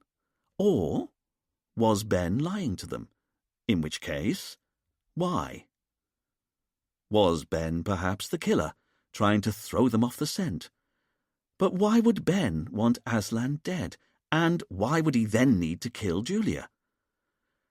As the afternoon wore on, Richard found his mind wandering towards the evening he was about to spend on his own. Somehow, now he had to face his first night without Harry for company. He wondered if maybe he'd acted rashly. Of course, he still resented how Harry would walk around the shack as though he owned the place, but there was no denying that he was at least someone else in the shack that Richard could interact with, even if that interaction was furious frustration. In a post-Harry world, Richard knew he'd now be entirely alone. "Sir," Fidel said from his desk, breaking Richard's reverie. Richard looked over at his subordinate's desk and saw Fidel staring in puzzlement at his screen. "What is it?" Richard asked. "Well, it's the labs in Guadeloupe. They finished analyzing the paper we sent them." It took Richard a moment to remember that they'd sent the scraps of burnt paper Fidel had found in the hotel's furnace to the labs for analysis. "Better late than never, I suppose," he said. Fidel was still looking at his monitor and still frowning. "What's wrong?" Camille asked, noticing Fidel's indecision. Fidel looked up from the monitor. The report here says they used all of the techniques available to them, but they were unable to reveal any handwriting under the burns. They weren't, Richard asked. In fact, according to the report here, there was no writing of any sort, or printed ink, or anything at all on the scraps of paper before they were burnt. They were just clear white paper. Are you sure? Camille asked. Wait! Richard said suddenly, holding up his finger for silence. Duane, Fidel, and Camille shared a sharp glance. They knew full well that when Richard suddenly froze like this, it could mean he was beginning to piece the case together. Richard went over to the whiteboard, his mind a whir. What GSM do the labs say the paper was? Sorry, sir, Fidel replied. GSM, grams per square meter. It's how you measure paper thickness. What's the GSM of the scraps of paper they tested? Come on! It's important. Hold on, sir, Fidel said in a panic, turning back to his monitor and scrolling through the document on his screen with his mouse. Duane looked at Camille, baffled, but they both knew to keep their mouths shut. Fidel found the entry among all of the technical data that had been gathered at the bottom of the report. It says here, sir, it's 225 GSM. Ha! Richard clapped his hands together and spun back to the board, calling back to his team as he studied everything that was written there. And normal paper is only 80 GSM, and our reporter's notebook was probably less. It's so lightweight, possibly as low as 70 GSM. Is this important? Duane asked. Sure is, Richard replied, because it means that the paper that was burnt in the furnace under the house didn't come from the notebook Julia wrote in, and that means... As Richard trailed off, Camille, Fidel, and Duane all looked at each other, no more enlightened. What did it matter that the paper they sent off for analysis didn't come from the reporter's notebook? In what way was that important? Good grief! Richard said almost to himself before turning around and looking at his team as though he'd finally solved a crossword clue that had been set weeks ago. And then something happened that almost never happened on the island of Saint-Marie. Richard Poole smiled. He actually smiled. Fidel said, Sir, you can't have worked it out. On the contrary, Richard said, because I think that's exactly what I've done. You know who killed Aslan Kennedy? Fidel asked. I do. And Julia Higgins. But is it the same person, Chief? Duane asked. Oh, yes, Richard replied. It wasn't Dominic, was it? Fidel blurted hopefully. Good heavens, no, Fidel. He wasn't inside the meditation space when Aslan was killed. He can't be our killer. So you're saying that Aslan was killed by one of the people who was locked inside the room with him? Fidel asked. Richard looked at his team as though they were all a bit slow. Of course, Richard said. Only one of the people who was inside the meditation space with Aslan Kennedy when he locked it down could ever have been his killer. Then who was it? Camille asked, unable to resist asking any longer. Richard looked at his partner and couldn't help himself. He waggled his eyebrows. I'll tell you in a minute, he said. But first, we've got a con to prove. Chapter 15. Richard had asked everyone to join him in the meditation space, but as he stood sweating in his suit and tie, he wished he hadn't. It really was very hot. But he had a theory to prove, and that meant that he had no choice over where he did this. It didn't help that the room was made all the more sweltering with the presence of 8 other people. There was Camille and Duane, of course. Fidel was currently elsewhere running an errand for Richard, but there were also all the other interested parties: Saskia Philby, Paul and Anne Sellers, Ben Jenkins, Rianka Kennedy, and, last of all, Dominic de Vere. One of these 6 people killed Aslan Kennedy and then killed Julia Higgins. And Richard was about to reveal their identity. "Do you really know who the killer is?" Dominic asked, unable to hide his amazement. "Oh, yes, Dominic," Richard said, and smiled for Dominic's benefit. "But let's first remind ourselves of what we're dealing with here. Because we've got Rianka and Aslan running a spa hotel in the Caribbean. It's popular. They do well. And we know that Aslan in particular has found a degree of peace embracing the more spiritual side of life. Or is that true? After all, as we all now know, Aslan Kennedy was once David Kennedy, a dangerous conman who was given a 7-year sentence for stealing £2 million in an art lease Ponzi scheme. And we know his past as a conman is an important part of this case because when he was killed, 4 people who he'd previously stolen from just happened to be in the same room as him, and the 5th person had once been his ex-cellmate. But why did he have to die? That's the question. Or, to put it another way, can a leopard change its spots?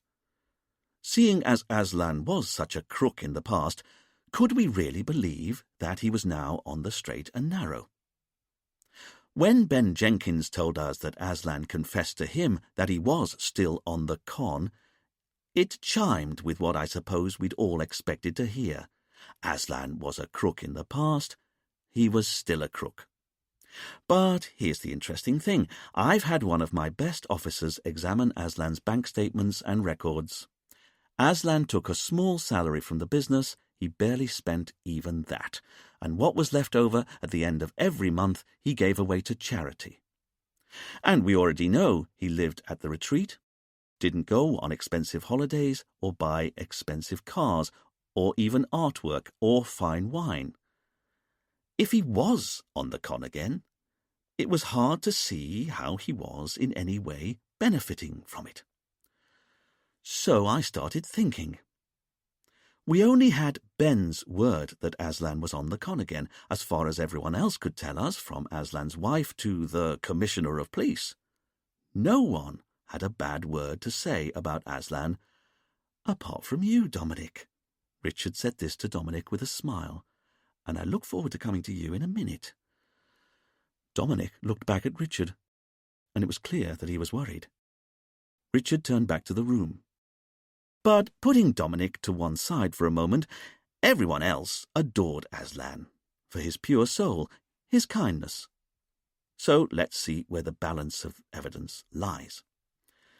If dozens of people are saying that Aslan was an innocent who no longer cared for money, why should we believe the one person, Ben, who's saying that Aslan confessed to being on the con in a conversation, I hasten to add, that quite conveniently no one else overheard, and Ben's a one-time violent criminal? Why should we believe what he told us? "Are you saying I lied to you?" Ben said, with a barely concealed hint of menace. "Because I'm telling you, Aslan told me he was still on the con." Richard looked at Ben a moment. "You're really not prepared to change your story?" "No way," Ben said. "It's what happened." "Very well. But everyone should bear in mind that there was only ever one person who said Aslan was back to being a crook. So, now let's look at the day of the murder. Aslan Kennedy locks himself inside a wood and paper structure with 5 other people. The door's not opened at any time, but when it's unlocked 20 minutes later, Aslan is dead. So who killed him? Well, let's see what we know. The tea was drugged with a mild sedative to make everyone docile and less responsive, so that when everyone started to drift off, they really drifted off. As you all know, you were all a touch woozy when you woke up, weren't you? Richard could see that Paul, Anne, Saskia and Ben all agreed with his assessment of the situation. Except for the fact, Richard clarified, the killer, no doubt, took their dose of sedative-laden tea after they'd committed the murder. After all, you wouldn't want to knife someone to death while drugged up, would you? Richard held the four suspects' attention for a moment before continuing. And as for the knife that was used to kill Aslan, well, it was obvious from the drawing pins we found at the scene of the crime that the killer had previously set the knife behind a pillar and was able to get to it while the rest of you were lying down wearing eye masks and headphones. And yet, none of what I've just said is in any way true. The killer didn't take their dose of sedative-laden tea after they'd committed murder, and that's not how the knife was hidden in the room before the murder. This got everyone's attention. "Come on," Dominic interrupted. "Just tell us who did it." "Very well," Richard said, "because now we come to the only four people who could ever have killed Aslan, the people who were inside the room with him when it was locked down." Here Richard looked at Saskia, Ben, Paul, and Anne. "And because Aslan had stolen from three of you in the past, and the fourth of you was in prison with him, it's easy to imagine you all having motives. Starting with you, Saskia. You lost the most to Aslan in the Ponzi scam 20 years ago, by some distance. $500,000 up front. And that alone would be enough to commit murder. But that's not what interested me, because I was always much more impressed with the $500,000 you then spent trying to get that first $500,000 back, which shows how you don't forgive or forget. What's more, it made it quite clear, to me at least, that you were prepared to risk everything to get back what you felt was yours, even though you've always made sure you came across to us as demure, timid even. But that can't have been the whole story. A timid person wouldn't have pursued their lost money for so long and to such a ruinous extent. Everyone could see that Saskia was looking anxious at Richard's words. "You don't understand," she tried to say. "I understand too well," Richard cut back, "so don't even think about denying it. Underneath your quiet exterior, your prim secretarial exterior, you're prepared to go to the ends of the earth to get revenge, aren't you?" Saskia didn't dare say anything. "But did you do it?" Richard continued. "That's the question. After all, you only arrived on the island the night before Aslan was killed, so even if you'd already worked out that Aslan was David Kennedy, I don't see how you could have staged such a complex murder by 8 a.m. the following morning." "You don't think I did it?" Saskia asked, hope desperately flashing into her eyes. Richard looked at Saskia. "That's right. I don't." Saskia gulped, and then frowned, and then bobbed her head in appreciation to Richard. For his part, Richard next turned to Ben Jenkins. "So, let's look at you, Ben Jenkins," Richard said. "Because Aslan's murder was so violent, surely we needed look no further than the only person here who already had a history of violent crime to unmask our murderer." "I served my time," Ben said with a sort of edge that suggested he hadn't quite put his violent past as far behind him as he'd have liked people to believe. "But you're still consorting with other criminals, as your friendship with the ex-con Ratty proves." "I told you all about him voluntarily." "Hardly," Richard said. "You were trying to make sure you didn't get arrested for murder at the time. I think you were throwing us a bone to distract us, just as I think you were trying to distract us when you told us Aslan confessed to you that he was on the con again." "But that's what he told me," Ben said, no longer able to keep the anger out of his voice. Richard tilted his head to one side, as though he were an art expert deciding if a painting was fake or not. Again, interesting. Richard turned back to address the room. "It was also true that you were the person in the murder room who'd known Aslan's true identity the longest. In fact, you'd worked out that Aslan was David a whole 3 months before he died, as you were forced to admit when you showed us your email correspondence with him, which I can't help noticing was weeks and weeks before Aslan decided to invite all the Ponzi victims out to the Caribbean, a stark change in his policy. Was it you who told him to invite Paul, Anne, and Saskia out here all at the same time? But you saw my emails to him, Ben said. I tried to make contact, but his emails kept bouncing back to me. Richard replied darkly. There are ways of communicating other than via email, Ben. And seeing as you knew you'd eventually have to explain to us how you ended up on Sainte Marie, perhaps you created the email trail to Aslan to give yourself a plausible cover story. This doesn't even remotely stack up, Ben said. A man with a violent past who's known Aslan's real identity for long enough to dupe the victim into inviting the others out here, and who's the only person on the whole island who's been saying that the victim was still up to no good. It sure looks to me like you're our most likely suspect. But why did I want him dead? Ben asked through gritted teeth. Richard held Ben's gaze a long moment. And there you have me, Richard conceded. Maybe it's something to do with your time you spent in prison with Aslan, or the confidence trick he's now apparently trying to pull off.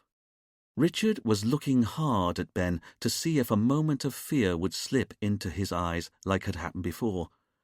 It didn't. And that's the thing. Because you're right.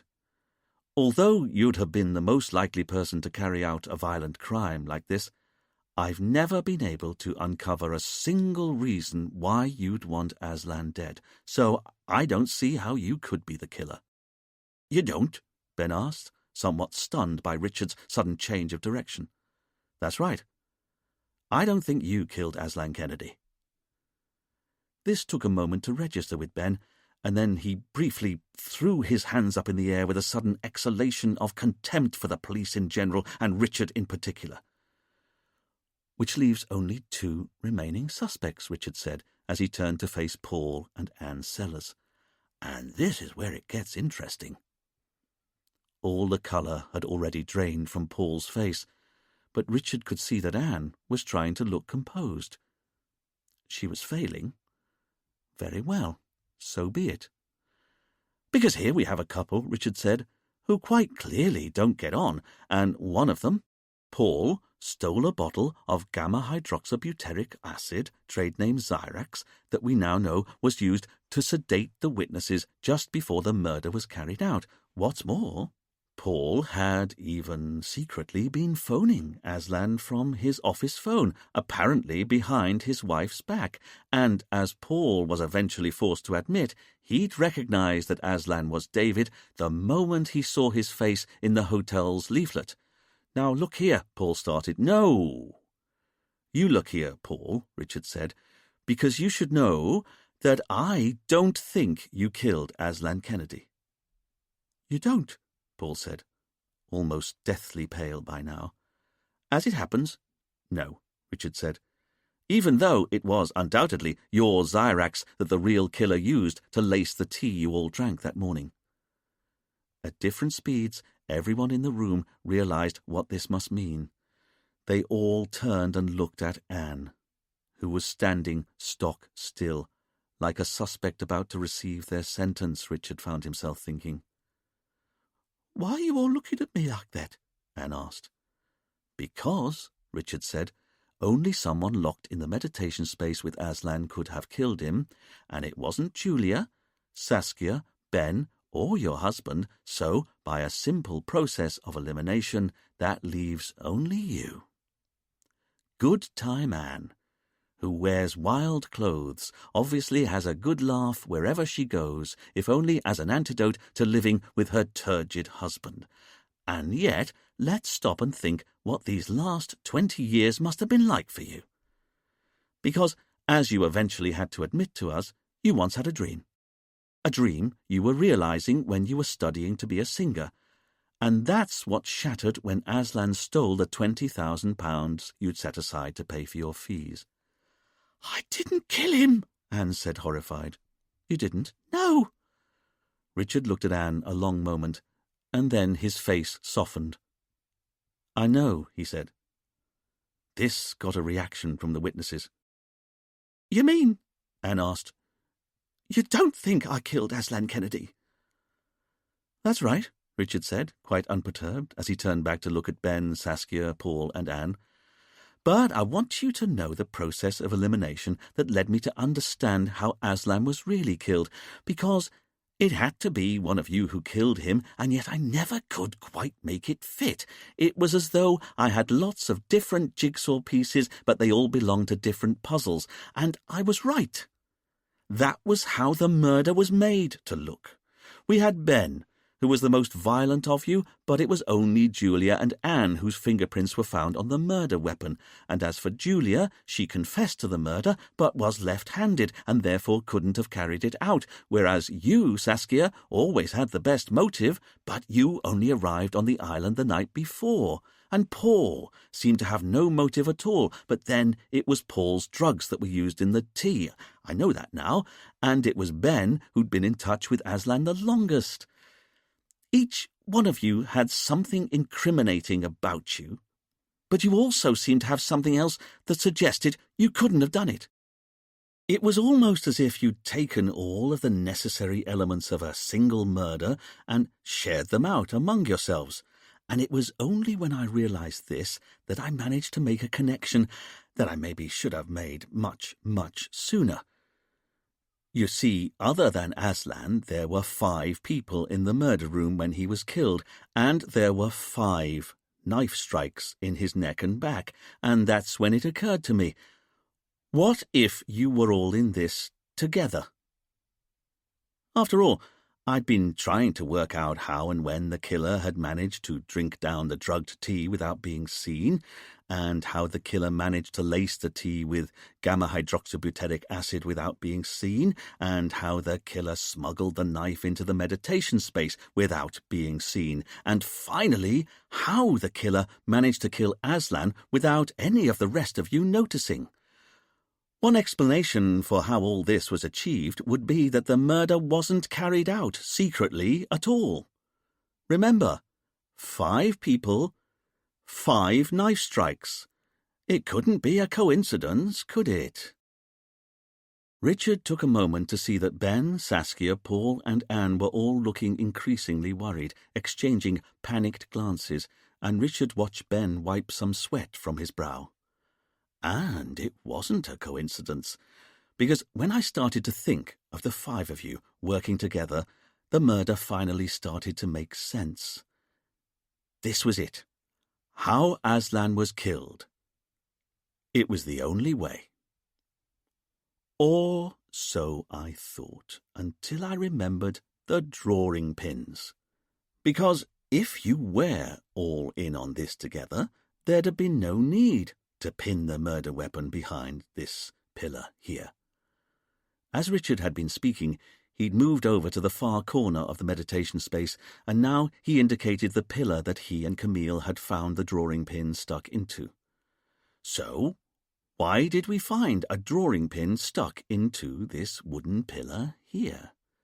Richard next indicated where they'd found the 2nd and 3rd drawing pins on the floor. In fact, why did we find a 2nd drawing pin on the floor just here, and another one over there, and above all else, why did we find a 4th drawing pin in the cellar under the main hotel? And to answer that, we have to address the one aspect of this case that has irritated me more than any other. Just why was Aslan killed inside a Japanese tea house? And that's when I finally understood. Although it wasn't a coincidence that there were 5 knife strikes, this wasn't the 5 of you working together. This was indeed a solo murderer. Someone who'd been manipulating us from the start, a shadowy figure we'd never properly considered. As Richard finished talking, everyone realized that he was now looking squarely at Dominic de Vere. After a long moment, Richard said, "And this is where I owe you an apology, Dominic, because you unwittingly revealed the killer to me a long time ago, and I didn't believe you." Richard turned back to Rianka. "Because it was you, Rianka, wasn't it? It was you who killed Aslan Kennedy and then killed Julia Higgins." "What?" Rianka said, stunned. Behind her, Duane and Camille took half a step forward so that they were now flanking Rianka on either side.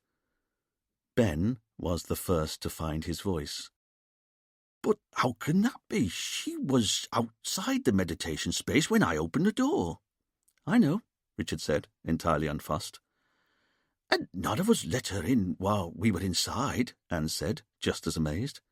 "I know," Richard said, again, entirely untroubled. "But that's how clever she was." "But you don't understand," Paul said, wanting to make his point clear. "There's no way Rianka could have been hiding inside this room before we locked it down. I mean, look about you, man." Here Paul indicated the completely empty paper box they were all standing in. "There's nowhere to hide." "And that's where you're wrong, Ben, because she was hiding in this room before you got in here." "But that's impossible," Anne said. "This is a completely empty room." "Precisely." Richard almost bounced on his feet as he said this. "And seeing as all along I've been trying to work out why you'd kill someone inside a Japanese tea house, it is entirely gratifying to discover that I was on the right track. After all, as I kept asking myself, why not kill Aslan in his bedroom or in his office? Why on earth would you choose to commit a murder in a building that was no more than a wooden frame covered in paper? There had to be a reason. And there was. It wasn't that it was possible to break in from the outside. The rusting staples around the outside of the meditation space make it clear that the paper walls had been in place for months. And anyway, any attempt to break in through the paper would have involved cutting a hole large enough to climb through, and seeing as we found no cuts in the paper, that rules that option out. To all intents and purposes, although the tea house is only made of wood and paper, it might just as well have been constructed from brick or stone. It's impregnable." Richard pointed at the latch lock on the door. "And the moment Aslan locked the only door into the room, that ruled out anyone getting in from the outside." "So how was it done?" "Fidel," Richard called out. "Are you ready?" "Yes, sir," Fidel said from outside the building.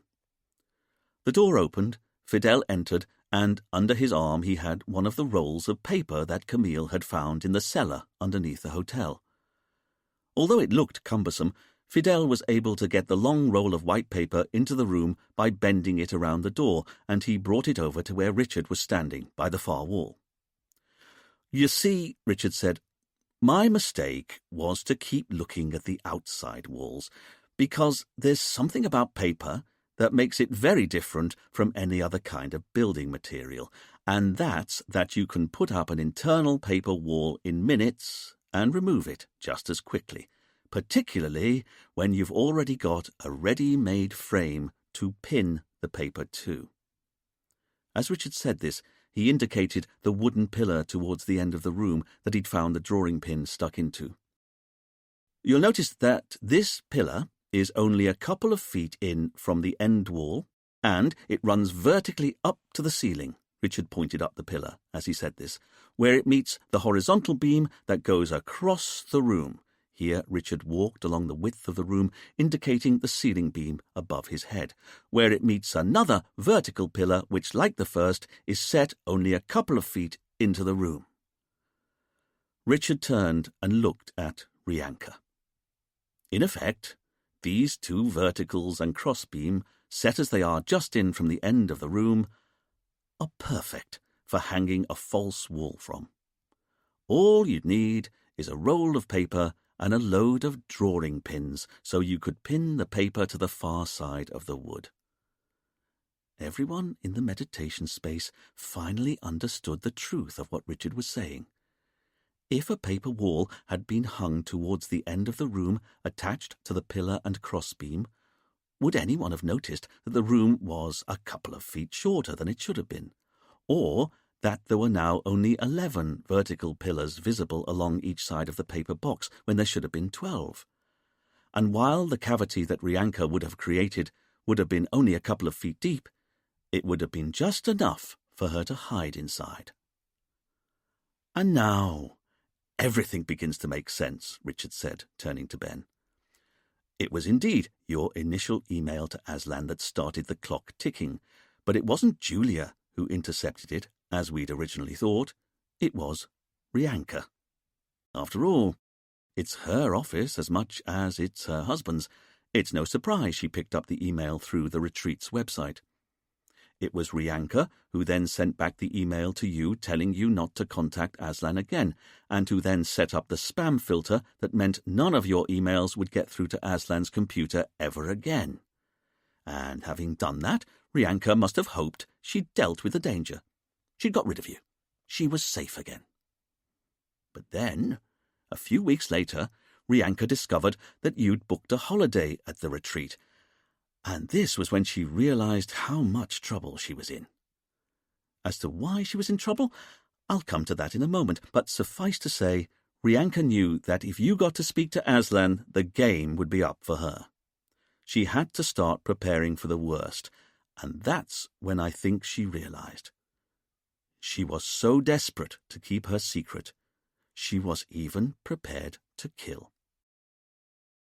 And here I have to apologize, because the apparent narrative of the murder was so compelling that when I was trying to work out who among the suspects might have known Aslan's true identity, I never properly considered that there was one other person on the island who'd known his real identity the longest, for the last 15 years, in fact, and that was his wife, Rianka, and who'd always been best placed to convince Aslan to start inviting multiple Ponzi victims out to the Caribbean. Again, that was Rianka. And I didn't consider her because she had an alibi for the time of the murder. She'd apparently been outside the room at the time. And all along, I'd been trying to work out why the killer had been happy to commit murder inside a locked room in front of a load of potential witnesses. Why hadn't the killer sorted themselves out with an alibi? Well, they did. Rianka made sure that her husband was killed inside a locked room that contained a load of people, all of whom would swear on oath that she wasn't inside the room with them at the time of the murder. And let's be honest, you don't get many better alibis than that. Here Richard paused to revel in the moment. His dark suit was broiling him, his face was streaming in sweat, the food on the island was too spicy, he hated living in a tin-roofed hovel, he'd recently had to catch a lizard in a biscuit tin, for heaven's sake. But this was what made it all worthwhile. Why he was a policeman. Not because he got to deliver justice, although it was, of course, partly because of that. It was more that Richard was offended by the mess and barbarism of a murder, the way it left lives broken and destroyed, the way it upset the acceptable order of things. When he solved a murder, then most of Richard's satisfaction came from the fact that he was reimposing order on a world that, without him, would otherwise be full of chaos. So now, Richard said, we come to the night before Aslan was killed, and the argument that Saskia overheard in his office. Richard looked at Saskia. And here, I think you made a mistake, Saskia. I didn't, she said. I heard a man shouting, "You're not going to get away with it." Oh, no, I know that's what you heard. But tell me, how did you know it was two men in the office having the argument? Well, Saskia said, puzzled, it was Aslan's office. I heard a man shouting, and then a few seconds later Aslan came out and he was looking upset. And that's where you made your mistake, Richard said. You presumed that Aslan was fleeing from the man who'd been shouting at him. In truth, it was Aslan who'd been doing the shouting. And the person who he'd been shouting at was Rianka. Again, I'll tell you why in due course. But for the moment, all you need to know is that it was Aslan who was telling his wife that she wouldn't get away with it. But with those words, Aslan was, inadvertently, signing his own death warrant. Richard turned to address Rianka. Not that your husband knew at that point, of course, and I bet you made all sorts of promises to him later on that night to buy yourself time. Knowing you as I do now, I bet you even promised to make a full confession in the morning. As Richard said this, he was pleased to see the tiniest flicker of guilt flash into Rianka's eyes. Got you, he thought to himself. Thought so, he said to her, knowing that Rianka now knew that she'd shown the first chink in her armour. But all that mattered to you that night was that you bought yourself time until the following morning, which you self-evidently did, and that allowed you to put your plan into action, because you'd already lined up your chess pieces, hadn't you? That's what you were doing when you convinced Aslan that it would be fine to invite out a few more Ponzi victims, and all at the same time. You were making sure you had an insurance policy, and once you knew that the game was up for you, you decided it was time to put it into action. So, following your argument with Aslan, you got hold of Julia and asked her to write out a new list of names for the sunrise healing session, a list of names that you'd chosen, and I'm sure Julia was only too glad to help, partly because she was a trusting soul, partly because I bet she was thrilled when you told her she could add her name to the list, but mostly, if I'm honest, because it was her job to offer you secretarial support. That was the condition of her staying at the hotel for free, wasn't it? And what could be more secretarial than writing out a list of names for one of your bosses? As for how Rianka got hold of the murder weapon, I don't think that was hard either. Anne, here Richard turned to Anne, was Rianka one of the people doing the washing up with you the night before Aslan was killed? Anne looked at Rianka, her memories slowly coalescing as she thought back to the night in question. You know what? Anne eventually said. She was. In fact, it was Rianka who suggested I come and help with the washing up in the first place. I remember now. Which we should have realised sooner, Richard agreed. Because after you told us you'd done the washing up, we rang Rianka to find out if it was true, and it was Rianka who confirmed that you had indeed been doing the washing up the night before her husband's death.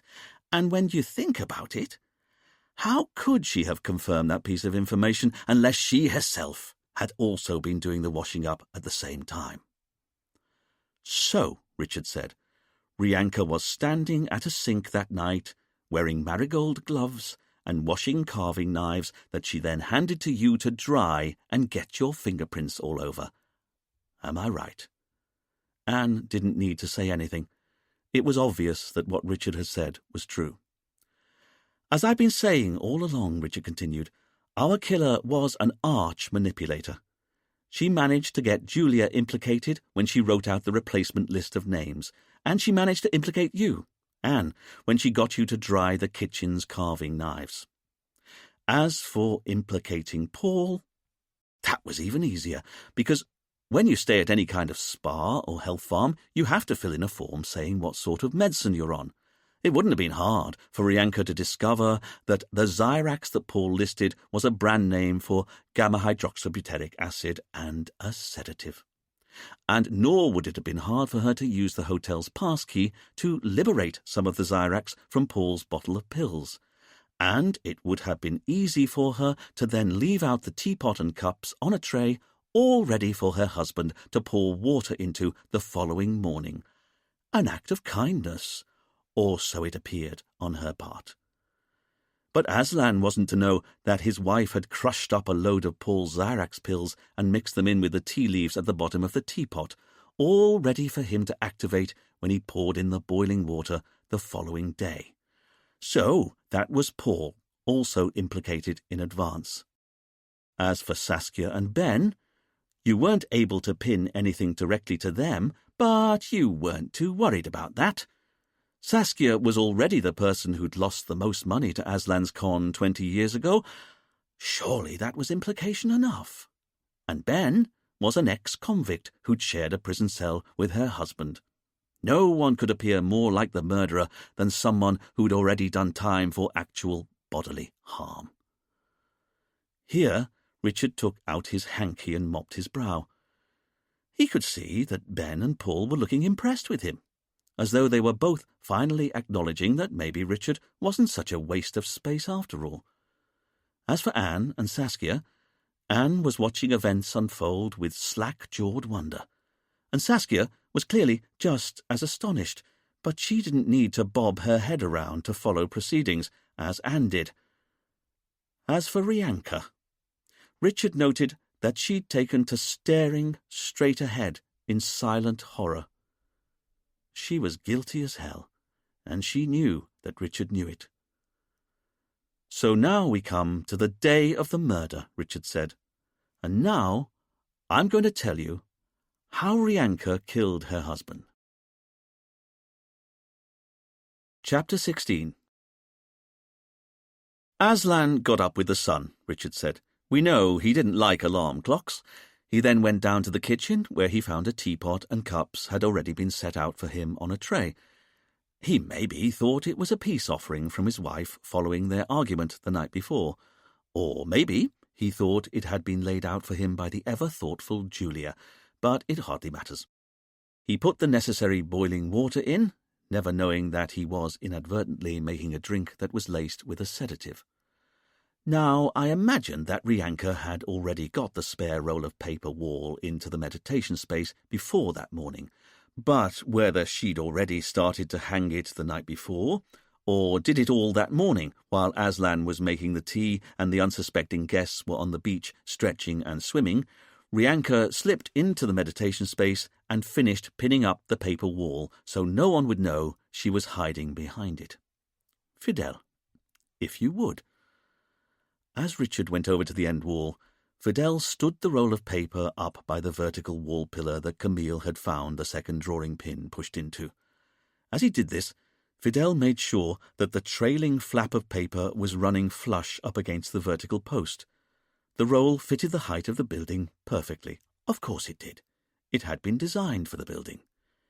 Fidel then got out a little box of drawing pins from his pocket and started to push a few drawing pins through the edge of the paper and into the vertical beam. As he did this, Richard continued speaking. And here I have to admit to a failing, because I should have realized that a roll of paper had been used in the murder of Aslan Kennedy much sooner. When Camille found the spare rolls of paper in the hotel cellar, it was Rianka who told us that they were all present and correct, but she said this even though there were only 4 rolls. Because, think about it, the meditation space doesn't just have 4 walls, it actually has 4 walls and 1 roof. There should have been 5 rolls in the cellar that day, but Rianka's quick thinking distracted us from the truth that it was her who'd used the 5th roll of paper in the murder of her husband. Thank you, Fidel. If you'd now brick me up. Having secured the roll of paper to the pillar, Fidel was able to unroll it across the room just inches in front of Richard's nose, rather like someone unrolling a 12-foot-tall tube of cling film until he reached the opposite pillar, which is where the paper naturally ran out. Of course it did. It was designed to fit the width of the room, just as it was designed to fit the room's height. From everyone else's viewpoint, Richard and Fidel were now hidden behind the fake wall at the end of the room. And because Fidel had pinned the paper on the far side of the wooden posts, it wasn't even possible for anyone inside the meditation space to see any of the drawing pins. In fact, from everyone else's point of view, the end of the room looked entirely normal. It was just the usual wooden frame with a paper wall attached to the further side of it. But there was now a narrow cavity at the end of the room that Richard and Fidel were hiding inside, although their bodies could still be seen as dim shadows through the translucent paper. Richard called out from behind the paper, "And while you can, no doubt, see our shadows on the fake paper wall, that's because this is the westernmost wall of the room, and the sun is beginning to set behind us. But think about it. When the murder was carried out, the sun was still only just rising in the east. Whatever shadow Rianka cast that morning would have gone behind her and wouldn't have shown up on the internal wall at all. In fact, all Rianka had to do was wait silently in here until the room was locked down and everyone was lying down and drifting off. Then she removed the drawing pins that were holding the paper up." As Richard said this, Fidel magically reappeared as he started to roll the paper back across the end of the room, turning the flat sheet of paper back into a tall roll. Halfway across, Richard was revealed. And with the others in the room already sedated, lying down and listening to the sounds of the deep on headphones whilst their eyes were shut behind eye masks, Rianka was able to roll the wall back and get it ready to remove from the scene of the crime. And this is the other advantage a house constructed from paper has over a house constructed from brick or stone, because not only can you hang a fake internal wall in 2 seconds flat, you can also fold it up when you're done with it and carry it out of the room with you. As Richard said this, Fidel finished rolling the paper up and detached the drawing pins from where they'd been holding it to the pillar. He then folded the roll of paper over so that the tube became flat and half the length it had previously been. He then folded it over one more time so that, although it was now thick, maybe about the thickness of a shoebox, it was only 3 feet long, and throughout the whole process, Fidel had managed to be almost entirely silent. As long as the others kept their eye masks and headphones on, they'd have failed to realize there was someone else in the room with them.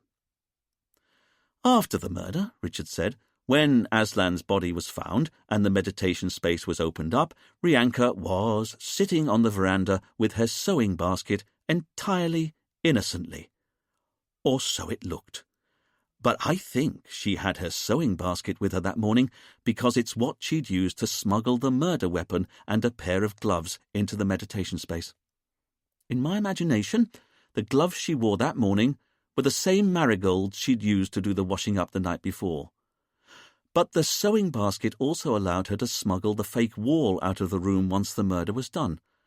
And it was also the perfect receptacle for the drawing pins as she removed them from the wooden pillars, although we now know that one of the drawing pins had got stuck so far into the pillar that Rianka was unable to remove it, and another 2 drawing pins rolled away and got lost entirely. But then, they were only drawing pins.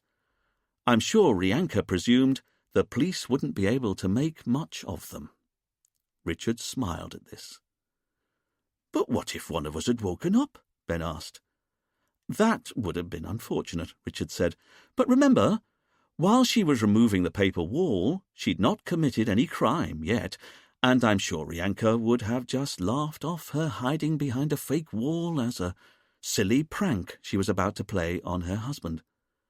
But the key point is, no one did wake up, or hear her, or see her, not in their sedated states. So, still wearing her gloves, Rianka got the knife from her sewing basket, right-handed, of course she did, she's right-handed. She then approached her husband as he sat directly in front of her in a lotus position on the floor, his back already turned to her, his headphones on, his eyes hidden behind a mask.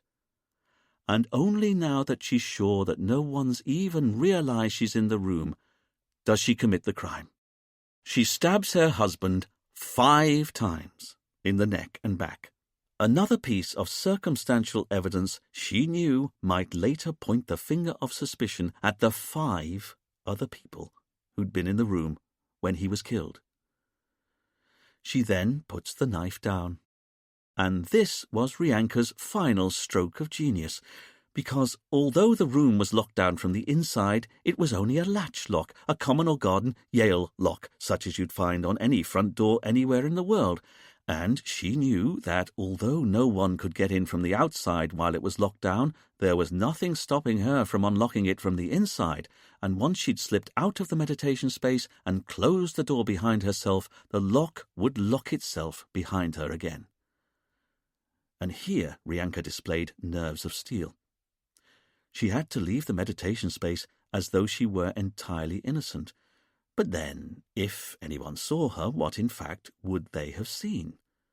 The owner of the hotel, calmly leaving one of the treatment rooms with her sewing basket under her arm. Would they really recognize the significance of the wodge of white paper in the basket, or know if this was before or after Aslan had gone inside, or before or after Aslan was slain? Because I think Rianka presumed that the sedative she'd put in the tea would knock everyone out inside the meditation space for long enough that it would later on prove almost impossible to pin down the exact time when Aslan had been killed. As it happened, no one saw Rianka leave, and this allowed her to take the folded-up paper to the cellar under the house and burn it in the hotel's furnace. In the process, she dropped one of the drawing pins she'd used. A small clue, perhaps, but it was enough to make me realize that the killer had possibly been in the cellar under the house, and that's what made me ask Fidel here to sift through the ash of the furnace. A furnace I now remember, Richard said, turning to Rianka, that you didn't want us to shut down. Of course you didn't. You guessed we might find charred bits of paper from the spare roll of paper you'd burnt on the morning of the murder. Not that we knew the importance of what we were doing from your manner. I almost take my hat off to you. You've had us turning this way and that from the start. Richard turned back to address the room. But having killed her husband and burnt the roll of paper in the furnace, Rianka then went out onto the veranda and started darning a sock, so that later on, when we asked, she'd be able to give false testimony that the whole time Aslan had been inside the meditation space, she saw no one enter or leave. Another way of making it look as though the killer had to be one of the people who'd been locked inside the room with her husband. And this is where Rianka had a stroke of good fortune, because Julia was the first to come round from the drugged tea, and, in her confusion, she went to the body and picked up the knife while she was still groggy, and being the somewhat impressionable and credulous young woman that we all know she was, she erroneously came to the conclusion that she must have killed him. Although I'm not sure you necessarily saw it as good fortune. After all, Julia had written out the list of names on your say-so, and you didn't want us finding that information out until you decided it was time to commit murder again. This got everyone's attention. That's right. I think Rianka was always prepared to commit a second murder if she had to. Whether it would be Julia she killed or one of the others who'd been locked up with Aslan, I don't think she yet knew, but she was always prepared for the possibility. And I know this because it was Rianka who broke into Dominic's house long before Aslan had ever been killed. Wasn't it? But why would I do that? Rianka asked, finally finding her voice. Because you wanted a bottle with Dominic's fingerprints on. Remember, we know your modus operandi now. You sow confusion by implicating others indiscriminately, and you don't care who goes down for your crimes as long as it isn't you.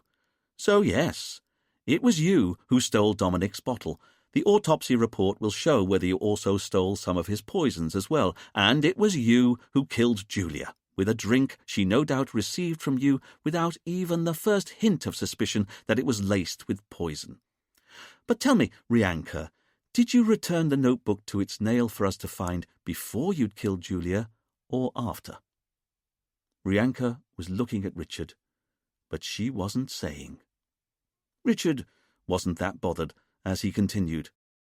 Either way, You knew that when we analysed the notebook, we'd find the indentations of Julia's handwritten list on it, and seeing as Julia had already been found standing over the dead body with the murder weapon in her hand, you knew we'd jumped to the only logical conclusion. Julia was the killer, and when we found her body, you hoped we'd think she'd killed herself out of guilt. "These are all lies," Rianka said, a desperate edge to her voice. "It was Julia who killed my husband. She killed my husband, and then she killed herself." "Hey," Dwayne said to Rianka's side, "save it for the jury." "Indeed," Richard agreed. "But you should know I already have enough evidence to convict you for the murder of your husband, but I'm not going to rest until you're also convicted for the murder of Julia Higgins as well. Do you understand?" Richard looked at Rianka with an intensity that was frightening. But she had to know. She was going down for both murders, not just for one. "But I don't understand," Anne interjected, unable to keep silent any longer. "Why did she do it? Why did she kill her husband?" Richard turned to look at the witnesses and sighed. "Ben, you heard in Portugal from your old mate Ratty that Aslan was on the con again. But how could this be? Everyone said how Aslan wasn't interested in money anymore, and his bank account confirmed as much. But tell me, when you confronted Aslan, he was shocked at first, wasn't he?" "Sure," Ben said. "In fact, he denied being on the con, didn't he?" "Yeah, he denied it a lot." "That's right," Ben still agreed. "And then there came a moment when he changed his mind and seemed to accept what you were saying." "That's it, exactly. It was like he didn't want to disagree with me anymore." And here's what I take from that. Ratty was right when he said that David Kennedy's offshore accounts were up and running again, but he was wrong about who was using them. It wasn't David. It was Rianka. Richard was looking at Rianka as he said this, and he could see that the blow had landed. Richard turned back to Ben. "So to you, Ben, Aslan denied being on the con right up until the moment he realised that maybe it was Rianka who'd been accessing his old offshore accounts, at which point Aslan changed his story and agreed with you, partly from a tragically misplaced sense of loyalty to his wife, but also because it closed the conversation down with you. He had to go and see his wife at once and find out if she'd been up to anything." "And what had she been up to?" Anne asked, all agog. Here Richard held everyone's attention a moment before answering. "Money laundering," he then said. There was a gasp, a sudden intake of breath, and Richard was pleased to see that it had come from Rianka. Richard turned to Dominic. "And this is the apology I mentioned earlier that I owe you, Dominic, because it was you who told us that Aslan and Rianka didn't get on as well as everyone suggested. In fact, they argued. That's what you told me, and I should have listened." Here Richard turned to look at Rianka. "But what did they argue about? That's the question." "I think the answer's in the very fabric of this place. Because you, Rianka, live in luxury, inside a beautiful mansion. Admittedly, it's also your place of work, but there's no getting away from it. You surround yourself with the finest imported furniture, the best quality food, the best health and spa treatments, and the most immaculate grounds. But then, your insatiable taste for luxury was surely what first attracted you to the conman David Kennedy, the fast cars, the hotel suites, just as you told us. When Aslan came and found you out here after he'd served his time in prison, it had all gone well. At first? Yes, he was more spiritual than he'd been before, but that seemed only to benefit the business, and I think you were genuinely happy together. But the thing is, Aslan really had changed, and he didn't stop changing. In fact, as the years passed and you became more and more obsessed with leading a life of luxury, he became all the more ascetic. He started wearing simple robes, growing a beard and long hair, living by ever more simple values. He didn't even want money anymore, and what he didn't spend, he gave away. And now I find myself remembering that Dominic also said that Aslan was stubborn. I bet he didn't hold back from telling you that you were living your life by the wrong values. I think that's why the pair of you had been arguing. Maybe a different person would have reacted differently, but what I don't think Aslan quite appreciated was the fact that you'd never forgotten that there was a time, 20 years ago, when your husband had been so obsessed with luxury and fast living that he'd stolen money from hundreds of innocent people, and here he was, hypocritically lecturing you on morals. How that must have grated. Week after week, month after month, year after year, living with someone who disapproved of you, even though to your eyes you were less guilty of greed than he'd ever been. I don't exactly know how you got the details of the offshore bank accounts your husband had hidden his millions of pounds of ill-gotten gains in all those years ago, and with Aslan now dead, I don't suppose we'll ever quite know. Maybe you got him to give you the details of where he was hiding his money, or maybe you came across the details by accident, or maybe he told you years ago, and you've been sitting on the information ever since. Anyway, you finally decided that your husband could disapprove of you all he wanted, but he wasn't going to get away with such rank hypocrisy. If he was so happy to go without money, you'd take his money from him.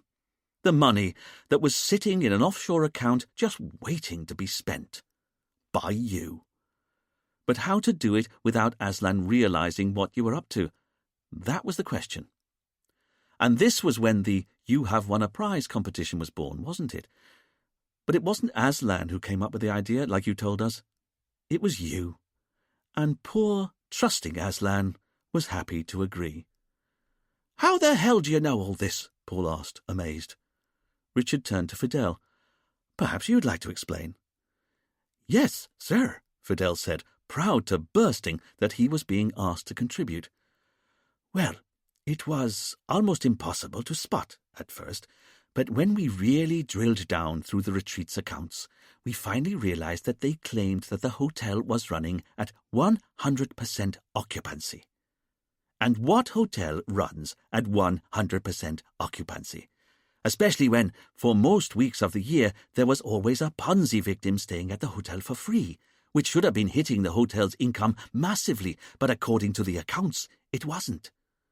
So we started looking at how the accounts recorded the free holidays for the Ponzi victims, and we were amazed by what we found. Because the bills that these people were running up weren't just written off, as you'd expect.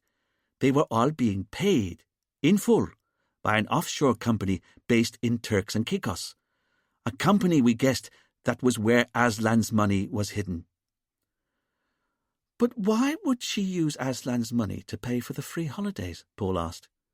"It's a classic way to launder dirty money and make it clean," Richard said. Each free holiday generated thousands of dollars of bills and receipts for treatments, food, and alcohol, but rather than writing these bills off, as Aslan thought was happening, Rianka was using the account in Turks and Caicos to settle the bills. "By our reckoning," Fidel said, "there have been over 60 Ponzi guests stay at the retreat for free over the last 3 years. But by getting the company in Turks and Caicos to settle all of their bills, Rianka's been able to wash over $450,000 from Aslan's offshore account into the hotel's bank accounts. And how would the tax office ever know? Year after year, the hotel's income perfectly matched the bills that the business was apparently generating." "It was such a clever con," Richard said, again to Rianka. "And like all good cons, you were hiding your lust for money behind apparent altruism. The free holidays you were offering here at the retreat. But once Aslan realized what you'd been up to, you knew he'd go to the police. You'd be looking at a good 10-year stretch in prison, and from your point of view, your husband had already ruined your life once when he was arrested 20 years ago. You weren't prepared to let him ruin your life again, That's the way you saw it. So you decided he had to be stopped from going to the police, and stopped permanently. As for whether or not you'd have to kill anyone else to cover up the first murder, you didn't much care, did you? That was just collateral damage. All that mattered to you was that you didn't lose your life of luxury here. Richard was looking at Rianka as he said this, and he was pleased to see that she was finally looking worried. There was a streak of pride in her that he knew he could exploit. But the thing is, Rianka, that's exactly what you're about to lose, because it's going to be 12 feet by 12 for you for the next 25 years at least, fetching outfits in orange and prison food. Richard could see a quiver in Rianka's lip, but he didn't feel even the tiniest spark of compassion. He was talking to a double murderer. Richard turned to Duane. You know what? You can take her away now. Duane pulled out a pair of handcuffs, clicked them tight onto Rianka's wrists, and read her rights. As Duane then led Rianka off to the police jeep across the immaculate lawn, Richard and the others drifted out of the meditation space to watch. That bitch, Anne said. This pretty much summed it up for them all, and they stood in silence for a while. You know, Saskia continued, I never thought I'd ever say this, but that woman's almost made me feel sorry for David Kennedy. Everyone turned and looked in surprise at Saskia, so she clarified. Almost. You know, Dominic said, I was convinced back there for a moment that you were about to reveal that I'd killed Aslan. Richard turned and looked at Dominic. But how could I do that? I always said the killer had to be one of the people inside the meditation space, and you were never inside. Dominic took a moment to work out what Richard had said, but once he'd got his head around that, he thought for a moment longer, and then suddenly froze in wonder. Hey, I don't believe it, Dominic said. You're glowing. Richard was thrown. I'm sorry? I didn't notice before, but you do have an aura after all. And it's golden, man, a golden halo of light, like an avenging angel. That's your aura. Richard couldn't help himself, and he found himself smiling for the second time in a day. You just tell people what they want to hear, don't you? He said. Dominic shrugged. There are worse crimes, he said. Together they turned and looked at Duane as he put Rianka in the back of the jeep, closing the door on her with a metallic clang. You're right, I suppose, Richard said. There are worse crimes. It turned out that the moment Rianka was banged up inside one of the police station's cells with an iron bed, iron bars, a strip of window, and peeling paint on the walls, she'd been consumed by a deep depression. Not that she'd confessed to either murder yet, but Richard guessed it was only a matter of time. After all, the only way she'd been able to minimize her time in prison now was if she pleaded guilty. 2 days after Rianka's arrest, Richard was standing alone on his beach when he got a call on his mobile. It was Camille. She told him how the labs had analysed all of the material they'd found in Rianka's sewing basket and found spots of Aslan's blood. There had also been a number of drawing pins.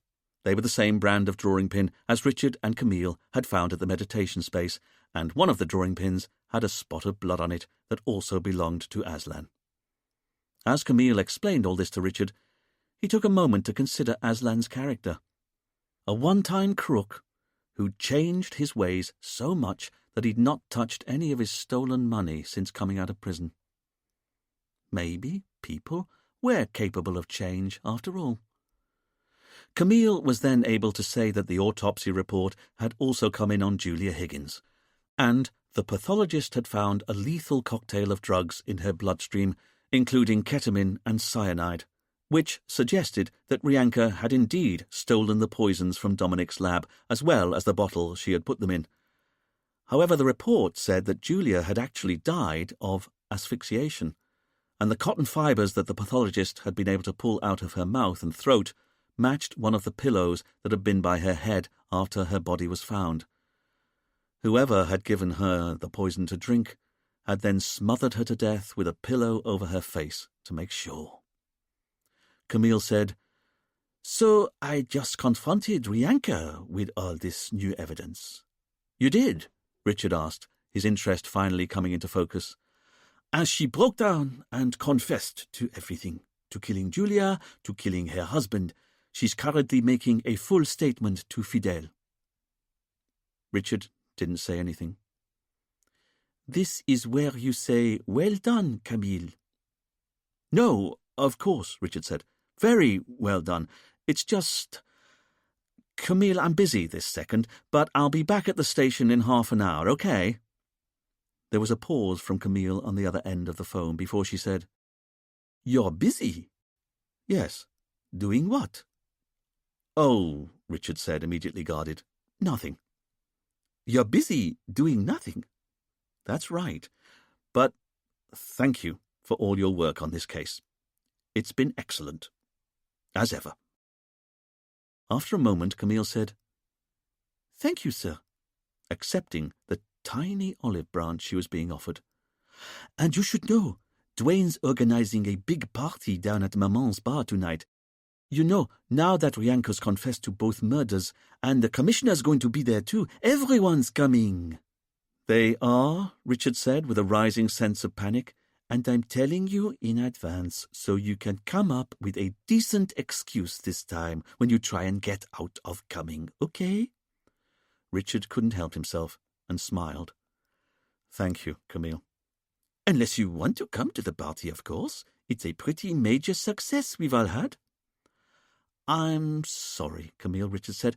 "I'd love to, really, I would, but I've already set aside tonight to rewire my bedside lamp." There was a long pause from Camille. "I said a good excuse." "But it's not an excuse," Richard said, a little hurt. "I really am doing that tonight." Richard heard Camille sigh at the other end of the phone. "You'll be back at the station in half an hour," she said. "Yes, Camille, that's the plan." "Then I'll see you then, sir," Camille said. Camille hung up, and Richard put his mobile away. So, that was it. They'd caught their murderer. Richard remembered back to the moment when he'd stood over Aslan's body and made his solemn promise. He'd sworn to catch his killer, and he'd done just that. So he was trying to feel satisfied that he'd delivered justice and restored order to the world. But in truth, Richard just felt empty. And this was because what he couldn't get out of his mind was the memory of his brief encounter with Julia on the beach. Because he now knew that Julia had been entirely innocent all along. She'd never been manipulating anyone, and that meant that when she'd come to his beach and gone for a walk and tried to go swimming with him, that had all been entirely genuine. As indeed had been the moment when she kissed him, and when she'd agreed to go for a drink with him. Richard bent down to the sand and picked up another round pebble. This one was about the size of a side plate, he decided, but much heavier, of course, and he carried it over to the little tower of washed-up pebbles that he was building on the beach. It was hard work getting about the sandy beach in a suit and brogues, but only 10 minutes later he was able to stand up and look at his handiwork.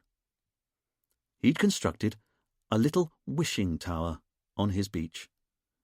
It was, in truth, a touch lopsided, and it was nowhere near as tall as the one he'd seen here with Julia, but it was, nonetheless, a tower entirely built with his own hands.